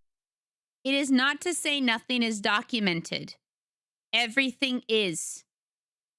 It is not to say nothing is documented. Everything is. Everything is documented. He doesn't have to put the word documented for people to understand this sentence, right? So he just said that there is a design document. He also just said in his own words, there is a design document, but that it's different. And then he goes to say for 8 hours that there's no design document. Hey, it's cute. That's sweet. Like, let's do this to be one more fair, time. design and writing director Emil Pagliarulo stated that there is a design document. There is a design document. But that it is very short, and he believes the game itself is the real design document. He never said it was short. Imagine being a designer and being told That's my friend! Look, hold on. the game itself is the real design document. Imagine being a That's my friend! That's my friend from college! His name is Anthony Souls. It's actually crazy because when I was watching this video, I was like, oh my God, that's my friend. I don't know if he still works at Bethesda, but he did for many years. Like, that's him. He has a cute baby and a cute wife and a cute family. He's a good guy. He's really, really nice. He was on my senior game team. a designer and being told to go play the game instead of reading a few pages to answer your questions. This is woefully ineffective. Wait, I'm sorry, go back. Is the real design document. Imagine being a designer and being told to go play the game instead of reading a few pages to answer your questions. This is woefully ineffective and can be chaotic on a development process. Design documents are only as good as, you know, your follow through when you actually start putting stuff in game, like 100%. This is not the first time Pagliarulo has discussed his aversion to design documents. In the development of the studio, we don't have a lot of extensive design documentation. We found that probably after we hit... This is the most taken out of... I mean, I can't say it's even taken out of context. This is the context. He just didn't explain himself well. I did not go to school with Todd Howard. Oh my God, that would make me like incredibly old. I mean, I'm 13 billion, but you know, that would make me like extra old because he was born in the 90s. Or sorry, in the 70s. He was born in the 70s. I think I looked it up. 1970. So he's 55 now. Fallout 3, the design docs that we had became outdated very quickly because we knew we needed to get stuff in the game and play it and then change it. We needed to iterate on it. Yeah. So we would have these extensive 50-page design documents that were completely outdated. And the time it took to maintain those just wasn't worth it. No. He was born in the 70s. He was born in 1970. Okay, so in fact, there are 3 sources provided. Well then, let's go through them one by one before trying to find the real... D-Bunny Quinn, thank you for the follow. Also, thank you for your first time chat, and I hope you're having a great day. Classic, what is your source? If you read between the lines, it's obvious. I don't know, That makes sense, but I'll let him say it. I have so much I love to say, and I talk so much. This is also why I love to pause things. I'm a big pauser because I don't like talking over other people, and I don't like talking over videos. I think it's actually really annoying when people do that, and I think that it does cause the streams and the like analysis to be longer than it probably has to be. But I just don't like talking over what they're saying because as a watcher, I don't like missing what they're saying. You know. Thank you for the water soda. Source. So, the first is a written quote from an audio interview conducted by Polygon. The question is, how did you keep yourself from going down I love our combos. That's why I'm okay with pausing. rabbit holes as you built out the story and characters and things that were most important? Emil talks a bit about pre-production and then implementing initial ideas before saying they made a detailed timeline of events of the universe before we get to the part Patrician shows, which reads, "It's not to say nothing is documented, everything is." So the main source Patrician TV will go on to use for the claim that nothing is documented at Bethesda starts by saying that Look at how many times he says no design document. everything is documented. And this is his best piece of evidence. His best piece of evidence is a piece of evidence that says everything is documented. Dude, everything is documented. And then he goes on for 8 hours to talk about how there's no documentation. Clearly you don't know how to use references. I feel bad. I feel bad for Emil, or Emil. I'm not really sure how to say his name properly because so many people say it differently, but because he's had to go through so much shit because people would rather say whatever they want than actually look at the evidence and go, wow, I think I might have been wrong. Oh, I feel bad that I was wrong, obviously, but I should be a little bit more understanding because I was, incorrect about what I assumed. But I think I should become a commentator YouTuber actually and just lie. No, do not lie. We don't like liars. There's enough of those. There are enough liars out in the YouTube and internet space. Please, no. At Bethesda starts by saying that everything is documented. And this is his best piece of evidence. Now, the funny thing is, in context, this is not proof that everything is documented, because this is not a question about everything or about design documents. I'd rather have less money and less views and be honest than lie and have more views and more money. It would be easier. If I didn't care as much about other people, I feel like my life would be a lot easier if I just cared less about my fellow humans, about my fellow species, but I care too much. So this is the road I walk. Documentation.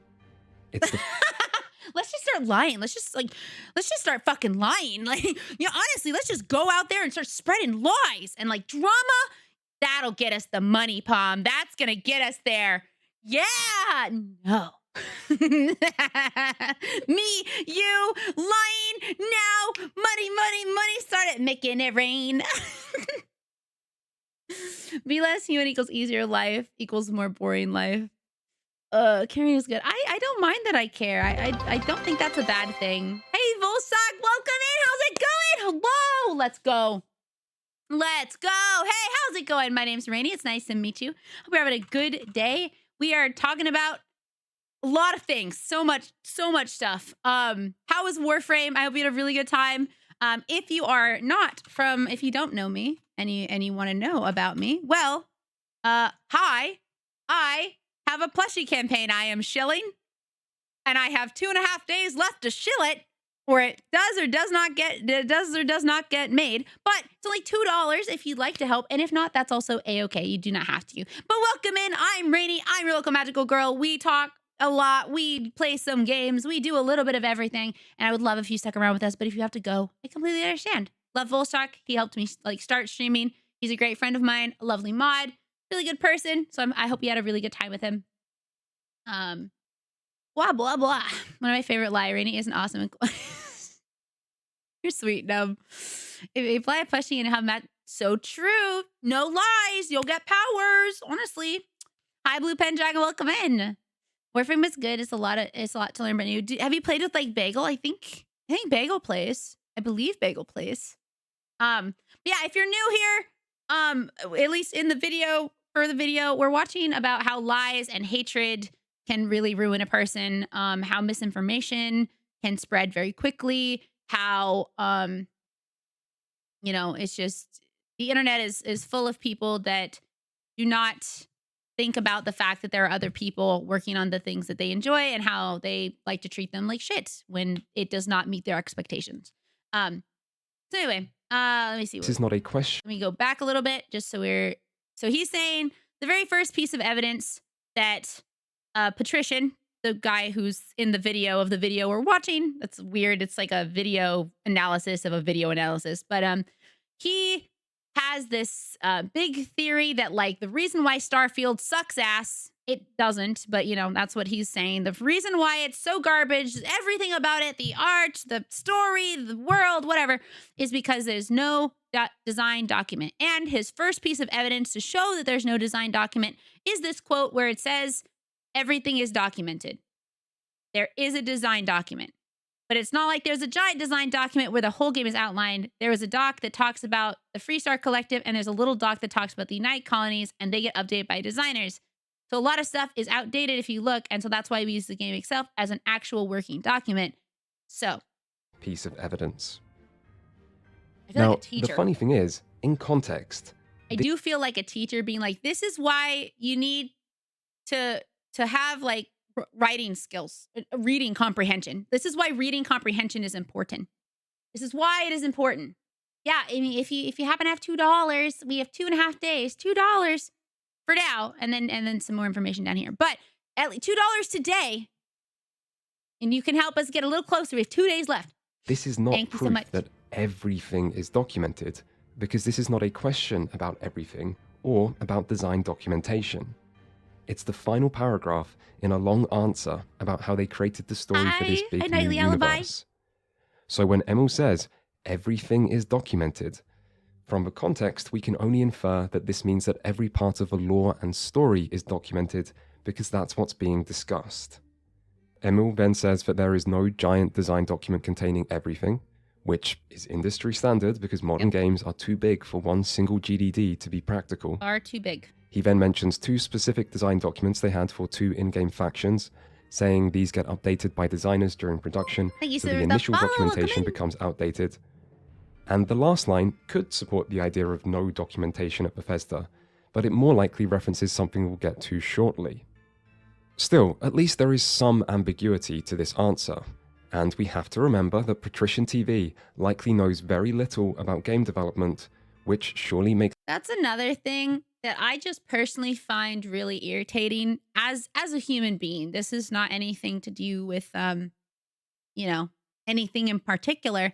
But I really hate when someone makes a video or a blog or a forum post or whatever. They make this grandiose statement about something that they probably have no fucking experience with. And they talk about it like they're authoritative. Like they know for a fact, right? They're like, man, I've never worked in the games industry. I've never worked in the animation industry. I've never been a chef or whatever they're talking about. But they're like, but I know for a fact this, and this, and they're doing this, and this wrong. It's like, dude, if you don't know, if you don't know, stop making it seem like you do. Because you are spreading, in a way, misinformation and lies that may not be true. You probably, if you don't actually have like not even firsthand experience, even like your friends, if they're a part of it, if you don't have anyone that's that close, or you haven't watched like a bunch of videos on it, or like really had that stuff, it's just, Hi Raiders, welcome in. How you doing? Thank you so much for the raid. Thank you also as well for the follow, and hi as well, Guga. Hi, Kevik, thank you so much. How was Metal Gear Solid? Yes, you're absolutely correct in this. I'm a teacher myself. I'm excited to see you cover this. I was a teacher once, not for English, but Reading comprehension is like a really important skill. I don't think everyone has. Substitute teacher here and definitely important to talk about. How are you all doing? My name is Rainy. It's so nice to meet you. We are watching a video about lies and hatred. And I know that sounds like really bad, but we're learning about why you shouldn't be that. Thank you so much, Nemu and Free Lanzer. Thank you so much. As every raid, I must talk. First of all, how is Metal Gear? Hi, I'm so happy to finally catch you live. Hi. Oh, you do? Thank you. Thank you so much for wanting to for reading my stuff. I mean that. I actually I'm in the middle of a very important I'm in the middle of a very important thing in my I guess like stream career, where I have the opportunity to have a plushie through Makeshift, and I'm not a super big creator, and so I was actually told no by like 3 different companies. 3 different companies. But finally, actually Makeshift said no to me twice. They were like, no, you're too small. No, you're too small. And then finally I was like persistent. I was like, please, I think we could do it. I really think we could, right? And they were like, okay, we'll give you a try. So I have 2.5 days to get 37 more people to pledge. It's only $2. It's only $2 today, and I promise it will be very cute. I'm sure we will have a really good prototype because it does get prototyped, and I'm pretty sure I do get to look at it, make sure it's really good. Makeshift makes good stuff. And I've been posting about it daily for the past 10 days. We've had 10 days to get there. And we're currently at 163 out of 200, which feels insane. But yeah, I hope that if you don't want to support, that's also okay. But thank you for listening to what I was saying. Also, if you don't want to support or can't support and you kind of want to in some way help, I have been posting on my Twitter a lot, and any shares is greatly appreciated, just to be like, hey, you know, this person that I know or this person that I saw is trying to get a plushie made. And if it doesn't reach 200, it actually gets failed. It fails, and everyone gets refunded. So I've been working really hard to make that possible, even like streaming on extra days that I don't normally stream, just because I really want to do what I can as the creator to promote it. So thank you for taking the time to listen to me. And thank you, T-Master and Flameboy, for the follows. Welcome in. Welcome to the Rainy Dimension. I'm happy to have you. By the way, if any of you have to go, if you, Alkevik, have to go, totally get it. I'm sure you were streaming for quite some time. If you have to do after stream care, do whatever you need to. Thank you for your first time chats, by the way. Shadowclaw, T-Master, I appreciate it. So if you're new and you're going to stick around with us, love to have you.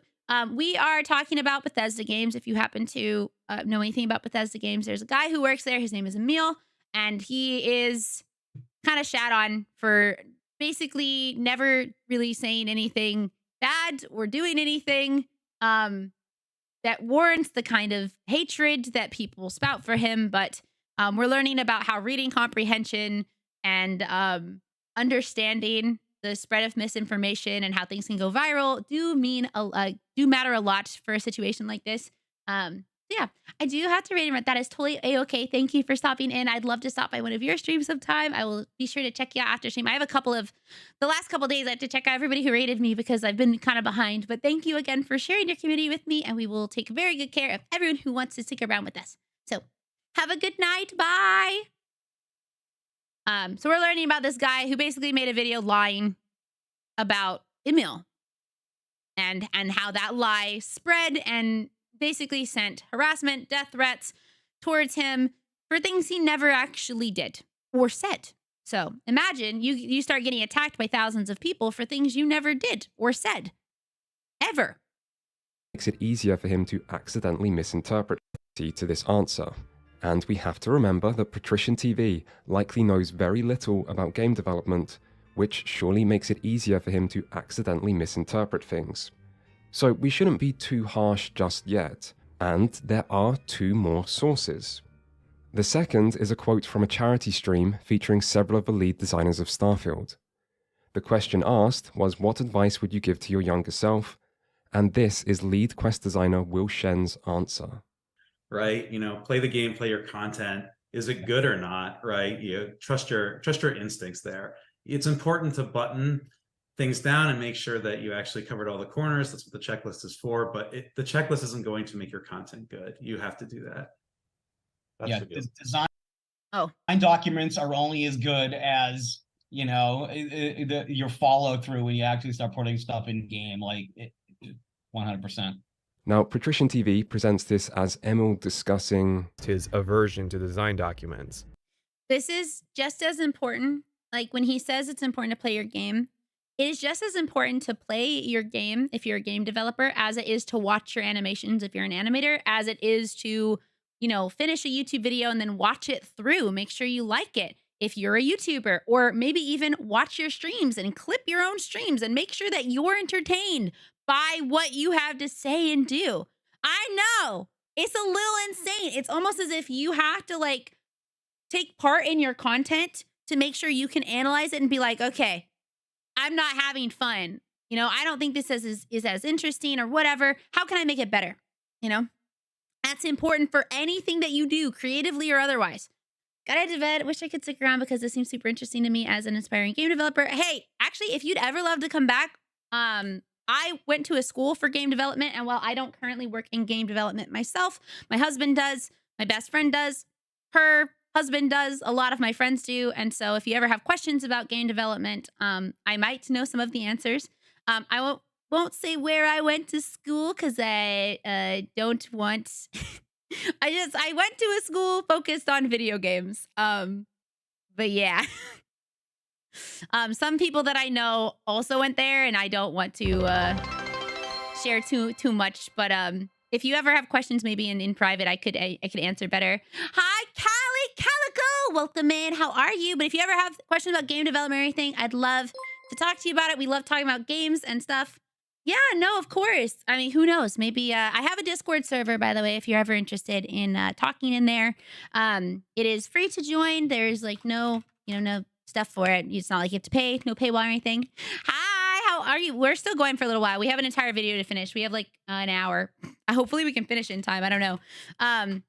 You guys don't know wait, what do you mean Callie Calico doesn't exist? Liar. I know she exists. There she is. All right, if you guys don't know Callie Calico, she's awesome. Thank you so much for the raid, by the way. I'm so happy you wanted to stop by.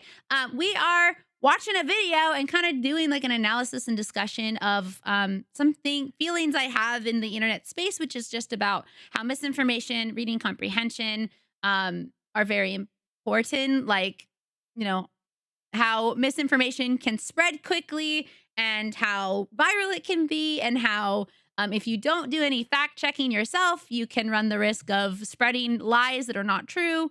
And so we are looking down the story of Emil Pagliarello. Emil, I'm just going to call him that, because this is this guy. Because he has been lied about and told that he did and said things that he never actually did and said, which caused outrage over for Bethesda fans and people. So yeah, sounds good. Bye, Guga. I hope I'm saying your name right. I hope I am. But bye-bye. See you later. Also, we are currently in the process of shilling my plushie. I have 2.5 days left to make it happen. We are trying to get it. We need, what, 37? Is that right? 37 more people to pledge. It's only $2. I know that can be a lot, actually, but it is $2 today. And we need to get to 200 people. So it is the thing that I have been promoting the most. So every raid has gotten my little spiel. Oh, goodness. I am on the smaller side of creators normally. And I've been trying to get a plushie for years, since like 2021, and trying to find them on my own and trying to fund them on my own has been very difficult. And so finally, after being told no 4 times by 3 different companies, Makeshift finally decided to say yes to me to try. And we need 37 more, and then it gets made. If we don't reach it, unfortunately, it just gets canceled. But that is also A-okay. I mean, it's not A-okay. I don't want that to happen. I will be very sad, and I will cry a lot. But, you know, if it happens, it happens. But I would like for us to hit it, and so I'm trying really hard to promote it and let people know why I would that it would be helpful. If you don't want to support or cannot, that is also A-okay. But if you'd like to help, my Twitter and stuff has like all under the same thing, has a lot of posts about it. So any shares are greatly appreciated. And they are a much larger help than I think anyone realizes. So thank you for listening to my show. Now back to the show. But in context, there is no evidence of any aversion to design documents. All Emil says is that a design document, i.e. your plan, is only as good as your follow-through, yes, which is a completely uncontroversial statement. Emil good is saying the end result is what's more important, and his enthusiasm isn't because of a dislike of design documents, but merely because he is agreeing with his co-worker's answer about the same subject. So this proves nothing other than that Patrician TV is willing to completely misrepresent the sources he provides by taking them out of context. But yeah, what is the point of having context if you're just going to throw all the context away? what about the third source, the classic from the speech that started this all, which Patrician again claims to be proof of Emil's personal aversion to design documents? Except, in context, this is one of the only parts of that whole 40-minute speech that is not about Emil's personal opinions, but is instead about the studio as a whole. Great games are played and not made. So this is a point for the studio. This is one of our mottos at the studio, but it has several meanings. On a studio-wide level, great games are played, not made, means that we use the iterative process. So this is not even his own feelings. Honestly, this is probably something that a lot of people decided together as a company, and so they all would answer probably the same way. This is not specific to Emil. This is not his own feelings about things. This is literally what the company as a whole decided to do. All of the, I don't even know, how many people work at Bethesda? How many people work at Bethesda? 450 people. 450 people work at that company. And they all have like the same thing because that's a company-wide thing. So this is not proof of a personal aversion because Emil is not talking about his personal opinion. He does say that Bethesda moved away from using lots of extensive design documents after Fallout 3 in favor of a more iterative focused process, but this sounds more like an adherence to industry standards than a rejection of them. This also, there are many comments earlier in the video that some of you might not have seen where people are like, oh, well, until Emil leaves, we will not get any good stories. Ever since he joined, it's been awful. He also worked on Skyrim and Oblivion, games that people really seem to love. And he's worked at the company since before they stopped using massive singular design documents, which means it is not Emil's fault that they don't use a massive design document that holds everything. Honestly, he is one part of the entire corporation that decided to make that change. And yet people will put all of the pressure of, oh, it's his fault. That's why the game sucks ass. It's like maybe the game just didn't come out how you wanted it. Maybe the game doesn't hit your standards. That's fine. To you, it's clearly not. But there are people that really love these games, that really love Starfield, that really love Fallout 4. And just because you are an angry, passionate, angry person about it does not mean that it's a bad game. Just means it wasn't for you. Hi, Melanie. Welcome in. How are you? The era of one big central design document containing everything written before production starts ended long ago. In modern times, most large studios use a living document approach centered around some sort of wiki where various parts of game development can be documented in different ways according to different developers' needs and desires. And we have no reason to believe that Bethesda is any different. So, 3 sources that in no way prove that Bethesda doesn't use design documents, and in fact, in many ways prove the exact opposite, and 3 sources that in no way Hi, Bendito. I'm up late because we are watching this video and dissecting it and how it applies to, I'm hoping someone will learn, anyone will learn, a little bit about how this type of situation is awful and could have been easily avoided if people actually, I don't know, cared to fact check. Prove that Emil himself has any aversion to design documents. Oh, and there will be even stronger evidence later, but we'll get to that. Also, keep in mind, this is... The subject is on lies, hatred, and misinformation and reading comprehension, and lack of reading comprehension. And also lack of understanding and ability to analyze. And I don't know if that's a word. To analyze. Is all the evidence that exists online to draw any connection between Emil and design documents. This is a man that has done numerous interviews and speeches year after year since Fallout 3 in 2008, always talking about various parts of these games, and from all those countless interviews, this is everything that exists to characterize him the way Patrician TV is about to. One description of Bethesda's studio-wide approach, one agreement with his co-worker that the final product is what matters the most, and one brief mention of some story design documents used in creating Starfield's universe. Still, this all seemed rather strange to me, because at this point down the rabbit hole, I was... Yeah, for anyone who wasn't here from the beginning, the too long didn't read is he did an interview, or he did a panel at a convention that was made for game developers in Copenhagen, Denmark. Someone did not understand what he was saying, took it all out of context, and wrote him to be a shitty writer, a shitty game developer, a person who does not care about his fellow man, his fellow Bethesda fan, who just is, he wrote him out to be this awful person, right? And so somebody found that, agreed with it. Lots of people agreed with it, though I don't think they actually watched the interview, or they didn't watch the panel, which was 40 minutes long, by the way. So of course, lots of people were not going to watch it. They just trusted this Redditor, this person who posted their feelings on Reddit with 100% certainty, for most of it. And hi, oh my gosh, hi Siri, how are you? So nice to see you. People trusted this 100%, and then a YouTuber decided to also share that exact same thing. He just read it word for word. Well, another YouTuber saw it, made a video with his own opinion, where he also makes Emil out to be this really shitty person, saying he rambles and he's this awful guy, even though none of the evidence of the panel that he talked at all showed any of that. Which then another YouTuber also made a similar video, because also these videos were making money. These videos were doing well.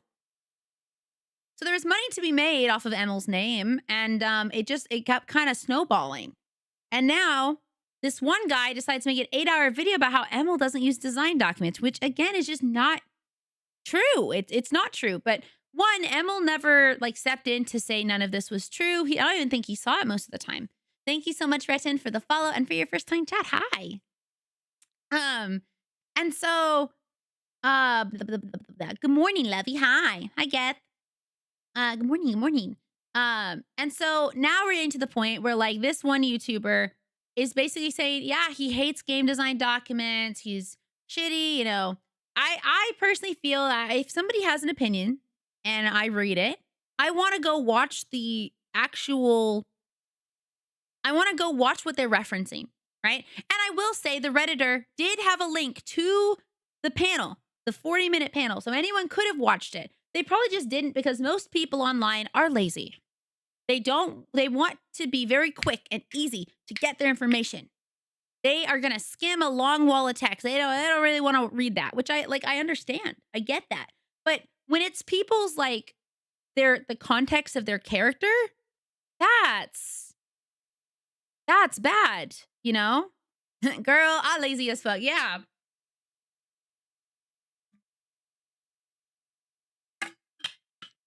So it's very easy to spread misinformation on the internet, sadly. Ironic, since a very big blessing of the internet was that you were easily able to disprove false claims, but now just coming full circle. Yep, no, especially if a bigger streamer or a bigger YouTuber or a bigger person who has a lot of influence, which is what we talked about in the very beginning. I talked about how the larger you grow, the more you have to be aware of your words having influence on other people, on your audience, on your fans, on your friends. You know, if you are a huge YouTuber or a huge streamer or a huge person in the industry, your words have power, even if you don't think that they do. And so your words and your actions, if you start shitting on somebody just because you don't like them and you start spreading misinformation, not maybe even not like on purpose, there will be people in your chat or in that watch your videos that are like, oh, well, my favorite streamer hates this person or hates this thing. Well, now I hate it, even without ever experiencing it themselves, because they're going to take your word. And so you need to be more careful about how you say things and how you communicate your grievances and even the things that you love, you know? So that's just how I feel and about this situation and about people and how communication is difficult. Communication is not just about how you talk. It's also on your tone. It's also on like how you listen and how you take in criticism and how you give criticism. And it is so much more than just, I am really good at talking and everyone should listen to me. So that is why we got kind of on this topic, and why I think it's so interesting is that you never know when something you say or something you do, even though he did this panel for a bunch of game devs, not thinking anything about it. He didn't think that this was going to blow up in his face. He was trying to help other game devs. And yeah, his talk wasn't amazing, but it wasn't awful. Good night, Boomer. Bye. Have a good day. Hey, Pensive, thank you for the follow. Welcome in. And yet someone decided that it was like blasphemous almost, you know, what he said, when most people were just like lukewarm on it. They were like, I mean, he gave some good tips, if not like really shallow. Whatever, it's fine. And it just became way bigger than it ever had to be. So not even as you grow, a lot of people are willing to go back in time to find the person's history. No, I know. That's the thing though. As you grow, I'm not talking about when you go back in time. I'm talking about like, say you go from being a kind of a nobody, an internet nobody, to being like streaming to 10,000 plus people every day. If that happens, everything you say, you can say like, man, I really hate Skittles. They're ass. They taste bad. And there will be people out there that were like, man, I kind of like Skittles, but I don't think I like Skittles anymore. Actually, Skittles are awful. Skittles are bad, because they appreciate and like what you have to say and what you think. Because, as humans, I know this is like such a deep conversation about shit you guys maybe don't care about, but people in people in life, our society is all about peer pressure. Not even like actual peer pressure of like forcing you to do something, but we long to be liked, especially by people we look up to. And so like, obviously, if you don't really realize that you're doing that you're changing the person you are to be liked by someone, you're going to change. You're going to like do a bunch of stuff. I don't know. It's just clips. Can't wait to drop it when I get to 1 million and make you a Skittles slander. I don't eat a lot of candy, I'm gonna be honest. Sometimes good general advice ignores the nuance, but that's okay. You don't need to account for the cutting edge in general discussion. Hi, Fuzz. How are you? Having an audience is a form of power. It is a form of power. There are so many different forms of power. Also, hi, Kari. How are you doing? It's so nice to see you. There's power in many ways. There's power in money. There's power in influence. There's a lot. There just is. There's so many different ways that you can be in a more powerful position than someone else. Like you can be their boss and they can be below you. I think it's important though. There's no problem with having more privilege than someone or being above them in terms of maybe your job or having more money than someone or having more followers. But it's knowing that your actions and words will have consequences. Isn't even the right word. Maybe consequences, but it will have influence over other people. And that like, you need to be wary of that.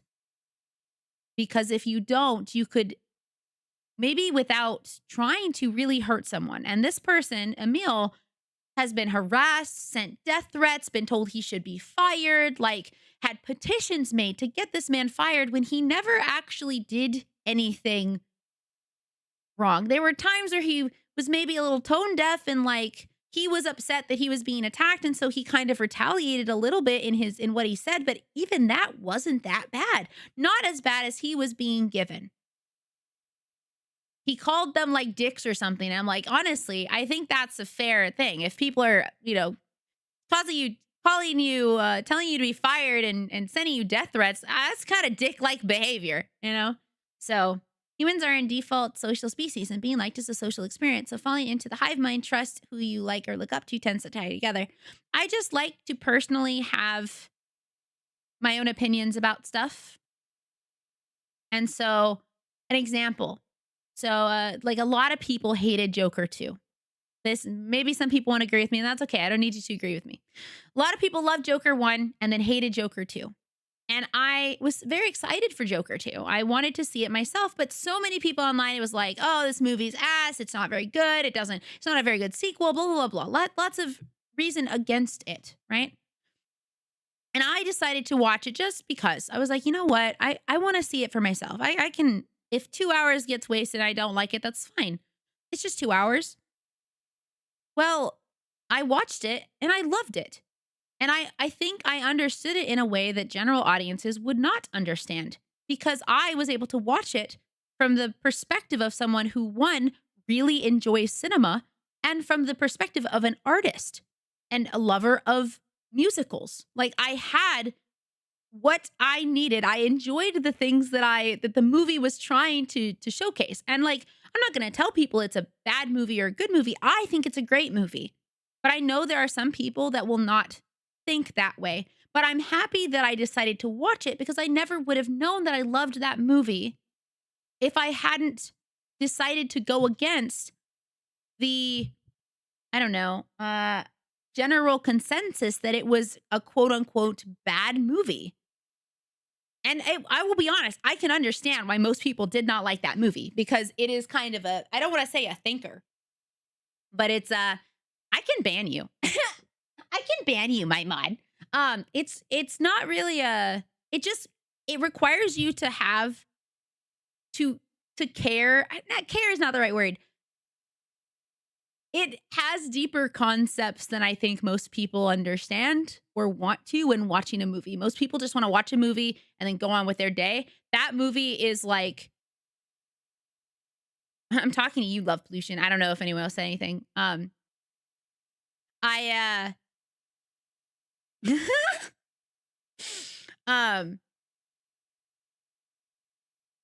What was I saying? Shit. I don't know. It's just, it was good in my opinion. I really liked it.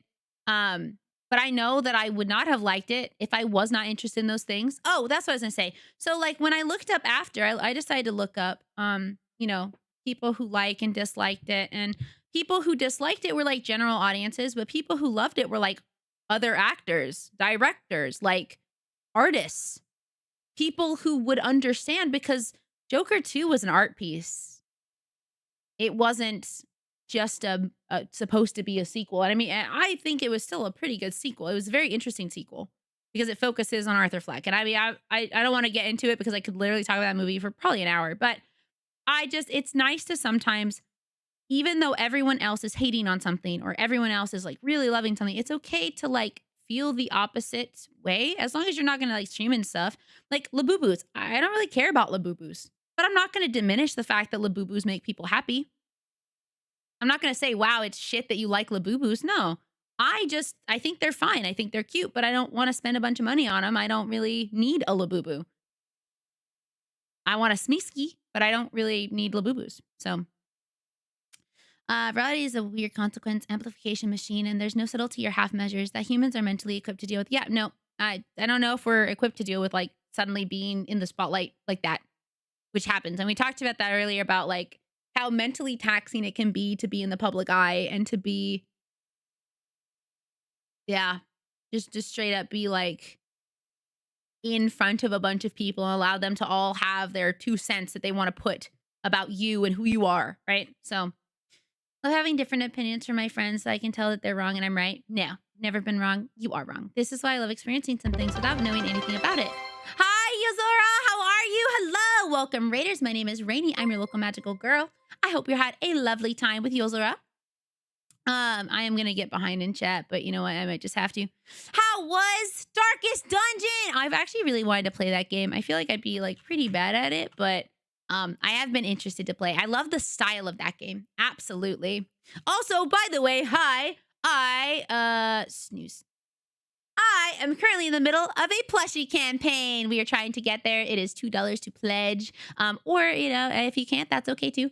We have 2 hours. Oh my God. We have 2 days and 2.5 days relatively to get it funded. If we don't, then it doesn't happen. But we're working really hard to get that for everyone who wants one. I was told no 4 different times by 3 different companies, and finally, after the 3rd time I asked to make ship, they said they'd allow me to try. They didn't have a lot of faith in me. But hey, we're really, really close. We only need 37 more. So if you happen to have $2 and you want a really cute plushie, helping to pledge would be awesome. I'd really appreciate it. But if not, that is also totally okay. We're just talking about deeper concepts about like, hi, greedy, welcome in. We're talking just about like general internet hatred and differing opinions and misinformation and lots of stuff like that. All right. Also, I hope you had a good day. If you have to go, that is totally okay. Mwah. See you later, Yozora. The value of a wait, back further. This is why I love experiencing something without fully knowing about it, because you enjoy it without the opinions of others. Yeah, I have the ability to just not care about other people's opinions of it, even if I know what their opinions are. It's like, okay, well, I will just go in kind of blind. The only thing that kind of ruins something for me is if someone tells me, oh my God, it's so sad. It's so sad. You're gonna cry, because then I'm like already expecting to. And so then I usually don't, because I'm actually a very emotional person. It takes very little to make me cry. But if you say I'm going to cry, it's like my body goes, no, we're not crying today. It's not happening.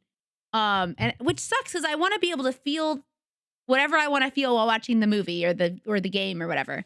It sucks that nowadays you can't even be on the fence person anymore, because people believe that you can only, you have to pick radically. I don't believe in being radical.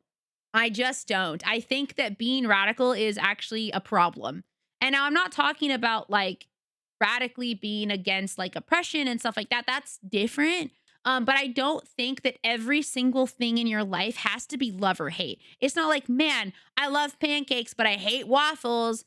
Or, man, I love this, but I hate that. I don't think that needs to be the case. I think it is okay to have a nuanced opinion. Like, I'm going to be honest. We were talking about someone earlier, and they are not doing, like, technically, they're kind of in a shitstorm right now. And I was like, I don't hate this person. I think that they are doing some shitty things, and they are, like, not handling this properly. I don't fully hate them, because they've still done a lot of good. And so right now, I'm kind of conflicted on how I fully feel. But I do still like them at this moment in time, and we will see if that changes based on their continued, like, attitude and you know, what they continue to do, basically. Thank you, Shadowclaw, for the follow. Welcome in. The value of approaching something with an open mind, like I've stated, listen to bandwagons and not approach things before, only to come back to them later and loved what I missed out on. See, exactly. I don't know. I think sometimes it's okay to just go for things that not every, like, it's okay to be the black sheep, I guess, and be like, you know what? I know y'all, I hate this, but I kind of want to experience it, and then I'll come back with my feelings about it. So I feel with all the Venom movies, like I heard there was slander from them, but I thought the Venom movies were cool, but I only saw the first 2, and I liked the first 2. I liked the first one better than the second one, but anyway. I think most people feel like the Joker didn't need a sequel, and I will agree. I don't think it needed a sequel. I am not arguing that it needed to have a sequel, but I think I like the sequel, and I wish I could talk about it without ruining it for some people, but I can't. I don't think you have to watch the sequel of Joker at all. If you like Joker 1 as it is, as a complete story, perfect. That's fine. But I think that there's like an added level of the story that comes through if you watch the sequel, which I think is actually really nice, because the first movie, it was only meant to be a one movie. And then Joaquin Phoenix was like, hey, at least this is what I've heard. Joaquin Phoenix was like, hey, I think I really love this character that I was playing, Arthur Fleck. I want to continue to, you know, like explore this a little bit more. And so they did.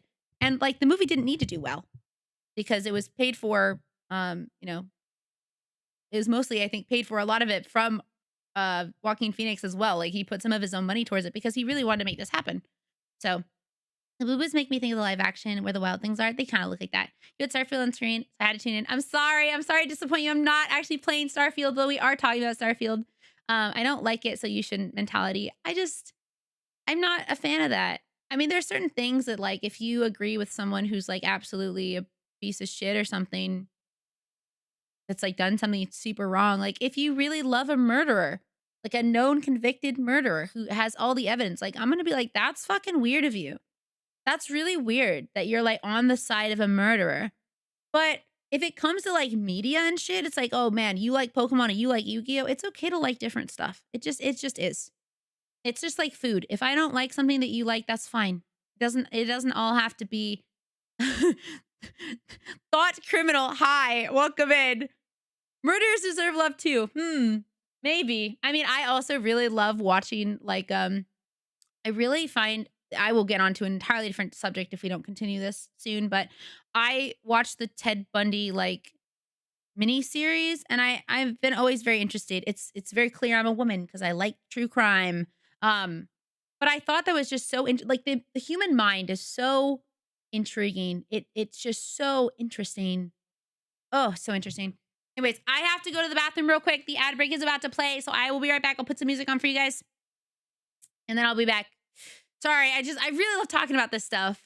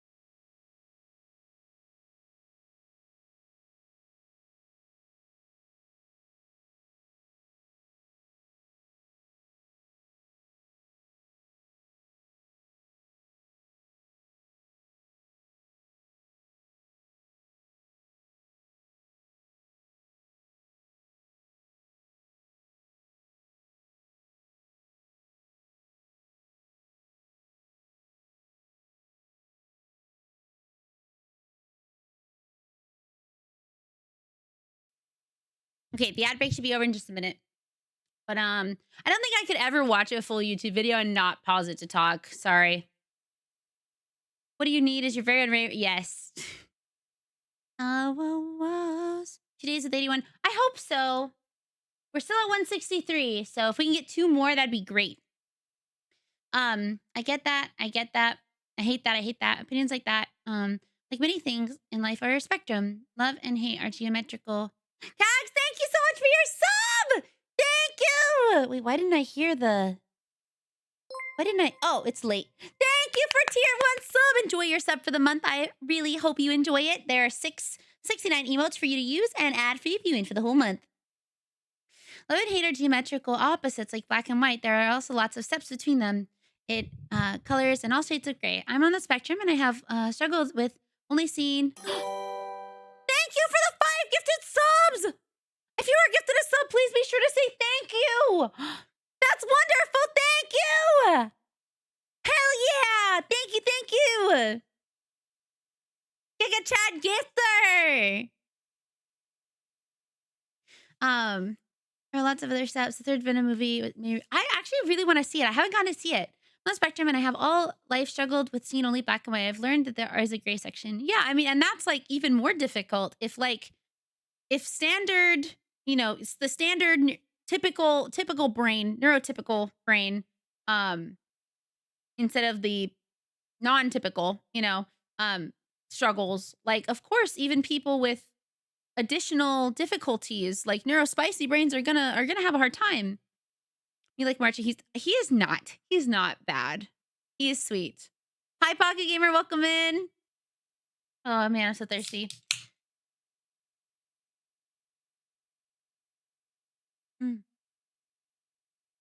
Okay. I could literally talk to you guys about this forever, but we are gonna finish this video. So all of the stuff that we've been talking about, that we have been on and off talking about, is very similar and matters to this story. Because this story has a lot of like people who hate him, people like no one seems to love him, but everyone seems to hate him or just be lukewarm on him. And the spread of misinformation and lack of wanting to fact check is causing this person, Emil, to basically be the brunt of the problem.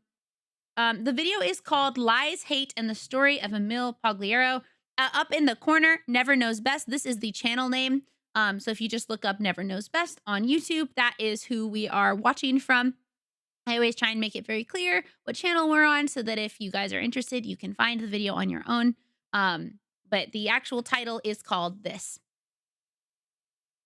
Yeah, definitely every single video that I could never be one of those reactors who just doesn't talk, like just sits there like as the thing's playing. I just have too much to say. Which I guess is good because then I can't really get in trouble for like, oh, you didn't talk enough. It's not transformative. It's like, dude, I literally, I don't even know when we started this video, but it's a 2-hour long video, 2 hours and 17 minutes, and we're not done with it. I stay yapping. That is so true. I'm really hoping we can finish it tonight. Yeah, if it wasn't for the fact that I'm trying to promote the Huh? Wait. Hold on. I think I don't know who 164 is, but thank you. Okay, hold on. I think Sean is calling me. 1 second. 1 second. That's insane if that's the case.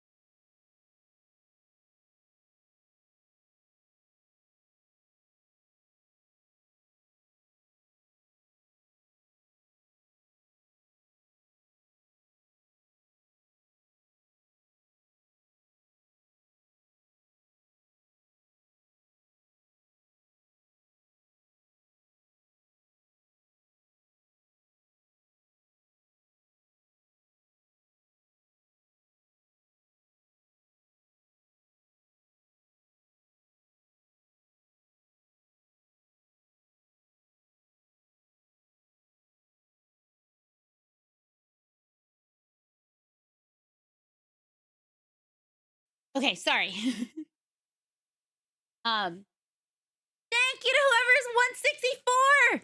That puts us at 82% complete. So we need 36. 36. 36 is possible. Ooh, 36 is possible. Hello.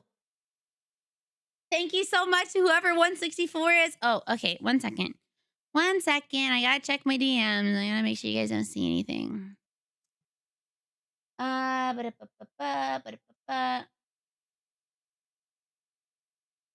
be fine. Let him rip it apart. Just use a different email. You have to use a different email. Because if you use a different email, it'll work. If you use the same email, it will not work. Yeah. But it can go to the same place and use the same card. That's one thing that's great is like you can actually buy multiple if you want, not just anyone wants to. But okay, so back to this. I'm just very passionate about this type of thing. I think that the world nowadays is kind of too black and white. And I think that there's a lot of nuance to being a person. I feel the same way whenever there's like an issue, there's like drama, right? Drama. And somebody is kind of in the center of it. It feels like it's always you either love them or you hate them. There is no in between. There is no like understanding of why they're doing it or what might be causing it or how they're being attacked or who they're attacking. And it's just like, man, I wish that more people would have, I wish they would have more common decency for their fellow human beings. I mean that, like, understanding that if your life on your own is very difficult and hard and that you struggle some days or you in that situation might do something similar, that you can't be compassionate to someone else who might be struggling too or might be going through a lot, even if they've done something wrong. And again, it depends on what they've done. But I think that there's too many people willing to attack someone when they don't fully know the whole story. And then that's why I wanted to watch this video with you all, because it's really, really a common thing to just attack someone when you don't even fully know them. You don't know their job. You don't know who they are. And it becomes normal for people to be comfortable. They're comfortable enough with the fact that they have anonymity on the internet to rip into people and really? Oh my God, we're at 166. Thank you for the support. Whoever you are, thank you so much. We are now at 83%. Holy shoot. Oh, a little bit closer every time. Thank you, thank you, thank you. Oh my gosh, I'm so excited. I hope that we can get it there. I really, really do. Yeah, I love Piranha. Thank you, GBC, if it was you. Okay. We love Gub Gub. Oh, Gub Gub. Did you respond to...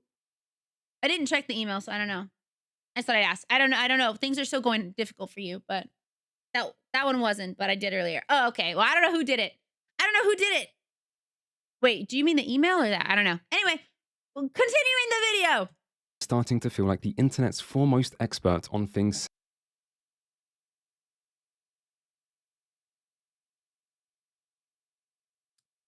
Did I miss something?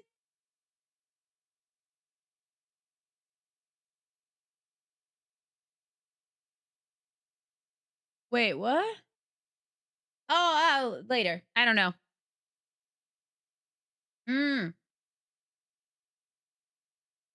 I see what you mean. Cool.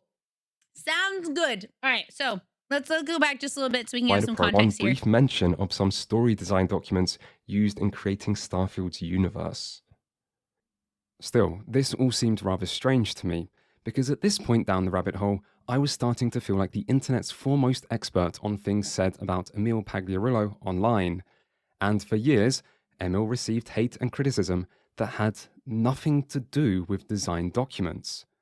Unlike things like Keep It Simple Stupid or the paper aeroplanes that were repeated constantly. And yet, there was one single example I remembered seeing before Patrician TV of someone attacking Emil over his neglect of design documents.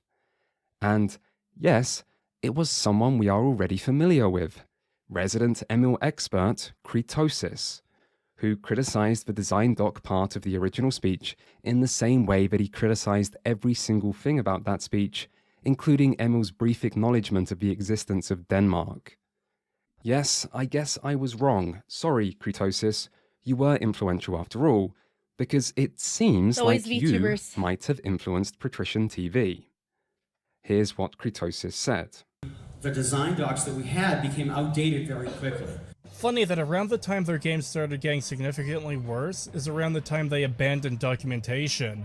We would have these extensive 50-page design documents that were completely outdated, and the time it took to maintain those just wasn't worth it.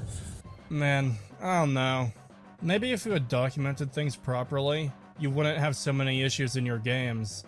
This doesn't even have to be super professional T's crossed and I's dotted type documentation.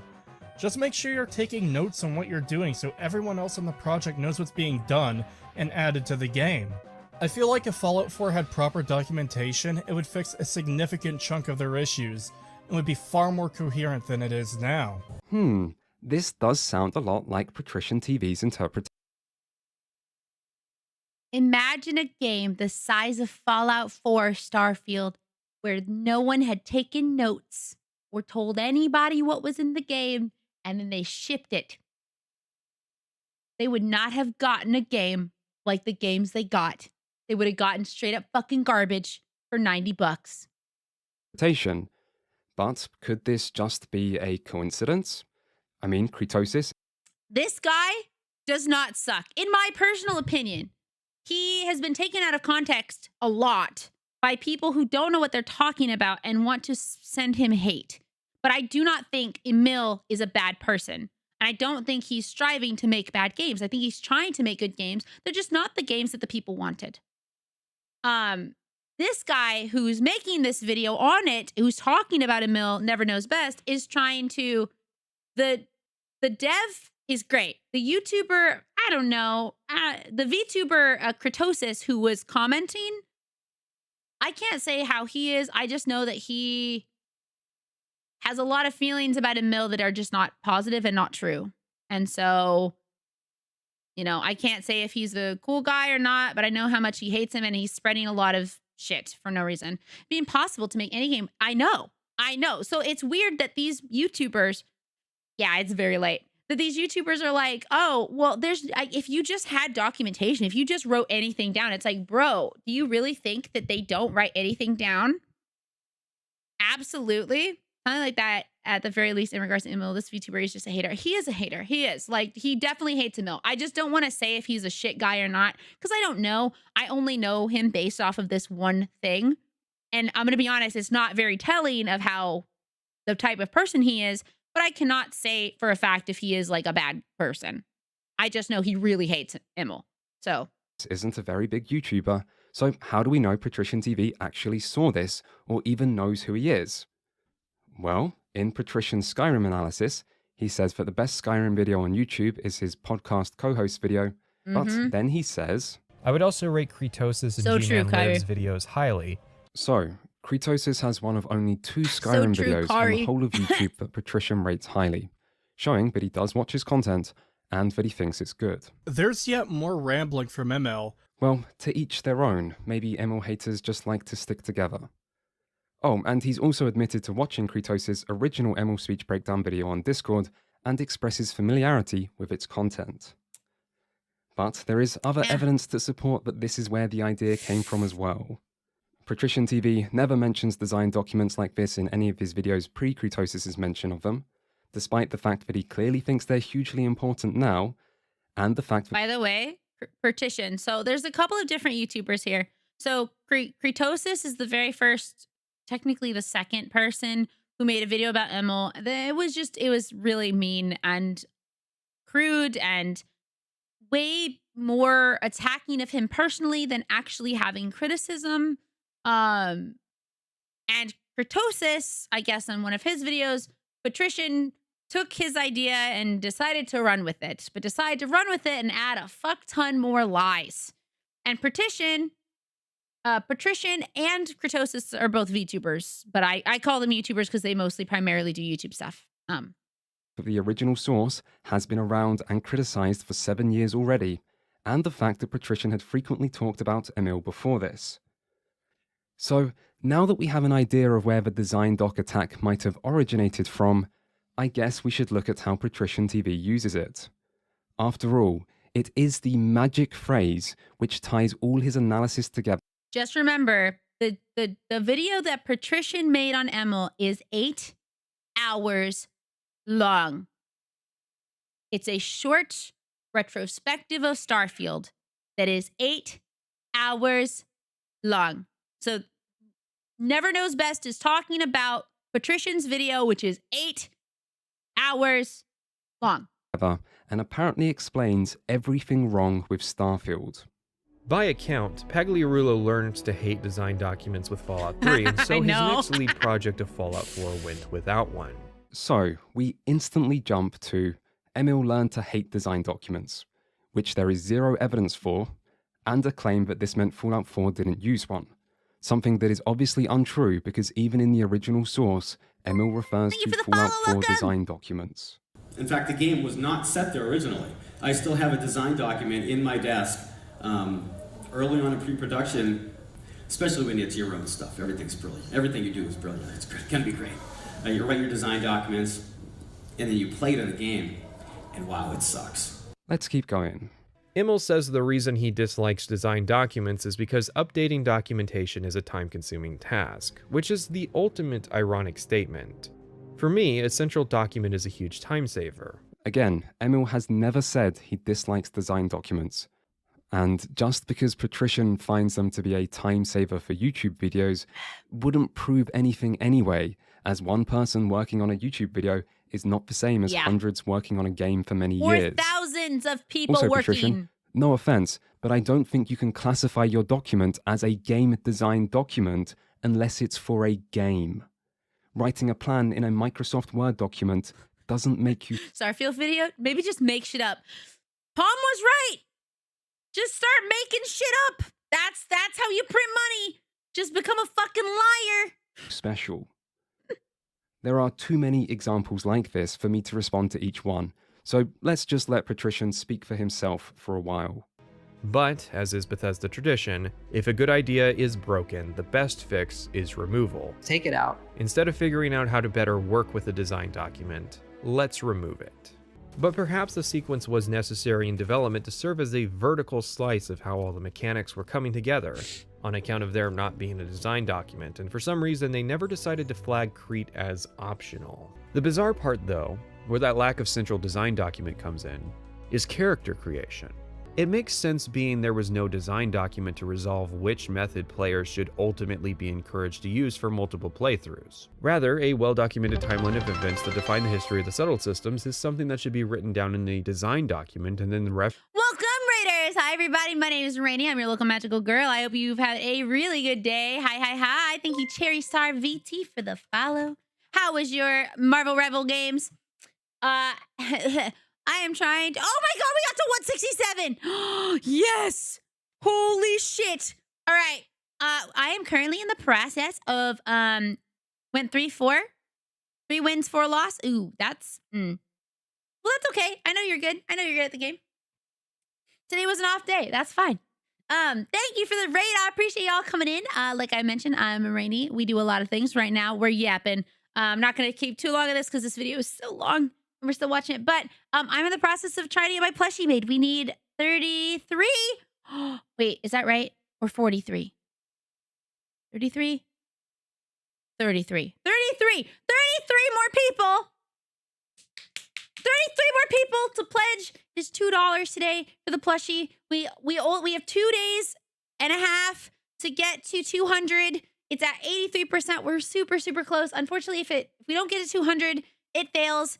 And we, don't get it and everyone gets refunded. But if we can get there, then one of my 4-year-long dreams comes true and all of the people who told me it was not possible will be wrong.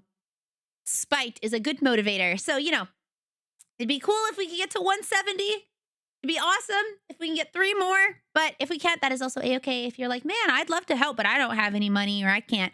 I have on my Twitter and on my Instagram and on all of my socials, wow, thank you, Nightbot. I actually have posts that I've been making throughout the week about my plushie campaign and how far we've gotten and how close we are. So any of shares are greatly appreciated. So thank you so much. Yeah, we're in the middle of watching this really long YouTube video, but hopefully you'll join us. If you gotta go, I completely understand. Mwah. Thank you for coming in. But if you're gonna stick around with us, you can catch up. Be able to gift a plushie. You can, if you use a different email address. If you use a different email address to order one, to pledge, and you put in their address, that's fine. That's totally fine. You can put their name on it and put their address on it if you'd like to.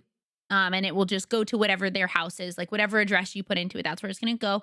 It does give you more information if you're interested in, where is it? I think it's here, details. So the petition ends on July 20th. By the way, it's my birthday month, so happy birthday to me by buying something for yourself to support me. But I'm gonna be honest, I don't think I get any money for this. Like, I don't get any money. I just really want to get the plushie made because so many people have been asking me, and this is my one chance. It feels like my one chance to get it made for everyone because they also ship internationally, which I think is really cool. I, by myself, I do not have a manager. I am not part of a company. I am not corporate.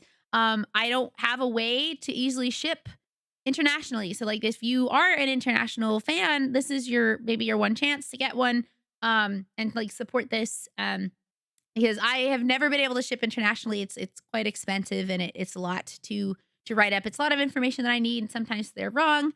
People like information is wrong. So yeah, it would take about 1 to 4 weeks depending on the product. But there will be time after. If we go live, then there will be other time for you to purchase one. We just need 200 unique supporters, which really just means unique emails. Thank you. So happy birthday to me by getting your pledging for your Rainy plushie because we're very, very close. Anyway, thank you so much for everyone who's helping. What are we at now? 83%. We're at 83%. Ooh, yes. Yes. So thank you all for anyone who pledged and everyone who shared and helped. It's a big help. And everyone who rated, I really mean that. Thank you, Shadow Fox. My birthday is on the 29th. So in like 10 days, 11 days. 11 days will be my birthday. I'll be 13 billion and 5 or something. I don't know. 13 billion or something. Anyway. Referenced throughout the entire game. But that lack of a design document seems to be indicative that the quest designers were not exactly clear how.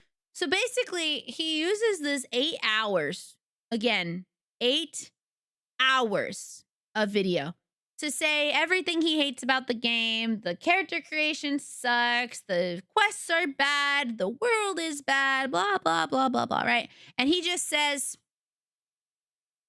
oh, you're so right about that. 13 billion, 800 million and 2.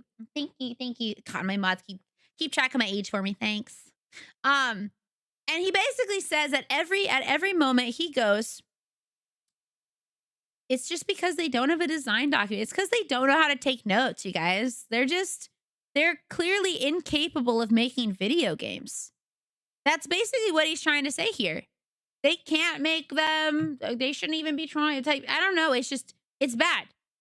His notes are not even very good. He's not even giving any actual criticism. How much experience they should be rewarding for doing quests. This quest is different for sure, and you can probably guess why that is. No design document. So it's not really surprising that Bethesda would not be keen on tackling a topic that a lot of science fiction either avoids or only pays lip service to, because this is absolutely the kind of thing you need a design document to tackle correctly. Maybe the person handling the recordings could have done a better job if they had some kind of resource documenting decisions made by designers, but I digress. That they didn't know because there wasn't a central design document to help plan out the pacing of starboard encounters to keep up with the player's own power escalation. Starfield's pitch did not include a clear outline of how these systems. This is patrician TV. I don't know. The fact that his quick retrospective is 8 hours is crazy. I really don't think this guy knows how to read. Or comprehend, because quick means fast. This is extremely slow and is saying the same thing over and over again. Systems would cooperate ideas of rules really think about with term. He basically says the same shit over and over again. So I'm going forward a little. Good night, Volstock. Mwah, sleep well. Thank you for coming in. Thank you for the raid. See you later. Well, immediate terms, it's a mentality war on the. Patrician invokes for lack. So they. That's like 3 minutes of him just saying design document.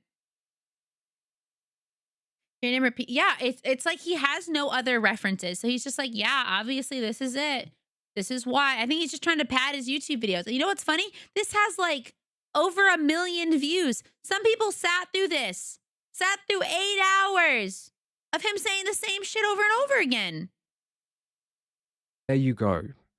Now, this is not every time Patrician invokes for lack of a design document to support his other arguments or claims, but it does give you a good taste of this video.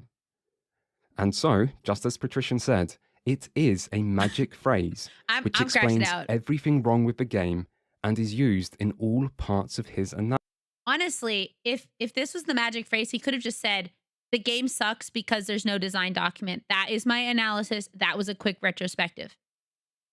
I don't think the game sucks. I've never played it. I've heard very good things. But in his, I don't know how he could have said it. He did not have to talk for 8 hours. Analysis. And through this, it is a way for him to pretend that his criticisms are some kind of objective truth, and it's a way to continually ridicule Bethesda and Emil, who, remember, he puts all design doc-related blame directly onto, and it's a way for Patrician TV to give his audience... So Patrician and, as far as I know, Patrician and Kritosis, the two main people that were giving a lot of criticism to both Bethesda and Emil. I don't mind if someone is upset at a game studio. That's fine. You know, I get that. When your favorite game feels like it's been ruined, but to put all of the blame of how a game is on one singular person feels unfair, unkind, and does not at all take into consideration any of his feelings. And that's just incredibly unkind. Bye, Bendito. Thank you so much for coming and hanging out. Please get some good sleep. Get your 8 hours. Oh, wait, you don't get 8 hours. You'll get like 7.5 or something like that. But good night. Bye. Thanks for coming in. Exactly what they want. People were disappointed with Starfield, and when people are disappointed, they want to know why this happened and who's to blame. And so, if a snake oil salesman comes along and claims... Yeah, they're just players at the game. They do not work in game development. As far as I am aware, they never made that clear that they worked in game development from what I've seen. They just go, this is clearly how it needs to be better. And it's like, I don't think you know how things need to be. And it's a way for Patrician TV to give his audience exactly what they want. People were disappointed with Starfield, and when people are disappointed, they want to know why this happened and who's to blame. And so, if a snake oil salesman comes along and claims to have insider knowledge, and then tells their audience exactly what they want to hear, the audience will probably buy it, not because they're dumb, but because that's a normal response. This is how things like scams, cons, and cults work. Cults. Lies are easy to believe as long as they say what people want to hear. And just like the original Reddit post, Patrician speaks with an authoritative voice, pretends to be an expert on the subject being discussed, gives lots of examples, and always speaks with complete confidence and conviction. But don't worry, guys. Patrician is on your side. In fact, he's doing this for you. But I don't think this video was unjustified. I think there were still enough people who felt betrayed by Starfield who want a voice to speak for them, to really hammer why this game didn't work. So there you go. He is the voice of the people, a true hero. And all it cost was the complete character assassination of one single innocent game developer. And by the way, the innocent game developer. I swear, but smart ass, someone give me 1 million views. I'd love that. Confidence is a real convincer for so many people. Misinformation told with confidence. Yeah, well, that's another issue that this story has, is that the very first person, the Redditor who wrote out this long Reddit post, I'm going to be honest, they were a little mean, but not as mean as some of these other people. And like, they were rude. They were like, oh, he doesn't know how to write. He doesn't know how to do any of this. But they wrote with an authoritative voice. All of these people write and make these videos with a voice like, oh, they know exactly. Like, oh, honey, don't even worry about it. I know exactly what you need to know. Here is the T. Here is the 411, whatever, 911, whatever, you know?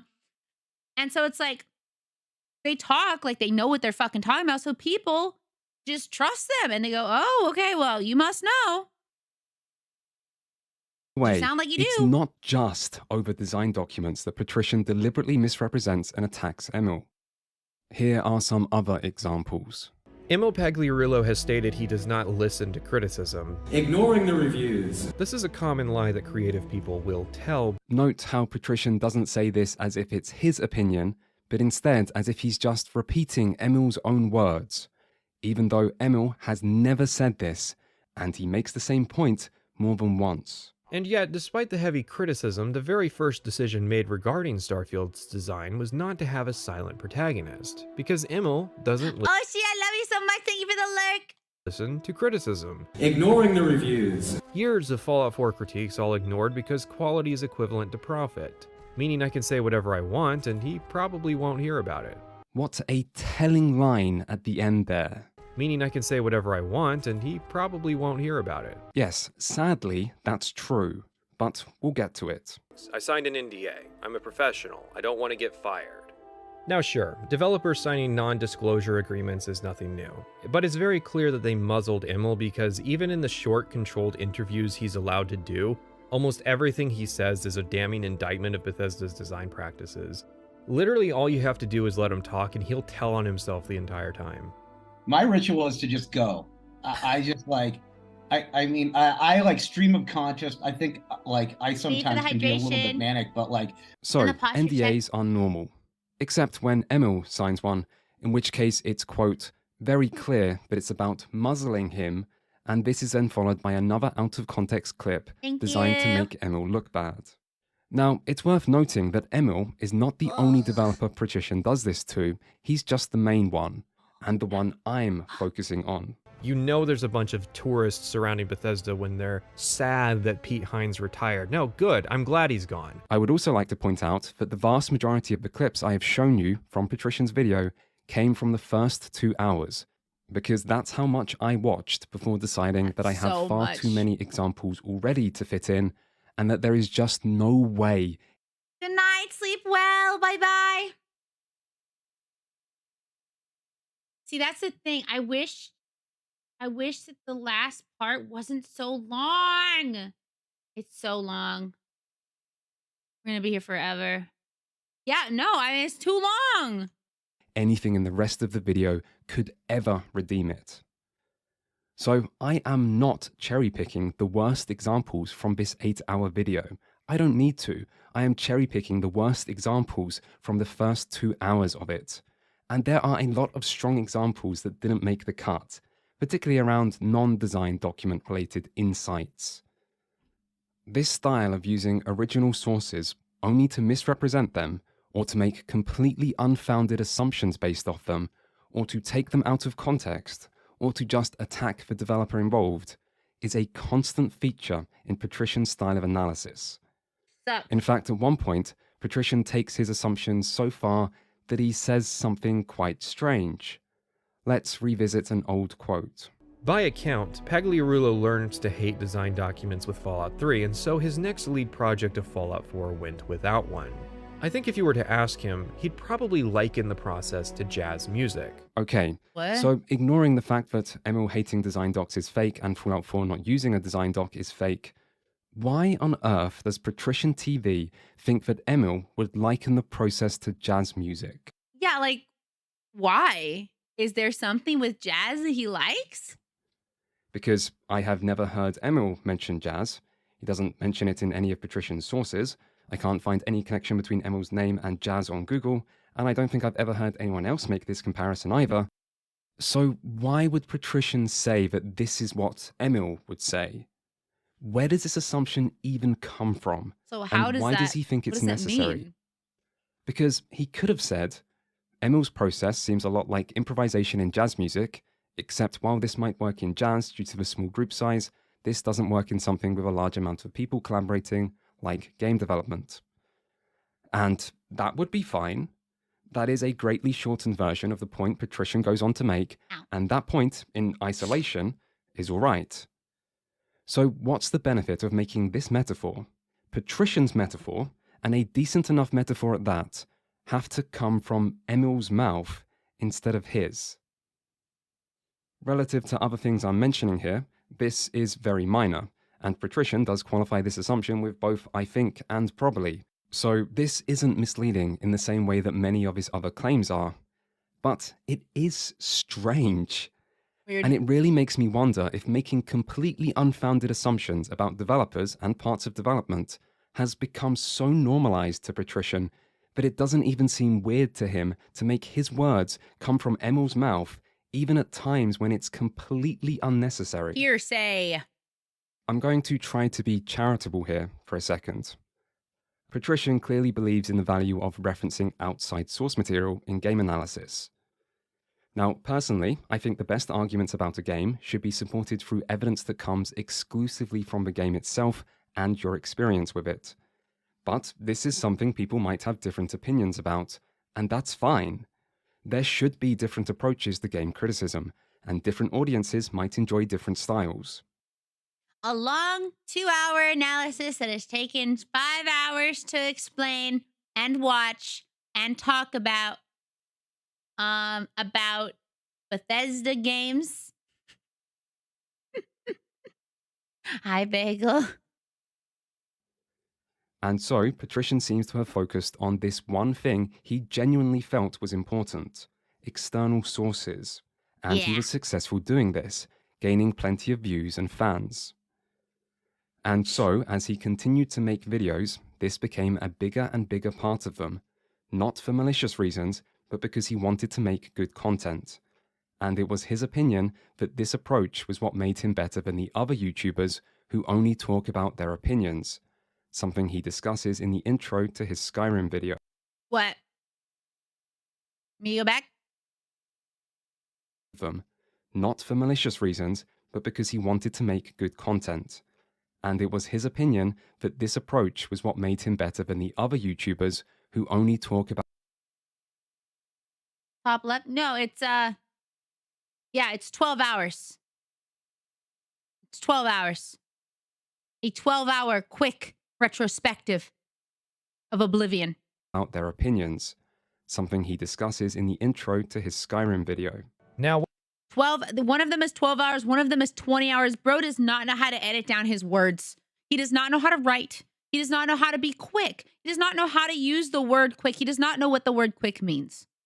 And that might sound kind of mean, but 8 hours is the quickest quick retrospective he's given. what would happen if I did not do that? If I took the common road of simply preaching with an authoritative voice? In that instance, then I would simply dictate my perspective on fast travel as though it were the one correct opinion to have. I have no idea. I have no idea if it's supposed to be ironic or truthful, but the fact that he keeps making them that way, it has to be ironic, right? Like, right? Why would he spend 20 hours just for a joke? Have and then move on. It is true that many would be both entertained and convinced simply with a deep voice and an air of charisma. Insert profile pictures of relevant YouTubers here. However, I don't look at my audience as people to be tricked into liking my work with techniques of propaganda. If you want videos that simply preach opinions as the only true perspective to have, then dozens of videos that are both pro and against Skyrim already exist to validate your existing opinions. When you realize that over 80% of those videos have nothing to say, I'll still be here, keeping... Your videos have nothing to fucking say, my boy. You have 20 hours of nothing that somehow like 1 million people have watched. That makes me sound like a hater. And maybe I'm a little bit of a hater on this guy. Maybe I'm just a little bit of a hater. But he's like straight up lying about shit. So I'm a little bit of a hater because he's a liar. My gate open for you. And so, Patrician truly believed in this approach and leant into it. And the end result of this ever higher and higher emphasis on outside sources that were still ultimately just being used to support his subjective opinions about the game was this Starfield analysis, where the central thesis is that everything bad in Starfield is because of no design documents, and that this observation, uniquely made by him, the higher tier game critic, is something that can magically explain everything people dislike. You know, I like analyzing things. It's made me want to be like, what if I just made analysis videos? But then I'm like, that's a lot to do. But then my streams are like the exact same shit. But then I just have to cut it down. I've heard the word game design document more in a single stream. Yeah, I know. Me too. I felt the same way. I felt the exact same way. I was like, wow, this is a lot. And I worked in game dev We don't even use it that much. And yes, I am aware of the irony of him referring to other people's YouTube videos as using techniques of propaganda. I was choosing to let it slide. But despite all this, I do think it's only fair to say that what is seen in his Starfield video does seem to be the end result of this approach. I will admit I have not watched much of his other content. By the way, 4.4 million views on a 12-hour retrospective. 3.5 million views on a 8-hour. Let's see. I'm going to add these together. So 5 plus 6 plus 7. 6 plus 6 is 12. 13. 1, 3. 2, 3, 4. 43. Sorry. 4.3 million views on a 20-hour, like part 1, part 2 retrospective. Huh? Relative to its length, but from what I've checked, in his other videos, he doesn't seem to present original source material in the same misrepresented way. And while he does make bold, reaching assumptions based on these sources and attack game developers at times, at least he doesn't outright lie. That aspect seems to be unique to his Starfield video. And just so we're clear, I like that this guy, first of all, this is Never Knows Best. He, by the way, put like an entire thing together with his sources, first of all, so people could check themselves, you know, check for themselves. And also, he went and the people he's reviewing, he went and checked multiples of their videos to make sure, like, is this normal? Is this normal what you're doing? Or is this unique to the Bethesda, Emil, whatever his last name is, situation? And a lot of times, it's just extra hatred on top of Emil and on top of Bethesda. this absolutely is a lie. Which again, I don't have any problem with people hating Bethesda or hating this guy, but it's the amount of hatred and the fact that they are lying about his character that I'm like, this is actually not okay.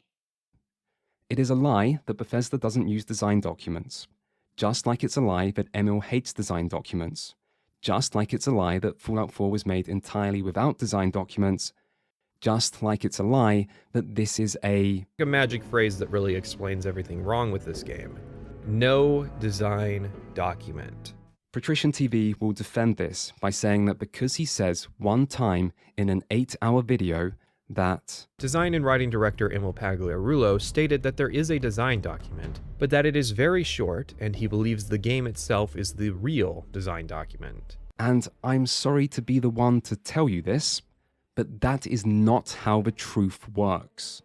Truth is not a one and done type concept. If you tell the truth once and then lie over 30 times, you're still a liar. A liar. And on top of that, even the one time when you do tell the truth still involves lying. Emil doesn't mention a central design doc at all, and at no point does he say it's very short. What he actually says in your quote is almost the opposite, that there isn't a giant design doc including everything, but that everything is still documented. So even in your example of telling the truth that I guess you thought would shield you from any and all criticism, what you say still isn't even true. Hell yeah. Patrician TV will continue to defend this by saying it's just a meme, and if anyone misrepresents it, that's their fault. But again, sorry, but saying it's a meme doesn't justify it. If anything, it makes it worse, because it means that you knew this phrase that you repeated so. Yeah, no, when I say, like, I watched this and I was like, how does this continue to get worse? Like, it just got worse and worse and worse. And, you know what's funny? It gets worse still. It gets even more worse. And you'll see soon, very soon. Many times would be picked up by your fan base, allowing it to spread even further. That's what memes do, and that's exactly what it did. And so, you knew you were lying, and you knew the lie would spread, and I think we can probably assume that you knew this would seriously hurt the reputation of the developer the lie is about. And this also needs to be recognized. YouTubers do make mistakes, and YouTubers do make factual errors. But there is a difference between a YouTuber getting something wrong by accident and deliberately crafting a lie designed to hurt and discredit someone who hasn't even done anything to them other than being involved in the development of a game they dislike. Now, that's very important. He has not done anything.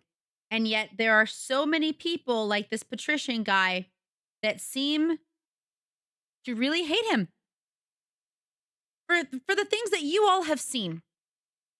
You all have seen him talk about. You've heard Never Knows Best defend him. Defend the things that he did not say because they were never said. Defend the fact that he is being lied about. And I think it is because it is so easy to hate something. It is so easy to hate someone. Especially when you do not have to see them. It is easier to talk behind someone's back than it is to talk to their face.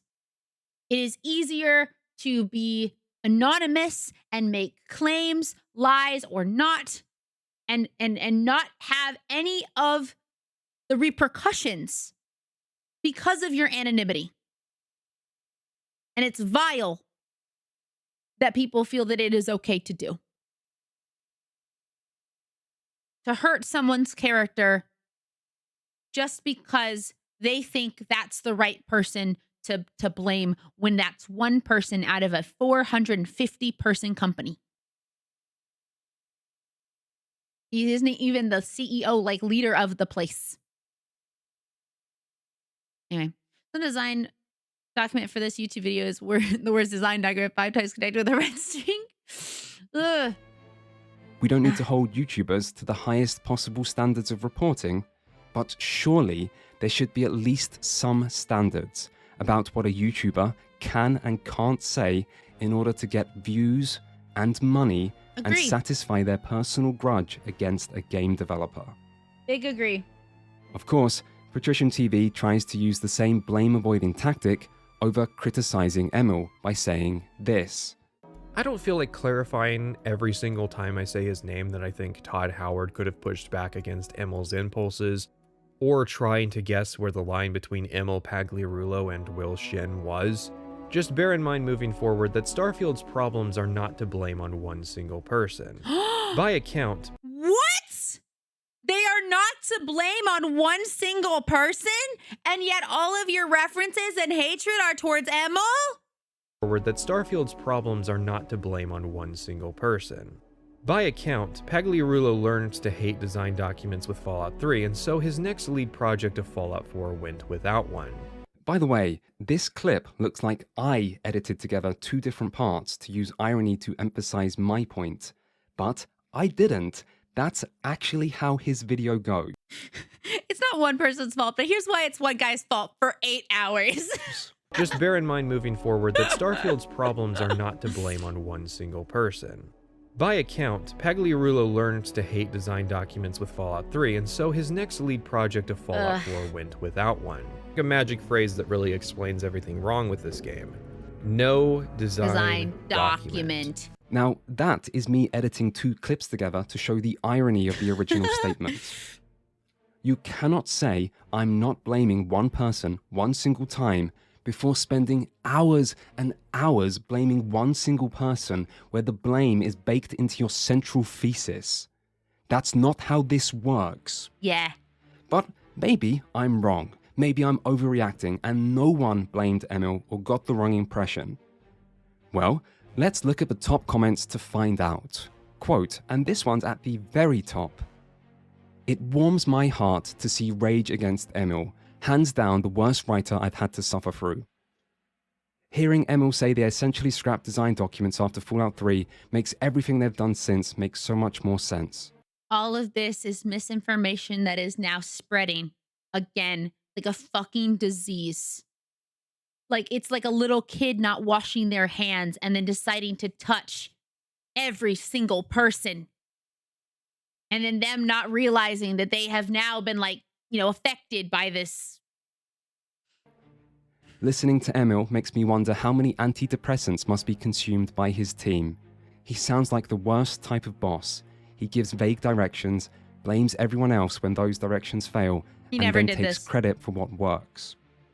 He literally, in like, some of you guys weren't here, but earlier they showed the entire or a good portion of the actual panel where he was actually talking about his team and saying we and how much he cared about his team and how awesome it is to work with them and how it's very, like, the writing room is very collaborative and it's not just him. He never once took credit for shit that worked or that was doing well. And just before he responds to this by, I never said no design document.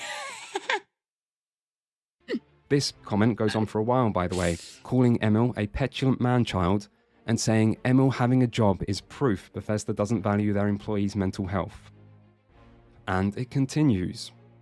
Emil's entire shtick about not using design documents earns his reputation in spades. Another title of this video can definitely be Why Design Documents Are Important, because this was a damn good thesis. Emil is the textbook This is a thesis? definition of failing upwards.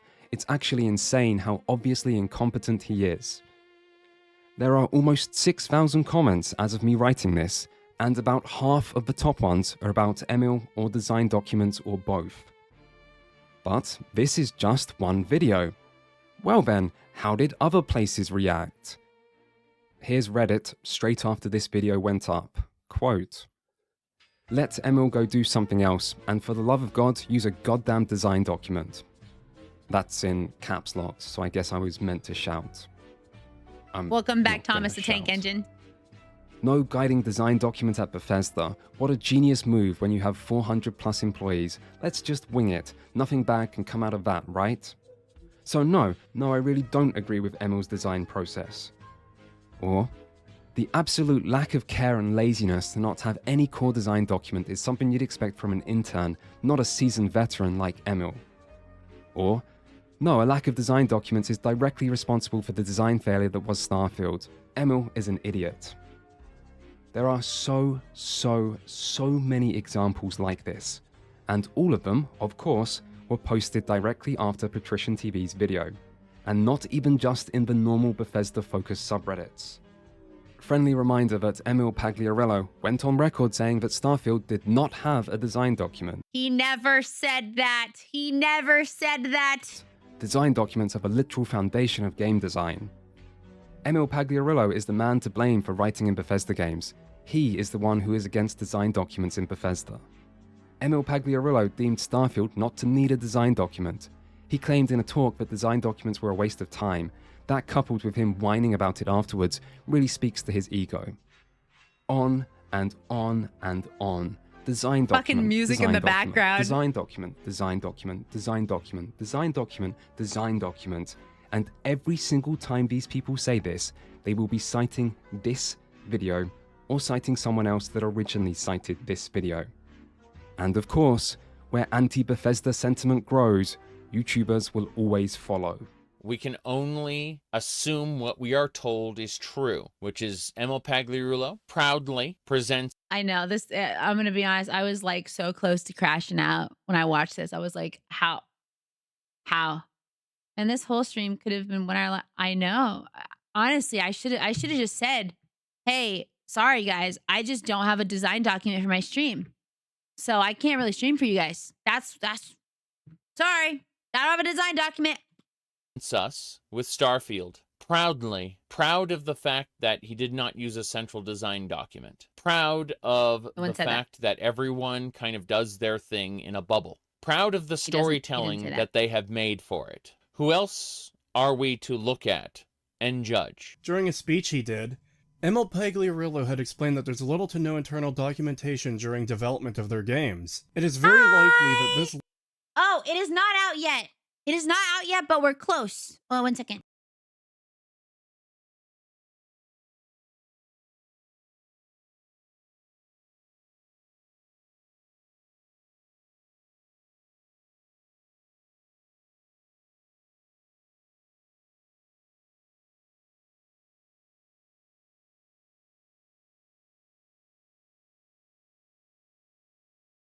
I had to talk to Sean. He was going to bed. My plushie is not out yet, but currently it will be like, depending on where you are, it's $2 currently, like right now, and then it will be like $27 later if you're in America. I mean, mine was about $40 after shipping. So like the plushie plus the $2 I paid plus the shipping is roughly $40. And they're not made yet, but we have to get enough pledges, and we're currently at 167. If we can get to 200 before 2 days is over, 2 days and a half, then it will be made and it will go through. If we do not make it, then everyone will be refunded. But thanks for the chilling. Bye. Good night. Sleep well. Bye, Lovey. Bye, Retyn. I hope you guys will stop by again sometime. I mean, I know Lovey will because he's a mod, but I hope you will as well. If it wasn't for the fact that I know, I just want to finish it. I want to finish it because it's so interesting to me. It is so incredibly interesting. So I wish I could like have everyone stay here so we can finish it together, but it's just so long. But thank you for coming in. I hope if you're interested, maybe check out the VOD, see what I said. But if not, that's okay. Have a good night. Lack of documentation is the reason why Bethesda completely flip-flops on issues, like whether ghouls need food and water in Fallout, given the fact that ML himself says they don't do game design documents. I need to stress this point. These documents are what keeps the team in line and on track for the most part. Bro is talking about game development like he knows, like he is in there. He is in the fucking game developer trenches. Bro has never once, I can't say this for certainty, but you know what? I'm going to talk like him and talk with a level of confidence. I don't think that bro has ever even made a game. I don't think he's ever been in game development. I don't think he has any idea how you would even start making a game. Because all he knows how to do is sit behind a computer and talk about people who have done nothing wrong. It's essentially a vision of what the final product should look like, rather than just letting people do whatever the fuck they want. It's like the equivalent of not having blueprints. I would be, oh man, I would be dead. If every time they said design document, I had to take a shot, I would be in the ambulance, woo, woo, woo, woo, woo, going off to the hospital. When building a fucking poisoning. skyscraper. But it might have something to do with not having a lore master, not having design documents, and not being beholden to something someone wrote 20 years ago. Shut the fuck up. In fact, a small YouTuber named Blaze even made 2 standalone videos on it, and these ended up being the first videos on his channel to take off. I wonder who inspired Blaze. So, Patrician TV just put out their most recent video, which is a quote-unquote quick review of Starfield. But as of the time of this recording, I literally could not have finished that video. But there's a reason why I decided to stop and make this video now, and that's because right at the beginning of that video... So here we go. He watched not even all the time of the video, and he went, I'm gonna make my own video about it, because he made a video about it, so I'm just gonna take his homework. He talks about something, or rather, he reveals something about Bethesda. I love that he says he revealed something, like, oh my god, he had insider information. Patricia knew what he was talking about. That's bullshit. Bethesda's development strategy that is so mind-bogglingly, just astonishingly stupid. It is the fact that according to Emil, one of the highest higher-ups at Bethesda, no, that they don't use a design document false when making their game. Wrong. Well, this section took a while, but at least we've come to the end of the Patrician TV part of this video and can now move on. Why don't we at least let him say his closing line though, after talking about his video for so long? It's only fair, I guess. And that's why I find a sense of finality with this project. A sense of poetic closure. There is not an image smug enough to portray how vindicated I feel at years of Bethesda fans denying what I had to say and being rewarded with this game. Starfield is absolutely the game that you deserve. Well, that's a nice final line, I suppose. Very punchy. Hi, Good Texas. delivery. But it does sound a little bit familiar to me. I wonder why. It kind of sounds like something I might write. Yo. In fact, it kind of sounds like something I did write. But if you are someone who only praised the Outer Worlds because that praise fits nicely into your Bethesda-dominated world, praise the Outer Worlds because that praise. This kind of looks like me IRL, like this hair. Not as much anymore, but like it used to look like that. Yeah, no worries. Thank you so much, Scribbler. I hope you have a great night. Thank you for hanging out with us for so long. Sorry, it's been a while. I hope you'll stop in again. Oh, actually, ads about to start, so that's perfect. I am going to go use the bathroom, let you all chill while the ads run, and put on some music for you.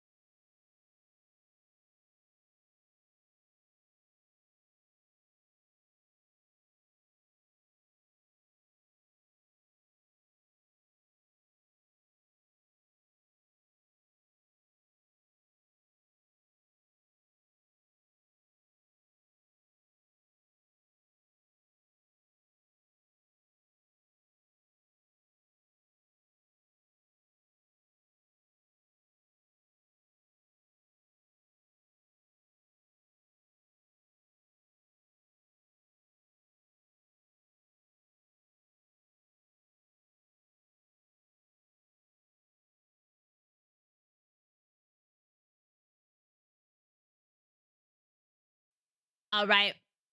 As soon as the ad breaks over. Yeah, oh, she's here. Yep. So what he had said was it's exactly the game you deserve, which will come in. Now this is Never Knows Best showing one of his own videos. Showing one of his own videos. So he's like, huh, that sounds really familiar. Yeah, I'm just saying I love her a lot. She's very cool. I'm happy she's here. That's all. So wait. My eyebrows don't look like this though. Just my hair. Next thing. Last forever. Forever. Ever.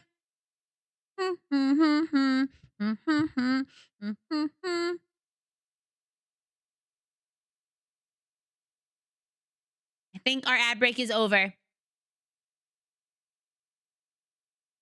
All right. We're in the home stretch of this video, guys. We're in the home stretch. All right. So he's like, wow, that sounds kind of familiar. I wonder why. Here we go. Fits nicely into your Bethesda-dominated worldview, then I just want you to know that The Outer Worlds is exactly the game you deserve. It's nice seeing your old videos because it reminds you how far you've come. Yeah. Although I don't understand why my voice always sounds so different every video. Anyway, that's a very strange coincidence, seeing as it's the same final line and about the same subject, Bethesda. But for all I know, Patrician TV doesn't even watch my content. YouTube is a big place. Except it seems that there's almost 12 hours of him watching and talking 12 hours about my videos on stream. Huh. But why would he even be watching a video on the Outer Worlds? No one cares about the Outer Worlds in 2023. Oh, he just made a video on the Outer Worlds before covering Starfield. It kind of looks like Patrician has a tendency to go grab people's stuff and make videos based on the shit that he found. Almost like plagiarism. Plagiarism. Okay, probably not a coincidence then, but it is just one line. I wouldn't want to invoke everyone's new favorite P word over something as small as that. Plagiarism. I will say, though, that I have only watched about 2 or 3 hours of Patrician's content, and I can only recognize things that are copied from my writing because I can only remember my own stuff, and I'm not even sure if I can remember all of that. Thank you for So lurking. it is strange to find something like this, because if I found one thing in 2 hours, Yeah, no, I mean, that's normal, right? I watch a creator that I like. I watch a streamer I like. Maybe they do something or play a game that I'm like, oh, that's kind of fun. And then I decide to do it, you know? But if you're just like, oh, copy paste, you know, let me just take your homework. Let me copy it. No.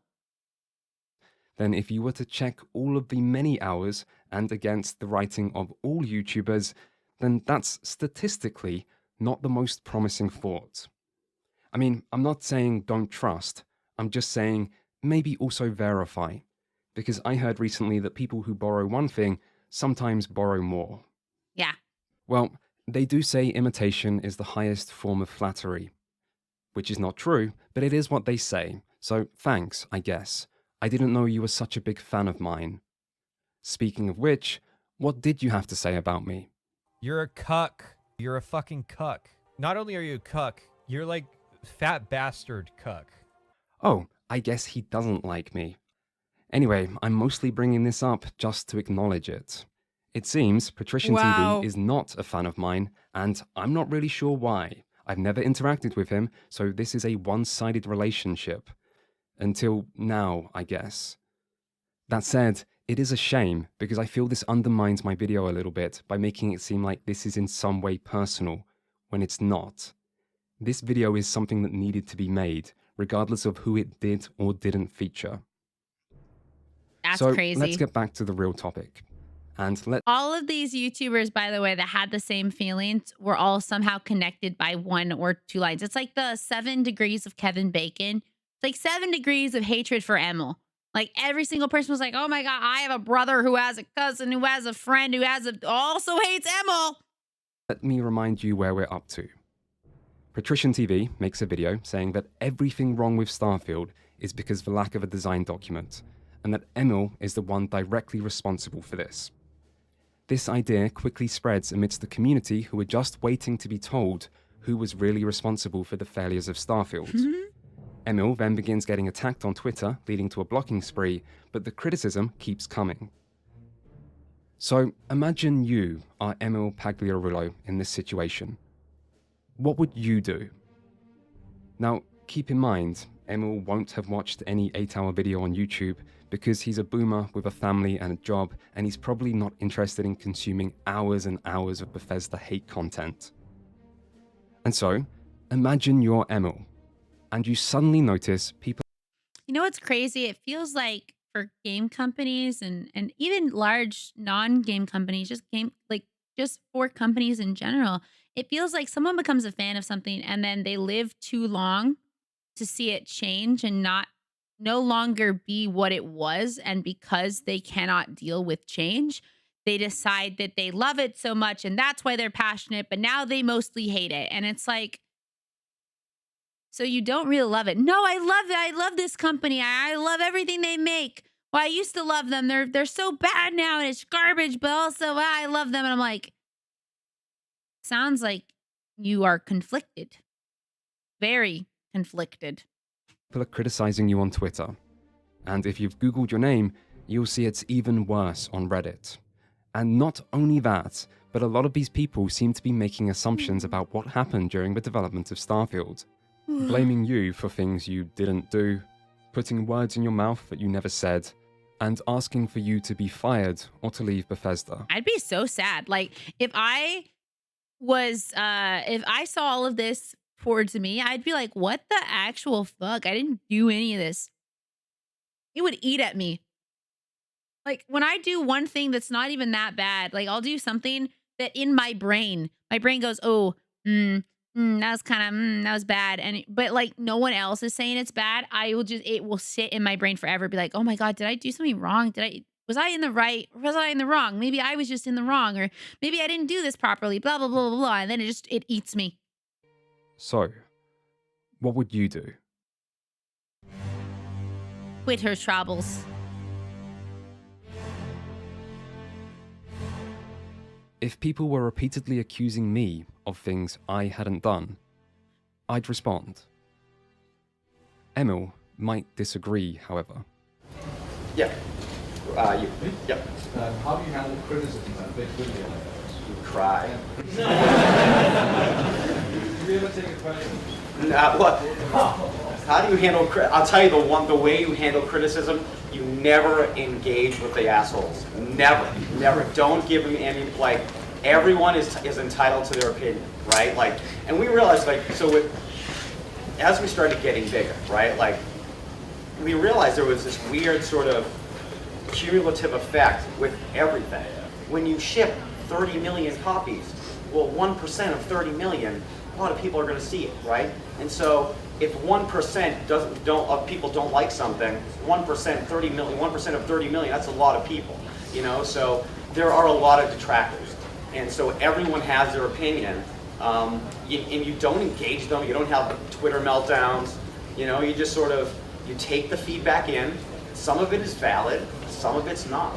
And you just have to be an adult, stay calm, and try to ask yourself, is this guy right or is he wrong? Is she right or is she wrong? What are they saying about me? And so you try to pick out the negativity and take the valuable information. And yes, you do take it personally. He's literally talking about so many people in this video who had criticisms of Emma. Were like, he can't take criticism. He doesn't even listen to criticism. But here he's saying, well, don't take all of the criticism because some of it won't be real. Some of it won't be valid. Some of it won't be like actually trying to help you. It'll just be there to attack you and make you feel bad. So ignore those ones, but take the criticism and then evaluate. Is it good criticism or bad criticism? And then use it to make yourself better. He says to take the criticism in, not ignore it.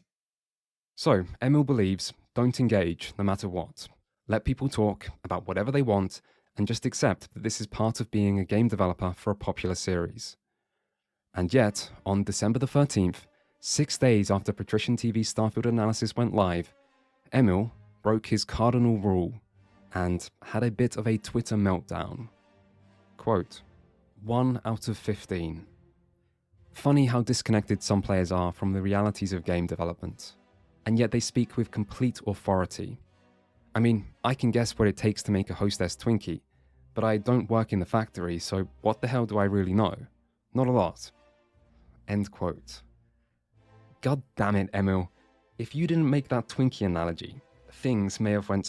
You're telling me if I bought a box of Twinkies and only got half the amount you were supposed to, you'd be happy, especially if the half you got had roaches in it?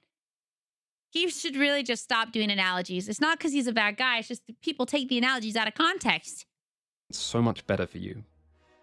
But is he wrong? Some players are disconnected from the realities of game development, and yet they do speak with complete authority. And some of them even have a massive platform. So, is Emil wrong? Let's continue. I am going to shorten this a bit where I can, but the full version is on screen and in the source list below. Quote, part of me really gets it. When you're a consumer and you spend money on things, that gives you the right to complain about those things. And there was a time I exercised that right very freely. When I was writing game reviews for Adrenaline Vault forever ago, I was absolutely the person who would say whatever I wanted about a game, good or bad. But throughout that time, I actually had no inkling what game development was like. How hard the designers, programmers, artists, producers, and everyone else worked. The struggle to bring a vision to life with constantly shifting resources, the stress. I'm not trying to change anyone's mind, but given my position, I can't not share the truth. And that truth is, Nobody sets out to make a bad game, and most game devs are incredibly talented, even if the game they release isn't up to par. So sure, you can dislike parts of a game, you can hate on a game entirely, but don't fool yourself into thinking you know why it is the way it is, or how it got to be that way. Chances are, unless you've made a game yourself, you don't know who made certain decisions, who did specific work, how many people were actually available to do that work, any time challenges faced, or how often you had to overcome technology itself. So yes, love games, buy them, play them, and complain to your heart's content. It's sort of the nature of a developer-player transactional relationship. But just know that the game you're playing is in some ways a freaking miracle in and of itself. Normal people have come together to work for years for one goal, to bring you fun and happiness. So it helps to remember that, and them. Boomer emoji, heart emoji. It's a nerd emoji. So, which part is incorrect? So this was his response, Emil's, the one time he decides to respond. And I would say, for the most part, my feelings are that it's not that bad. Yeah, it's a little too nice, and he's trying to kind of sweep some of the feelings under the rug, probably because he doesn't deal with confrontation very well.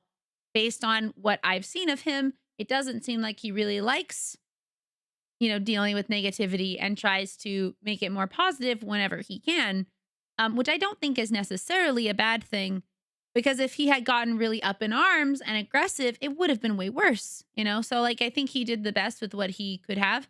But maybe never responding would have been better, or responding earlier so that people could not take all of his words out of context, or having lies said about him, so. Now, obviously, in its entirety, it's not a good look. For one thing, it's too long. For another, it's too positive. I believe you. I think so too, which is originally what he was going to do. He wasn't going to say anything. And I think since he hadn't said anything for such a long time, and it doesn't seem like he really watches a whole lot of YouTube, probably didn't even know most of what people were saying about him in terms of YouTube videos, maybe on Reddit or something. But it probably would have been good just to not say anything. But imagine that you're getting attacked by thousands of people. Thousands of people. Death threats, sometimes being told that you should be fired. I do understand, while I think that no response is better, I can understand wanting to defend yourself. Wanting to be like, hey, this is not right. This is not how it works. This is not true. It is not just my fault. It is, many number of things that you do not fully understand. But again, we'll never know what would have happened had he never responded. But positive, which feels like a bit of a failure to read the room that at the time was largely negative. Yeah, that's and also lastly, it's not specific enough, which allows room for misinterpretations and doesn't highlight the important parts well enough. Yeah. But the crux of the argument is that it's okay for anyone to criticize or hate a game, yet that doesn't mean you understand why the game is the way it is, or what happened during its development. This is true, and the consequences of what happens when people just assume things and pretend knowledge they don't have has hopefully been shown already. And given how regularly Emil had been criticized based on untrue statements and inaccurate representations for 7 years, it's quite easy to see where he's coming from. 7 years of being attacked, having people lie about you, having misinformation be shared about you for things you never said, what you never did. That can be hard, And I mean, it's great. He still worked at his company. They never fired him because he probably does a pretty good job. But he had to deal with this on and off. And that probably really hurts your mental and emotional state. And I think that, yes, this is not a good look because it would have been easier just not to say anything. But I bet he felt pretty backed into a corner, getting attacked on the daily, having his normal, oh man, this is what I ate today, be filled with, yeah, you're shitty. I think you should be fired. I don't think you should even have a nice house. Weird random shit like that. And why he thought this was necessary to say after Emil hate saw a major resurgence. most people don't know most of this story. So let's see how people reacted. Like the most viewed reaction titled Starfield Dev Blame. I'm just gonna like let you guys watch this because I think it's actually insane. The players. So there is an individual that works at Bethesda.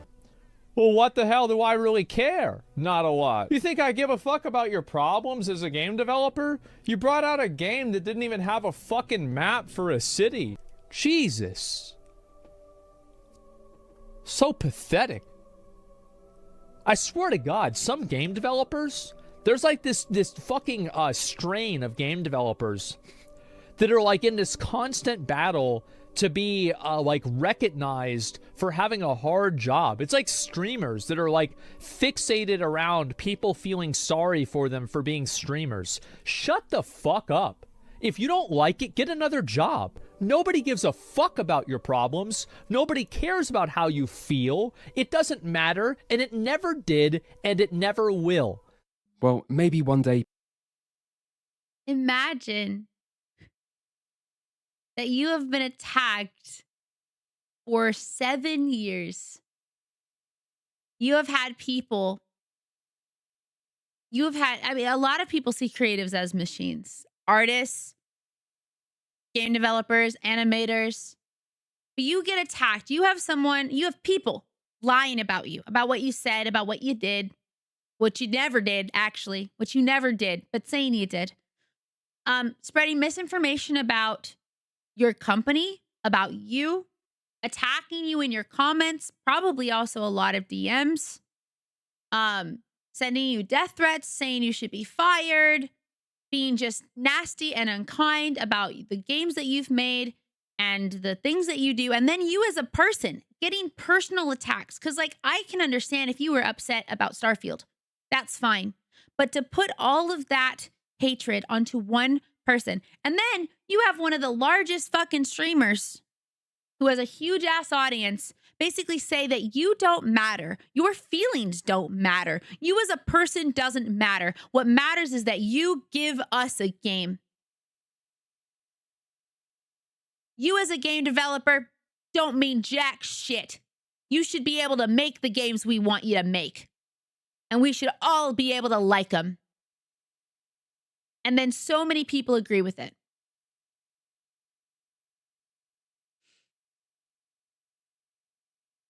And I watched this and I was like, oh my fucking God. Imagine you were on the other side of that, where you're the one getting bullied by literally everyone.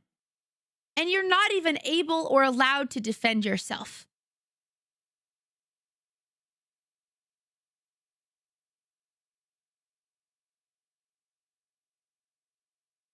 Exactly.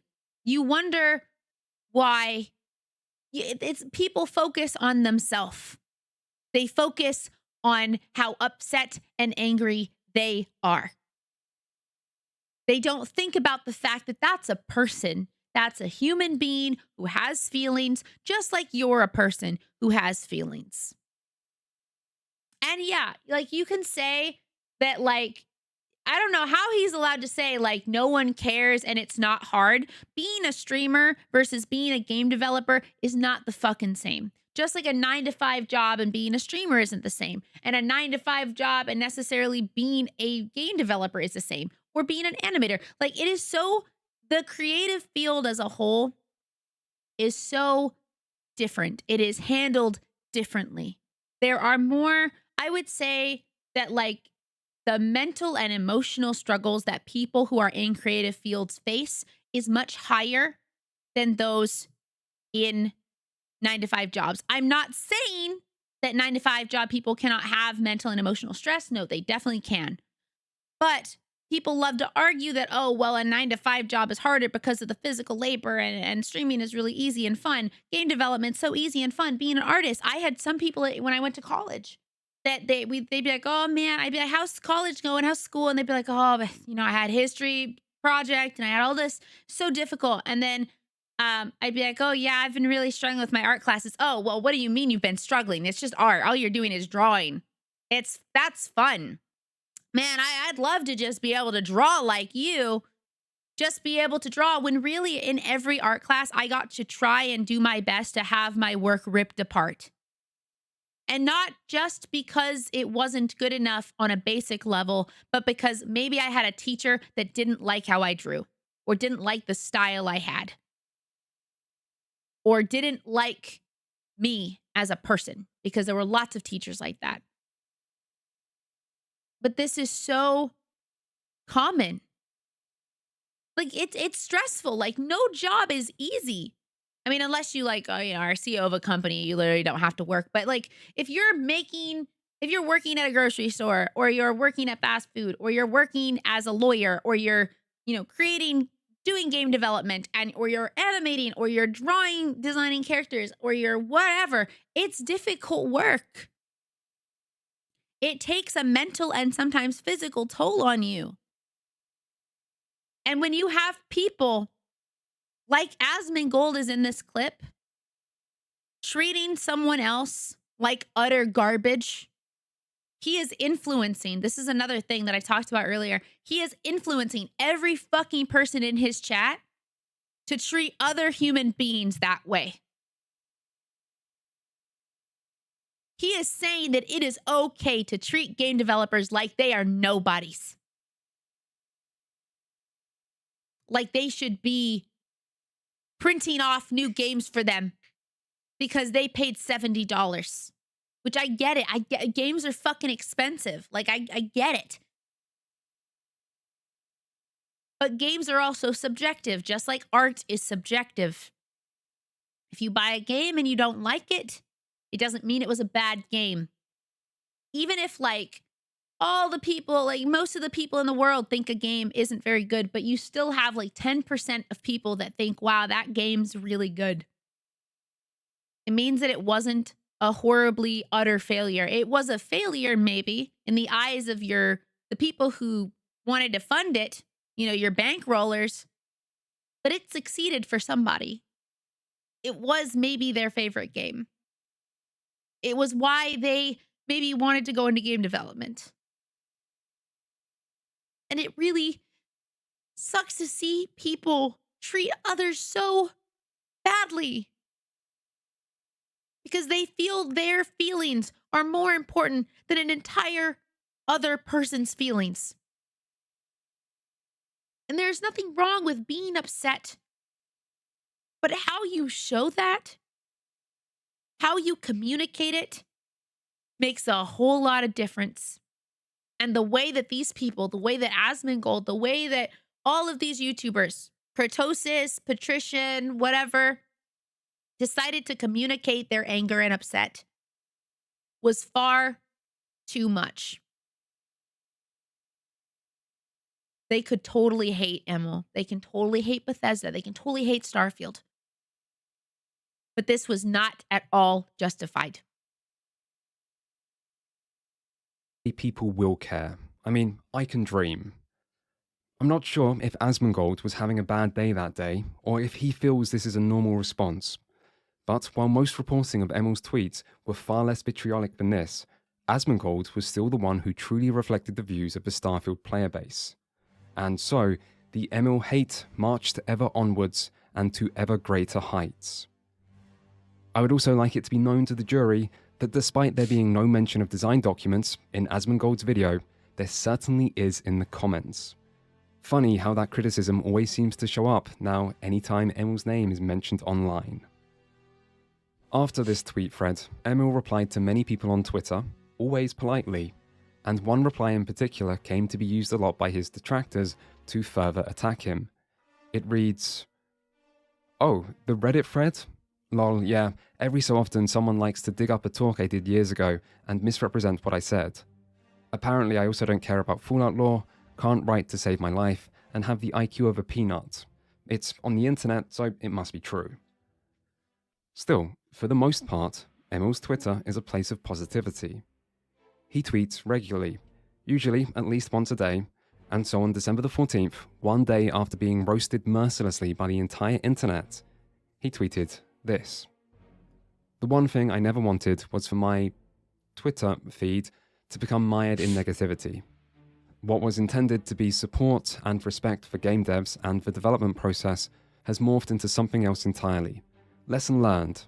It's the holidays, spread some cheer. This is a stereotypical Emil tweet. He seems to be a positive person. Most tweets are about the games he's been playing or the movies he's been watching.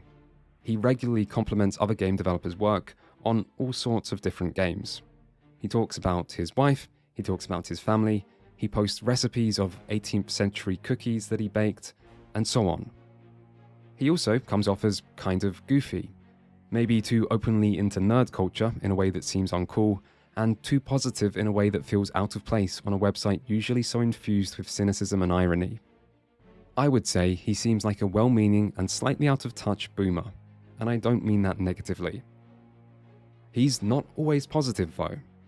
A few weeks before he was attacked for being an entitled game developer, he tweeted about how much he's been struggling with grief after his sister unexpectedly died of cancer. His fucking sister died! This is a normal person. And his sister died!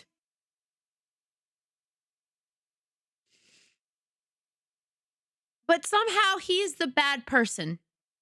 Somehow in all of this, in all of those people's feelings, this person is the bad person. Somehow. Now, I don't know Emil Pagliarulo, and so I can only judge him based on the things he has said and wrote online.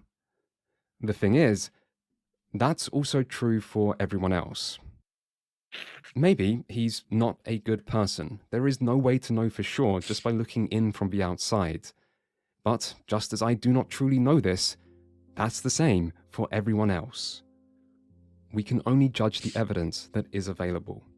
And within that evidence, there is nothing here or anywhere else I have seen to suggest that this man is in any way deserving Thank you for the of follow, hate. welcome. And I have looked for evidence. When I began this video, I fully expected to see some examples of elitism or antagonism or petty arguments or things that seemed egotistical from Emil. And often, when people develop a negative reputation online, they do play at least some part in creating it. I also believe that there are two sides to every story, so I wanted to find the other side of this one. But it doesn't seem to be there. Probably because Emil doesn't believe in responding to negativity online. And I have to wonder if that's part of what caused this situation. For years, people have been able to say anything they like about Emil without ever having to worry about any repercussions. And one good example of that is Patrician TV, who knowingly lied in his video, knowingly encouraged his fans to harass Emil, and has continued to... How shitty is that? Who knowingly lied in his video, knowingly lied in his video. And then told his fans. To attack and signal boost and bother him. He encouraged his fans to harass Emil and has continued to try to goad Emil into responding directly to him ever since. So far, this has not worked. But eventually, Emil did make an interesting tweet. You see, after accidentally making a reference to design documents he was working on, the same design documents that apparently do not and have never existed, Emil finally seemed to realize that the interview he had done with Polygon was being used as evidence for the now widespread belief that Bethesda doesn't use design documents. And so he replied with a normal Emil tweet, still seeming completely oblivious of the significance of the design doc discourse, and saying that, of course they use design documents, and that he didn't know that was something he needed to specify. So, in case you needed any further proof that Patrician TV lied, based his entire 8-hour analysis on a lie, deliberately spread this lie, and continues to lie to this day. And why not? Emil does and continues to lie to this day. And why not? Emil doesn't respond to negativity, and the one time he did try to, it made everything worse. And so, People like Kretosis and Patrician TV and others have had complete freedom to say whatever they like about him without ever having to even consider any consequences, because people have been saying whatever they want about Emil for 7 years. 7 years. And the idea that someone with a platform would actually take an interest in the topic and then go out of their way to cover something that to most people is insignificant while risking their reputation by going against everyone else and defending someone everyone hates. Well, the idea of someone doing that is almost unimaginable.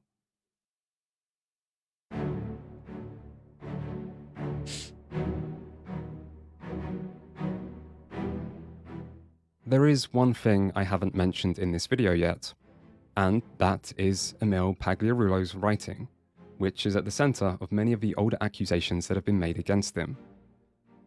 For what it's worth, no one outside Bethesda knows exactly what Emil did or didn't write, but some things we do know he wrote some of or was heavily involved in include the Dark Brotherhood in Oblivion, the Dark Brotherhood in Skyrim, Nick Valentine in Fallout 4, the main stories in Fallout 3 and 4, and many design concepts for Starfield.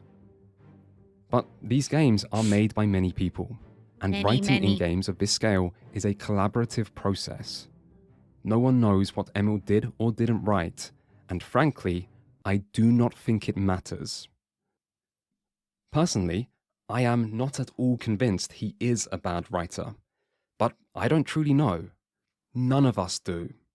It's all speculation, based on things we only have a tiny amount of information about, and yet apparently we're confident enough to not only declare this person to be bad at their job, but also to try to punish them for this crime. That they may not And have ever committed. What if he was a bad writer? Well, for one thing, he might be good at his job in other ways. He might be an enjoyable person to work with, or good at looking out for his team, or good at managing people, and so on. But even if we ignore all that, in what way are we responsible for punishing people who are bad at their job? What is the punishment, by the way? Hate? Being fired? Some kind of long-term psychological trauma, maybe? And who gets to decide who is bad? Oh, and does this also apply to all jobs, or is this video game specific, or writer specific?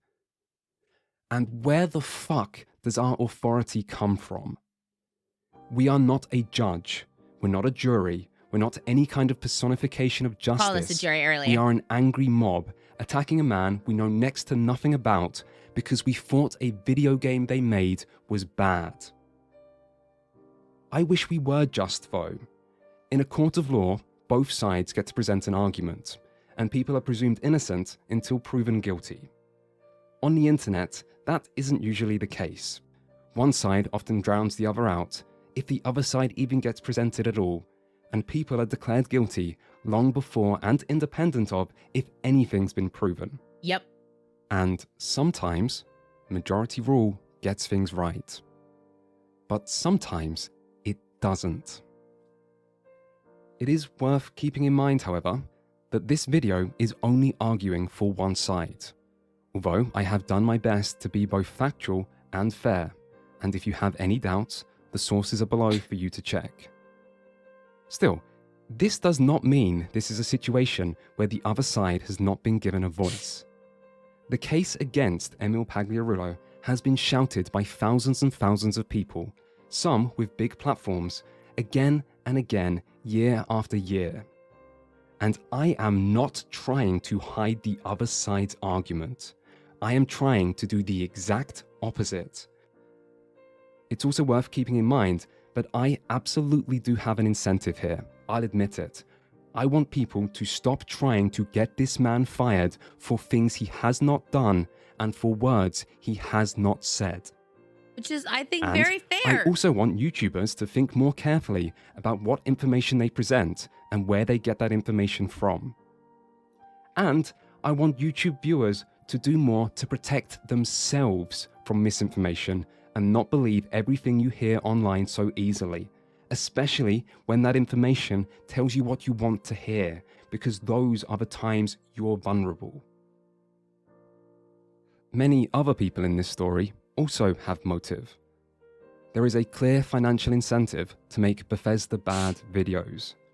They are some of the best performing in the YouTube gaming space, and this can be seen quite clearly just by comparing these videos to others by the... The funny thing is, some people were upset that Bethesda seems to only care about money and not about their games, and yet some people are willing to throw a man or multiple people under the bus so that they can make money on their YouTube videos. Same creators. And as for the other people in this video, what they do is up to them. But the correct thing to do in this situation is to say sorry to the person you've harmed. Mistakes happen. YouTubers get things wrong. YouTubers get carried away. YouTubers lose perspective. Sometimes everyone fucks up. But the correct thing to do in those situations is to own up to it, apologize, and move on. And I'm not saying doing the right thing is easy. I'm just making it clear what the right thing is in this situation. Oh, and by the way, Patrician TV, you like research, so some advice. It might be worth researching something called defamation, because the case against you seems rather strong, and almost everything that's usually so hard to prove, you have provided evidence of already. The sad thing about this situation is that I don't think something like that would ever actually happen, because as far as I can tell, Emil Pagliarulo is just not that kind of guy. He has never shown the slightest interest in internet drama, and seems to only want to spread positivity and make games. The idea that this guy would ever sue anyone just seems so hard to believe, even if he would win, and even if they deserved it. And that's what I find so upsetting about these events. All of this didn't seem to happen in spite of the kind of person Emil is. It happened because of it. And remember, this is all over a video game. Every single thing that happened here was because people played a game and found it disappointing. And then instead of just, moving on and maybe playing a game they do like, they instead needed someone to blame, someone to hate, someone to frame, someone to attack. Because of a video game. Good job, everyone. Passionate, but the passion was used Thank in you the for wrong watching. way. And that is the video. It took us like 6 hours to get through a 2-hour video, but I hope ML that if is you... a fantastic example of someone who is promoted far beyond his skill or talent, as he's a hack writer, incapable hope of dealing with even the most basic that you and simple enjoyed of plot lines. His entire presentation watching is a meandering, rambling, disjointed and mess. This is actually the perfect hearing me talk representation of how simplistic his understanding of everything is. Christ, you are fucking insufferable. I assure you, the level of frustration I'm experiencing right now is immense. If every story a writer makes That is the dog video. shit, they should be fired. If you want to Diving like it or into Starfield dislike as a it, game whichever you requires prefer. 3 key words that But are going to tie this entire analysis together. It's like a magic phrase that really explains everything wrong with this game. it's just, I don't know. Design document. It's a very By interesting account, story. Pagliarulo learns to hate design documents with Fallout 3, and so his next lead He's just showing clips. to tackle correct. Well, proud of the made Drain.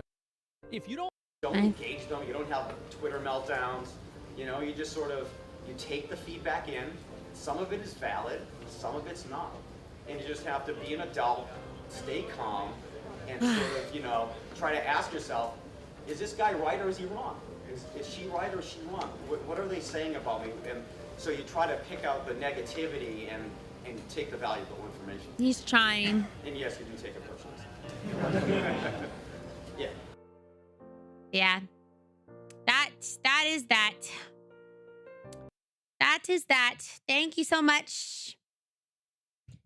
First time in a while, just been chilling. Yeah, thank you. Yeah, I'm happy that you were able to come in, and I hope you enjoyed I think this was your first of my streams, but I hope you want to stop by again. Again, it was I'm just passionate about stuff like that, and I kind of hope that much like Asmongold is able to influence people in a negative way, I want to try and influence people in a positive way, to be more understanding, more compassionate, and to also fucking fact check. Like, don't just assume that, like, don't go off the handle the first time you hear something because it could be wrong. Like, look into it. If someone doesn't give you any type of evidence or anything, especially like AI and stuff, because makes it even more difficult to really know, like, what's real and what's not. And there's another video I'd love to watch from him, but we will do that another time. But thank you for wanting to hang out, for chilling with me. We got to 167. Here, let me move out of the way. We got to 167. Yeah, I've unfortunately never seen him before that, but I've seen more things that are negative than anything positive. And it's not like everything he says is bad, but most of it, it's like, he'll say like one thing that I'm like, okay, that's like not horrible. And then all of the stuff around it, I'm like, you're a bad person. It just, how it comes off to me, you know, obviously if you like him, cool. But that's just how I feel. I don't feel that he's very kind to other people, and it's meh. But I'm hoping that I can try and help in the way that I want to, just like he influences people the way he wants to. And I thought that video was really cool and interesting because it talks about so many layers of just so many different topics that I think are great to talk about and to like understand as a person who's on the internet a lot, especially if you're on the internet a lot. So, you know, that's the only thing you can do, you know, is the more you grow, the more people you interact with, especially in a live medium like live streaming. You are literally talking and influencing people who are in your chat, and they are influencing you. It is much like a game. It is interactive. You know, you are changing as a person, as are maybe some of your chat members. So, yeah, I had a really good time. Thank you so much.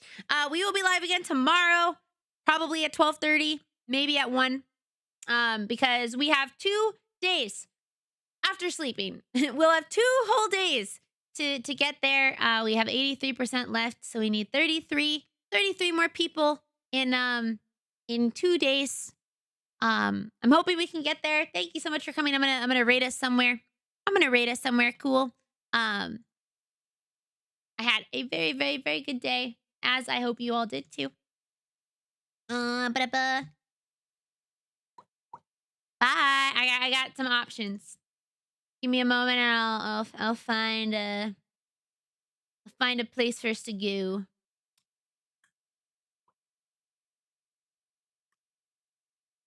Ooh.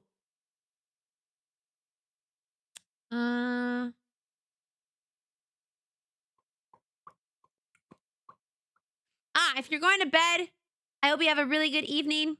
If you're just waking up, good morning. If you have work, have a good day at work.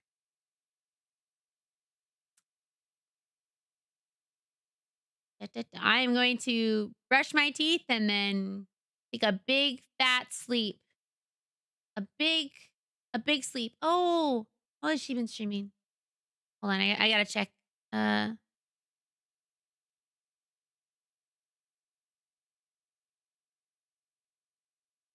Okay, I know where we're going. Okay, we're gonna go to see which. I hope she's gonna stay streaming for a little while. She's really, really nice.